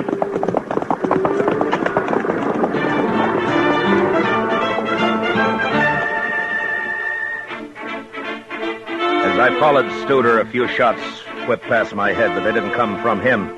They came from behind a small rise he was headed for. Whoever was shooting was still too far away from me to worry about. I wanted to take care of Studer first. And slowly the distance between us closed. I pulled my rifle out of the boot and I snapped one off at him. He threw up his hands and pitched forward out of the saddle. I glanced at him as I rode past and crossed him off as one Jayhawker less. When I reached the rise, I jumped off my horse and ran up it on foot. Near the top, I got down and I crawled. When I poked my head over, there was only one man in sight. The other Jayhawkers, if there had been any, had disappeared. This one was afoot, and he was running for his horse. I took my time and put a shot into the cantle of his saddle, and the horse bolted. The man dropped behind a rock and lay there. He was only half covered, so I stood up. And a step at a time started toward him down the hill.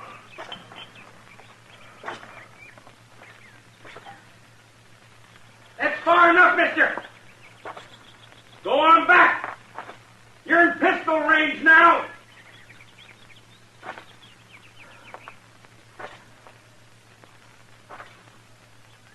Stand right there, you.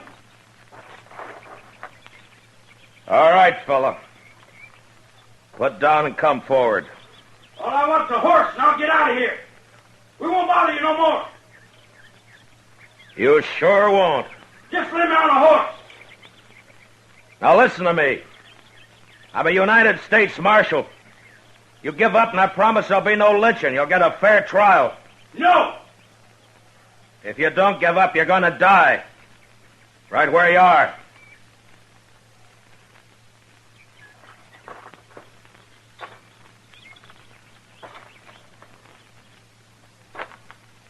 Let it go, I'm warning you. I'm coming after you.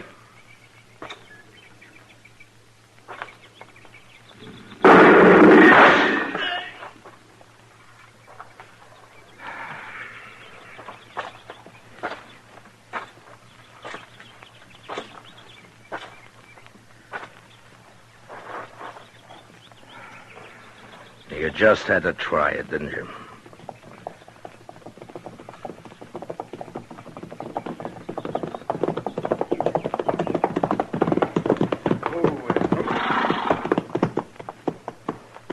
You leave a bloody trail, Marshal. Yeah. I brought Snyder with me. After the whipping they gave him the other night, I figured he deserved to be in on this. Guess I'm too late.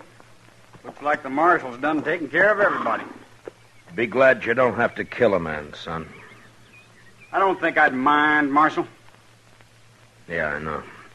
Tell me, Dolph, how's Jax? Dead.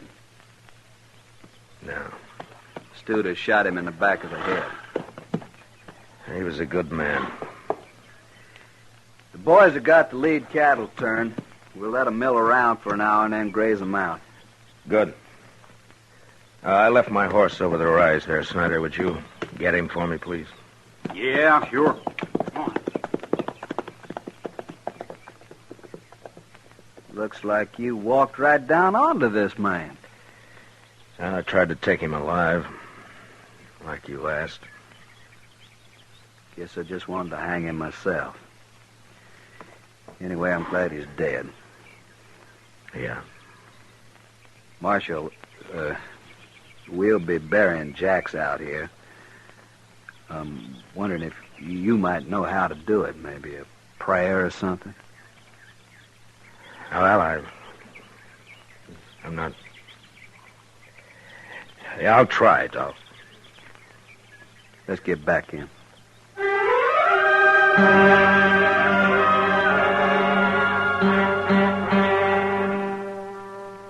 When we got back to where Jax had fallen, the cook had driven the chuck wagon up and was busy fixing coffee for the men, even though it was far from noon.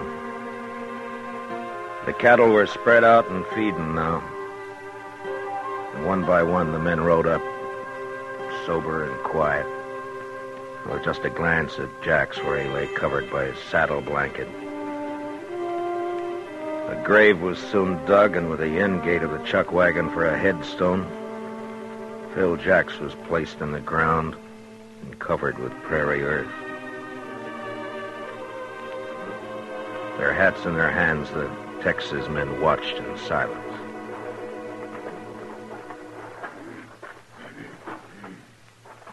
If you will, Marshal, we're ready now. Yeah.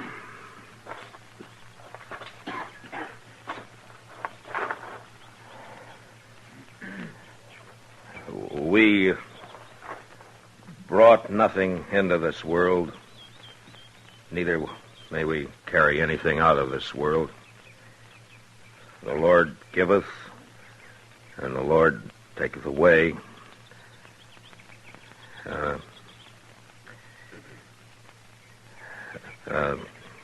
Even as it pleaseth the Lord. Yeah. Even as it pleaseth the Lord, so cometh things to pass. Blessed be the name of the Lord. Amen. Amen. Amen.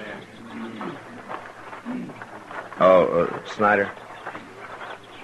Yeah. I want you to do something for me, if you will. What? Well, I smuggled a quart of wagon yard whiskey out of Dodge when I came down here. The cook's got it hid in the chuck wagon. Well, now, Mark. It's not much, but it'll cut the alkali in your drinking water. Why don't you get it and pass it out to the men, huh? Mighty decent of you, Marshal.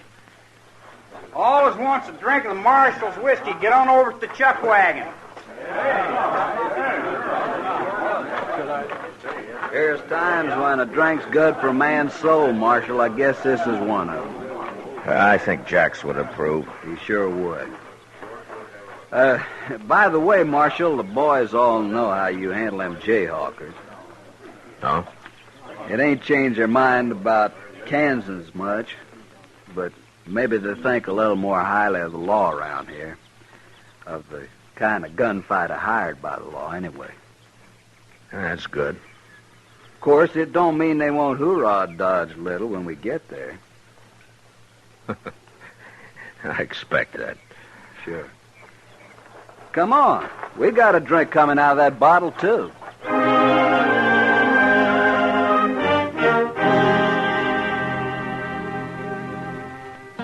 3 days later, the San Saba herd reached Mulberry Creek, about 10 miles south of Dodge.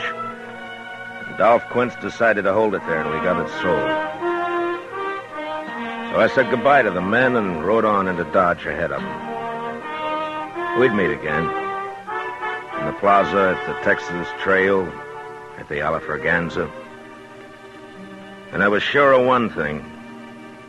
Short of gunplay, that particular bunch of Texas cowboys were going to be allowed to hoorah Dodge unmolested.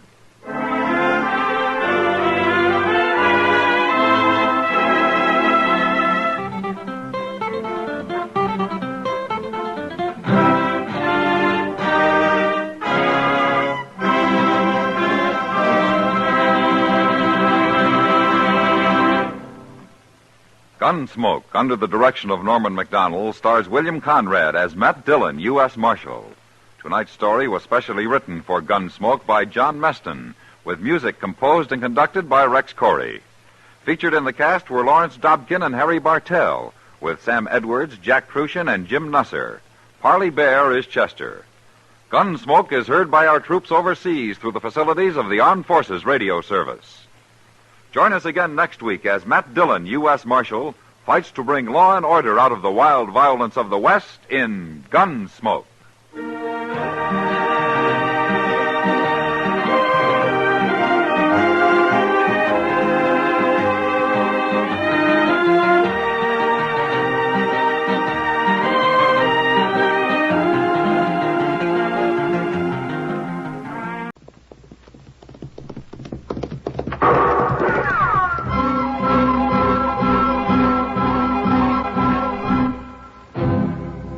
Dodge City and in the territory on west, there's just one way to handle the killers and the spoilers, and that's with a U.S. Marshal and the smell of Gunsmoke.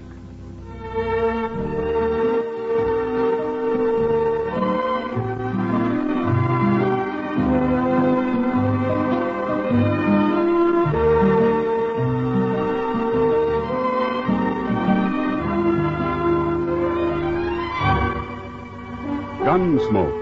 The story of the violence that moved west with young America. The story of a man who moved with it.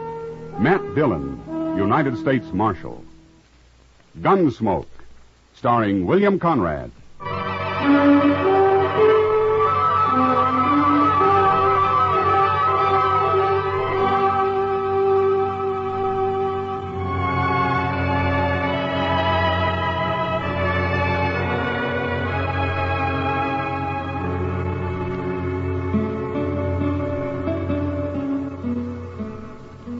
This ain't much of a room, Quarter.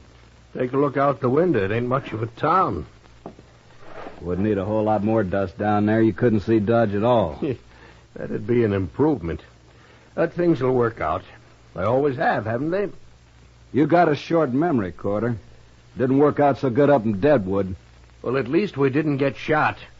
Now, things will go better here. I hope so. What kind of lawman they got here, I wonder? Well, we'll soon find out. Ought to be along any minute now. I sent word we'd like to have a talk right away at the hotel here. By the way, Quarter, who's going to do the talking this time? I'll do it. It must be him.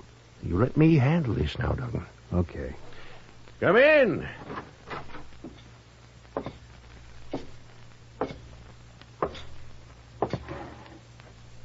My name's Matt Dillon. Well, I'm Ben Corder, Marshal.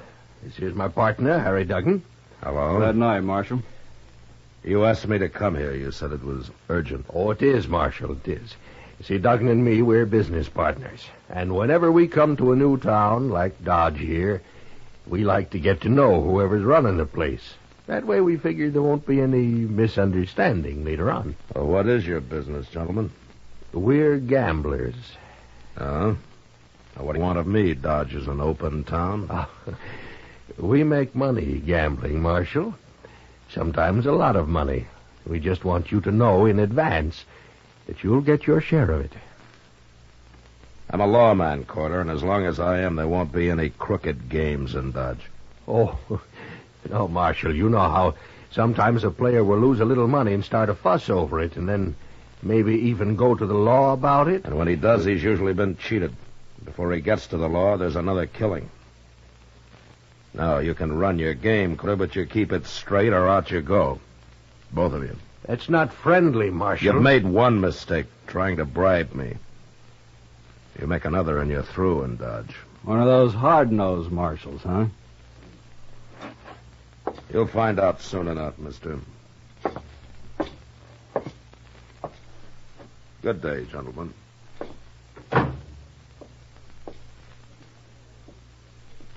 You handled him great, Corder. Just great. No, don't be a fool. He's no better than anybody else. And I got an idea we can persuade him yet.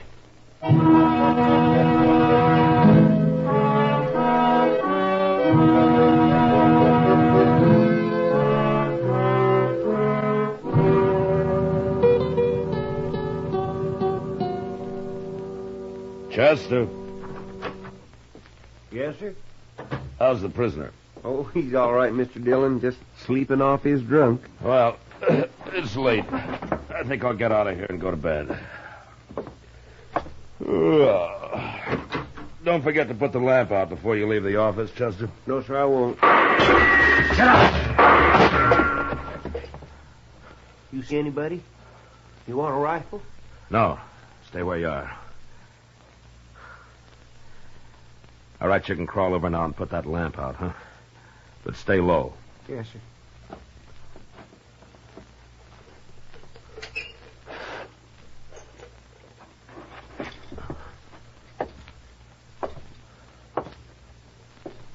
Well, he's through.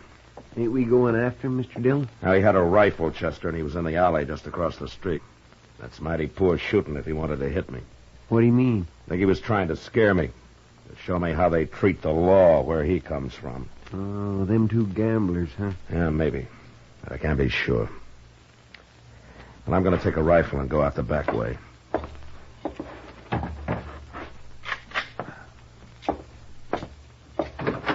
I'll see you tomorrow, Chester. Yes, sir.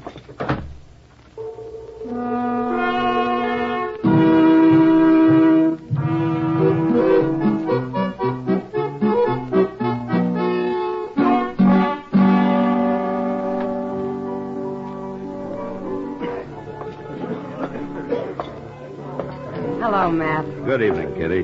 Sit down. Thanks. It's crowded in here tonight. I'll get you a drink. No, not now, huh? Chester was in earlier. He told me about your getting shot at last night. Well, I didn't get hit anyway. But you might have, especially a man with a rifle. Well, Kitty, I'll admit I don't like the idea of being ambushed. I prefer to do my fighting in the open. Oh, Matt. Why do you have to fight at all? Why can't you live like other men? Well, somebody has to enforce the law, Kitty. Sure. Forget it, Matt. Any idea who was after you last night? Well, might have been one of those two men watching us from the bar over there. Maybe both of them. Oh? They look like gamblers to me. Yeah, they are. The one who's headed this way calls himself Ben Corder. If there's going to be trouble... No, there won't be. Just sit still. Evening, Marshal. Hello.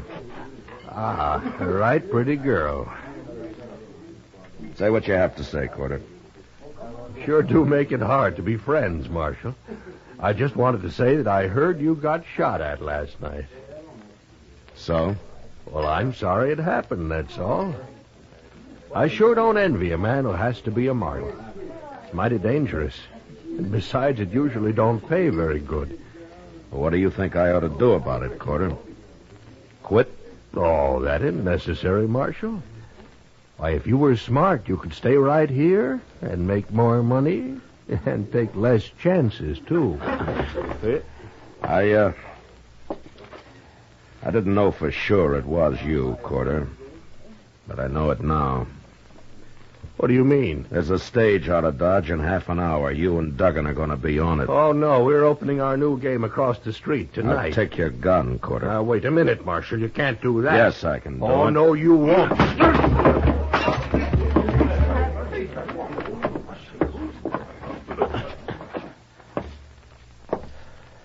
All right, Duggan. I want your gun next. Sure, Marshal. Sure. Turn around and put your hands on the bar.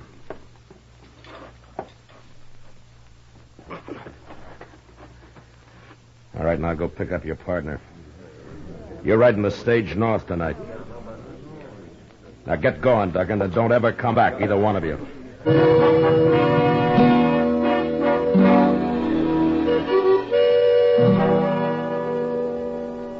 They got on the stage, all right. I was there to see them do it. And just before it pulled out, I unloaded their guns and tossed them into the floor inside. And then they left, and I forgot about them. I figured these two, like so many others I'd run out of Dodge, would keep going and make their trouble somewhere else. But a couple of weeks later, I found out I'd figured wrong. I was walking up Front Street one evening with Doc. That Humboldt woman was in to see me again today, Matt. Well, you're usually complaining about a shortage of patients, Doc. I know, but this woman's not a patient. She's a suicide. Doc, that might be said of anybody who comes to you. Eh? What? Oh, no, I'm going to remember that, ain't I? Mr. Dillon? Oh, hello, Doc. Oh, hello, Chester. Say, they're right inside the Alfreganza there, Mr. Dillon. I just saw them. No? Who'd you see, Chester? Them gamblers, Carter and Duggan, and they got somebody else with them, some stranger. Oh, no. I'll see you later, Doc. Sure, Matt. Yeah.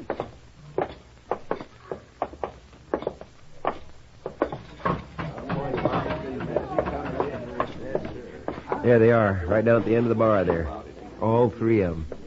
Well, I'll be. Here he is.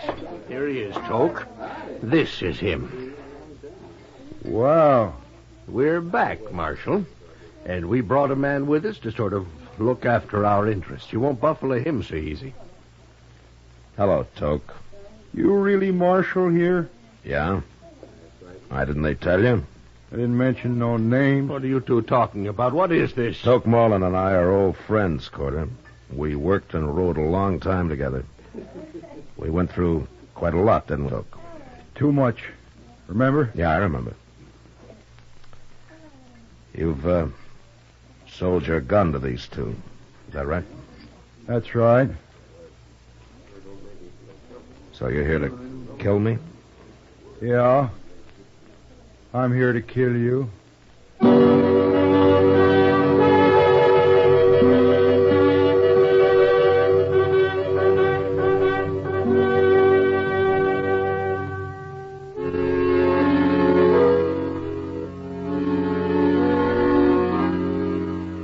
It was a bad feeling to meet Toke Moreland again after some 15 years, and to have him standing at the bar of the Alfreganza, hired by a couple of crooked gamblers to kill me. Toke and I had run horses together over in New Mexico until the night we rode into Silver City and got taken by a drunken mob and beaten half to death.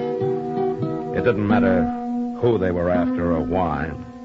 The next day, when they found out that we weren't the men they wanted, it was too late. Something had gone wrong inside Toke. And as soon as he was able, he rode off without a word. I never saw him again. Until now. How long you been a marshal? Long time, Toke. I never figured lawman for much. I I want to talk to you, Took. Come on over to the table. Oh, no, you don't, Marshal. Shut no, up, you... Quarter. Come on, Took. Sit down.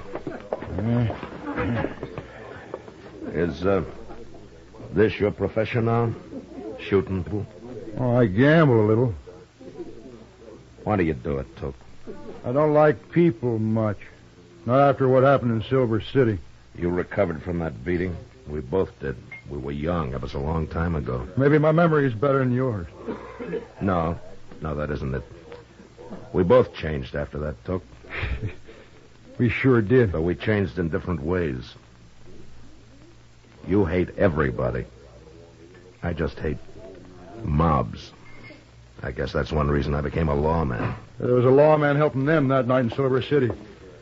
He was the sheriff. There are good sheriffs and bad. Like marshals. I suppose. It's kind of too bad you're a marshal, Matt. You're going to go through with this anyway, is that it? I'll never back off from a fight.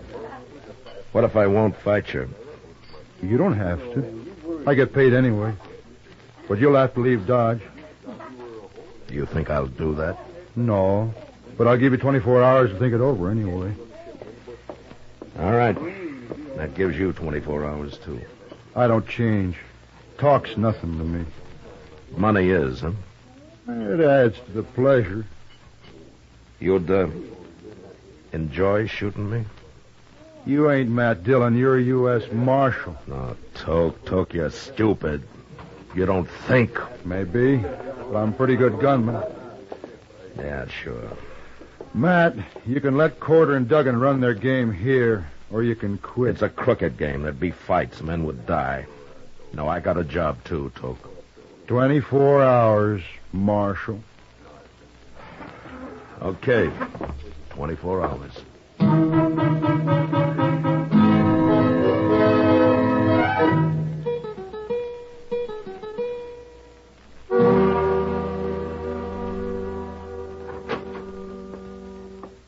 Hello, Matt. Chester? Hello, Doc. Doc? You're looking mighty glum today, Matt. Am I? You should be. Why? Well, I've been over to the Dodge house. Mr. Reisling's down with the gout again. And there's a lot of talk, Matt. I know you must have your reasons, but people are sure wondering what those two gamblers are doing back in town again. Well, that'll all be settled tonight, Doc. Well, I'm glad to hear it. Don't go to bed early, huh? We might need you. Yeah? A fight, man? Why, you didn't have any trouble with them before. Why, you... Oh, that other fella they brought with him. Yeah, that one.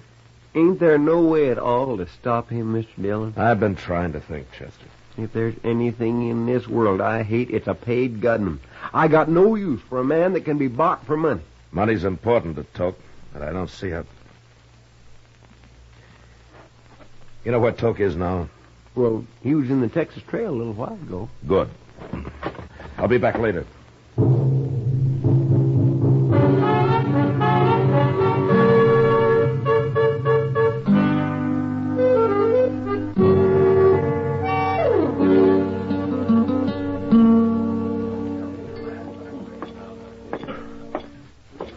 Hello, Toke.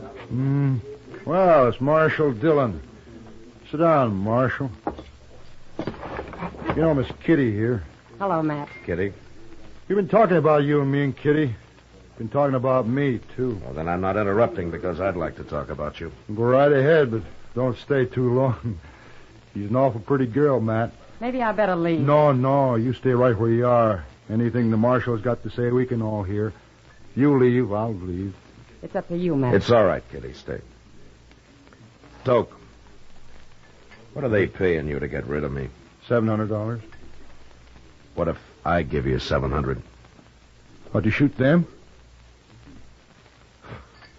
You don't care who you kill, do you? Don't matter much. No. All right, I'll give you $700 to clear out of here. Forget this whole business. You have changed, Matt. You sure never were a coward in the old days. Is that what you think? Well, so does Kitty, don't you, Kitty? Don't tell me what I think, mister. She's full of fire, Matt. She deserves a real man. No, I think I'll get my money from Corder and Duggan. I don't want to leave Dodge. Not till Kitty and me get a little better acquainted anyway. Now I am leaving. You're no good, Toke. You're really no good at all anymore. Wait till 8 o'clock, Marshal. We'll see about it then.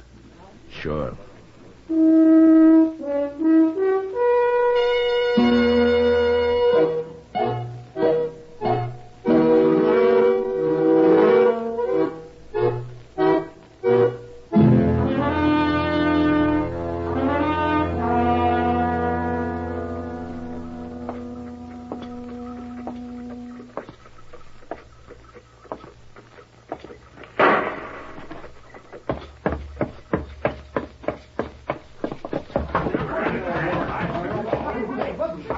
I saw it, Mr. Dillon. I was just coming for you.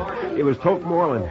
He just shot a man at the Monte table back there. But the other fellow drawed first. Okay, Chester. Keep an eye on Carter and Duggan. Yes, sir. Toke! Evening, Marshal. You got here just in time.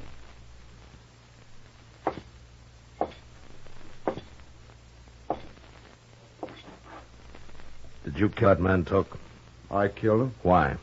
He objected to the deal, tried to pull a gun. It was self-defense.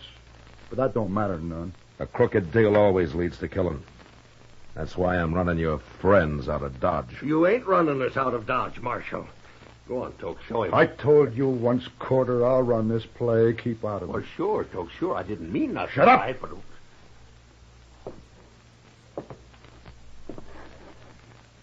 I guess you ain't a coward after all, Matt. Now get out of Dodge. Take them with you. No. I'm going to try to kill me another lawman first. Okay, Toke.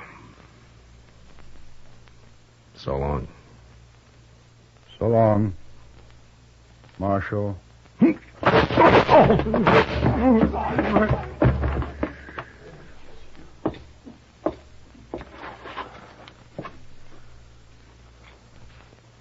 I'm hurt, Matt.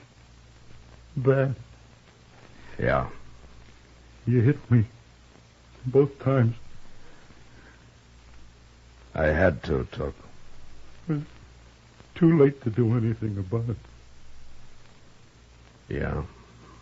Yeah, it's too late. By heaven, I wish I had last week back again, Matt.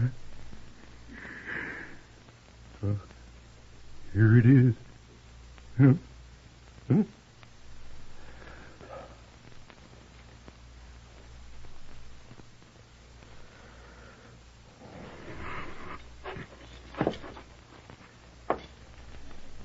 Carter. Duggan. Get out of here. Any way you can, but fast. Sure. And if you come back with another gunman, I won't wait to shoot him. Now get away from me.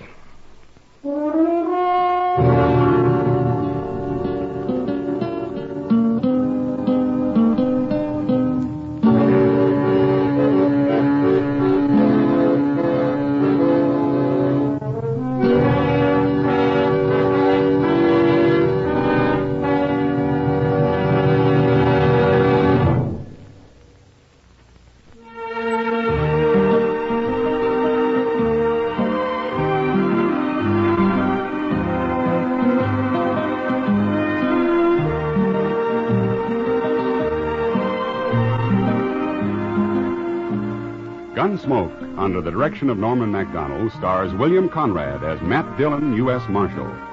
Tonight's story was specially written for Gunsmoke by John Meston, with music composed and conducted by Rex Corey. Featured in the cast were John Daner, Harry Bartell, and Lawrence Dobkin. Parley Bear is Chester, Howard McNear is Doc, and Georgia Ellis is Kitty. Ken Peters speaking. Join us again next week as Matt Dillon, U.S. Marshal, meets two brothers who want to stop his fight to bring law and order out of the wild violence of the West in Gunsmoke.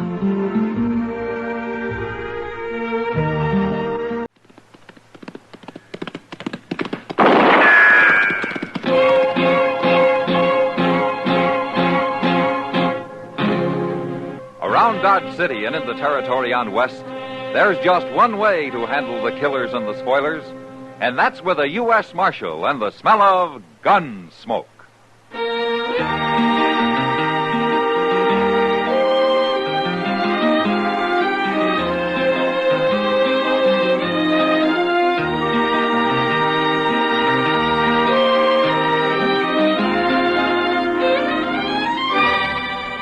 Gunsmoke, starring William Conrad. The transcribed story of the violence that moved west with young America. And the story of a man who moved with it. I'm that man, Matt Dillon, United States Marshal. The first man they look for and the last they want to meet. It's a chancy job, and it makes a man watchful and a little lonely.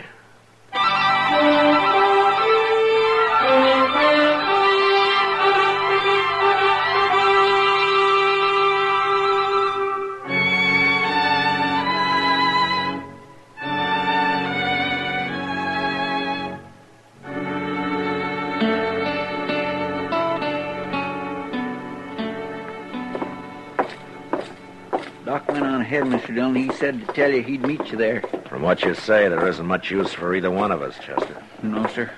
Poor old Mr. Sawyer. He looked long dead to me. Right in his office, huh? Yes, sir. That's where the boy found him. Looked like he pulled a chair into the middle of the room and stood on it. Hanging sure is a bad way to die, ain't it? I guess when a man wants to kill himself, it doesn't matter much how he does it. No, sir. How come there's no crowd outside? Well, I told the boy to go on home, not to talk to anybody. Oh, good. And then I went in, cut Mr. Sawyer down. I come looking for you and Doc. Uh-huh. The door wasn't locked, huh? No, sir.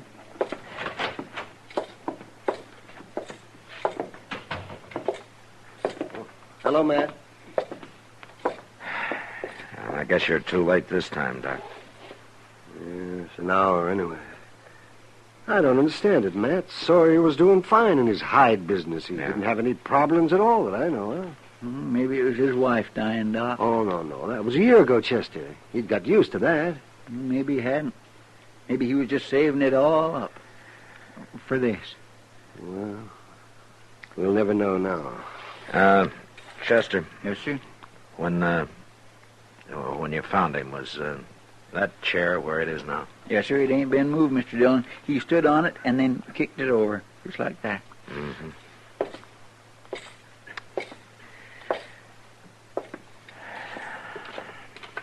That's a bad way to die. I sure wouldn't never try it, Doc. Well, I hope not, Chester. No, what I mean is, supposing you kick the chair out from under you and then change your mind. Oh, wouldn't that be fearsome? Probably happens to a lot of suicides, Chester. Doc. Yes, Matt. Are there any bruises on him? I don't know, Matt. I haven't looked. Let me see. Of course, hanging doesn't bruise, but... wait a minute. See, there is a lump here. On the back of his head. Now, how'd he get that? Sawyer always kept a tin box over in that cabinet, Doc. What's that got to do with this lump on his head? He kept his ready cash in that box. It's not there now. You mean somebody stole it? Now, who'd do that? Whoever walked in here hit him in the head and hoisted him up on that rope. I knew old Sawyer pretty well. He wasn't the kind of a man who'd kill himself. By heaven, I think you're right, Matt. He didn't have any enemies. Whoever did this is going to be mighty hard to find.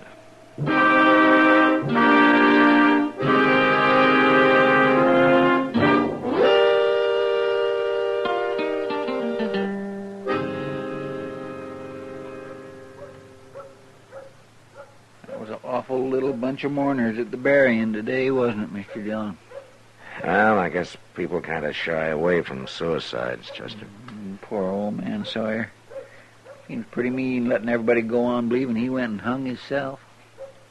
He won't mind, Chester. But if the man who killed him thinks he got by with it, he just might get careless. Yes, sir. He might. Hey, who's that Miss Kitty's walking with? I don't know. She's right pretty. For Dodge. Yeah. But, Chester, I wouldn't put it exactly that way to her if I were you. Oh, well, I didn't mean nothing by it. I was... Oh, Matt. Chester. Hello, Miss Kitty. How are you, Kitty? Cora, I'd like you to meet Marshall Dillon and Chester Proudfoot. This is Cora Bell. How do you do? How do you do? If either of you ever come around to the Long Branch, you'd have met Cora a week ago. Well, we've been pretty busy, Kitty. Oh, sure. I hope I'll see you over there soon, Marshall. And you too, Chester. Oh, I'll be there, Miss Cora. Even tonight, maybe. Good. My. Kitty, I promised Mel I'd meet him at Delmonico's. I'd better hurry along. I'll see you tonight. Bye. Bye. Bye. Matt, you know who this Mel is she's meeting? No. Mel Tucker. Mel Tucker. That no good, slack-jawed water. They're in love, Chester. Love, my... Wild in love. Ever since they met a week ago. I just can't believe it. About her, I mean. Yeah, sometimes there's no accounting for women, Chester. Heard Mel Tucker used to be something of a man, Matt. He still carries a gun. It's not exactly what I meant. Oh, I guess he was all right, before the whiskey took it out of him. One thing, he's crazy jealous. About the worst I've ever seen. Oh, he ought to be. She got to look at a good man, she might come to her senses. How'd they get started, Kitty? Oh, Mel Tucker was over in Newton, and when he got on the Santa Fe for Dodge, Cora was on it, too. They're even talking of getting married, Matt. Do you think they will? As soon as Tucker gets hold of some money, they will. And it won't be very soon. That man's been broke for 3 years. I don't know, Chester. A man like Tucker might do anything for money. Mr. Dillon, you ain't thinking... We'll wait and see, Chester. It's all we can do.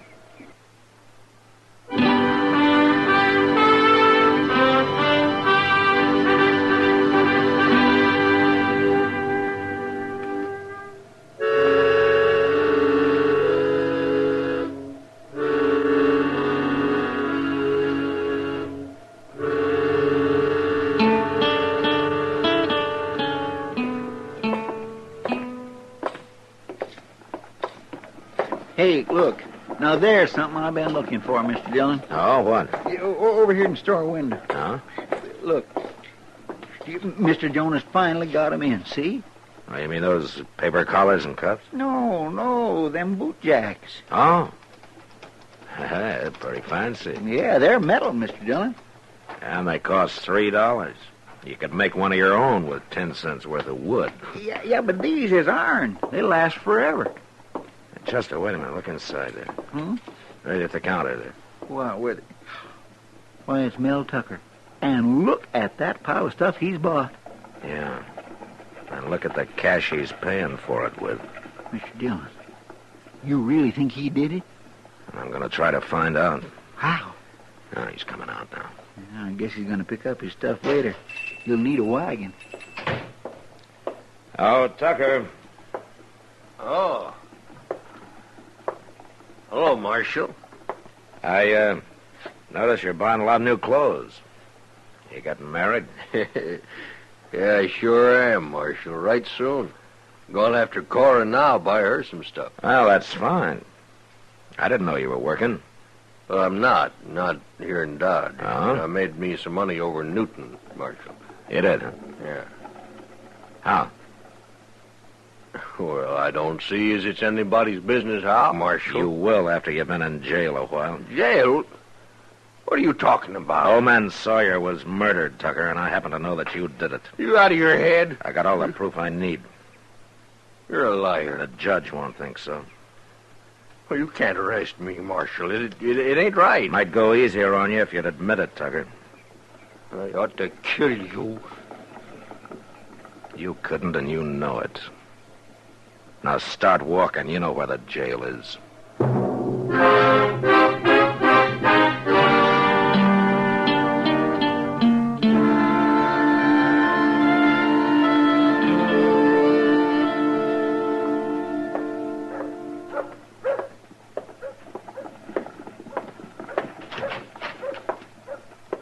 Hi, Matt. Oh, come on in, Doc. I'm just killing a little time, Matt, so if you're busy... you No. can- Sit down. There's nothing going on here. Oh, well, thank you, Matt. Where's Chester? He's probably overworking on Mr. Jonas again. Jonas? Well, what for? Yeah, that metal boot jack. Chester won't pay more than $1, and Jonas is holding out for $2.50. It's been going on like that for a week. Ever since you threw Mel Tucker in jail, huh? Yeah, that's right. He show any signs of weakening, Matt? Now he won't admit a thing, Doc. Cora been to see him? Mm-hmm, every day. But that's beginning to work on Tucker. What is? Being in jail, he can't ride herd on her the way he's been doing. Kitty was right. He's a mighty jealous man. You still think he did it, Matt? Yeah, I do. It looks like I'm going to have a hard time proving it. You sure? Hey, Mr. Dillon, have you... Hello, Doc. Chester. Don't see any boot jack, Chester. Never mind that. You better get on over to Bob Randall's freight office. Huh? What for? Autopsy, I guess. He's dead, Doc. What happened, Chester? Well, sir, I was walking by his office, and his wife went out and said she dropped by to see him and found him hanging there. Hanging? Just like old man Sawyer. Exact same thing. I went in and cut him down. This time I took a look around. He'd been hit on the head all right, and somebody tried to open his safe. They didn't get nothing, but they'd sure been working on it. Well, Matt? Wait here a minute, Doc. I'll go over with you. Marshal, when are you going to give up and leave me out of here? You're out, Tucker. Mean it? Yeah, I made a mistake about you. I've been telling you that. What finally changed your mind? What do you care? You're free. Now get going. Get married, do anything you want. I sure will. Just tell you one thing, Marshal. What? I ain't gonna forget what you done to me. I'm already thinking up how to pay you back someday. I said get out of here, Tucker.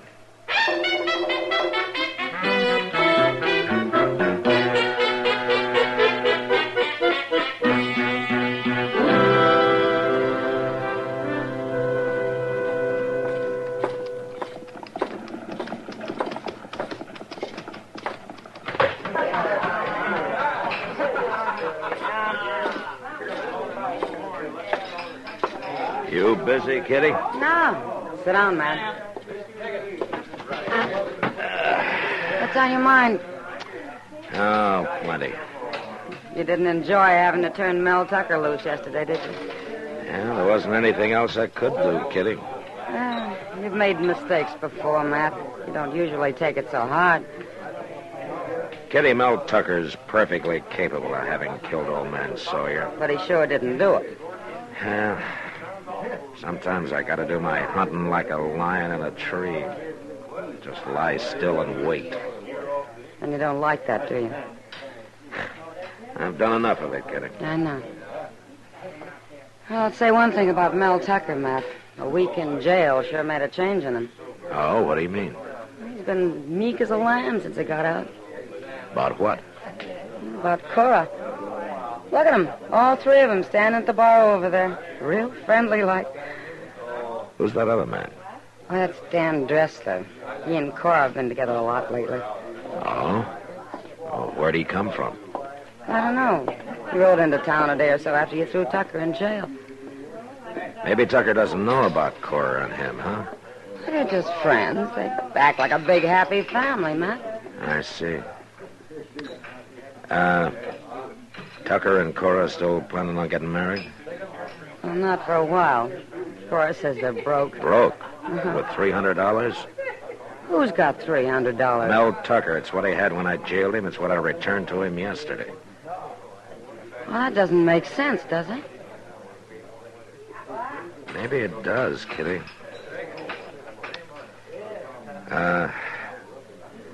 Look, will you do something for me? What?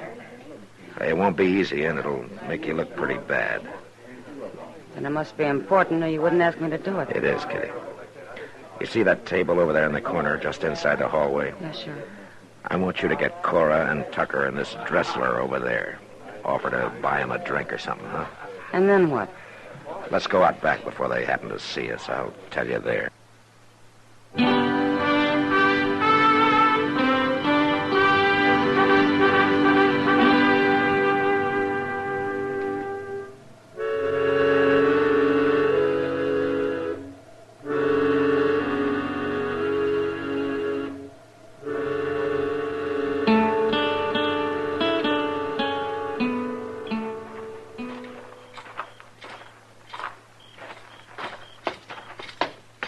Now be quiet with this door, Chester. Yes, sir, I will.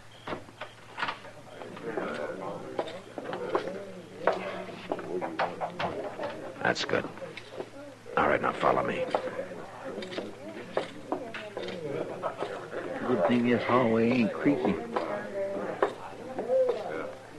Now, this is far enough. They at the table yet? Yeah, I think so. I sure do hope this notion works, Mr. Dillon. I hope Miss Kitty don't get hurt out of it. Well, I'll try to stop anything like that, Chester. Look, I'm going to get closer. You wait and then follow me, huh? Yes, sir. Appreciate your buying us all a drink, Kitty, but I don't know why you're doing it. Kitty's a nice girl, Mel. Not enough reason? Yeah, I guess so. Most people I know don't do nothing for you without wanting something out of it. No, Dad. Chester's right, Carl. What? I'm not a nice girl. There's something I want. There, you see? I told you. What do you want, Kitty? I want Mel Tucker to know about you and Dan Dressler. To know about me and Dan... I don't like to watch a man being made a fool of, the way you're doing to Tucker. What are you talking about? Now. Just you better explain yourself, Kitty. I will, Tucker. You think Dan Dressler's a friend, don't you? Go on, keep talking. Well, he's a friend, all right. But Cora's friend, not yours. They were out together every night. You were in jail, and every day, too. That's a lie. Shut up, leave her talk, Dressler. Everybody in Dodge knows what they've been doing except you. I guess I'm the only person who's not afraid to tell you. You think she's in love with you? Kitty! Get up, Dressler. Oh, wait a minute, Tucker. You ain't going to listen to that fool. You're going to get up or I'm going to shoot you right there. No, Mel, it's a trick. Cora, you shut up. You better stop it, Mr. Dillon. I can't, Chester, not yet. All right, Dressler. I paid you to hang Bob Randall. I didn't pay you to make love to my girl. All right, that's it. Get up now, fool, Tucker. That's enough, Tucker. He was going to shoot Cora, Matt. Chester. Yes, sir. Get Tucker's gun. Yes, sir, I will. Dressler dead, Mr. Dillon? Yeah. You sure walloped Tucker a good one. Mel was going to kill me. The marshal hadn't had him, he'd have killed me. I'm sorry I had to do it, Cora. Mel was going to kill me. He shouldn't have been jealous of me. He shouldn't have been jealous of me. Cora, you hired Dan Dressler to hang Randall, didn't you? But Mel made me do it. But you're an accomplice. I only did what Mel told me. It wasn't my idea. I didn't murder the man. I loved Mel. I had to do it. I loved him. I loved him. Well, it's just too bad you loved him, Cora. Because now you're as guilty as he is. Come on.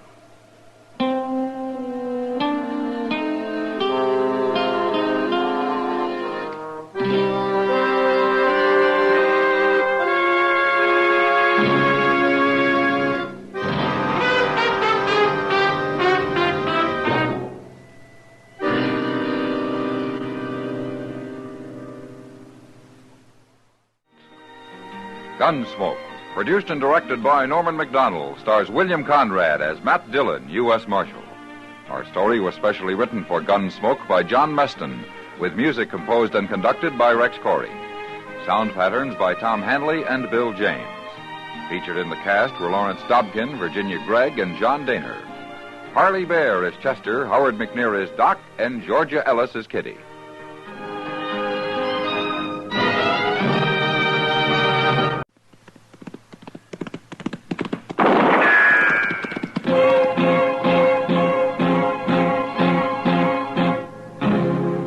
Around Dodge City and in the territory on West, there's just one way to handle the killers and the spoilers, and that's with a U.S. Marshal and the smell of gun smoke.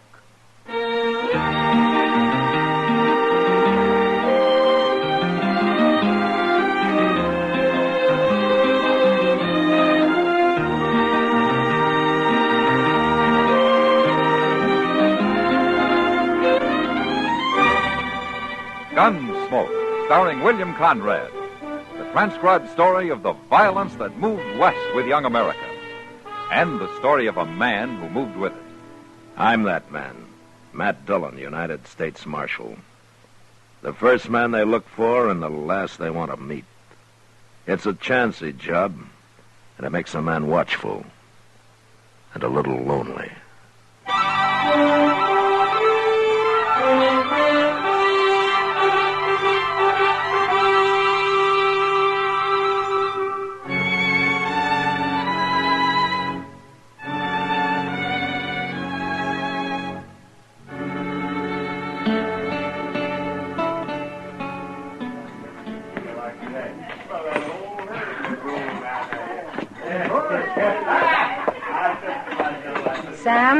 Kitty, what'll you have?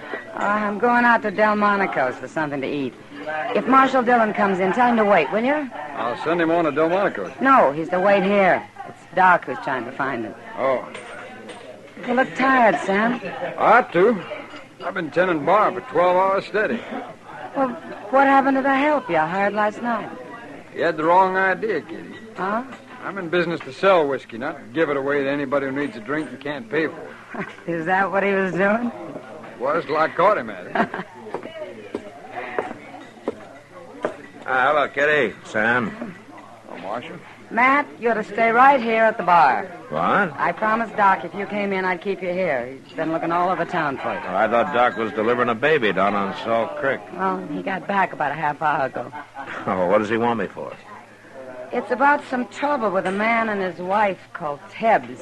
Tebbs? Well, not where he delivered the baby. This was in a sod hut about a mile above the crossing. Oh, well, what about him? Here he comes. He'll tell you. Here he is, Doc. Oh, fine. So you're a good girl, Kitty. Yes, you are. You're a good girl. I might never have found him. What's all this about these Tebbs people, Doc? Well, they're having trouble, Matt. Oh, what kind of trouble? Well, I stopped by to say hello and get acquainted. And, well, you know. Oh, sure. But the woman, she didn't act like she wanted anybody around. And then I heard the man yell at me from inside. She tried to stop me, but I went in anyways. He was lying there in a bed, Matt, with a bad knife wound in his leg. Oh? Yes. It's festered and it's given him a fever, and I don't think he can walk with it. Did he say what happened? Well, he claimed it was an accident, but he was holding a 6-gun under that blanket, Matt. Well, what for? For his wife. He's scared to death of her. I think she knifed him, and I think she's waiting for a chance to finish him off. You better get down there, Matt. Maybe too late already.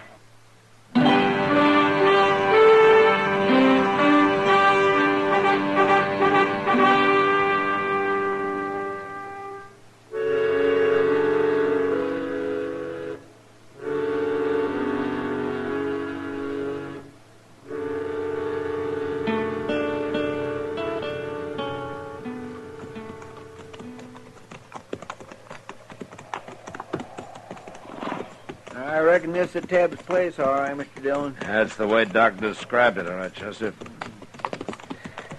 Including the wife out there hoeing in the dirt. She's letting on she don't see us. Yeah. I didn't expect we'd be very welcome here. Just wait till she finds out you're a marshal. And I'm not going to tell her, Chester. Not right off, anyway. Hello, ma'am. Hello. We were looking for a drink of water. Crick's over yonder. Yeah, but you got a well here. Water's no better than the crick. Okay, we'll use the creek. But, first I'd like to talk to your husband. My husband? What about? Oh, just wanted to get acquainted. He ain't here. Ah. Well, we go get a drink, then we'll come back and wait for it. No. Who are you talking to, Florrie? Who's out there? Nobody. Now you stay quiet. He's feeling poorly, mister. I don't want nobody bothering him. Well, we won't bother him. You stay out of there. Well, then I'm coming too. You better wait outside, Chester. Yes, sir. That hut can't hold more than 3 people anyway. Hello. Oh, I knew I heard somebody. Your wife says that you're sick, Tebbs. I told you to leave him alone. I told you not to be troubling him. Well, I'm only being neighborly, ma'am. If he's sick, maybe I can help. So you're a neighbor, mister? Well, my partner and I are planning a homestead nearby. As soon as we can decide on a good piece of land. Now, you get it staked out, then you come see us, mister. Everything will be fine then. Now, Florrie, don't be that way.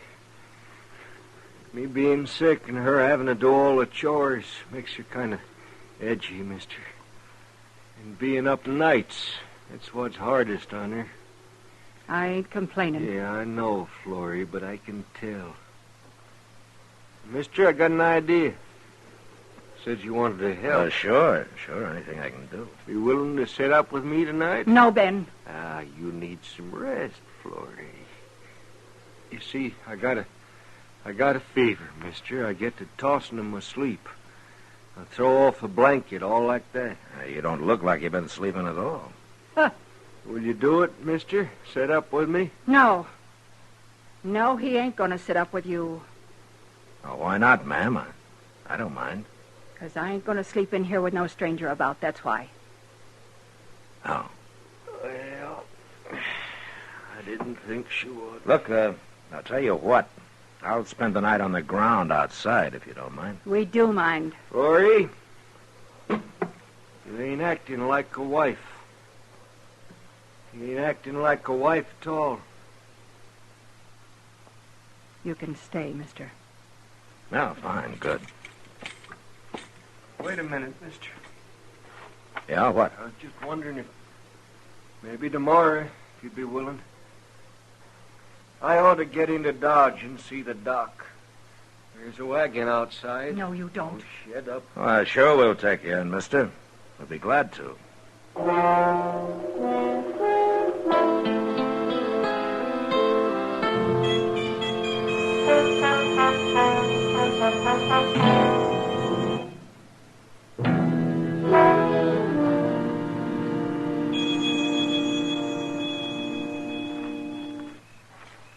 We really going to drive him into Dodge tomorrow, Mr. Dillon? Yeah, we better. Well, why don't she want him to go? Well, I guess Doc was right, Chester. She put a knife in him, and now she's trying to finish him off. Well, if he's got a 6-gun under his blanket, why don't he just shoot her? And who'd take care of him, feed him? He's getting more fever every day, and he can hardly walk anyway. Well, he sure can't last much longer, with him staying awake, trying to keep an eye on her all the time.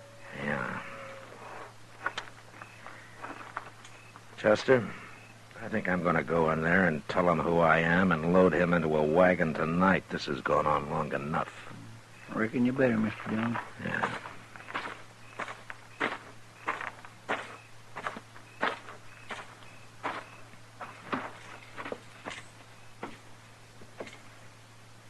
Where's your wife? She went around back, mister. Look, Tebbs. I'm going to take you into Dodge tonight. You are? Oh, that'll be fine. Oh, except for Florida. You want to tell me what's going on here? What do you mean? I'm not a homesteader, Tebbs. I'm a U.S. Marshal. Huh? That's right. And I'm going to take you into Dodge, Flory or no Flory. You need sleep and you need care. Oh, well... Now, you can tell me your story when you want to. No. There's no story. I just got hurt a little, is all. Here, look here, Marshal. You got to understand, Flory. She don't mean what she says. She gets all riled up over nothing. Well, you know how women are. What are you trying to say, Tebbs? Well, I'm fine right here. And Flory, she's a good nurse, Marshal. You mean you don't want to go to Dodge? Oh, shucks, I'll be up and around in a couple of days. Don't you worry about me. All right. But I'll be back.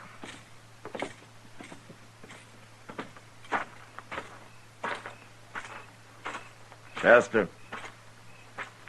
Chester. Get your hands up and turn around, Marshal. She's got a shotgun, Mr. Dillon. And I'll use it, too. She was listening at the window. Now my hands are up, Flory.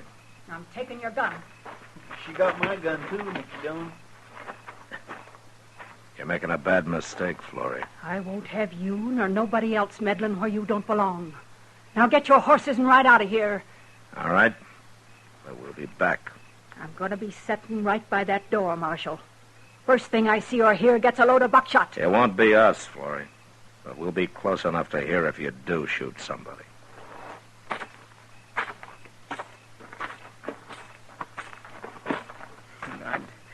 I couldn't help it, Mr. Dillon. She come ooching around the side of the hut, and I didn't even see that cussed shotgun until it was too late. Yeah, neither did I. What are we going to do? There's nothing we can do tonight. But tomorrow in the daylight, we got our rifles. We'll think up some tricks for her.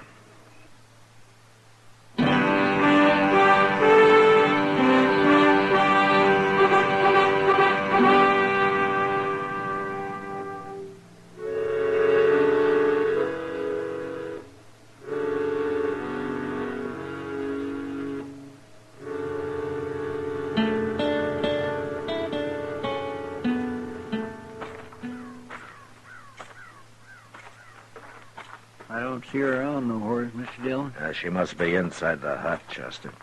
Well, I hope she don't come charging out of there with that shotgun blazing. It would be a bad way to start the day, wouldn't it? I can't think of none worse, especially on an empty stomach. Yeah. No, there she is. Hmm? No, wait a minute. It's all right. She isn't armed. Come on over here, Marshal. Now, what's she up to? Yeah, it's hard to say with a woman like that. I thought you'd be back this morning. Yes, I told you we would. We're going to take your husband into Dodge, ma'am. You're too late, Marshal. Too late. He died during the night. What? It was too much for his heart. He always did have a weak heart. Where is he, Florrie? Lying there inside, Marshal. Why? Don't you believe me? I believe you, but I want to have a look at him. What for? I got him all wrapped up in his blanket, ready for burying. I'll go dig a grave for him if you want to help so much. All right, we'll dig a grave after I've seen him. You got no respect for the dead, Marshal? It's the living that bothers me right now, Florrie.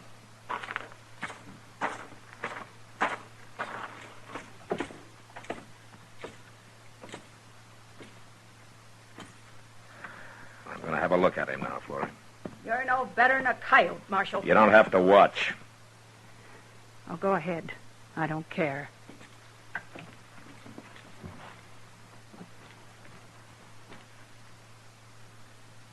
I'll unbutton his shirt here.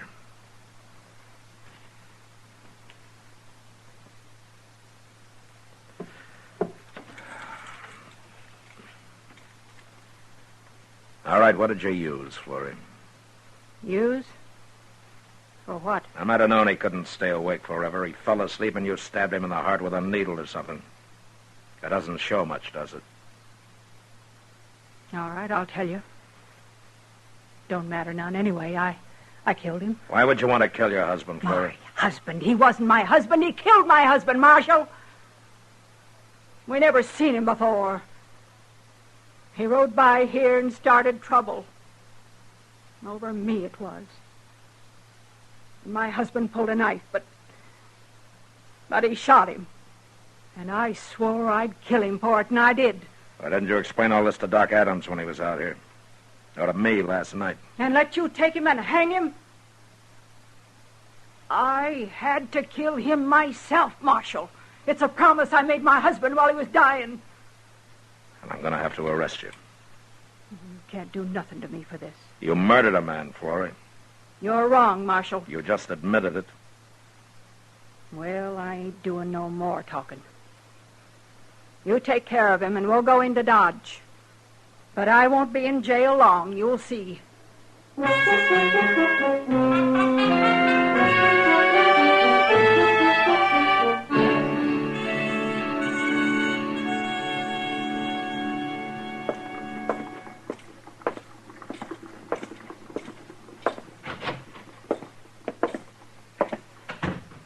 Good morning, Chester. Good morning, Mr. Dillon.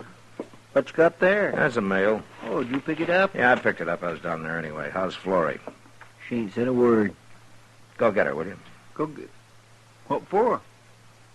She was right, Chester. I can't keep her in jail. But, Mr. Dillon, we just Go can't get haul her, off. will you? Yes, sir.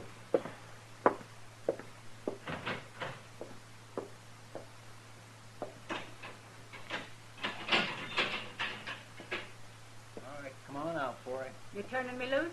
Not me. Mr. Dillon is. It's about time. Morning, Florrie. Not much of a jail you got, Marshal.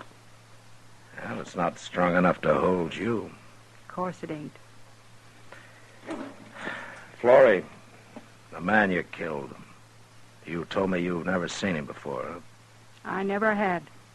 What was his name? George Bassett. What else did you know about him? He was wanted, dead or alive. He was wanted? I got a circular on him in the mail, Chester. It's there on my desk. A circular? Well, forevermore. How did you know he was wanted, Florrie? He said so. Now, that's hard to believe. Now, he told me when he was bothering me before he killed my husband. He said one more wouldn't matter. I guess he planned to kill me, too, later. Only he hadn't figured on getting cut up, and he needed me after that. Yeah. Oh, why didn't you tell me this out there, Florrie? I didn't think you'd believe me, Marshal. Yeah, well, maybe you were right. I never heard of George Bassett before. You heard of him now? Yeah. There's going to be some reward money coming, Florrie. Marshal? Yeah, what? You say it. Say what, Florrie? Please. Oh. That you don't want the money? That you wouldn't take it? Thank you, Marshal. Thank you for saying it right. I feel some keener for that. Goodbye. Goodbye, Florrie.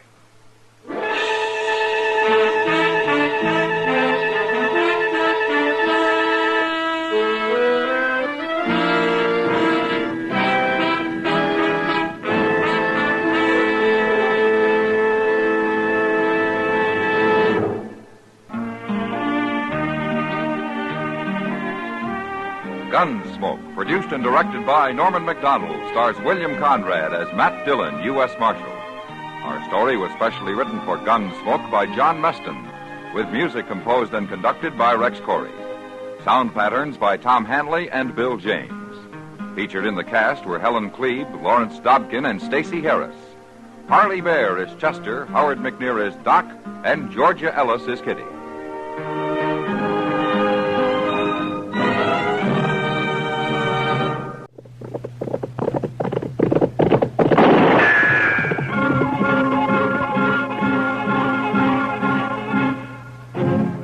Around Dodge City and in the territory on West, there's just one way to handle the killers and the spoilers, and that's with a U.S. Marshal and the smell of gun smoke.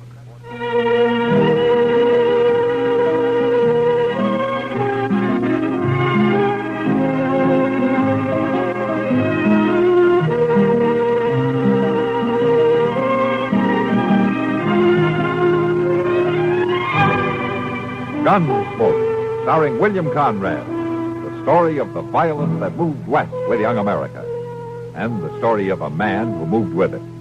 I'm that man, Matt Dillon, United States Marshal.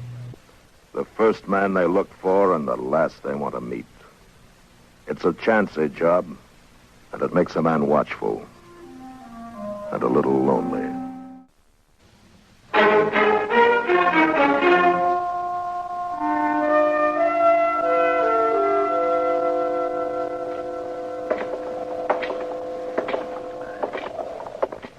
Pretty cold morning, ain't it, Mr. Dillon? Yeah, I'm ready for spring, Chester. The tail end of winter always gets on my nerves.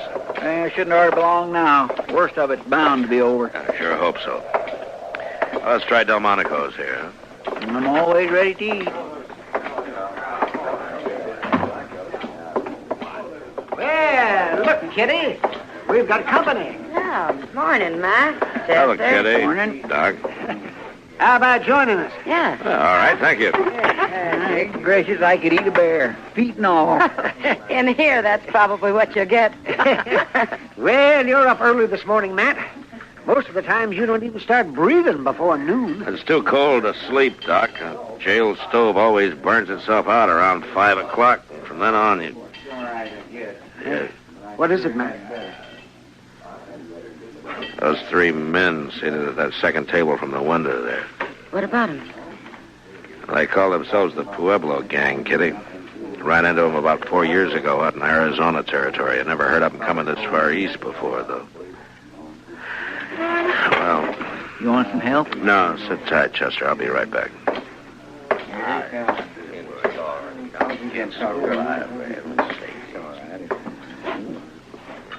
It's the Parks brothers, isn't it? Ed and Rio and Chuck Evans. Well, what about it? Easy, Rio, easy. Dillon, our food's getting cold. You got something on your mind or not? No, nothing important, Rio. I figure it's quite an honor to have the Pueblo gang in town. I just thought I'd drop over and tell you how I felt, that's all. And how do you feel? Well, that depends, Ed. You boys here on business? Or pleasure? Does it make a difference, Mark? Yeah, it makes a difference. Now, I know your reputation west of here. Half the stage holdups in the last 5 years from Colorado to the California border can be laid right to your door. But as far as I know, you're clean in Dodge City. So far. All right, you just keep it that way. But you make one move here and your time's up. Right then, you're short. And I'll take you. All three of you. You understand? Sure, we understand. We'll think it over, Dillon, let you know what we decide. Rio, you talk too much. See you around, boys. You can put that gun away now, Chester. Yes, sir. I was just going to be ready in case. Matt, those men were in the Long Branch last night. They're bullies, and they're mean. Yeah, I know. What are you going to do, Mr. Dillon? Run them out of town? Not unless they give me some reason to, Chester. Yes, sir, but... The law doesn't say you can hang a man because he might steal a horse. Let's forget it and eat, huh?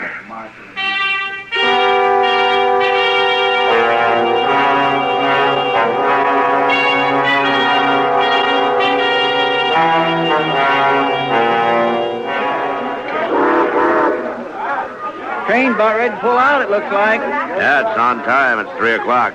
Be in St. Louis tomorrow night and Chicago the next day. That is if the engine holds up. Oh, they don't break down so much anymore. Oh! They're getting them worked out, those are pretty dependable. Yeah, I guess so. Mr. Dillon, you ever get a hankering to take a trip back east? See how things have maybe changed? No, not me, Chester. I've been on the frontier too long. I'd be lost back there. I wouldn't know how to act. Reckon a man could get his rope kinked over which fork to use or what to do. Hello, Will. What are you doing down here? Watching your competition pull out? There'll be a stagecoach running for a long time to come yet. Railroad's not bothering me any. I'm glad to hear it. Something else is, though. Oh? Marshal, the stage from Buckeye is more than 2 hours overdue. I'm getting a little worried. Oh, why? It's usually late, isn't it? Not on this particular day of the month, Marshal. Oh, why today in particular? Gold dust. This is the day those placer mines out there always ship their cleanup. Now, Charlie's never missed getting it here at 3 o'clock on time for the eastbound train. Not once.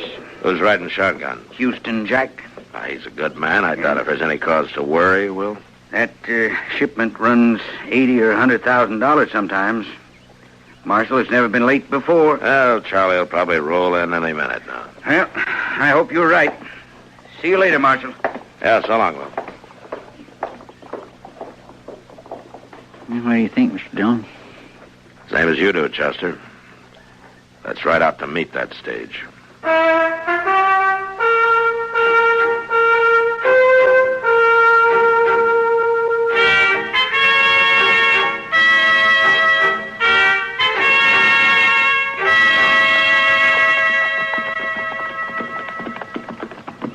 I still think I heard a horse went in, Mr. Dillon. Yeah, I thought I heard it, too. We must be an hour and a half from town the way the stage runs. It sure is late, all right. I hope late is all it is, Chester. There it is again. Yeah, came from that draw over there, somewhere around that sumac thicket. Come on.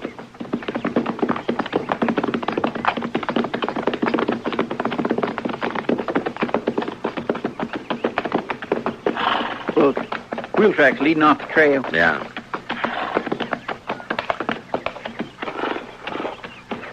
Chester, there's the stage. Don't see no sign of life. Yeah, well, let's take a look.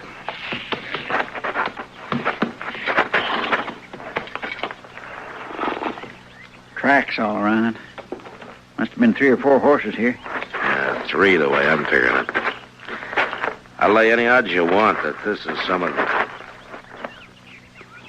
That's Houston Jack. Yeah. Shot in the back of the head. They didn't take any chances. They must have ridden up behind the stage and fired without any warning. Yeah, that's probably what spooked the horses and started to run away. Yeah, they shot the lead horse. It's an old trick. Charlie's still up there on the box, Mr. Dillon. They got him, too. Yeah. Here's the strong box. Been forced open. It's empty. That's the same way they used to work it out west. Shoot the guard in the back, let the team run until they're far enough off the trail, then kill the lead horse to stop them. You mean the Pueblo gang? Well, sure. Who else, Chester? Good thing there weren't any passengers. They'd have got the same treatment. Mr. Dillon, I think there was some passengers. One, at least. Huh? Well, there's a carpet bag of some kind inside the stage here. Well, let's have a look. The only bodies are the guards and the drivers. Maybe one of the gang was riding as a passenger. Uh-oh. What's the matter, Mr. Dillon? That stuff in the carpet bag belongs to a woman. But there's no woman here. Yeah, I know. Well, then they must have taken her. Yeah. All right, come on, Chester. Let's try to pick up their trail.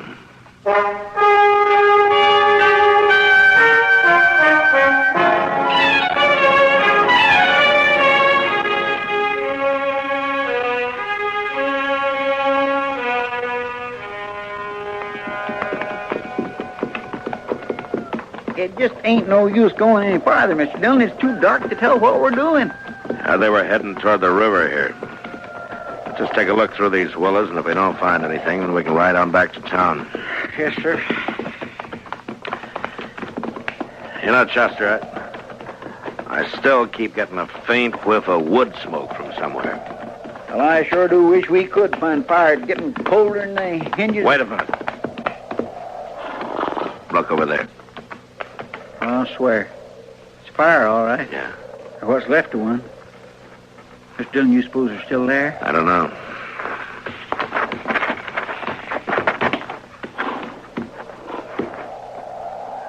There's nothing moving. No signs of life. Well, they couldn't have left too long ago. That fire would have burnt itself out.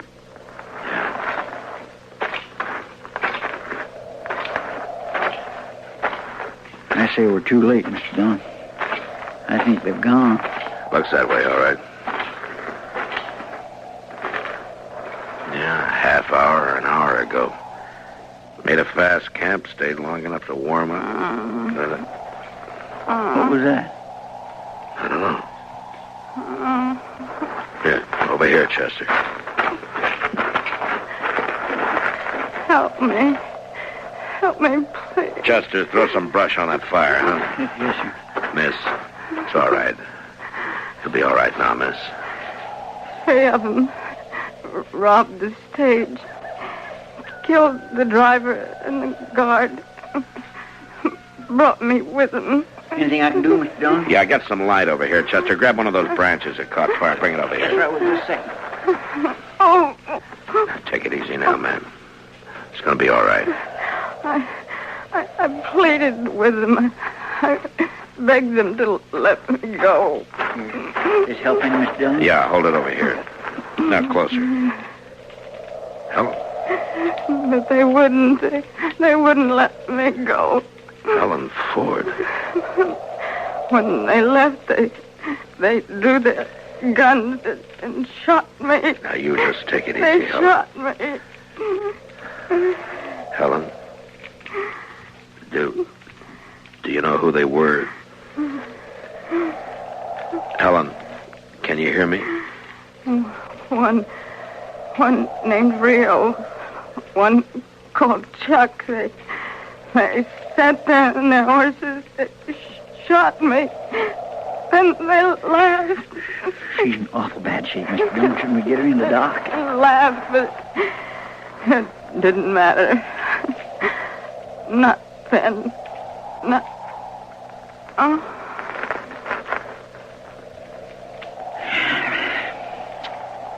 Guess it's too late now. Yeah, it's too late.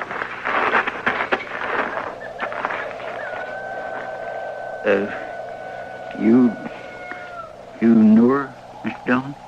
Yeah. Long time ago, Chester. And things happen the way they do. But later she married Bill Ford, went on out to Colorado. It was a long time ago. Didn't expect I'd ever see her again. It's a bad thing. Yeah. But I'm gonna see them hang for it.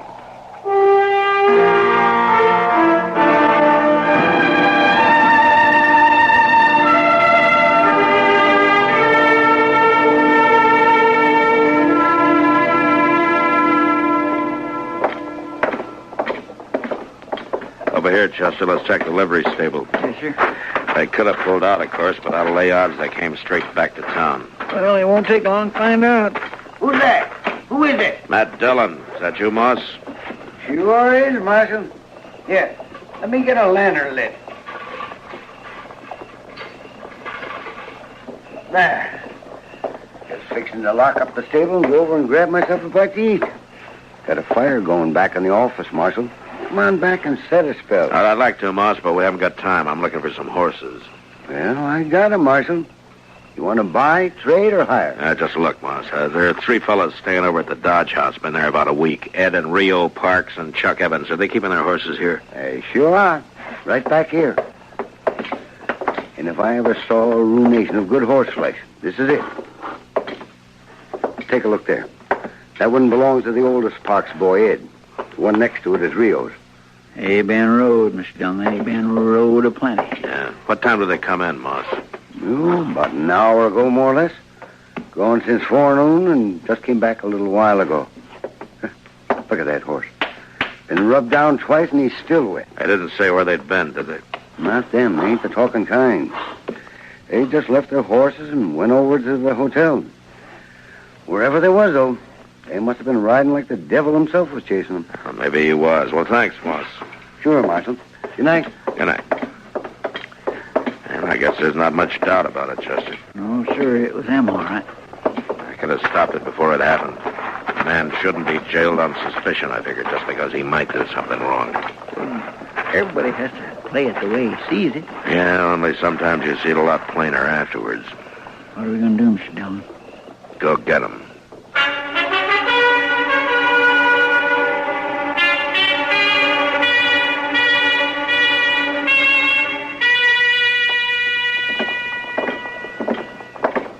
Where do we start looking? Long Branch. Oh, and one thing, Chester, before we go in, leave the play on this one to me. Just keep me covered, that's all. Mr. Dillon, what was her name before she was married, Mr. Dillon? Marlowe, Helen Marlowe. All right, let's go.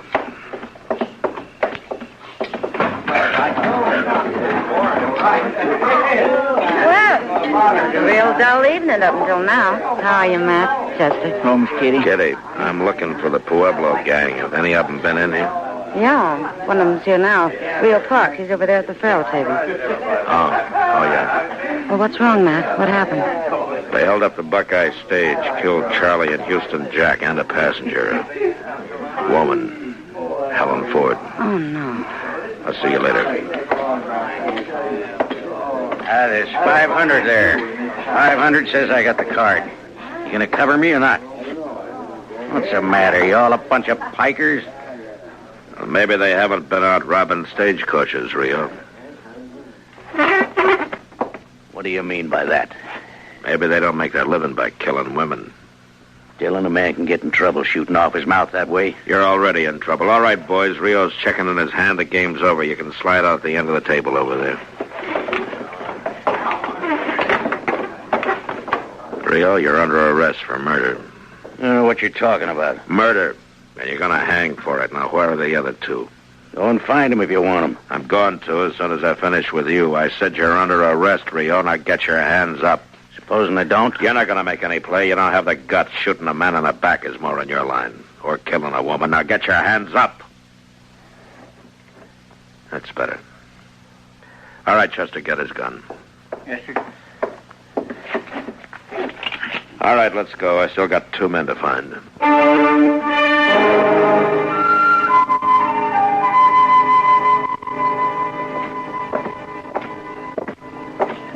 colder, Mr. Dillon. Yeah, it's clear as a bell, though. Look at that moon. Where you reckon they are? We've been in nearly every saloon on Front Street. I don't know, Chester, but wherever they are, we'll find them. Maybe the other two won't be took as easy as Rio was. It's up to them. If they want to surrender, they can. Never shot a man with his hands up. Wait a minute, Chester. In Ben's barber shop, that man he's shaving. It's kind of hard to tell with all that lather. That's Ed Parks. Come on. There's just him and Ben in the shop. Wonder where Chuck Evans is. We'll worry about him later. Just help yourself to seat, gentlemen. Be ready for you just soon. Oh, evening, Marshal. Ben, I didn't know you were in the habit of shaving outlaws. Well, now, maybe you're mistaken, Marshal. Now, just have a seat. No, I recognize him, all right. It's Ed Parks. Well, looks like you got the advantage of me, Dillon. Oh, we can't have that. Wipe the lather off his face, Ben. Yes, sir. Sure thing, Marshal. Just a second now, Mr. Parks. There you are. It's too bad you have to leave that shave half finished, Ben. But they'll give you a free one just before they hang you. What are you talking about, Dillon? Now, gentlemen... You're under arrest for murder, Ed. You got your hands up. Your brother's waiting for you at the jail. You arrested Rio? What about your hands, Ed? Are you going to put them up? No dirty tin heart's going to make...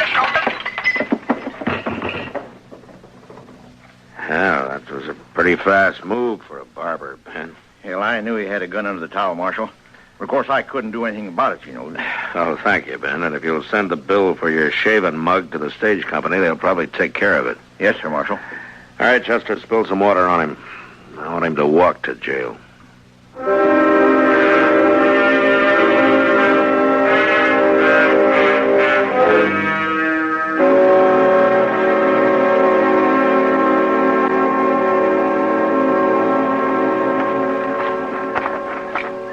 I bet Chuck Evans got clean away, Mr. Dillon. The word must have got to him. Well, he had to do it awful fast. The clerk said he checked out of the hotel less than 10 minutes ago. Moss!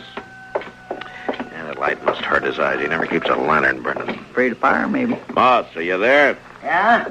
What's wrong? Who is it? It's Matt Dillon. Strike a light, will you? A man could fall over something in the stable and break his neck. All right. Don't get excited. Used to it myself. Know just where everything is. Don't see any point in wasting oil when I...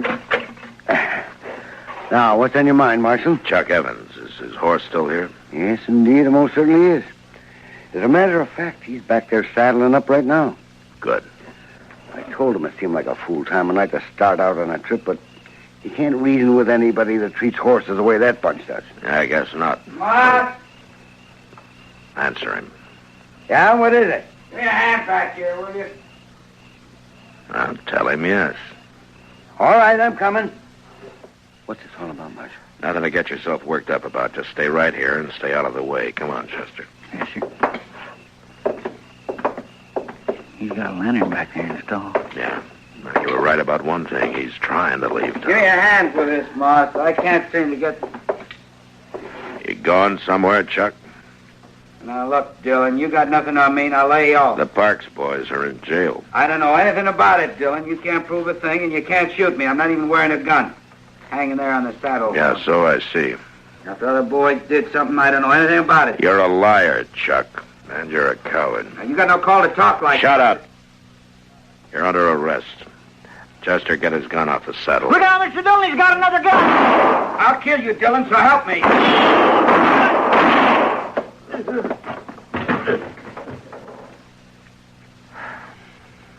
Well, I guess that does it, Chester. Let's go. What was it, Marshal? What happened? Evans is dead. The Parks boys are going to hang. You're short 3 customers, Moss. Who's going to pay the stable bill? Well, you got their horses. Sell them. I never thought of that. Well, it serves them right. Anybody who treat a horse the way that... I guess it's over, Mr. Dillon. Yeah, it's over. And it sits as well. This country will be a lot better off with them dead than alive. I guess so. Even the moon looks brighter. Yeah. You're still thinking you should have jailed them on suspicion, ain't you? I'd have half a Dodge in jail if I started that. No, Chester, it's a kind of a chance a lawman has to take. Yes, sir. Whether he likes it or not. Yes, sir. And I'm not liking it much right now. In the morning, I'm going to talk to the preacher about holding a service for Helen. That's all I can do for her right now.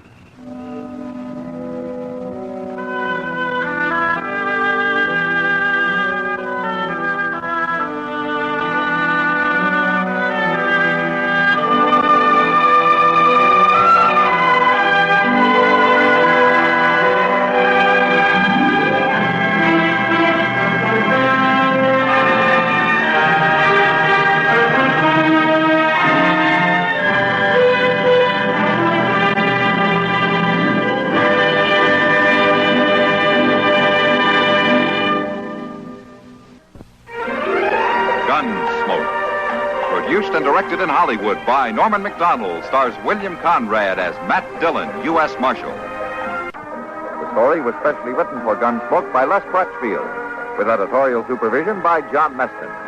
Farley Bear is Chester, Howard McNear is Doc, and Georgia Hawkins is Kitty.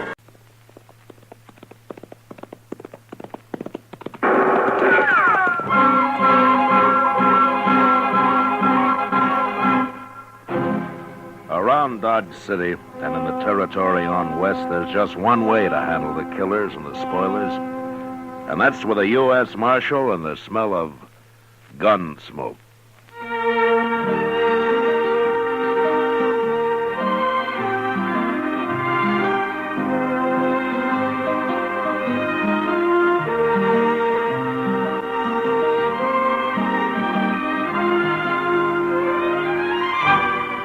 Gunsmoke, the story of the violence that moved west with young America.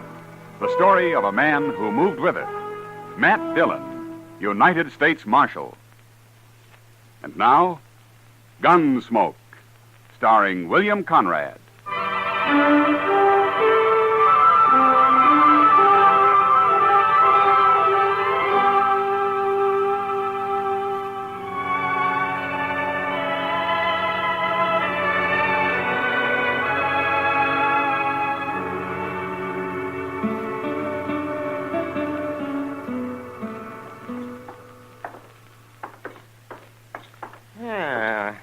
Nice day, Matt. The wind's gone down anyway. It sure was blowing last night. Where were you, Doc?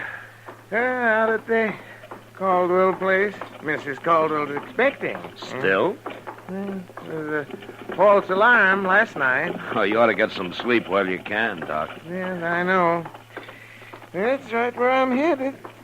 Doc Adams. Oh, hello, Roof. I've been looking for you, Doc. Matt, this is Roof Tucker, Sheely Tucker's son. Oh, hello, Roof.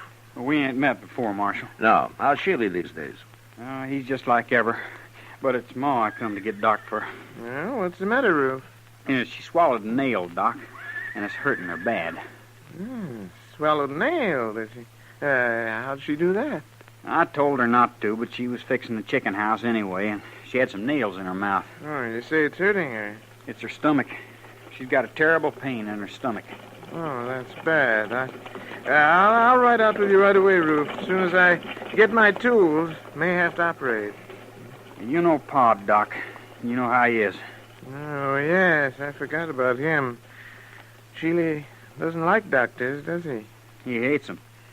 But he ain't there now. He's been out on the prairie the last couple of days. Oh? When'll he be back? I don't know for sure. But Ma said to get you anyway. She doesn't want to die. Sheely'd cause trouble if he found me there, wouldn't he? He sure would. He'd beat you half to death. Well, maybe I better ride out with you, Doc, just in case Sheely comes home while you're there.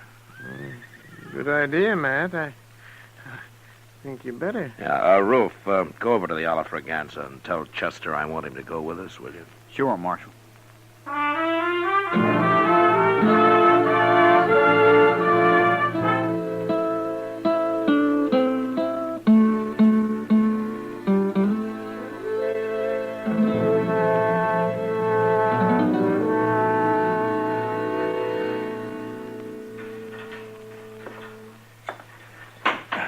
How is she, Mr. Dillon? I don't know, Chester. Doc's still working on her. Well, there's no sign of Sheila anyway.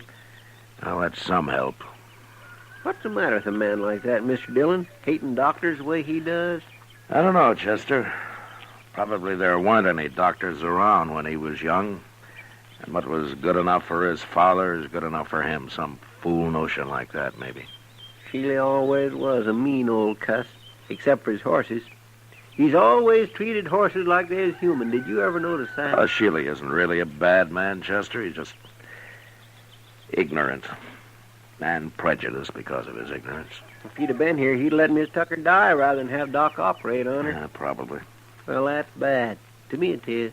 Maybe if Doc saved him someday, he might get over his ideas. Old Sheila's never had a sick day in his life I know of. Oh. Doc, you all through? Huh? Oh. Yes, I'm all through, Matt. How is she, Doc? Yeah. She's dead. Dead? I guess her heart couldn't take it. I don't know. I had to operate, though. She'd have died sure if I hadn't. Oh, it isn't your fault, Doc. You did all you could. I know, but I always feel maybe if I'd have done it better, things like this wouldn't happen. You're not to blame, Doc. You, want me to tell Ruth? Yeah, I've already told him. He's in there with her. Oh, how'd he take it? Yeah, he didn't say a word, Matt. Well, we better be getting back to Dodge, I guess. Yeah, you must be plumb wore out, Doc. Yeah, I am. Doc. Hey? Yes, Ruth. And you too, Marshal. You're going to have to help me. Well, we'll help you, Ruth. What is it? It's about Pa. I don't know what to tell him when he comes back. Hey, that's right. I kind of keep forgetting about him. Just tell him the truth, Ruth. Doc tried to save your mother, but he wasn't able to. Nobody could have. You don't know Pa very well, I guess. He just won't stand for it. Well, there's nothing he can do about it now. It's all over. Not for him, it won't be. What do you mean, Ruth? Oh, when Pa says a thing, he means it. And he said none of us was ever to go near a doctor. Ruth, do you agree with your Pa's thinking? No. And neither did Ma. But we didn't dare cross him when he was around anyway. I'm afraid of him, Marshal. You'll have to stay here and tell him. Yeah, well, I can't stay. I have to get over to the Caldwell place. That baby's due any time now. But you can't go. All right, Ruth, all right. I'll stay here till he comes back. Chester, you better ride into town in case anybody's looking for me, huh? All right, sir, Mr. Dillon. Yeah, it's a funny thing how a doctor can lose one life and maybe bring another into the world all on the very same day. Yeah. Come on, Chester. We can ride partway together.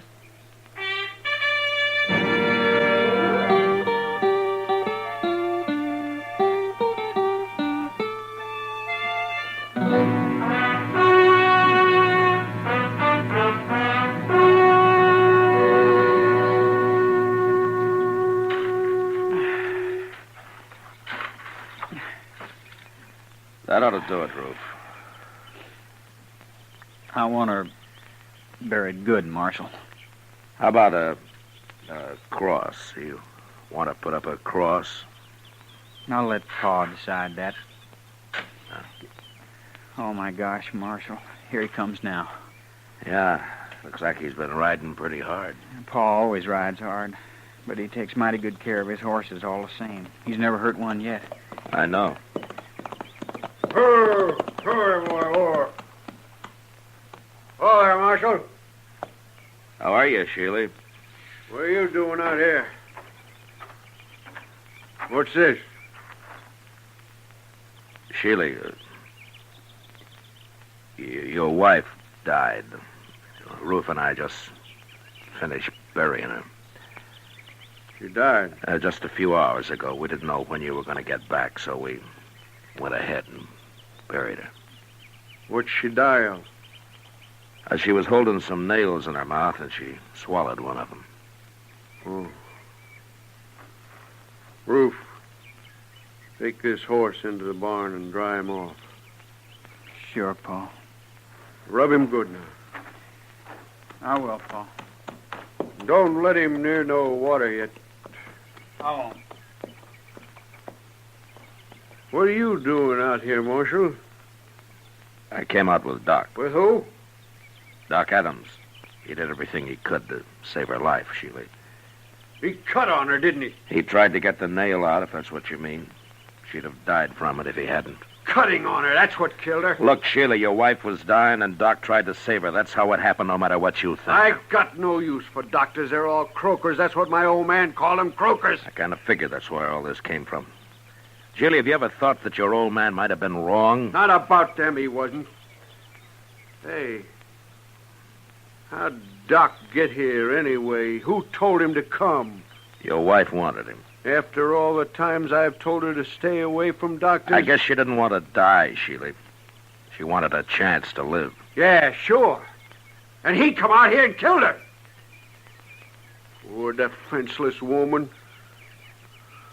Doc Adams will pay for this, Marshal. I'm telling you right now. You lay a hand on Doc, and I'll run you out of the country, Sheila. Maybe it won't be a hand I'll use, Marshal. Try anything like that, and you'll hang for it. I'll find you no matter where you go. He killed my wife with his bungling butchery. He's a murderer. There isn't a man in Kansas who'd believe that.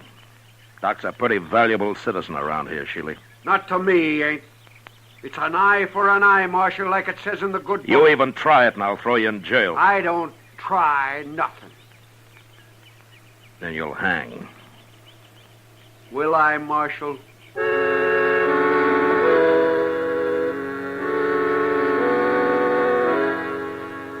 I left Sheila Tucker standing by his wife's grave, and I rode back to Dodge.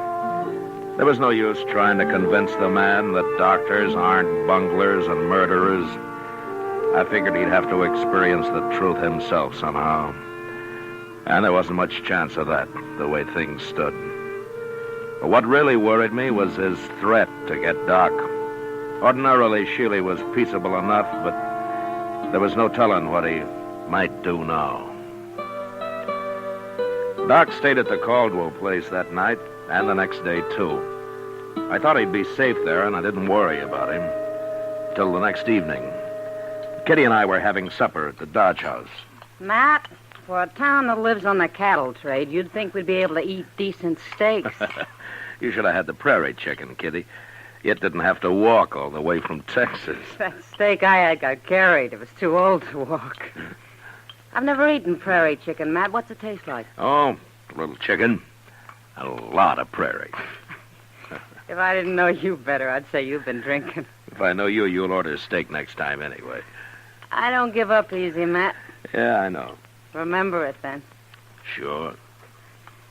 You don't know much about women, do you, Matt? Well, I'm learning. Yeah. But at the pace you've set, I'll be in my grave before you're out of first grade. Well, it took me 10 years to learn how to handle a six-gun. Well, that's the nicest compliment I've had all day. Drink your coffee. I gotta get out of here. Yes, sir, Mr. Dillon. Oh, here's Doc. Hello, Matt. Kitty. How's Mrs. Caldwell, Doc? Yeah, gave birth to a 12-pound boy this afternoon. Ah, that's fine. Yes. That's not what I came to talk about, Matt. Somebody tried to shoot me on the way back from the Caldwell place. What? Who was it, Doc? Yeah, I didn't see him, and since I didn't have a gun, I rode straight ahead. Fast. Where did this happen? Yeah, about a mile the other side of the grove. I should have come out and ridden back with you, Doc. You should have, huh? Well, then, you know something about this? Yeah. Sheila Tucker, huh? He came back after you and Chester had left, Doc. He made some threats. Yes, I might have known it. But I'm not going to be a target for Sheila every time I go on a call in the country. I'm going out and see him, Matt. We'll have this out face to face. I don't think you can change his mind, Doc, but I'll go with you. And if he admits shooting at you this afternoon, I'll bring him back to jail. Maybe I'll bring him back anyway. Well, I should hope so. People around here'd be in an awful fix without Doc. Well, then there's Me too, Kitty. Oh, sure, Doc. I was thinking of you. We'll ride out in the morning, Doc. Yeah, good.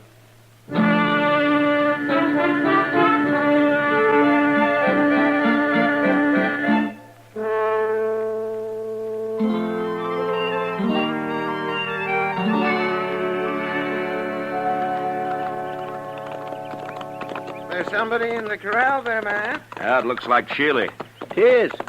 Him and Ruth both. Oh. Well, let's leave them here. They'll stand.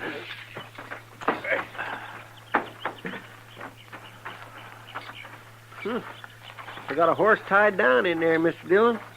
He's down, Chester, but he isn't tied. No, by golly, he ain't.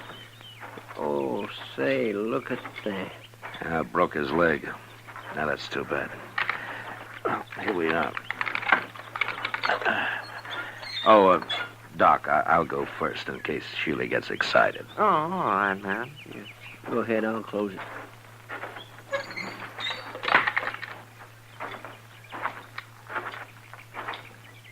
Hello, Sheely. Ruth. Hello. You bring that croaker out here to kill my horse for me, Marshal? Now, Sheely... Wait a minute, Doc. I'm sorry about your horse, Sheely. What happened? That bay's the finest animal I ever owned. I was just topping him off when he fell and busted his leg. I'll blame it. Gee, that's too bad. It sure is.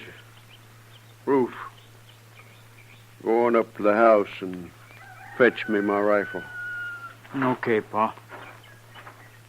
Terrible thing to lose a horse like this. Sheely, if you like, I'll do the shooting. Oh, thanks. I'll kill him myself. It's my job. You know, it's a funny thing. We always shoot a horse if it breaks a leg, but we wouldn't think of shooting a man when he does. You croakers got other ways of getting rid of people. Yeah, I'll overlook that, Sheely, but I'll tell you something. I don't want to hear nothing from you. Well, you like that horse, don't you? Of course I do. Well, then, don't shoot him. What? Well, look, Sheely, that horse is done for anyway, so it won't hurt to let me try to fix his leg the same way I would a man. It just might work. You mean put a cast on him? I do. I never heard of putting a cast on a horse, Doc. Yeah, neither have I. It's crazy. I don't like it. It's up to you, Sheely. Well, I wouldn't have let you near my wife if I'd been here. Why should I let you fool with my horse? All right, Sheely. Shoot your horse, and I'm taking you back to Dodge. What for? You're going to jail for trying to kill Doc yesterday. At least that's what Doc told me. Yeah, now, Matt, I didn't exactly Shut say... up, Doc. I ain't going to jail. I can't... Yes, you are. Unless maybe Doc changes his mind about charging you with attempted murder. Then I couldn't put you in jail. Oh? Yeah, no, yeah, he couldn't then. You know, Sheely, I might get so busy working on this horse, I'd plain forget about everything else. I might even save the animal to boot. Well, make up your mind, Sheely. I gotta get back to Dodge. Well, all right. But you better make it work, Doc. I said I'd try.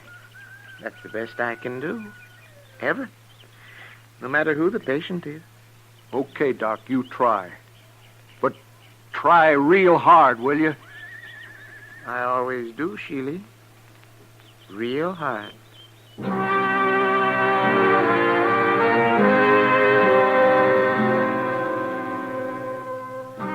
Chester and Ruth made a fast trip into Dodge for a plaster of Paris and some muslin to go under it.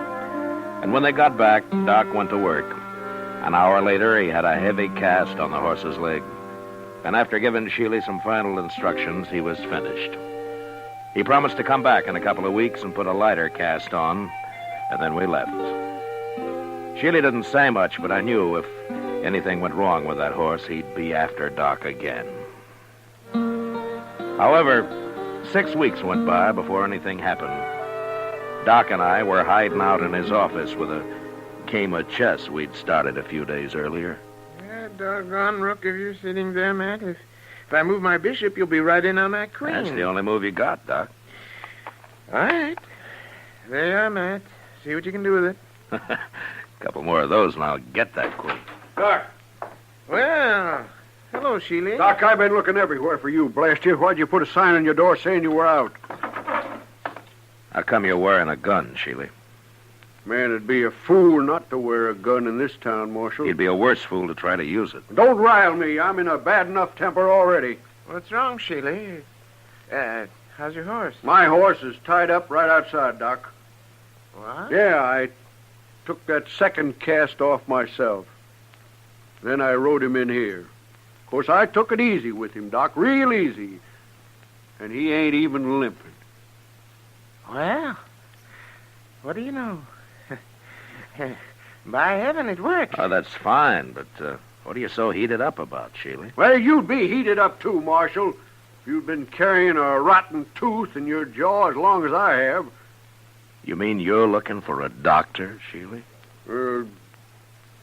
I'm man enough to admit it, Marshal. Well, now, Sheely. You just sit down right over there, and I'll see what I can do.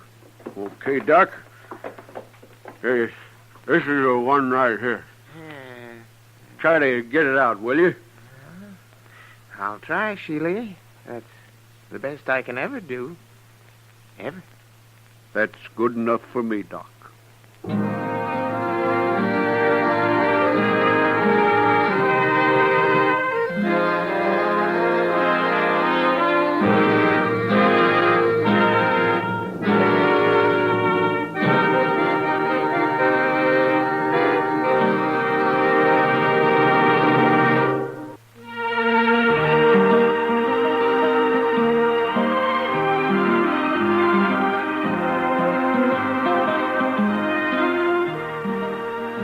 Gunsmoke, under the direction of Norman MacDonald, stars William Conrad as Matt Dillon, U.S. Marshal. Tonight's story was specially written for Gunsmoke by John Meston, with music composed and conducted by Rex Corey. Featured in the cast were Sam Edwards and Tom Tully. Parley Bear is Chester, Georgia Ellis is Kitty, and tonight Paul Freese played Doc. Ken Peters speaking.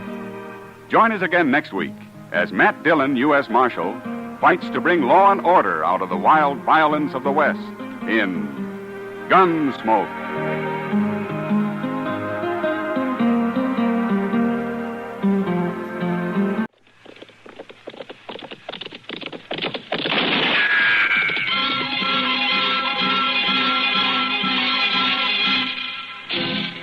Around Dodge City and into territory on West, there's just one way to handle the killers and the spoilers, and that's with a U.S. Marshal and the smell of gun smoke.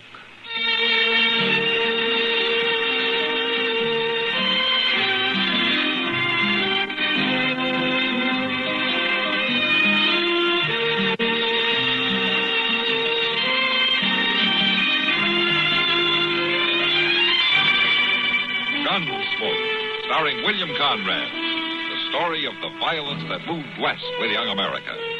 And the story of a man who moved with it. I'm that man, Matt Dillon, United States Marshal. The first man they look for and the last they want to meet. It's a chancy job, and it makes a man watchful and a little lonely.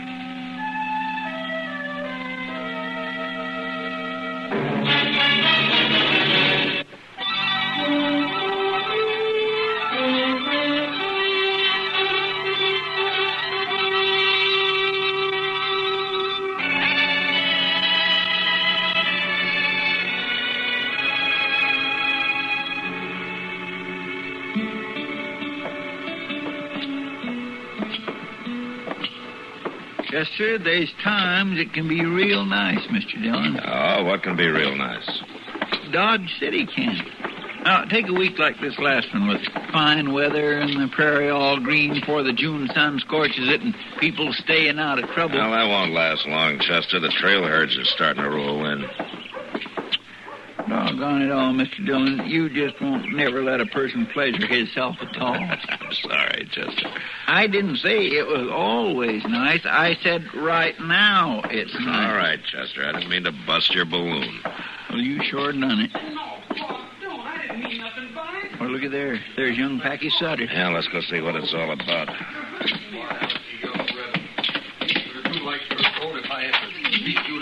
My goodness, Leif's going to twist that boy's arm right off if he ain't careful. We'll get no thanks for poking our noses into a family row. I just rode into town with him, Pa. I can't see nothing wrong in that. Maybe I'll learn you to see a little different. Pa, please! Hey, Late! Mind your own business. What's the trouble?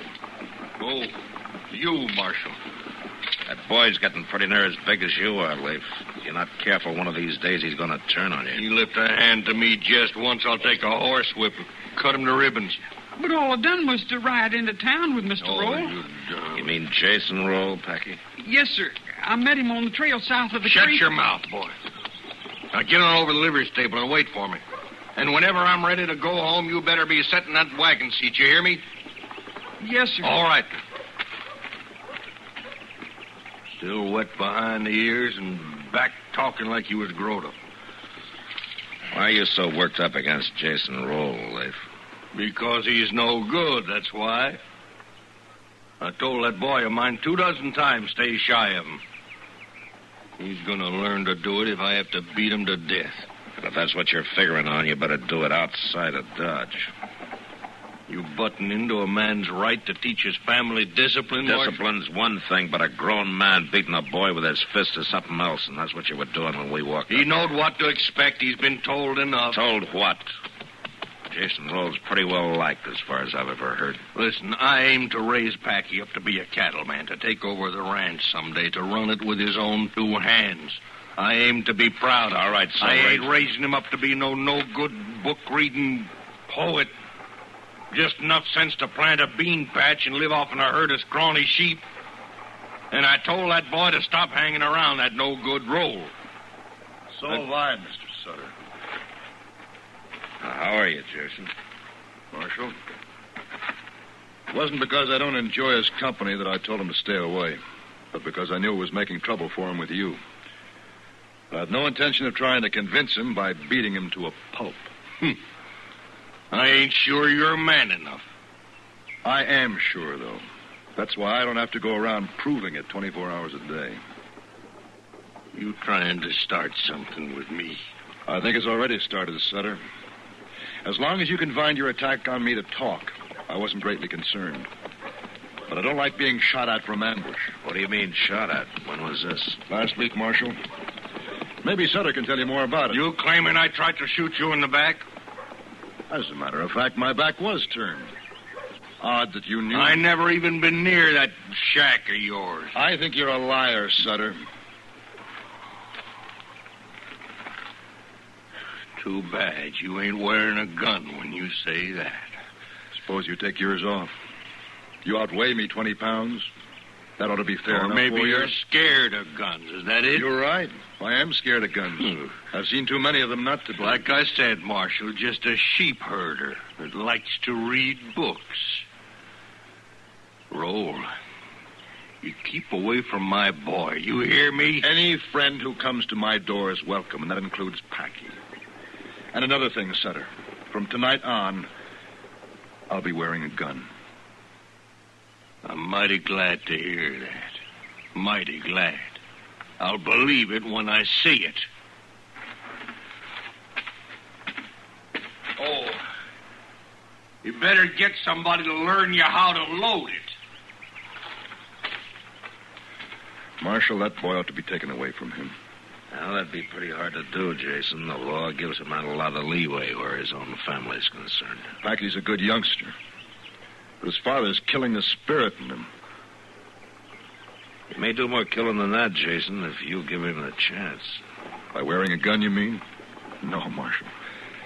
I'm afraid he's worked himself up to a point now where he'll try, whether I'm armed or not. What started all this, anyway? Packy happens to like me. And I've talked to him and given him books to read. Leif's a cattleman, and I run a few sheep. Maybe that's reason enough in itself. Yeah, maybe. Mostly, though, I think it's because he's scared. That's why he's always blustering, trying to cover up. And he knows I see it, so he hates me. And deep inside, he's scared of me, too. No, that's possible. The worst enemy you can have in the world is a man who's scared of you. Yeah. I know that, Jason, but I wasn't sure you knew it.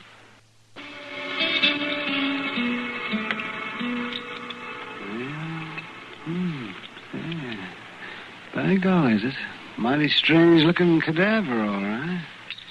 Oh, hand me that scalpel, will you, Matt, please? Is this the one you mean, Doc? Huh? Oh, yes, of course. Thank you. You know, it's a fine way for a grown man to be spending his time, Doc, poking around on the inside of a dead prairie dog. It's a rare opportunity, Matt. Rare opportunity. No? The Hawkins kids brought me 3 of them this morning. Found them out south of town. Rare opportunity for what, Doc? Matt, how many dead prairie dogs did you ever see? Well, come to think of it. That's just what I mean. A prairie dog's a tough little animal. Oh, they get killed by hawks and snakes, coyotes, and so forth. But they don't just up and die. No, I guess not. Yeah? Come on in. Door's unlocked. Howdy, Doc. Oh, well, Packy's... Come on in, Packy. I was looking for you, Marshal. Oh? Chester said you might be up here. Oh, what can I do for you, son? Well, nothing much, I reckon. I just wanted to talk, I guess. Yeah, go right ahead. I'm through here. Why don't you two talk out there in the front room while I kind of clean up in here? All right, Doc. Come on, Packy.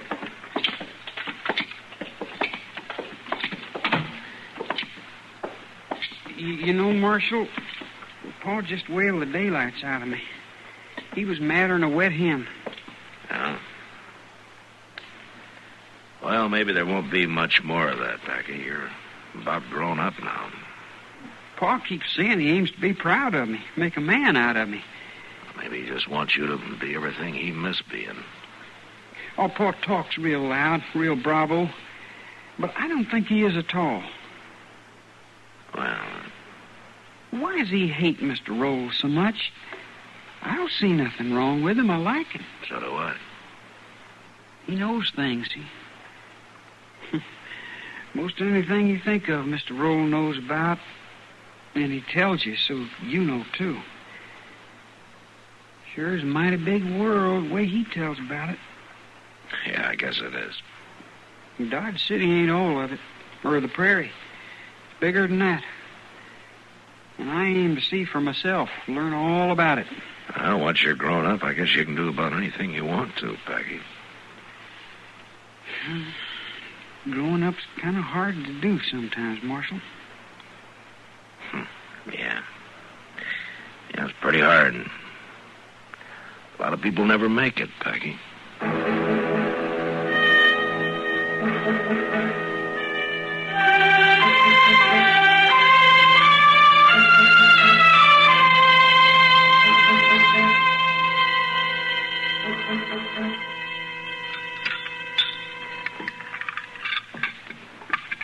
You know, Mr. Dillon, it just ain't nothing like a half-dozen fried eggs to start a man off right in the morning. Yeah, I imagine a hog wakes up with pretty much the same feeling, Chester. Well, a good appetite is a sign of good health. Then I'd say you're about the healthiest man west of St. Louis. Sticks and stones can break my bones, but words won't. Mind if I join you, Marshal? Oh, Jason, glad to have you. Sure, sit down. Morning, Chester. Hi, Mr. Roll. You're up and around early today, aren't you? I'm just going through town, as a matter of fact. I've got a timber cabin up in the Chiricahua. The snows during the winter damaged it some. I'm going to spend a week putting it back in shape. Uh-huh. I see you're wearing a gun. I meant what I said, Marshal. Well, now, Mr. Roll, wearing a gun is one thing, but knowing how to use it when the time comes is another. I'm familiar with guns, Chester. Tell me something, Jason. You've led troops, haven't you? Why do you ask that? I'm not asking exactly. It's more a matter of guessing. Well, during the War of the Rebellion, I served as a captain. 29th New York Volunteers assigned to the 7th Cavalry. Uh-huh. Do me a favor, will you, Jason? If I can, Marshal. Stay clear of Sutter. Let me talk to him, huh? Let me see if I can knock some sense into his head. I've no intention of looking him up and calling him. But I doubt that'll make any difference, Marshal. He's like a blind, mad bull, ready to charge anything that moves. Yeah, I'm afraid you're right. Marshal, I want to know what's happened to Packy. I ain't seen him. Morning, Sutter. You're behind this, you sneaking rat. It's just about time you... All right, hold it, Leif. Get your hand away from that gun. Let him stand. Let us go.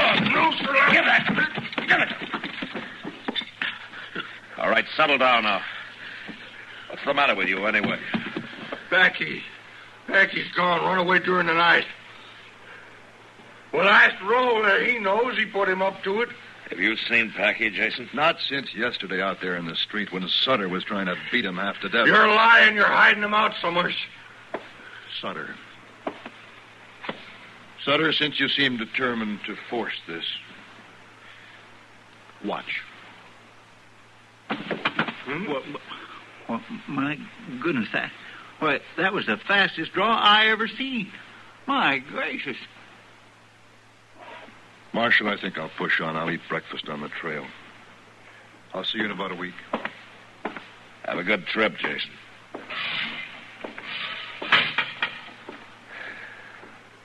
All right, Leif, there's your gun. If you know what's good for you, you'll keep it in its holster. You might as well keep a cell ready, Marshal. I'll kill him, no matter how fast he is. I don't think I'll bother with a cell, Leif. If you do try it, what you're going to need's a grave.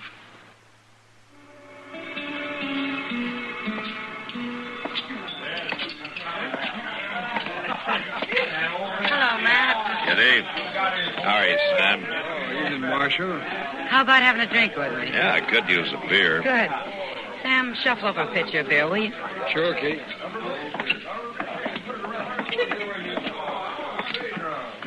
Yeah, sit down, Matt. Ah, thank you. Say, you got quite a crowd tonight. Yeah. Circle B bar herd came in about dark with 40 riders, and the Kernavert about an hour later. I guess we'll be open all night. Here's your beer, Kitty. Thanks, Sam. Thanks, Sam. Put it on my house tab, will you? Sure. You know, I can't figure these trail drivers, Kitty. They work all winter long, make a 1,500-mile cattle drive, and then blow their whole wages in 3 nights. One night, a lot of them. Then they have to borrow money to eat on until they head back to Texas. But I guess that's the way they like it. Yeah, I guess so. Found my boy yet, Marshal? No, not yet, Leif. Are you even trying? As much as I know how to. He hasn't been seen on any of the trails out of town. I checked with everybody I can. Why don't you check with Jason Roll? That's who he's gone with. You heard what Jason said this morning. He was going into the Chiricahua. Be gone a week or more. And he took Packy with him.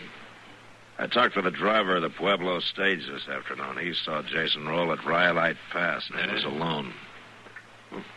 You're letting your hate twist your thinking, Leif. I wouldn't trust that Jason Roll no further, and I can see him. Well, that's up to you. But it seems to me your main concern ought to be your son, not your feud with Jason. It is. If anything happened to that boy, Marshal, you find Packy. You find him and fetch him back home. You hear me? I'll do what I can, Leif. You find him and fetch him back.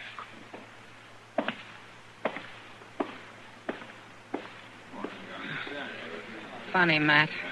A person will let a hate get hold of him without any real reason that it ride him that way. Yeah. And ride him right into the ground more than often. Matt, you think Jason did help Packy run away? No, I think the boy just got tired of being cuffed around, that's all. Yeah, but still, Leif worships that kid. Yeah, I suppose he does in his own way. It's like a jealousy almost. Leif wants the boy to look up to him like he does to Jason. Well, we'll never get him to do it by slapping him in the head. Well, I guess we can't solve everybody's problems, Matt. No, I gave that up a long time ago. Mr. Dillon. Huh? Oh, what is it, Chester? Looks like maybe we kindly got took in by Jason Roll. Oh, well, what do you mean? Well, it appears like he didn't go to the Chiricahua after all. I reckon he must have circled back. What? Well, a homesteader just came in from out that way and said there's a light in Jason's cabin. He's lied to us, Mr. Dillon. We better go out and see him before Sutter finds out. He already has. He heard about it the same time I did, and he just this minute took out of here like a big-footed bird. All right, let's go, Chester.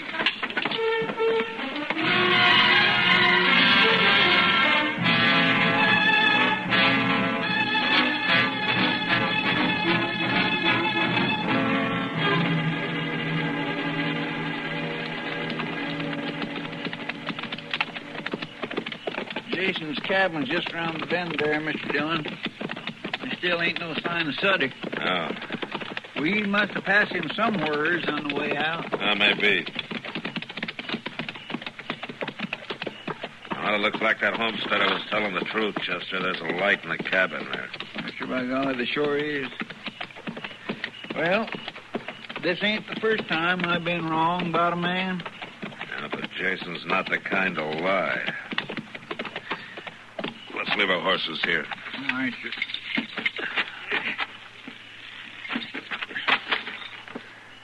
You would have had plenty of time to circle back, though, even if you was seen at Rhyolite. I guess so. All right, let's go. It is kind of disheartening, though, ain't it? When you figure a man lied to you. I know you're in there, Roll. There's Sutter, over there in the brush. Come on, you rotten coward. Late! Hold it! Hey, look, somebody's opening the cabin door. Get out of the light. Get away from that door. Shot him, Mr. Dillon. Shot him, Sutter. Shot him down in cold blood. Maybe he isn't dead. Let's go see. Marshal, tell him, Late. Put down that rifle. We're going to the cabin. Sure, Marshal. I got no trouble with you. Fired from ambush without giving him no chance at all. Here, give me a hand, Chester. Help me turn him over. Maybe there's a little tent he's still open. Oh, Mr. Dillon. Yeah, it's just what I thought. I'll take my medicine, Marshal.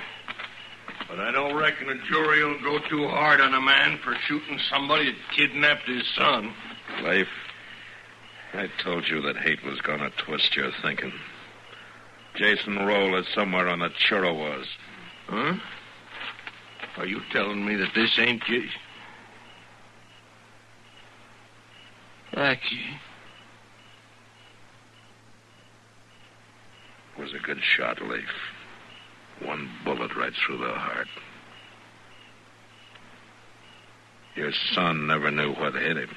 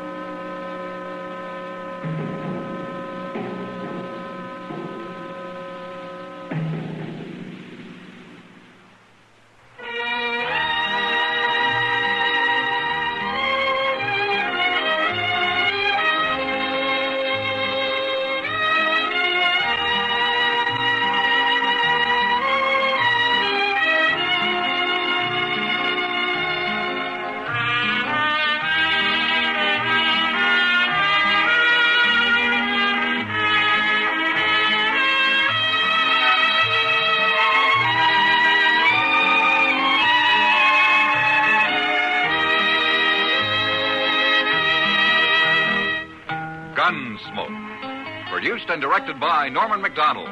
Stars William Conrad as Matt Dillon, U.S. Marshal. Featured in the cast were Parley Bear as Chester, Howard McNear as Doc, and Georgia Ellis as Kitty.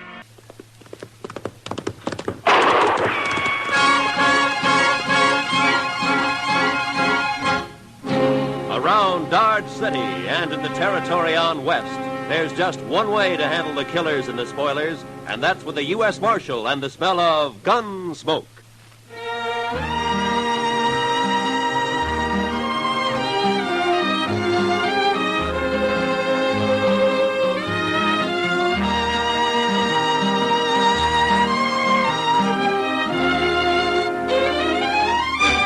Gunsmoke, starring William Conrad. The transcribed story of the violence that moved west with young America. The story of a man who moved with it. Matt Dillon, United States Marshal.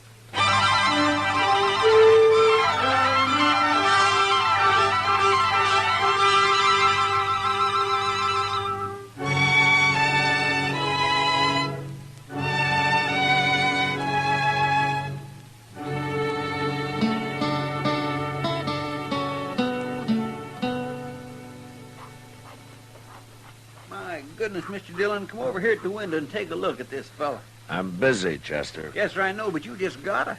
Well, he's the doggonest thing you ever saw. Please, Mr. Dillon, before he goes away. Well, I can't write while you're talking. Look at there. See? In the coonskin hat across the street there? Why, he looks to be 8 feet tall. That's 'cause he's so skinny. And that long rifle. Looks like a fish pole. How's he going to shoot buffalo with that? He's a squirrel hunter, Chester.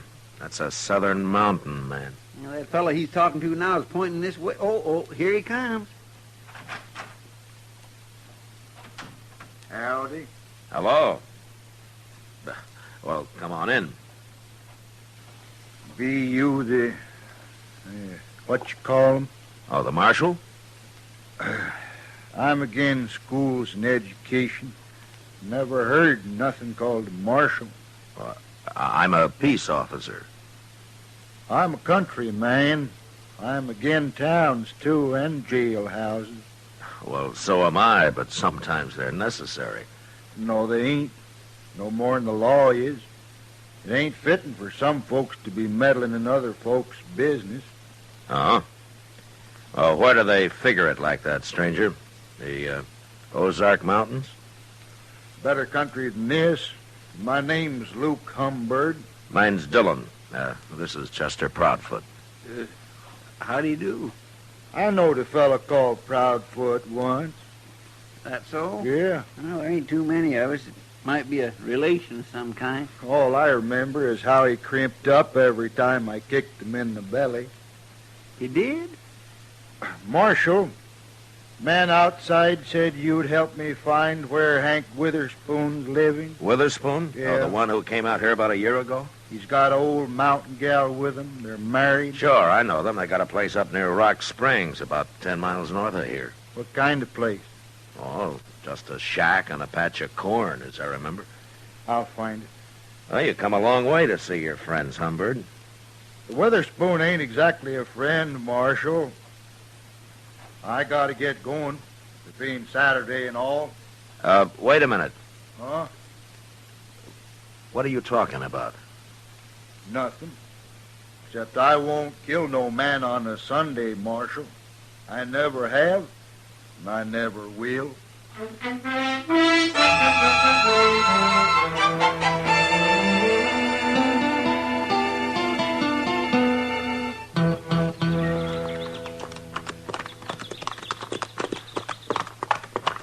You think Humbird meant what he said, Mr. Dillon? He's too mountain simple to lie, Chester. Yes, sir. Hey, look, there's Miss Witherspoon now, out in the corn patch. Yeah, I guess it'd be polite to stop and say hello to her first. Come on.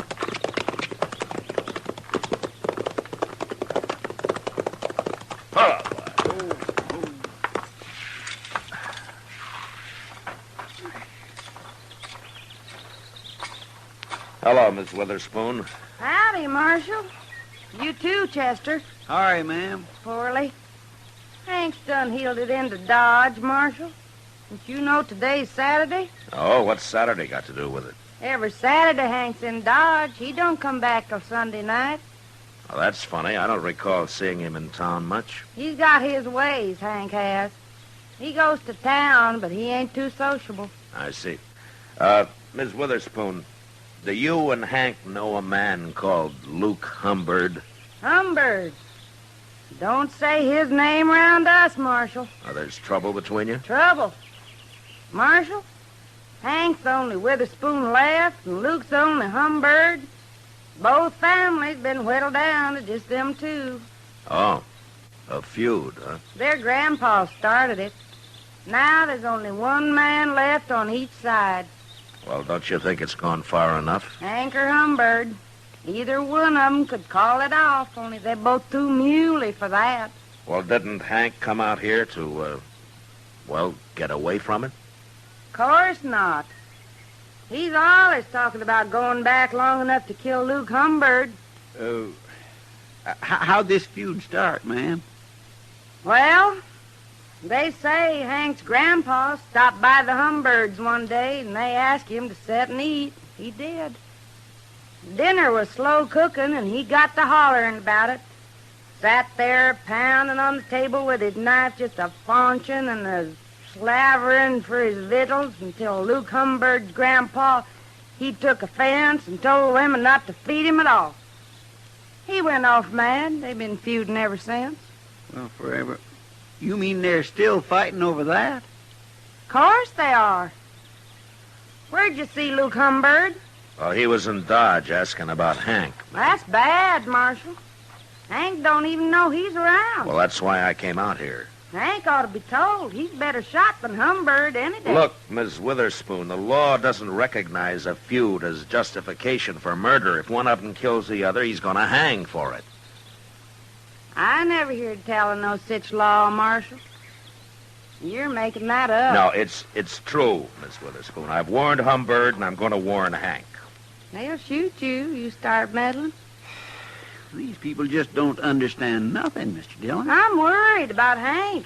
He'll be drunk soon as it's dark. Oh, well, I'll find him. Goodbye, ma'am. You better find him, Marshal. He'll get killed, sure, if you don't. Yeah. Come on, Chester.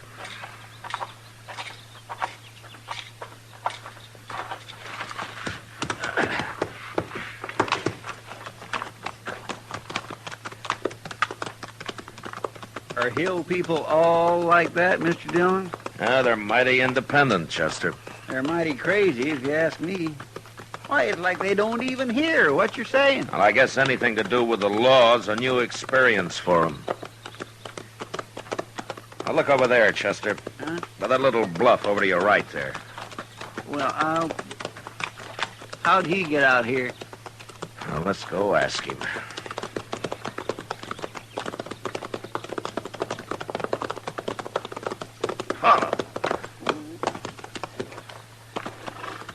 Hello, Humbird. That Witherspoon's place, Marshal? You don't care whether you hang or not, do you? For shooting the Witherspoon? For shooting anybody.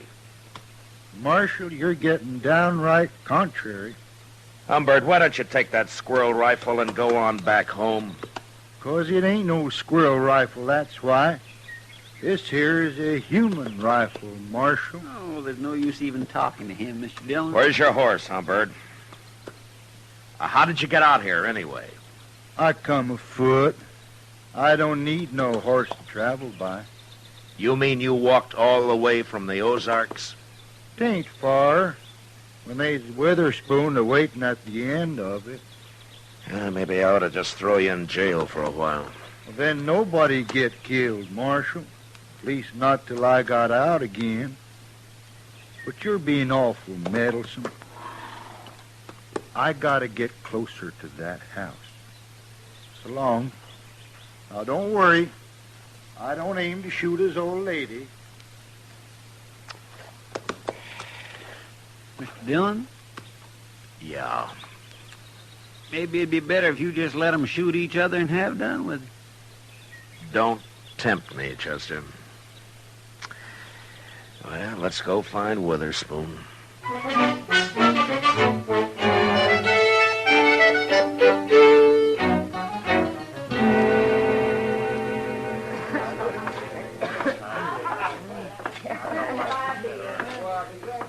Go ask Sam if he's seen Witherspoon, Chester. All right, sir.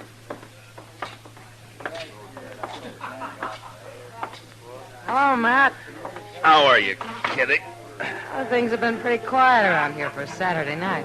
Well, I'm not complaining about it. The Santa Fe agent told me there's a big Texas herd due to be shipped out of here in a couple of days. Well, those boys will liven things up for you. For you, too, I expect. Where you been, Matt? It's pretty near midnight. Kitty, I've been trying to stop a feud. A feud? Yeah. What kind of feud? An old one. There's only one man left on each side. It's been a long time since I've heard of a feud around Dodge. Well, this one kind of got transplanted from the Ozarks. Oh. Say, don't tell me that crazy Hank Witherspoon's mixed up in it. I've been trying to find him all evening. You know where he hides out? I bet you $1 he's right out back, Matt. What? Regular as clockwork. Every Saturday night he comes in carrying a long rifle and buys a bottle of corn from Sam and takes it out back and drinks it. All alone, as far as I know. He just sits there, looking at the moon and drinking his whiskey. Never causes any trouble, eh? Oh, no wonder I never see him around. Mr. Dillon? Yeah, I know, Chester. Kitty just told me. Go see if he's there. Bring him in, will you? Yes, sir. Who's he feuding with, Matt? A fellow by the name of Luke Humbird. I never heard of him. He just arrived today. On foot. On foot? Yeah, he's all legs, Kitty. A real traveling man. Well, if he's anything like as weird as Hank Witherspoon, you've got a problem on your hands. Yeah, I know. Well, here he is, Mr. Dillon. I made him leave his rifle outside. Hello, Hank. What do you want with me, Marshal? I don't like it all cooped up in here. Hank, Luke Humbird is looking for you. Birds and the Witherspoons been looking for each other nigh on to 40 years, Marshal. They most all got found. How drunk are you, Hank? Marshal, my old woman won't allow no drinking on the police, so I gotta come into town every Saturday. Hank Witherspoon. It's Humbird, Mr. Dillon. I got you caught like a bear up a tree, Hank. But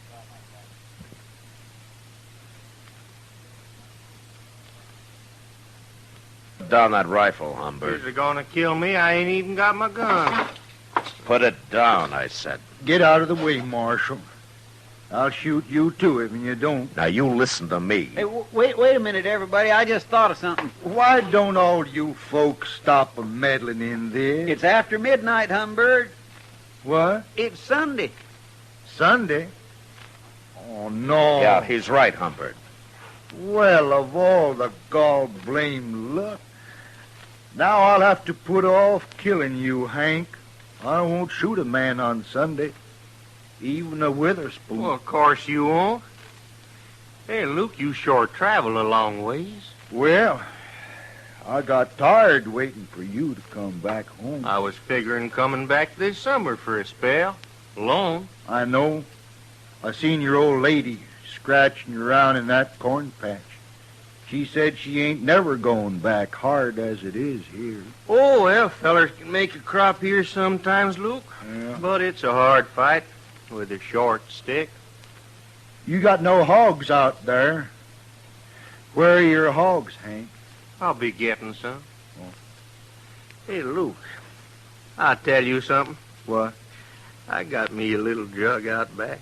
It's most empty now, but we could maybe buy us another one and set out there for a spell and kind of get soured on the cob. Well, might as well. We can't do no shooting till Monday. Where do we buy this whiskey? I'll show you. Feller over here, he sells it. You'll have to lend me some money, Hank. I didn't bring none with me. Well, if that don't beat all. Matt, why don't you put them in a cage and send them back where they came from? I'd like to, Kitty.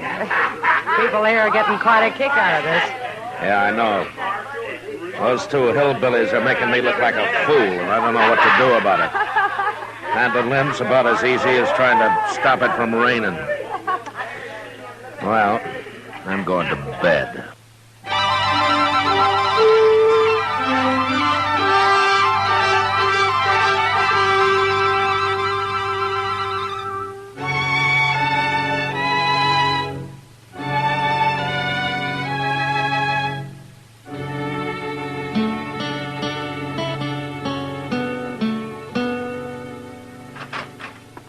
Well, Matt, Chester around? You went across the street for a beer, Doc. He ought to be back soon. Well, it can wait till morning. Well, Matt, I've been hearing all day about your feuding mountaineers. Yeah, they've been drunk all day, lying around out back of the Texas Trail. The shooting won't start till midnight. Oh, you're going to let them go ahead with it? And I've about decided to throw him in jail. Give me time to think of some way to get rid of him. Well, that's a good idea, Matt. People are saying that this is the first time you've run into something that you can't handle. Yeah, they're kind of enjoying it, too. I'll bet they are. Yeah, and all over a couple of crazy... What's that? That was a rifle shot, Doc, a long-barreled human rifle. Now, you might as well come along. I thought they were against shooting each other on Sunday, Matt. I thought they were, too, Doc. Maybe they got so drunk they forgot. Yeah, well, sure looks that way. Now, watch your step, Doc. It's pretty dark back here. Over here, Mr. Dillon. If Humbird got shot, I was right inside when I heard it. Oh, that's old. Here. Let me take a look at it. What's the matter with Hank, Chester? He looks like he's been shot, too. Too much corn whiskey, I guess. Scoop some water out of that rain barrel there and throw it on him, huh? All right, sir.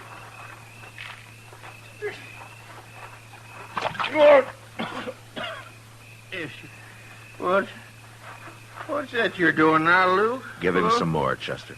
Okay. Oh! Hey, now, stop that.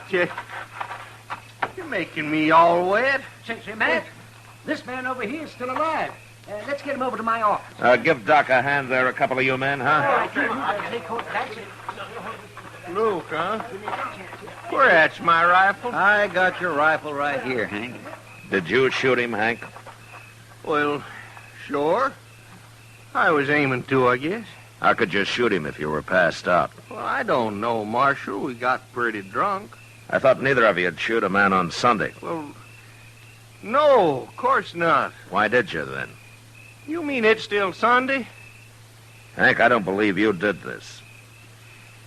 Marshal, you quit messing around. I'll shoot you next. Chester. Yes, sir. Throw him in jail. I'm going to take a look around. Jail? I ain't going to jail. Come on, get moving, Hank. No. Come on, I'll poke this rifle right through you. Quit that. Well, then start walking. If you put me in jail, I'll just bust right out again. Oh, no, you won't. Not if I have to break your leg to keep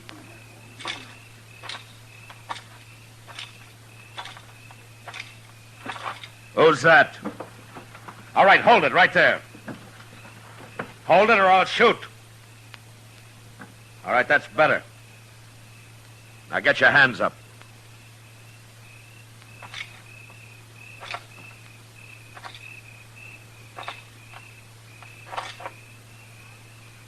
Well, I'll be... I ain't armed, Marshal. Put your hands down, Miss Witherspoon. What are you chasing me for?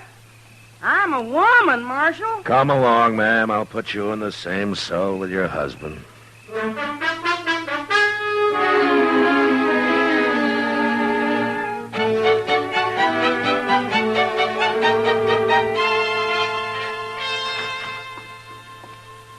I just give them their breakfast, Mr. Dillon. Hello, Doc. Morning, Chester. How's Luke Humbird doing? Well, I was just telling Matt. It's like shooting a bullet through water with that man. Oh, he's not about to die. Yeah, that's good news, I guess. Well, I'm going to talk to the Witherspoons. You two waiting here, huh?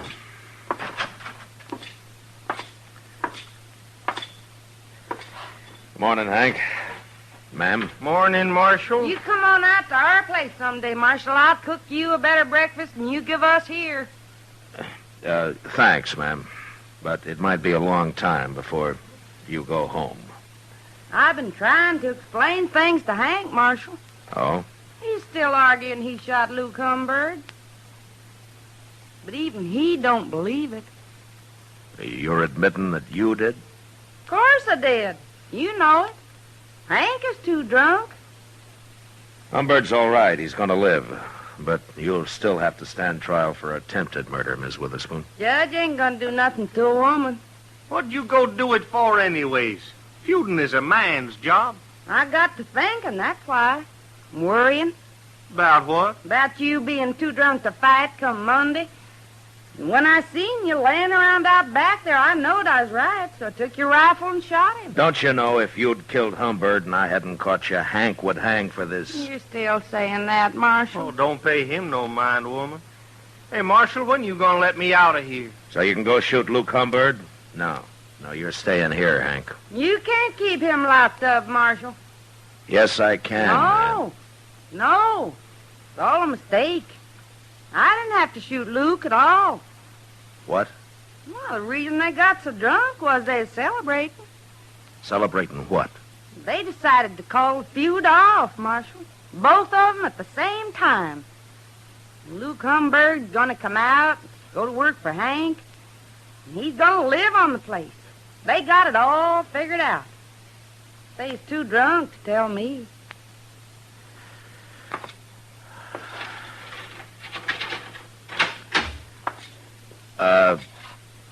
Ms. Witherspoon. Huh? I'll go talk to the judge. If you'll do me a favor, huh? Why, sure, Marshal.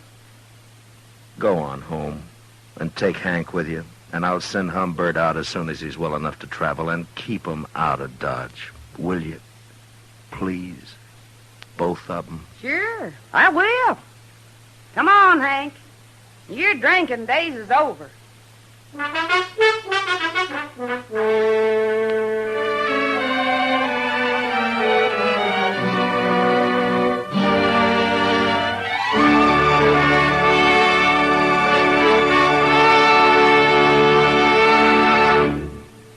Gunsmoke, transcribed under the direction of Norman MacDonald, stars William Conrad as Matt Dillon, U.S. Marshal. Tonight's story was specially written for Gunsmoke by John Meston, with music composed and conducted by Rex Corey.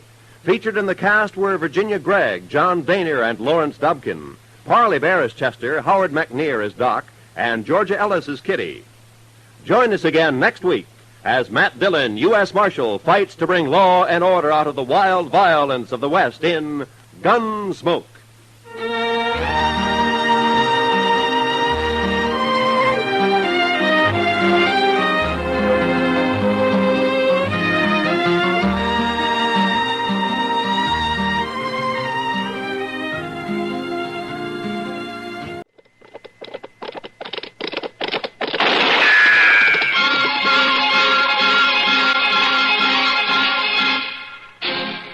Around Dodge City and in the territory on West, there's just one way to handle the killers and the spoilers, and that's with a U.S. Marshal and the smell of gun smoke.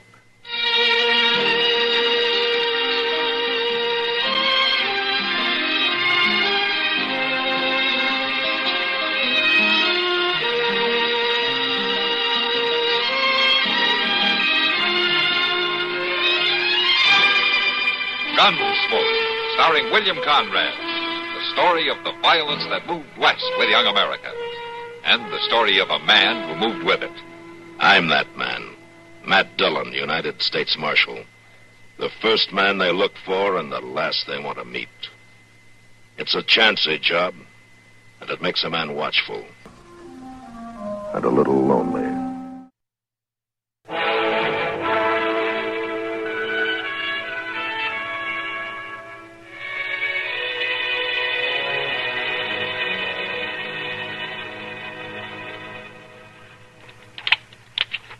Just get this fool gun belt set just right again.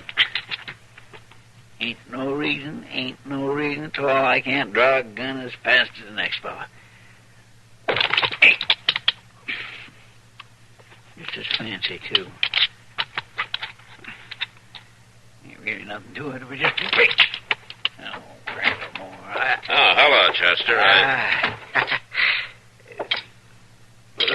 What are you doing with that gun? Gun? I ain't doing nothing at all. The fact is I was practicing, Mr. Dillon. You practicing with a 6-gun? Well, ain't no reason I can't, are they? Well, no reason, except it seems to me you're taking it up a little late in life, aren't you? Well, there comes a time when a man has to stand up for himself. Is somebody fixing to cause you trouble, Chester? Well, he ain't exactly causing me no trouble. More like he's fixing to plague me to death with his everlasting bragging and carrying on. Oh, who? That Joe Sleet down at the Long Branch. Joe Sleet? Joe Sleet. I forgot. You ain't been here for a couple of days. Ain't likely you even saw him. What about Joe Sleet? Well, he's one of them hard-talking gunfighters. That's what's about him. Oh, Chester, now, you've got more sense than to tangle with somebody like that, haven't you? Well, sure I have, Mr. Dillon. Then why are you practicing? Well, it don't hurt none, does it? No, I guess not. But you better be sure of one thing, Chester. What's that? That a fellow like Joe Sleet knows that you're just practicing.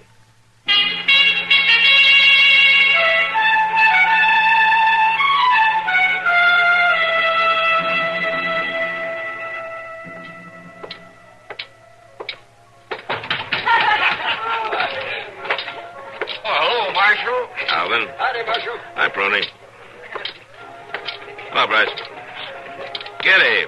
Doc. Oh, Matt. Matt, how it sounds like you're running for office, the way you're greeting folks. I speak when I'm spoken to, Doc. Very friendly. Very friendly. Well, sit down and have a drink. Thank you, Kitty. I've been looking for you, Doc. You've been looking, not very hard, you haven't. I've been right here. Well, I figured it was a little early in the day, but I guess I should have known. Was somebody sick? No, Kitty, but Judge Meadows is coming in this afternoon. He wants to talk to Doc about the wound that killed Blewett. Oh, sure, but yes, I'll go along with you. Well, there's no big rush, Doc. The stage won't be here for another hour. But I have some things to do first.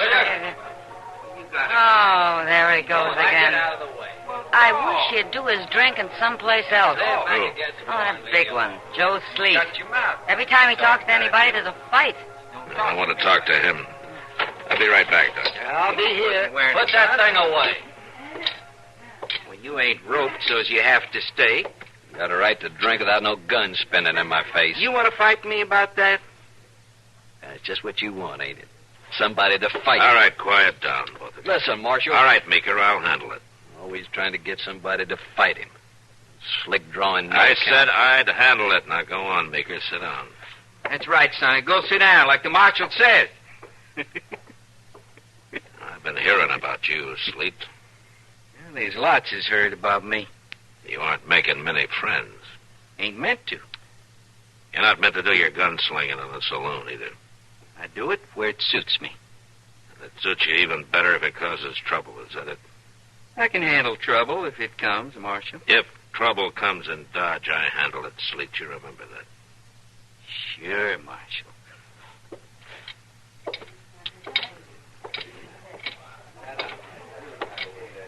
Are you ready to go, Doc? Yeah. Thanks for talking to him, Matt. He's bullied around with that gun ever since he came to Dodge. Just hope it did some good. We'll see you later. Goodbye, Kitty. So long.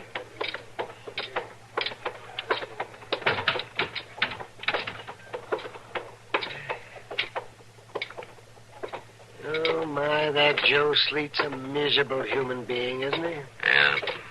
His kind should never get near a gun. They're not grown up enough to use one. You're right about that. It's an interesting study, Matt. About his prowess with a gun, a fellow like Sleet is childlike. He's absolutely childlike. But he's killed a lot of people just the same. Well, certainly, but what I meant... Come on.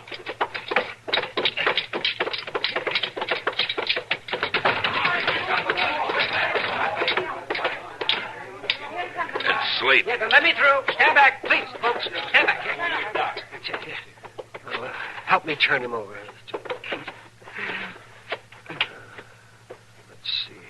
How about it, Doc? He's alive, all right. A couple of men help me carry him up to my office. Yes, sir. I'll be up in a minute, Doc. Yeah, all right, Matt. Take it easy now. Gently. Men.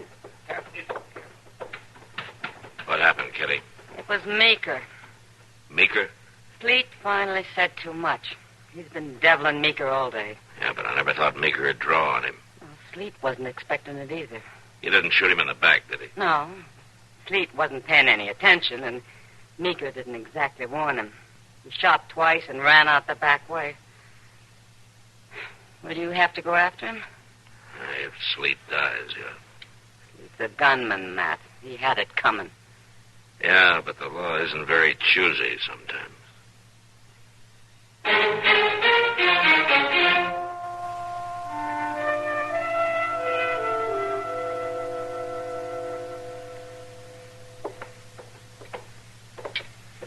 Well, I'll let you know if there's any change, Matt, but I'm sure he's going to be all right. Thanks, Doc. I'm glad for Meeker's sake. Yes. Well, I'll be in the office. All right, man. Doc, I want to talk to you. I'm coming. Am I going to make it, Doc? You'll make it. You know, he didn't give me no chance to draw. Apparently not. He'd have never got me if he'd give me a chance. Just lie still now. Nobody could have outdrawed me if they'd give me a chance. Now hold your head still. You mustn't move. Seems like one bullet just grazed your temple. It's my arm that hurts, Doc. Yes. What about my arm, Doc? Well, I took that bullet out, Sleet. That's all I can do. Now. It'll be all right, won't it, Doc? Well, you'll be all right. I'm pretty sure of that. Well, there won't be nothing wrong with my arm neither, will there, Doc? It's too early to tell. It's my right arm. I know. What? I wouldn't be no good without I could use my right arm. Well, we'll have to see how it heals. Well, you fix it, Doc. You can fix it. Doc? Yes, Sleet. You wouldn't do nothing to keep it from healing up good, would you? I mean, because it's my gun arm? No. I'm a doctor, Sleet, not a judge. No matter how much I might want to be.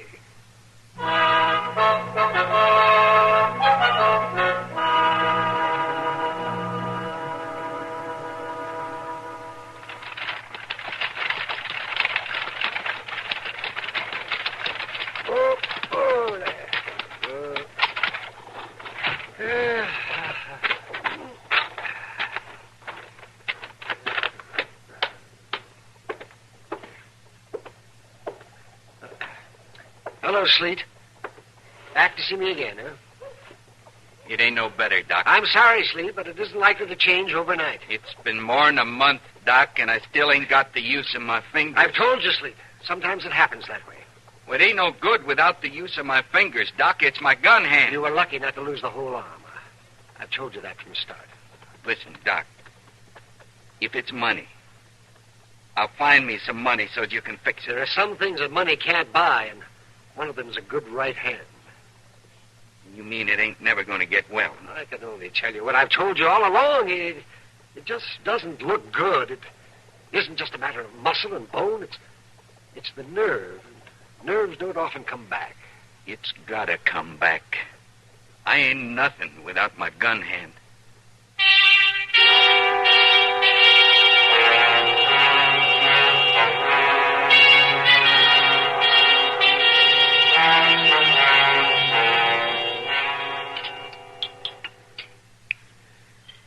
If you ask me, he wasn't never much with his gun hand, neither.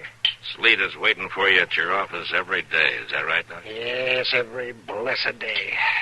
It doesn't matter how often I tell him I can't do anything for him. He's still there, showing me his arm, trying to work his fingers. Well, with anyone else, you'd be sorry for him. I'm kind of sorry for Doc, having him hang around like that. Yes, indeed. I wish he could find something to do. It's for my sake. I can't get in or out of my office without stepping over him. Well, I can hardly get in or out of the Long Branch these days either, Doc. If that'll make you feel any better. Well, what's the trouble, Kitty? Oh, it's just one of the penalties of owning a business, Doc. You know that fellow I had to help out at the bar and be a general handyman? You mean that Romeo fella? Yeah, that's the one. What happened to him? Well, who knows what happened to him? He just hasn't shown up for 2 days. You'd think nobody else could do anything around there. Except me, of course. Why don't you get somebody else? Nobody's down and out enough to want the job, I guess. It isn't much. No, wait a minute. Could a man with one hand do it? One hand tied behind his back, you mean? Yeah, just about that. Well, I was thinking about Sleet. Sleet? Well, maybe if he had some simple job to do, he'd snap out of it. And quit bothering you. That's right. Well, now, Miss Kitty wouldn't want no fellow like him around. Oh, I don't know, Chester. I've had worse. You think it'd work, Matt? I guess it wouldn't hurt anything to try it. But there's one thing sure. Sleet isn't able to hurt anything. All right, then. If you can talk him into a dock, I'll chance it. I could sure use some help. Now, it just don't seem right, Miss Kitty. I wouldn't do that if I was you. Well, will you take the job for me, Chester? Oh, no, ma'am. It ain't something I'd rightly feel like doing. Nobody feels like it. Go ahead, Doc. Talk to Sleet.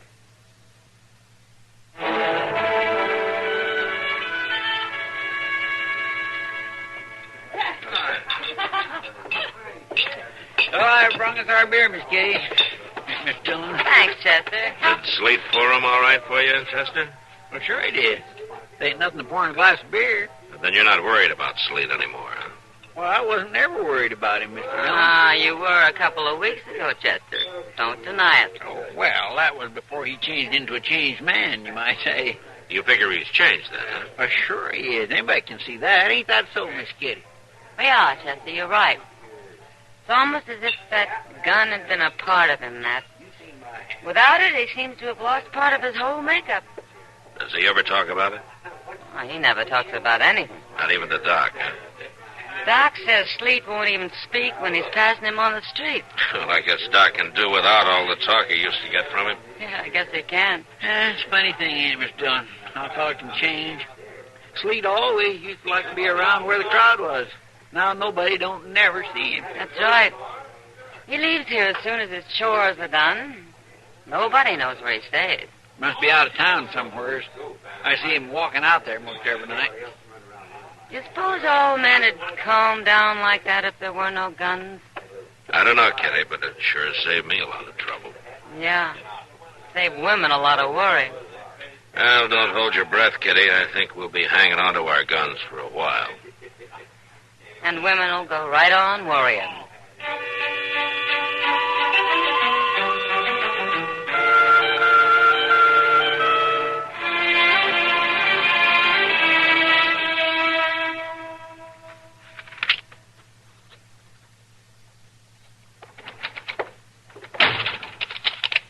What's the matter, Chester? Somebody chasing you?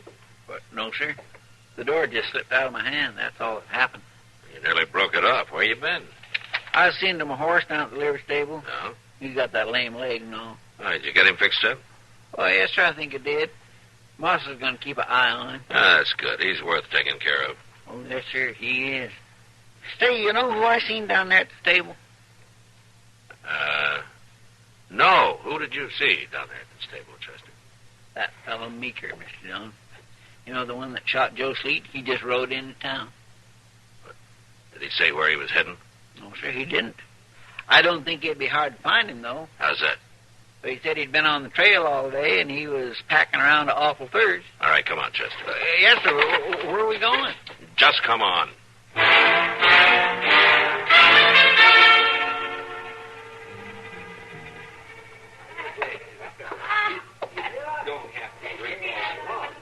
Bartender, whiskey. Yeah, I want some whiskey.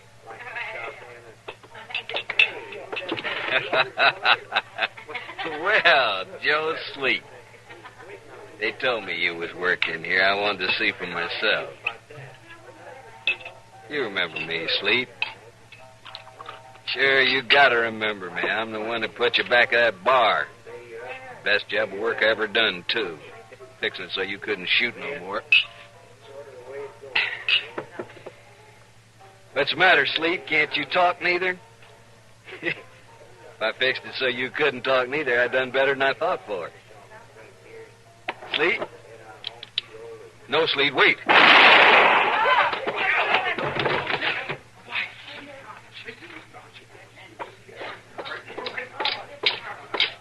right, put that gun down, Sleet. You can have it, Marshal. Beeker's dead, Mr. Dillon. He's dead. And I shot him. Yeah, you did. I shot him with my left hand, Marshal. I've been practicing up. Every night I've been practicing up. I taught myself good, didn't I, Marshal? Seems like it. No man could live that shot me down, Marshal. He should have known that. He found out. Guess it proves I'm still a top gun, don't it, Marshal? Even with my left hand. After all that practicing, proves it, don't it? I don't know about that, Sleet. But it proves one thing for sure. What's that? That you're a man to be tried for murder. Let's go.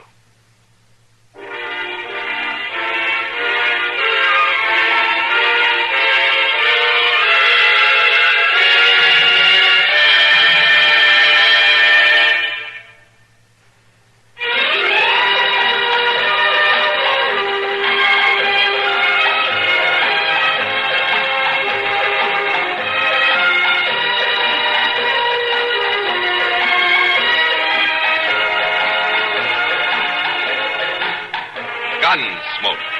Produced and directed in Hollywood by Norman McDonald, stars William Conrad as Matt Dillon, U.S. Marshal. The story was specially written for Gunsmoke by Marion Clark, with editorial supervision by John Meston. Featured in the cast were Vic Perrin and Harry Bartell. Harley Bear is Chester, Howard McNear is Doc, and Georgia Ellis is Kitty.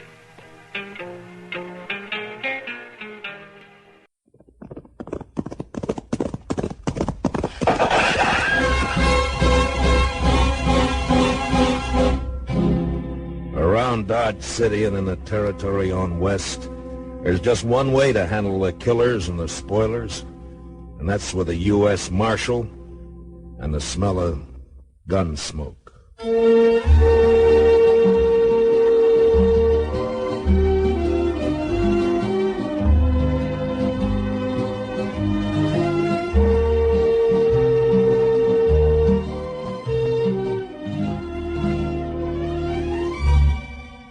Gunsmoke, the story of the violence that moved west with young America. The story of a man who moved with it. Matt Dillon, United States Marshal.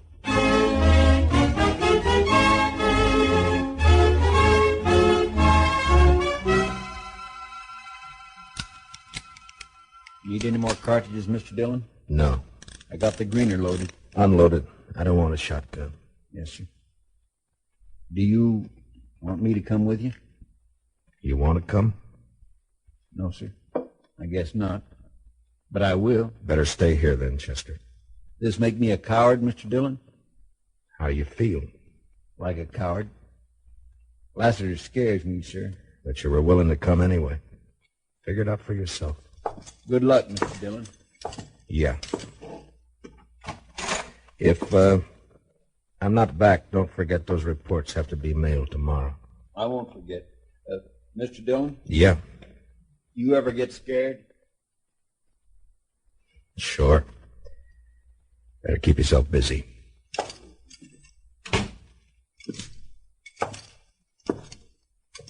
Marshal! Mind if I walk along? Not at all, Doc. Yeah, kind of anxious to get a look at this new corpse of mine. Lassiter's sure done us a favor picking Dodge to die in. This'll put us in the history books for sure. You're a little premature, aren't you, Doc? Not a bit. Oh, maybe a little foresighted.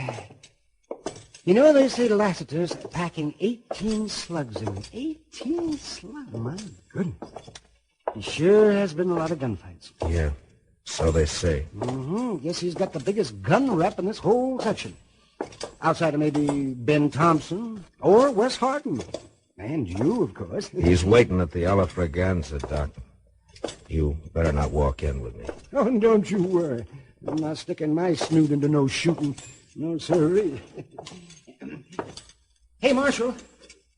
Yeah, what is it? You are going to win, aren't you? I sure hate to work on the bodies of my friends. Makes it too darn personal.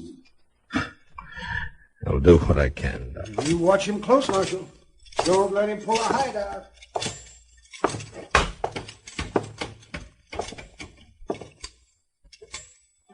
Hello, Lassiter. Hi, Matt. Been a long time. Yeah. Drink with me? Why not? Harry, 2 whiskeys. Harry, get up from behind the bar. Sure, Mr. Lester. Sure. Oh, don't spill it. Leave it on the bar, Harry. We'll pour our own. Yes, Marshal. Yes, sir. Here, sir. How's your shoulder, Lassiter? Aches a little, bad weather. Still carrying your lead, Matt. There you are. Yeah. You should have killed me, Matt. Maybe. It was a long time ago. Matt, I want you to know I bear no grudge. But it has to be. I know. We're gunfighters, you and me, both the same. Yet not the same. What's in our blood? That's why, Matt. That's why I have to brace you. I got to know for sure. There's no grudge, Lassiter. Your health. And yours.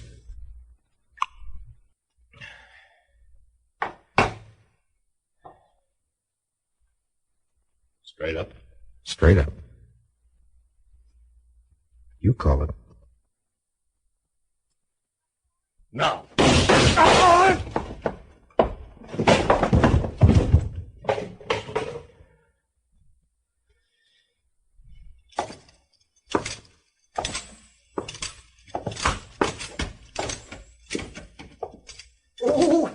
was beautiful, Matt. Simply beautiful. Was it? Why, yes, and it was close to. For a moment, I wasn't sure who...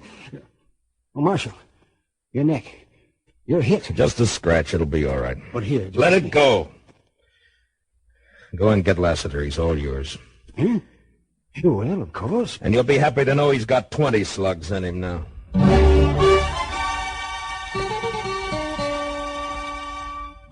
I couldn't tell anyone, but the bitterness ice in my stomach made me sick as I remembered Lassiter as a friend, now dead by my gun. And then I got over it. I always got over it. The frontier code was a harsh one. I knew my job was one that had to be done if the West was to ever see peace. As long as killers like Lassiter lived, I'd carry a gun and use it. It was the way it had to be. Sometimes a man's dying was the end of it. And sometimes the beginning of something worse. Marshal Matt Dillon? Yeah? What can I do for you, miss? Died. Well, miss, I don't know. It's Mrs. Lassiter. Oh. You see? You've done quite a bit for me already, Mr. Dillon. You've made me a widow. Sit down, Mrs. Lassiter. Here, let me get you some water. You. I didn't know Lassiter was married. Would it have mattered? No, I guess not. You're just like all the rest of them. A killer, lusting for blood like a wild animal. Mrs. Lassiter. Only you're worse. You hide it behind a badge. My husband was in town less than 2 hours, but you couldn't wait, could you? You saw your chance to get a little bigger reputation. Matt Dillon, famous gunfighter. Matt Dillon, murderer. It was your husband that sent the challenge, Mrs. Lassiter. I'm sorry for what happened. And if I can help you in any way... No, thank you, Mr. Dillon. I only came to tell you that you haven't heard the end of the Lassiter name. I'm going to see that you're stripped of that big reputation. And you're going to die. Mrs. Lassiter, is there anything I could say that you would listen to? Nothing. And good day, madam. Till we meet again. Marshal.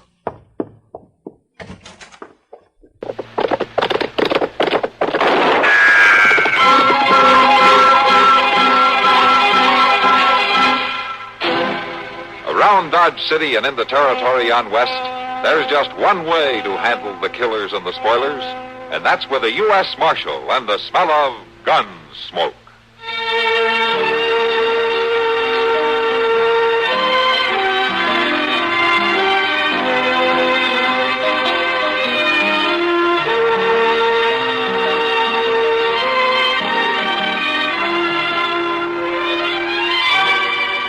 Gunsmoke, starring William Conrad, the story of the violence that moved west with young America, and the story of a man who moved with it.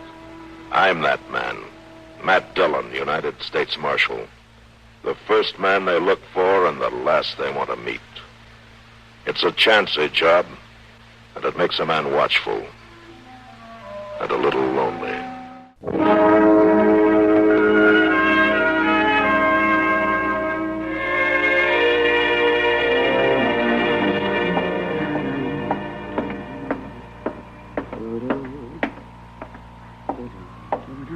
Hi, Matt. Sam said you were waiting to see me. Yeah, I thought maybe I could buy you a beer, Kitty. Well, on a hot day like this, that'd go pretty good. You sit still, Matt. I'll get it. All right. Where's Chester? Oh, he's hanging around down at Moss Grimmick's. I brought a pitcher full for you, just in case. Thank you. Dog days, Matt. It's days like this I wish I was back in Kansas City. Just as bad there. Well, at least there's something happening to keep your mind off it. Mr. Dillon, quick, come here. Well, what is it, Chester? There's an elephant out here in the street. Oh, all right, Chester. Elephant right here on the plaza. I could use an elephant in the street today, man. You already see it, Mr. Dillon, doing tricks and everything. Chester, will you get in out of the sun? He's gone. You know, Chester sees things even on a good day.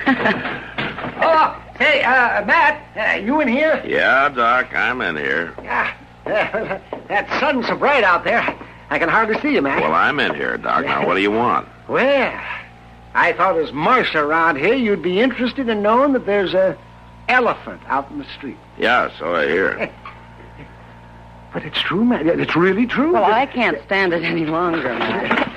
Well, neither can I, Kitty. All right, Doc, what's it really all about? You'll see, Matt. You'll see. Oh. Well, I'll be.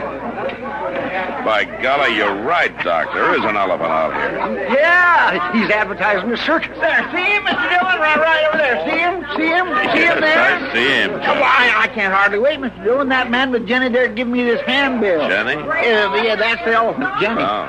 Here, let me see the handbill. Bannock's Grand International Circus and Menagerie.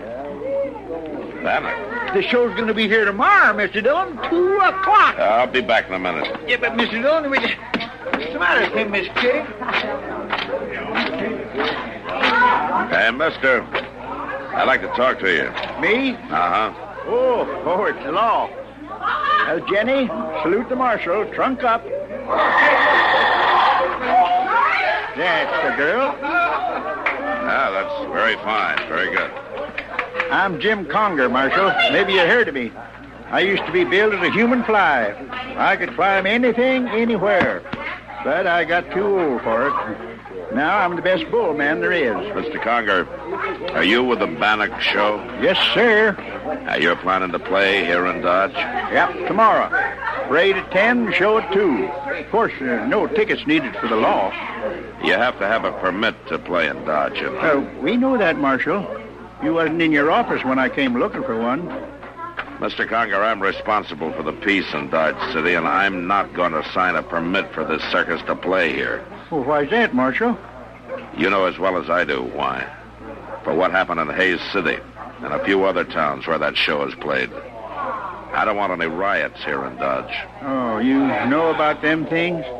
2 people were killed in Hayes, weren't they? Well, I reckon so, but, Marshal, that don't say it happened here. I can't take that chance.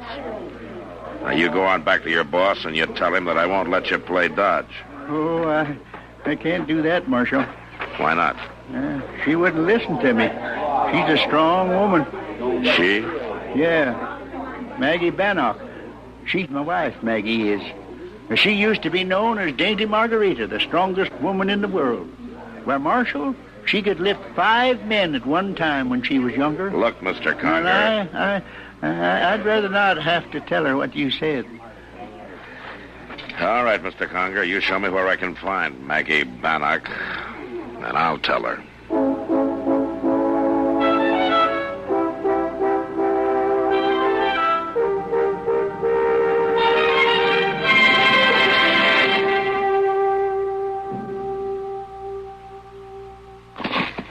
You know, Mr. Dillon, when I was back in Texas and the weather got extra dry and it was hot and people begun getting on each other's touch bones more than usual, you know what happened?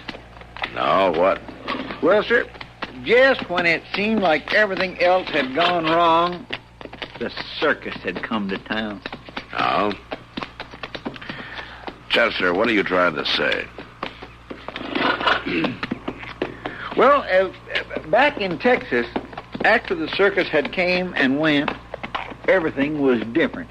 It was? Oh, yes, sir. Somehow it didn't seem near so hot nor so dry, and you even forgot what you was fighting with your friends about. That's the way it worked in Texas, huh? Yes, sir, it did. Chester, I know it's been hot, and Dodge has been pretty dull. But this particular circus isn't going to help any. Well, why? Because there's trouble connected with this show. What kind of trouble? I don't really know, Chester, but 2 people got killed over in Hayes, and there's been trouble in other places. Yes, sir. Oh, there they are, down by the creek. Oh, Mr. Dillon, just look at that string of wagon, will you, with it? Uh-huh. Hey, looks to me like one of them is stuck in the creek bed. Now, come on, let's get down there.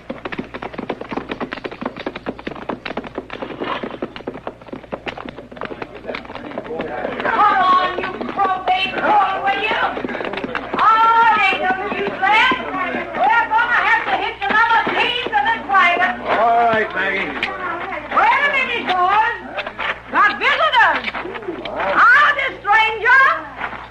ma'am. I'm Maggie Bannock, partner. I'm Matt Dillon from Dodge City. Glad to know you, Dillon. You look like that other team we've been needing to move this wagon. You'll oblige, won't you? Oh, sure. How about Falstaff there? Chester?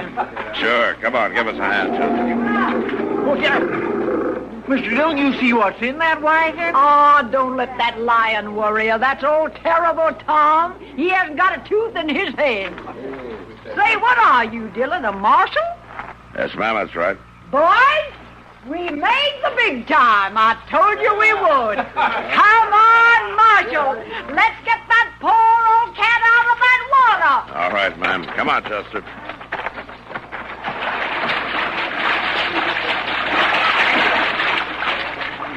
All right, Leb. Work them horses now. I got him, Maggie. Come on, boys. Get your shoulders into it. All right, now. Whip up, Leb. Here we go.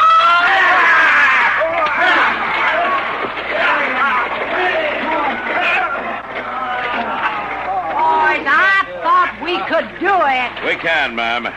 Chester, let me have that corner, huh? Oh, that old lion sure is watching me. Yeah, he'll be more help where you can't see him.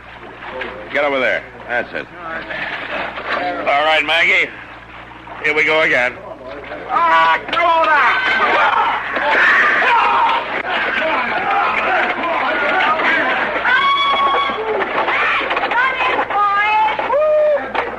Well, I never thought I'd meet a Yankee marshal. But I guess you can't help being what you are. Thanks. Maggie. You aren't leaving Dodge, are you? We're going to put on a show there tomorrow. Well, that's what I came to talk to you about. Well, then talk. Maggie, you can't bring your show to Dodge City. Say, you are a big-time marshal, aren't you? Your performance in Hayes left 2 people dead. They came looking for trouble, and they got it, Marshal. Now get out of my way. I'm heading for Dodge. Who started the trouble, Maggie? I told you who started it. Over in Kinsley, too? And Atchison? Seems like trouble follows your show, Maggie. Now, why? You got a big badge on you, Marshal. Why don't you figure it out for yourself? Let's go, boys! Maggie, you're not gonna play Dodge. All right, Marshal. We won't play Dodge. That make you feel better? Move out, Ned! All right.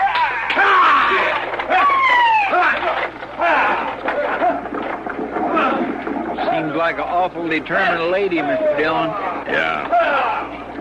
Well, I guess you have to be to run a circus, Chester. All right, come on, let's get back to town. Yes, sir.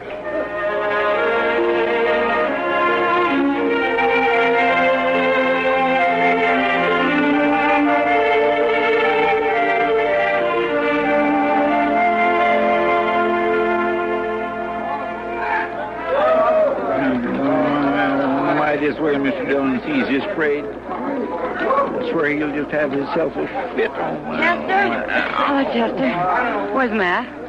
Miss Kitty, he slept in this morning, and I just ain't got the heart to wake him to this parade. I swear he's going to have a conniption fit when he sees that lady's planning to go ahead with her circus. Well, that ought to wake him up if nothing else does. Good morning, Kitty. And Chester, where's the killjoy this morning? What, you mean Matt? Chester says he's still sleeping. Sleeping with this parade going by under his nose? Oh, and ain't it fine, Doc? Ain't it just fine? Oh, look at the 3 of you. You look like 3 grubby little kids. Well, Mr. Dillon, I didn't know you was up. When did it start, Chester? Oh, about 15 minutes ago. Jenny just went by with a big sign on her back saying circus at 2 o'clock. Why didn't you come and wake me up? Well, I don't know, Mr. Dillon. You kind of go to pieces around a circus, don't you, Chester? Well, most people do, Matt. It looks to me like you didn't scare that circus owner too bad, Nat. And I don't mind admitting that I'm glad. I'd enjoy a little innocent entertainment for a change. Innocent? Doc, if this circus takes place, all the entertainment you're going to get will be mending heads. Oh, Matt. Look at all the people on the street. The word spread all over the county.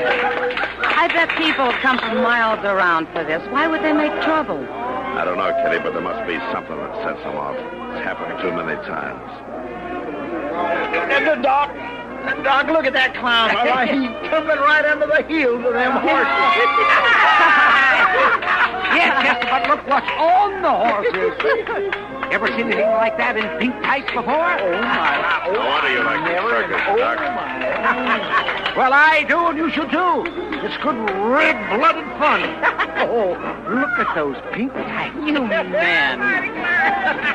Doc, I have to admit there's something mighty fine about hearing the music and seeing those animals and the clowns. Are you sure it's the clowns, Matt? Look at that man, Mr. Dillon. He's standing on 4 horses at one time. I'm going to try that. Hey, you have enough trouble with one horse. Oh, well, I declare I feel like I could do it, Miss Kitty. They are, Matt. You see, there's the magic of the circus. A country boy like Chester can suddenly ride 4 horses. And whether he ever does or not doesn't make any difference at all. Yeah, sure, Doc. Now, you're going to take that away from the hard-working people of this county? Doc, I like a circus as much as anybody. Well, then prove it. Don't try to stop it. You're not changing my mind. Oh, stubborn, that's what you are. I may be. The way I see it, Matt, you will have a riot on your hands if you do stop. Mr. Dillon, look, coming around the corner. Miss Bannock riding a big white horse. Oh, look at there what she's got. Yeah. She's carrying a Confederate flag. So that's it. That's where the trouble starts. Well, what are you going to do, Matt? Good morning, Marshal Dillon. It's a fine day for a circus, isn't it? Hold up, Maggie. I want to talk to you. I said, hold up. Let go of that bridle, Marshal. There's no law says we can't have the circus outside the town limits. That's not what's bothering me now, Maggie. It's that flag. Oh, that even bothers the law, don't it? That's not what I mean. This flag is all I got left, Marshal. My sons died holding it high. Since then, I swore I'd hold it for them. No Yankee yet has told me I had to burn it. Are you going to? I'm not telling you to burn it. I'm just saying you shouldn't parade it through Kansas. I do what I want, Marshal, whether it's Dodge City, Kansas, or Atlanta, Georgia. Let go of that bridle. All right. But if you keep showing that flag, I can't be responsible for what happens to you or your men. We take care of ourselves, Marshal. How? What are you going to do about it, Mr. Dillon? Hope I'm wrong, Chester. It's about all I can do right now.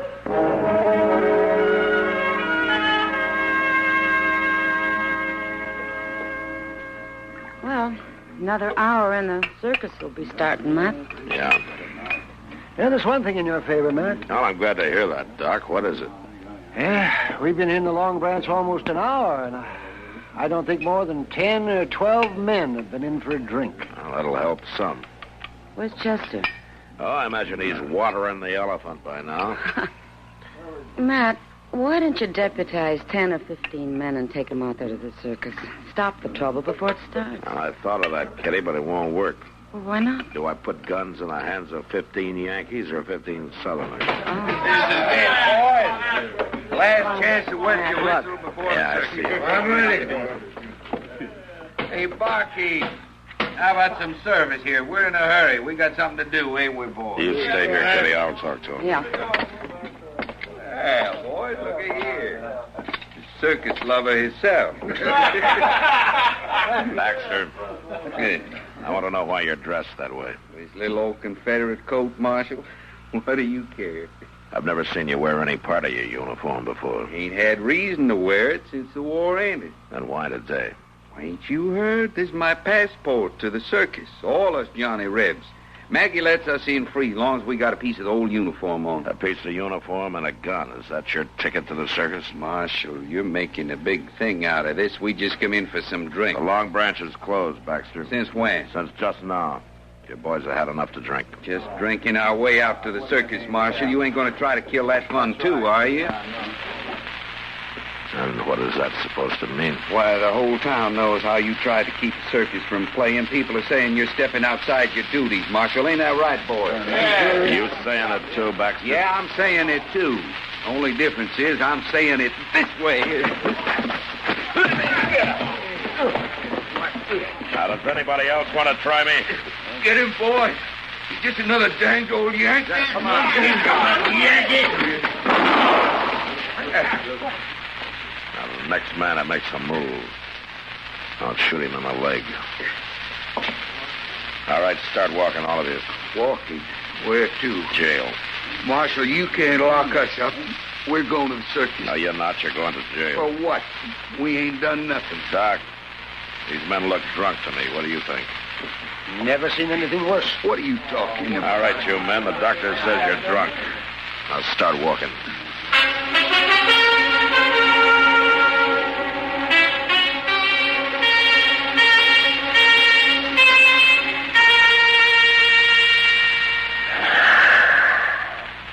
Hey, Jenny, you want a piece of this apple?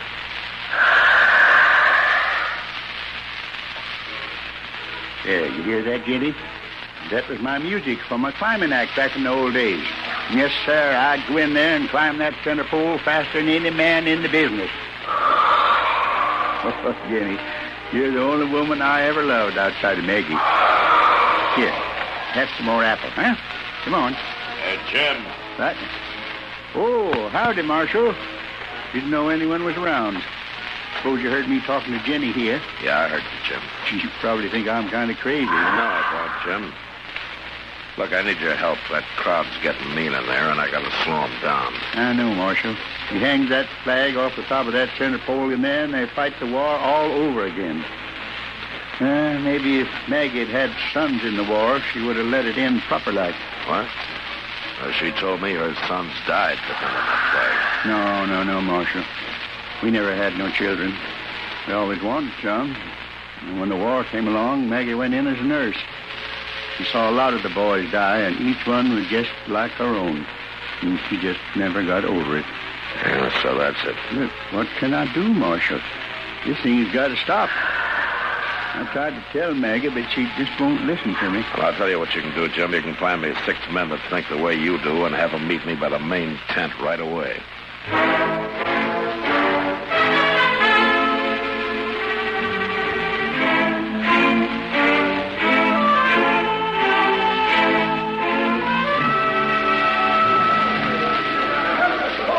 Do you men understand what I want you to do?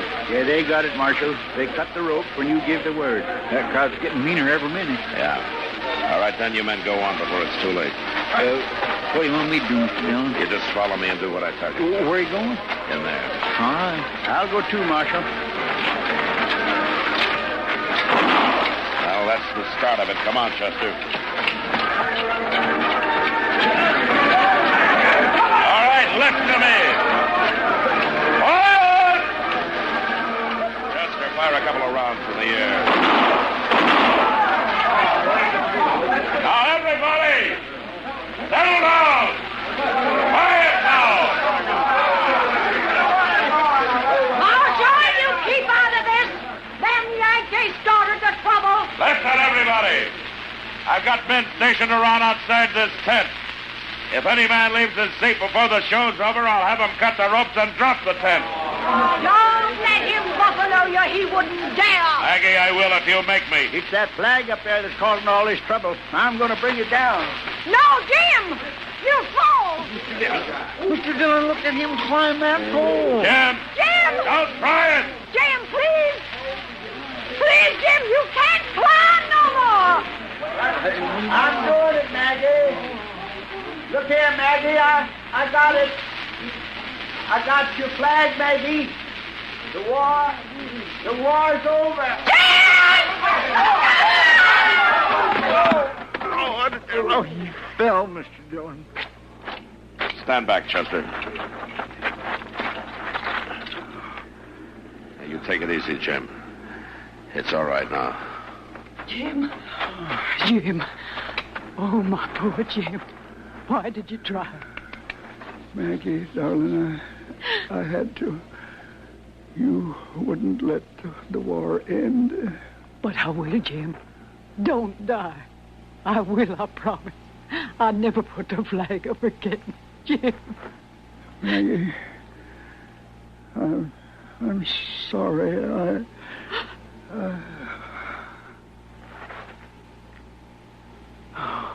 Maggie. I lost the last of my boys, Marshal. Jim was the last of them. Would you lay him out gently? Yes, ma'am. Chester. And Marshal, you can bury the flag with him.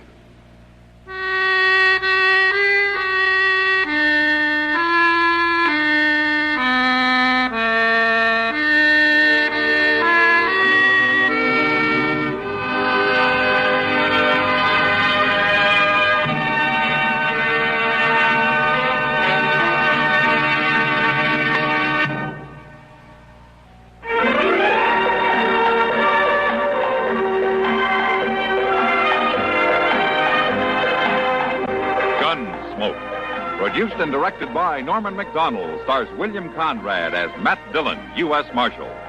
The story was specially written for Gunsmoke by Tom Hanley, with editorial supervision by John Meston.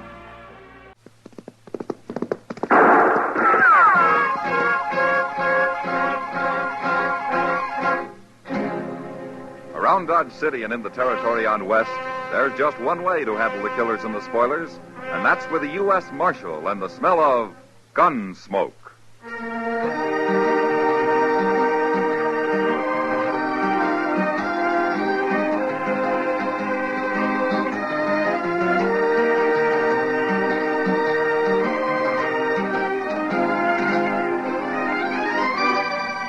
Gunsmoke, starring William Conrad. The story of the violence that moved west with young America. The story of a man who moved with it. Matt Dillon, United States Marshal.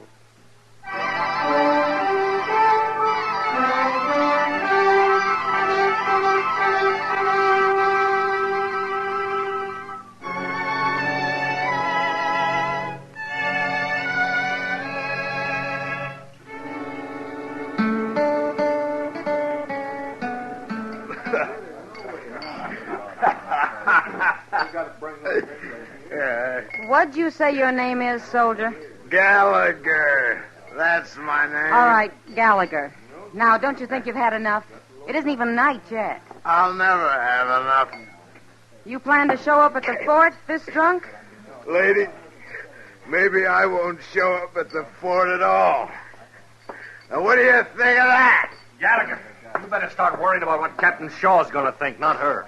Hey, what are you doing here, Spear? I've been an hour looking for you all over Dodge. How'd you get that drunk in an hour, anyways? Drinking! Are you responsible for this? Oh, sure. The Indians pay me to keep you soldiers drunk. That ain't funny. He's a grown man, isn't he? That's not the point. What's the point? You shut up, Gallagher. We'll be an hour late now, and that's all Captain Shaw needs to fix us. Captain Shaw can go hang. You wasn't so drunk I'd leave you and just ride out alone. Yeah, that'd be just like you, Spear. Just like you. Come on, get up out of that chair. I'll drag you out. Oh, leave me be. Come on. I ain't have started here yet. Cut your peaches, gal. Thunder ain't rain. Shut up, Gallagher. Why don't you listen to your friend? You're just going to get into trouble here. Who's kissing your hand anyway? That's no way to talk. I'll kill you for that. Beat your drunk.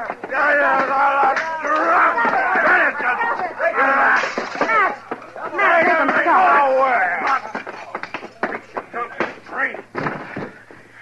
All right.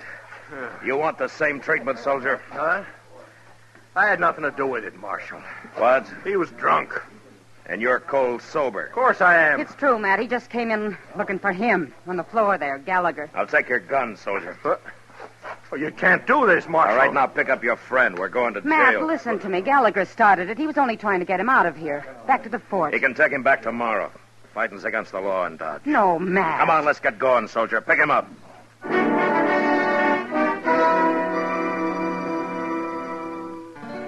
The past week, we'd had nothing but trouble in Dodge. Men had fought and gouged and knifed and shot each other till I began to wonder if they gave a thought to anything else in the world. It had set my temper on edge, and I suppose I'd become as bull-headed as they were. Anyway, I threw the soldiers in jail and went off to supper and forgot about them. For some reason, the town was reasonably peaceful that night. The change sort of took the edge off of me. Next morning, I felt half human for the first time in days. I turned that cowboy loose early, Mr. Dillon. He seemed tolerably repentant. Well, he should be, Chester. But those two soldiers look pretty glum. What are you going to do with them, sir? Oh, yeah. Well, you better go back and let them out, huh, Chester? We'll have the Army in here looking for them if we don't. Yes, sir.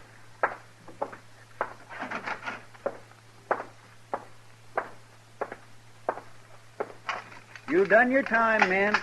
The law has forgiven you. Out you go, free as little birds. Oh, that sunlight'll blind me this morning. We ain't about done our time, mister. In real trouble now. Oh, why do you say that? 'Cause it's true. We were sent to Dodge to pick up supplies, not to go to jail. You're not the first soldiers who've camped here overnight. Colonel Doby's a just man. Captain Shaw's in command right now, Marshal. Colonel went to St. Louis for a time. Well, I don't know Captain Shaw, but I'm sure... He's just about as reasonable as you are, Marshal. Just about. You're Spear, aren't you? And I was as sober yesterday, remember? I locked you up for fighting, not drinking. You locked us up. That's all that matters now. Spear's right, Marshal. I guess I deserve what I'm going to get, but Spear don't. Nobody was killed. You're not going to hang. You don't know Captain Shaw. He can be awful hard. A little extra duty won't hurt you. First off, we'll be fined $10 by court-martial. 1 month's pay. Yeah, that's a little high, I agree. There's nothing to what the cat might do on top of it. He's old Army. They say one time he gave a man 10 days' provisions and had him drummed out of camp with a straw halter around his neck and his coat turned inside out. And that was Indian country, Marshal, not around here. Well, the man's a scoundrel, that's what he is. Say, how'd the fellow make out, anyway? You'll have to ask Captain Shaw about that, if he knows. Well, the man must have done more than get drunk and fight. You won't get that kind of punishment. No, but close to it. Captain's dead set against liquor. Not a man in the company's been allowed to drop since Colonel Doby left. Is that so? Sure is. Look, Marshal, I got it coming, but Spear here, all he done was try to get me back to the fort. You got to try to do something about it. Never mind, Gallagher. He won't do nothing. Spear, I guess I was a little hasty locking you up. I'm sorry about it. So am I. All right. What can I do? Ride out and explain it to Captain Shaw. I don't like interfering in Army matters. But, all right, I'll do it. You will? Yeah, but I can't today. Well, tomorrow won't be too late. I'll be out there tomorrow afternoon. I don't know whether to trust you or not, Marshal. Then you'll have to find out if you can, Mr. Spear. Yeah. You can't blame him much, Marshal, but I sure hope you do it. All right, boys, you're late enough now. You better get going. Come on, Spear.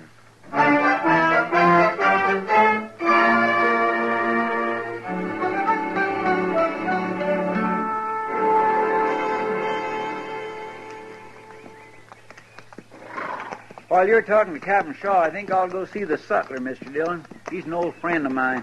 All right, Chester. Name's Larson. Been selling goods to soldiers for 10 years that I know of. Say, I'll eat with him, too, in case you should get asked to supper. Oh, fine. Say, doesn't that look like Spear there? Where? Just outside the fort there, the man with the shovel. Oh. Yeah. Say, what's he digging anyway? Come on, let's ride over there.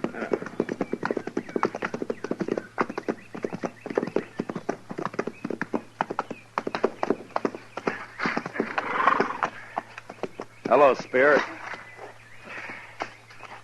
You're too late, Marshal. Why? What's happened? We've already been tried, that's what. Well, what'd they give you? 2 months' pay and a month's punishment. What punishment? I don't know, Marshal. The captain will work on that from day to day. He's got lots of ideas. Is this one of them? Digging that hole out here? This isn't exactly a hole, mister. It's a grave. A grave? Whose grave? Mine. Oh, now, wait a minute, Spear. Well, it's for me or somebody like me. That's what he said. Ask him about. There comes the guard. I gotta keep busy. All right, I'll talk to you later, Spear. I won't be hard to find.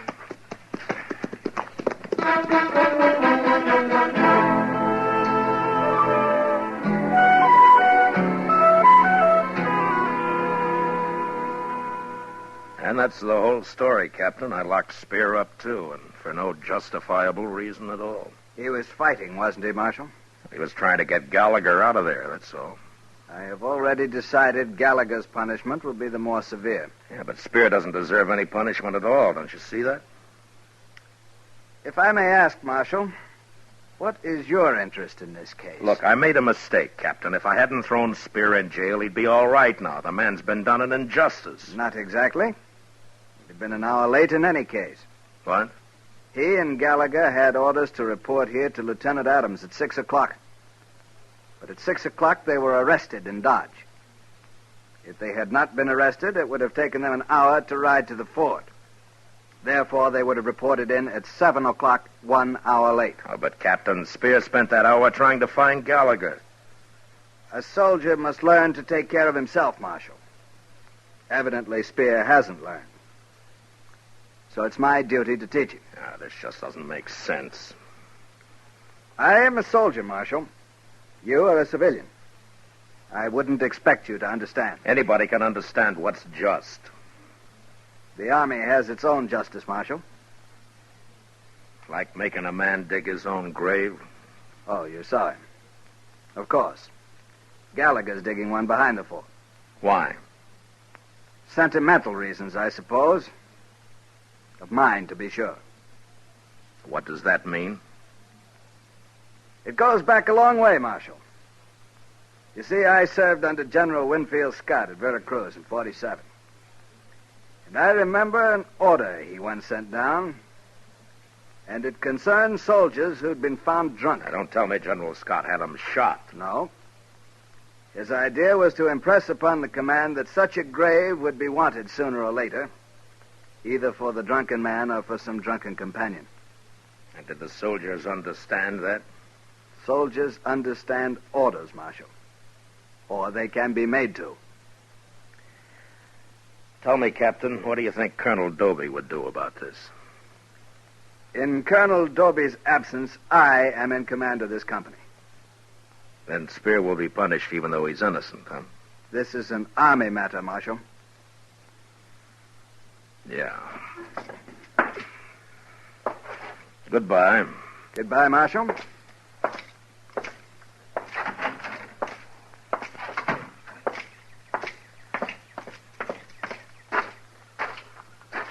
Marshal Dillon. Huh? Yeah. I'm Lieutenant Adams. Oh, how do you do, Lieutenant? I'm the officer Spear and Gallagher were to report to night before last. Oh, yeah, the captain mentioned that. Tell me, how'd you make out in there? Well, I don't think Captain Shaw and I understand each other completely. I knew it was hopeless. Thanks for trying, Marshal. Tell me something, Lieutenant. What's the matter with Captain Shaw? I couldn't say, Marshal. But he's been 30 years in the Army. So? Colonel Doby's been in 10. Oh, I see. Will you join us at mess, Marshal? We eat in about 10 minutes. Oh, thank you very much. I'd like to, if you don't mind. Sorry I can't offer you a drink. Captain's orders. Yeah, I know. Lieutenant, when does Colonel Dobie get back from St. Louis? We haven't heard. Soon, I hope. Yeah. You see, Gallagher can take it. He knows he's guilty, for one thing. Spear, I'm worried about. Already, he's not the same man he was. Yeah, I suppose he's lost faith in people. He was always a fine soldier. I just hope he can hang on long enough. No? Long enough for what? Oh, let's say long enough for Colonel Dobie to get back before Captain Shaw drives Spear to something like... Come along, Marshal. We'll wash up.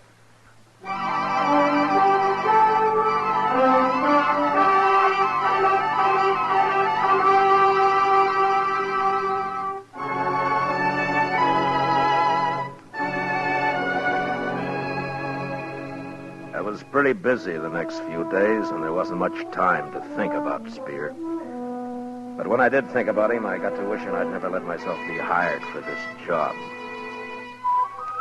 Nearly a week passed, and then one day, about noon, I went to the office and found Kitty waiting there with Chester. I told her you'd be along any minute, Mr. Dillon. It's nothing serious, I hope, Kitty. Well, it could be, Matt. She wouldn't tell me a word about it. I offered to help, but no, she said. She'd wait until you got here and then... All right, Chester.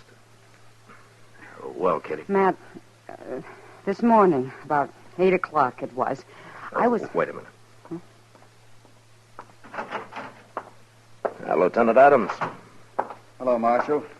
Chester. Hello, Lieutenant. This is Miss Kitty, Lieutenant.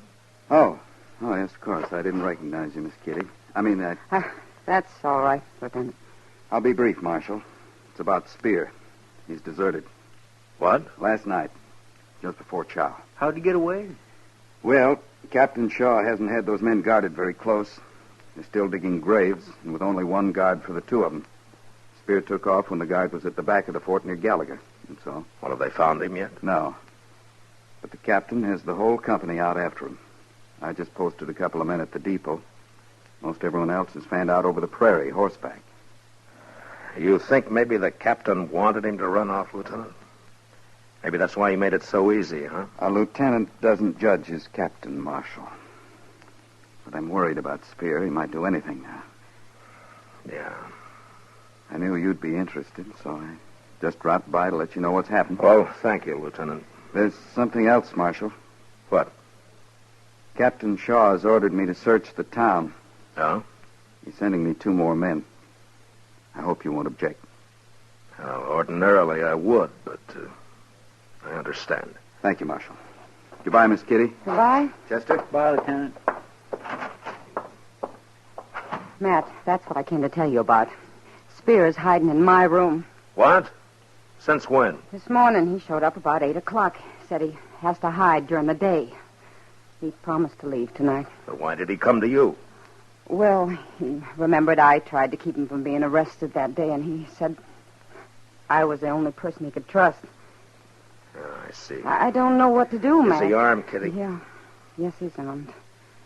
And he said if anyone but me tried to get in the room, he'd kill him. He's awful desperate, Matt. Yeah. He's got to turn himself in, Kitty. After the way he's been treated... They'll catch him anyway, sooner or later. He's got to face this thing on his own free will. If he doesn't, it'll ruin him inside. He won't be any good again.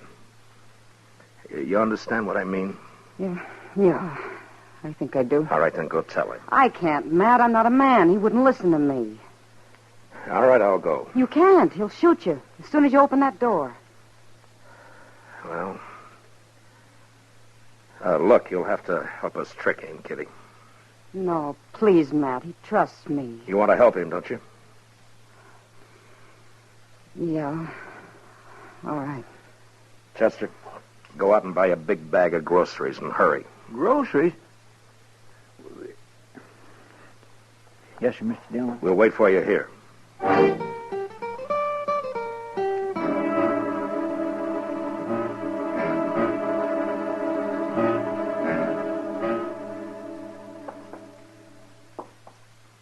Stay off of your heels, Chester. Quiet. All right, you go ahead, Kitty. We'll be there when he opens the door. All right, Matt.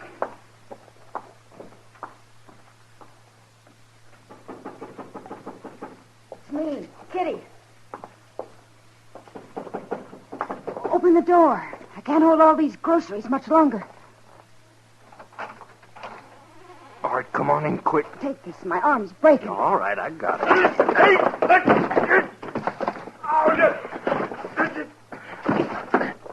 All right. All right, close the door, Chester. Yes, sir. Come over here and take his gun away from him. I got it, sir. All right. All right, now get up. I said get up. Now sit in that chair. And don't try anything. I hope you're real proud, Kitty. Now, wait a minute, Spear. Nobody's betrayed you. We're trying to help you, that's all. Why don't you just shoot me, Marshal, and have it over with? Spear, you've got a bad deal all around, but the trouble you're in right now is your own doing. You're the one put me in jail. I'm talking about your deserting. Well, what about it? I'm just telling you you're responsible for that yourself. And you're the only one who can square it. Give yourself up. Give myself up? You mean you're not taking me in? I got nothing to do with it. This is between you and the Army. Please, Spear, do it. He's right. You mean I can walk out of here right now? And you won't stop me? That's right. Why are you doing this, Marshal? Spear, I've been told that you're a good soldier. But right now you're in trouble. And you and I are both responsible for it. I shouldn't have thrown you in jail, and you shouldn't have deserted. Well, so? I'll do my part, and I think you'll do yours. You'll do yours by turning yourself in. I don't know, Marshal. Yeah, what, Chester? Down there in the street. Lieutenant Adams and 2 soldiers, and they're headed right in here. Give myself up, huh? You got it planned pretty neat, Marshal. Maybe the Army will give you a reward for this, huh? Maybe they'll Adams said he was going to search the town. That's all I know about. And followed you right here, didn't he? You sure trust me. All right, shut up a minute. Kitty, is that a closet there? Is it empty? Look, well, almost, yeah. All right, Spear, I'll prove that I trust you. They won't find you till you're ready to give yourself up. Now get in that closet and hurry. You mean it? Here, take my gun with you. Now do you think I mean it? Your gun? Go on, take it. Oh, but I didn't mean... All right, hurry up, get in there. Mr. Dillon, are you sure you are to take a chance like that? Open the door, Kitty.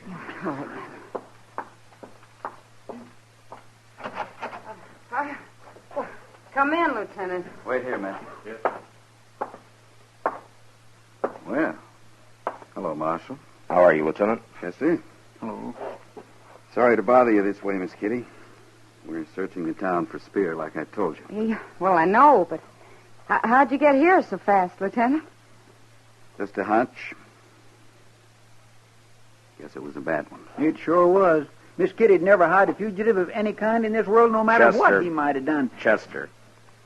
Yes, sir. I hope you'll excuse me for bothering you, Miss Kitty. Oh, that's all right, Lieutenant. Well, goodbye. Bye. Bye. So long. All right, Spear, they've gone. You can come out now.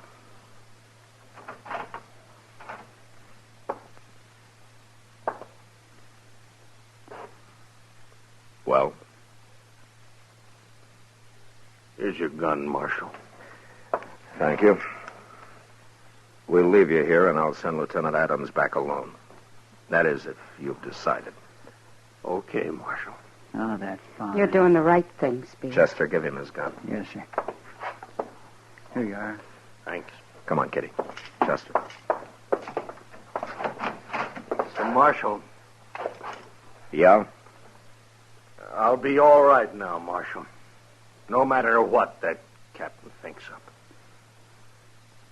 Sure you will, Spear. Good luck to you. Thanks, Marshal. I thank you.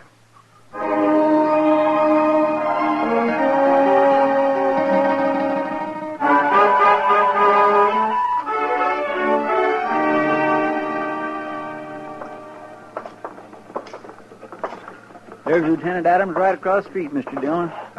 You and Kitty go on into the Texas Trail, huh? I'll join you later. All right, sir. Hurry back, Matt.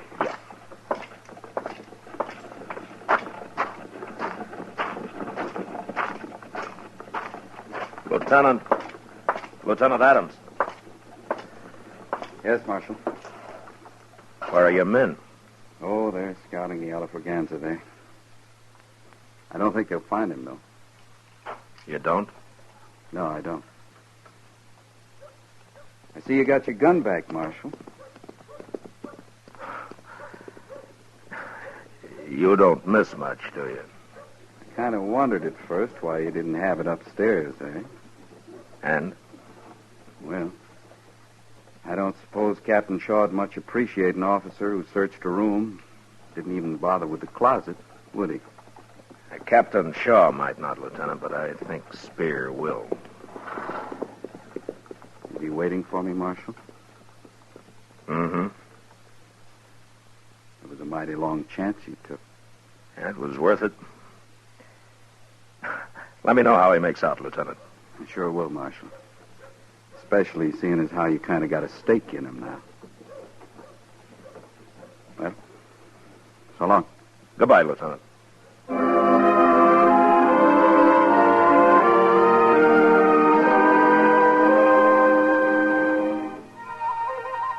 I heard later that Spear was treated rough for the next few days, but that he took it fine. And then Colonel Doby returned to his command, and he decided that Spear had been punished enough.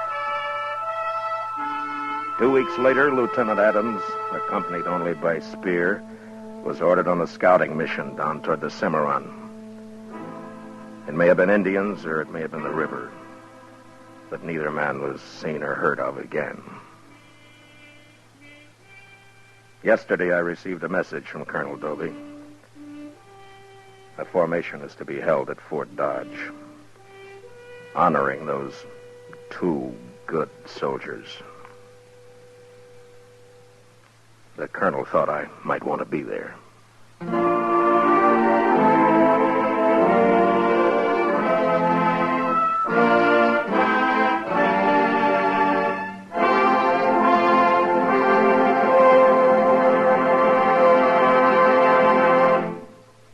Gunsmoke, under the direction of Norman McDonald, stars William Conrad as Matt Dillon, U.S. Marshal. Tonight's story was specially written for Gunsmoke by John Meston, with music composed and conducted by Rex Corey. Featured in the cast were Lawrence Dobkin, Harry Bartell, Paul Freese, and Vic Perrin. Parley Bear is Chester, and Georgia Ellis is Kitty. Gunsmoke is heard by our troops overseas through the facilities of the Armed Forces Radio Service. Join us again next week as Matt Dillon, U.S. Marshal, fights to bring law and order out of the wild violence of the West in Gunsmoke.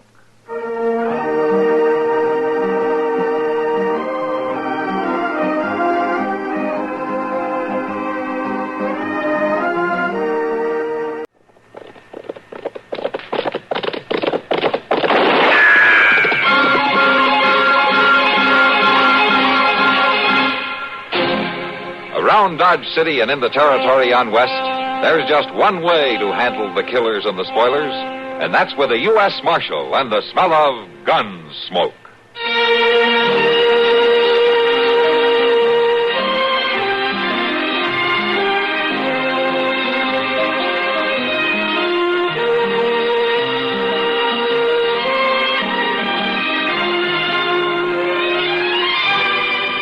Gunsmoke, starring William Conrad. The story of the violence that moved west with young America. And the story of a man who moved with it. I'm that man. Matt Dillon, United States Marshal. The first man they look for and the last they want to meet. It's a chancy job, and it makes a man watchful. And a little lonely.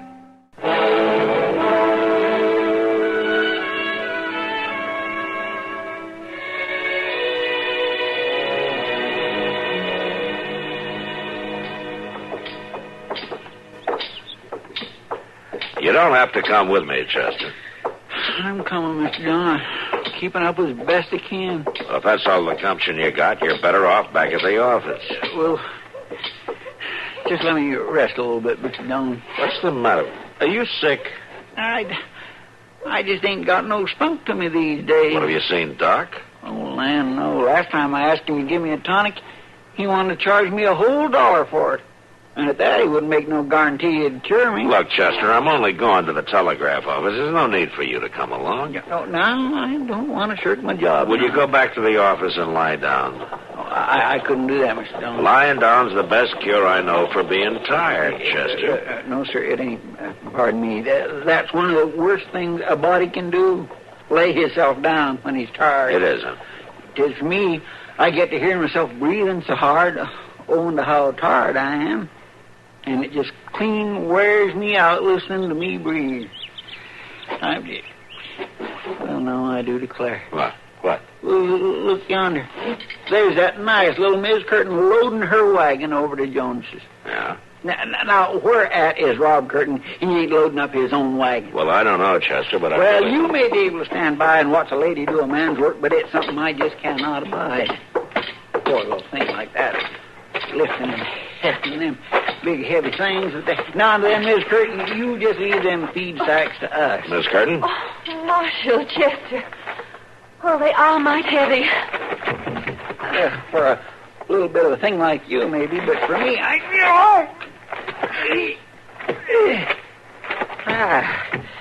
Here, you'll want to grab the other end of that potato sack, Mr. Dillon. Oh, you can make it, can't you?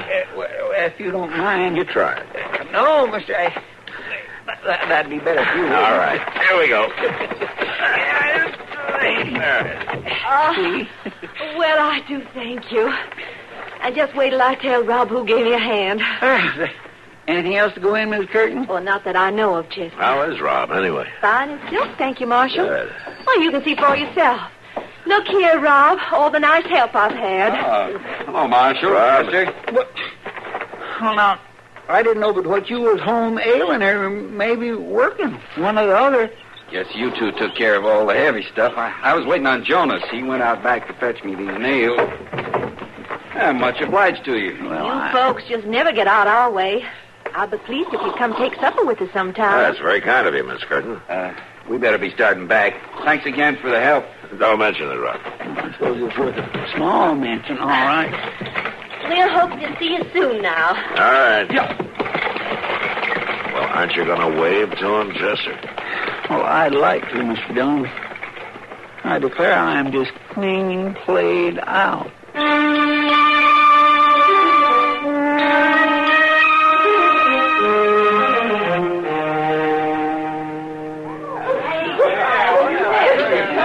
Matt, do you know the sheriff, what's his name, Matt? Stringer? No, Doc, I don't know him by name. Might know him by sight. In Miami, Texas. Now, that's a new name on me. That's the town of the Panhandle. Last time I rode through it was too small to have a sheriff. Guess the cattle drives have fattened it up some. Yeah, let me see that telegram again, will you? Oh, yeah, sure. Well, let me see here. It says, bringing prisoner in, need your help, meet afternoon stage.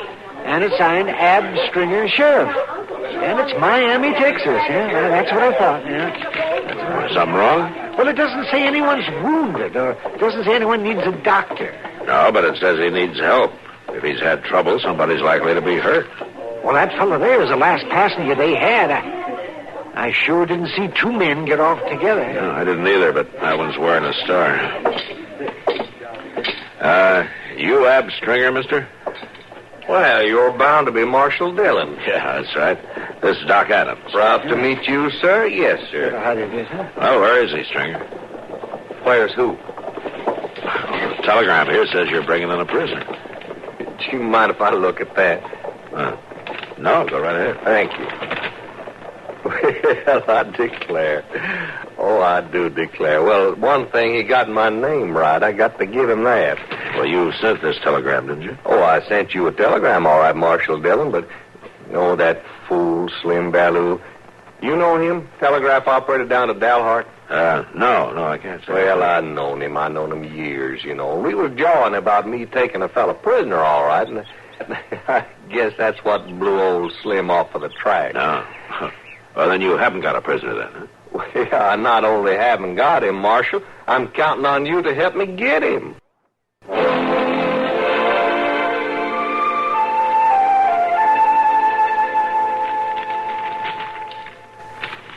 Well, now, they sure are a fierce-looking crew, ain't they, Marshal? Yeah, some of them look mighty rough, all right, Stringer.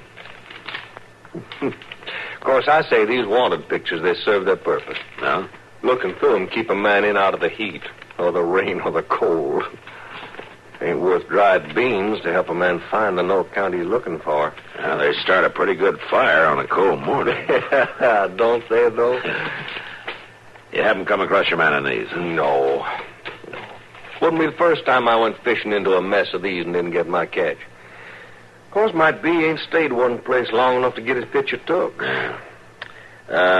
That name you gave me, Sam Frazier, it doesn't mean a thing to me. Well, changing your name is just like rolling over in bed, Marshal. Ain't nary thing to it. Changing your face, that's another story that comes a mite harder. Yeah, but I've seen them try. Oh, yeah, many's a time. And they get by with it now and again. You know, I found out a long time ago, if a man sets out to fool you, and he's half bright about it, he can get the job done. But you know this Frazier. You'd know him outside. Oh, and he'd know me. Well, here's the latest batch of wanted posters. Thank you. If he isn't in them, we'll have to try something else, I guess. Yeah. We're used to that, you and me. Is that a fact? Yeah. Always trying something else. Yeah, that's the job. No, sir, Marshal. No, sir. You just ain't got a picture of Sam Frazier in your collection. Well, if you're pretty sure he's in Dodge, you better have a look around, I guess. Now, Marshal, I didn't come all this way on pretty sure. I know he's in Dodge. Or was. Tall, sandy-haired fellow. About 30. Huh? That's Sam. Yeah. And about half the other men in Dodge. Well, just this one tiny difference in Sam, Marshal. He robbed a bank and killed a man.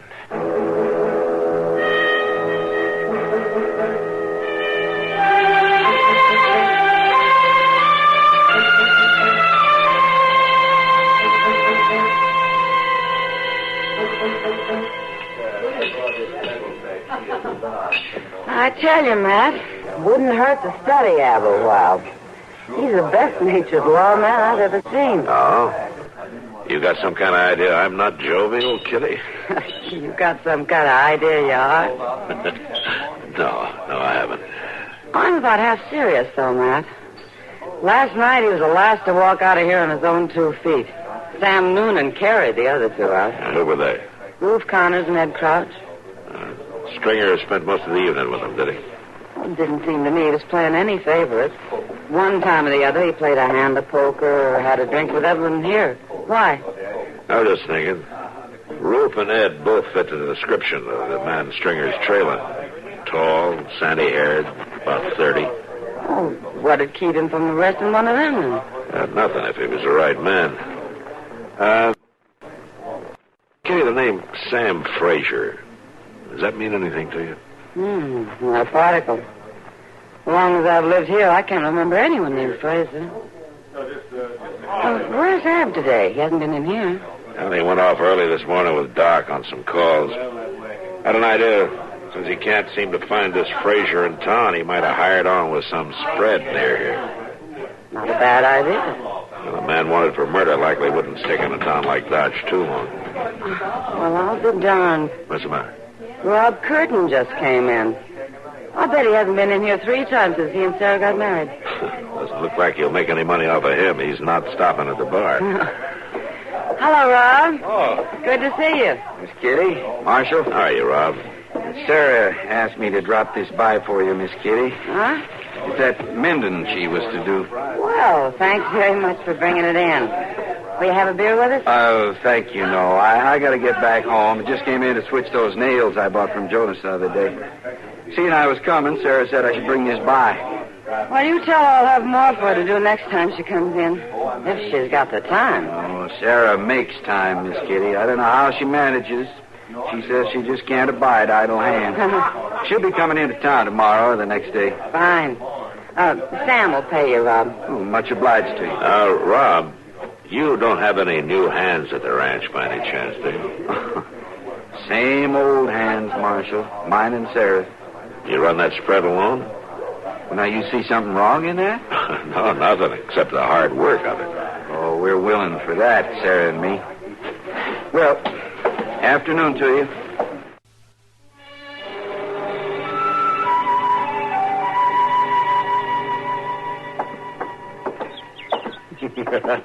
Oh, now, you're funning me again, Abstract. Oh, that'd be a fool thing for me to try. It's the truth, Chester. Just ask Marshal Dillon. He'd been all through that part of Texas. You mean to tell me the whole of that town is dugouts, storm cellars? There are 2 buildings in that town that stand above the ground. That's what I'm telling you. A man riding through at night would swear there's no town there at all. And riding through in the light of day, he'd be sure of it. Well, that makes folks living like sacks of potatoes. Of course, that's cool living, dug down in the earth that way. And a panhandle summer will give you cause to want cool living. But it's the winds, you know. It's the cyclones. That's how come they live that way. Well, a cyclone can't blow away what's not standing there in the first place. I can see that. Sure. Now, some folks say that that's how come nobody can talk a Texan down. Because, you see, anybody learns to talk against the wind like that, he ain't going to be out-talked by no mortal man. Well, now... Ab, you got me so I don't know what's joshing and Well, that don't really bother you, does it, Chester? Oh, no, sir, I can admire it. All this laughing and funning, seeing you got troubles you're hiding. Well, everybody's got troubles right enough. Yeah, but you just ain't one bit closer to finding that Sam Fraser now, are you? Well, I haven't found him yet. But now, you know, with all this looking behind me, I must be getting closer. Now, wouldn't you say? I do declare you got a way of seeing the bright side, for sure. Oh, I'm sorry. Oh, well, Miss Curtin, I am sorry, It's ma'am. my fault, Chester. Rob says if I don't quit backing out of doors, I'll get trampled one day. Let me gather up your goods for you. Thank you. Chester. Miss Curtin, this here is Mr. Ab Stringer. Well, you're mighty kind to help, Mr. Stringer. I'm very pleased to meet you. That's Mrs. Curtin, is it? Yes, sir. Mrs. Curtin. Well, won't we should just put these parcels in your wagon for you, ma'am? Well, if you don't mind. Seems like you load my wagon more than Rob does lately, Chester. Oh, he ain't with you today, huh? No, he's at the ranch. I had just these few things to get and some errands to run. Rob says there wasn't any man's work to it. Now, you tell the marshal I was serious as could be about you taking supper with us. Just any time you're out our way. Oh, yes, ma'am, I'll do that. I'll remind him, sure. Oh, and I thank you kindly for your help, Mr. Stringer. I'm glad to oblige you, lady, ma'am. Here, allow me to give you a hand up. Oh, thank you. All right, here's your lines, ma'am. Next thing you know, you'll be driving me home. Goodbye to you. Goodbye to you. Goodbye. Well, I declare if we don't get back to office, Mr. Dillon, I think we walk clean out of town. You go on, Chester. I'm just going over to the stable for a spell. Well, now, you ain't thinking of riding off and leaving us now. If I told you, Chester, you'd swear I was funning you again.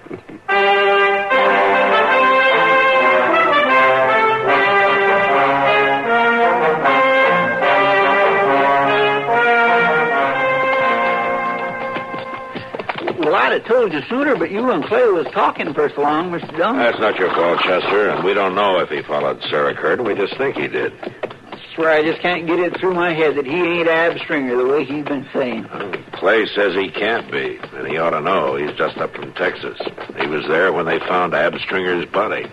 And they're pretty sure this fellow we've been calling Ab was the one who killed him, huh?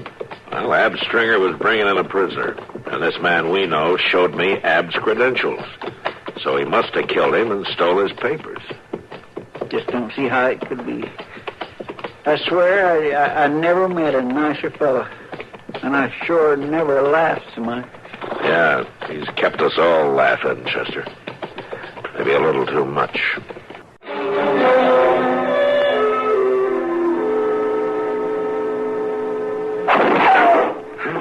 In the name of heaven, Rob, what is this all about? You shouldn't be out here in the barn, Sarah. He'll kill you, too. All you got to do is fill out the money, Sam. I don't have to kill you. He keeps calling you Sam. Tell him you're not who he thinks you are, Rob. Tell him. You spare my wife, I'll give you the money. I ain't got nothing against her. I'm coming out. You wait where you are. It'll take me a minute to fetch the money. 1 minute. And then I start shooting again, Sam. Rob Curtin, will you tell me what this is about? What money is there? Why does he call you Sam? Well, it is Sam. A long time ago. Before you, Sarah. I was Sam Fraser. And this money, it's not mine. Well, if it's his, why do they have to have a gun to get it from you? It's not his, Sarah. Rob, then why? What is it? I don't understand. Sarah, there isn't time. Maybe later. Maybe I can help you understand. Now, you stay here. You lie down flat while I take it to him.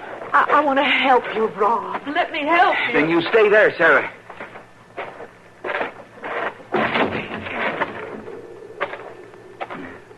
Sure sliced that minute kind of thin, Sam boy.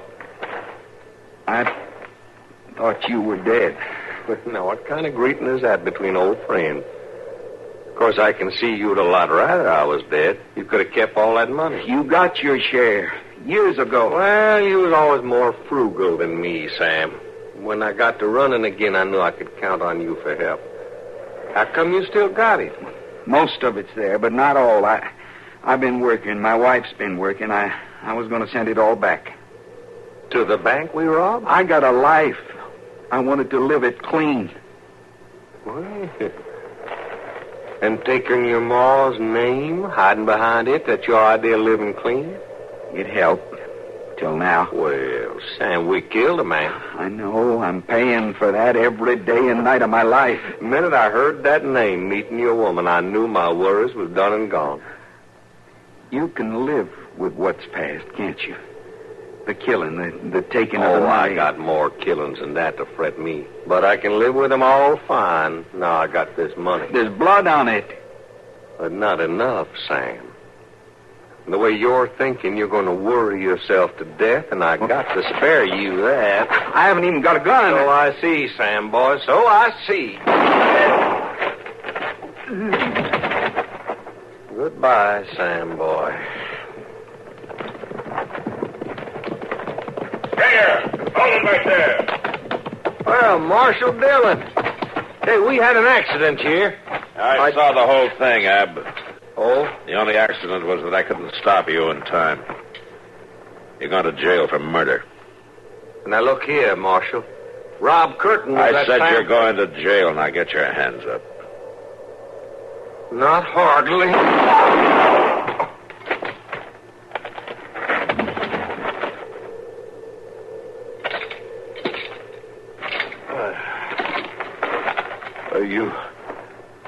You got bright in a hurry, Marshal. Not hurry enough. No. You dying? Well, I ain't lingering long. Marshal, you was helpful. You and Chester. Mind, I told you, if a man sets out to fool you and is half bright about it, he can get the job done. And I...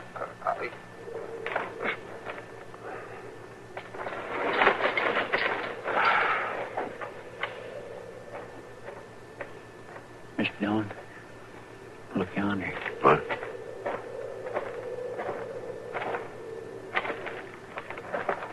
Sarah, you shouldn't have come out here. Leave me be. I've seen it all. Yeah. They're both dead.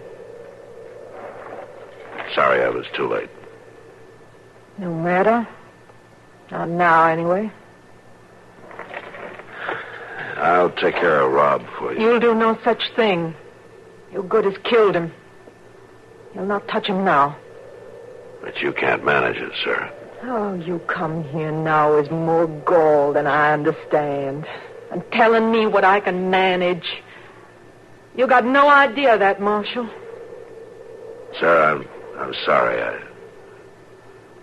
I didn't know who he was. I lived 3 miles from Rob and didn't know who he was these 2 years now. I lived with him night and day these 2 years. He was Rob Curtin. And that's all he was. There was no Sam Frazier about him. He had that money. He offered it back. Your friend, Chester's friend, you're good as let him kill my Rob. You're good as give him your leave. It's not going to be easy living with it, sir. I hope it isn't. I hope you crawl with it the rest of your days. I'm sorry, sir. I'm terribly sorry.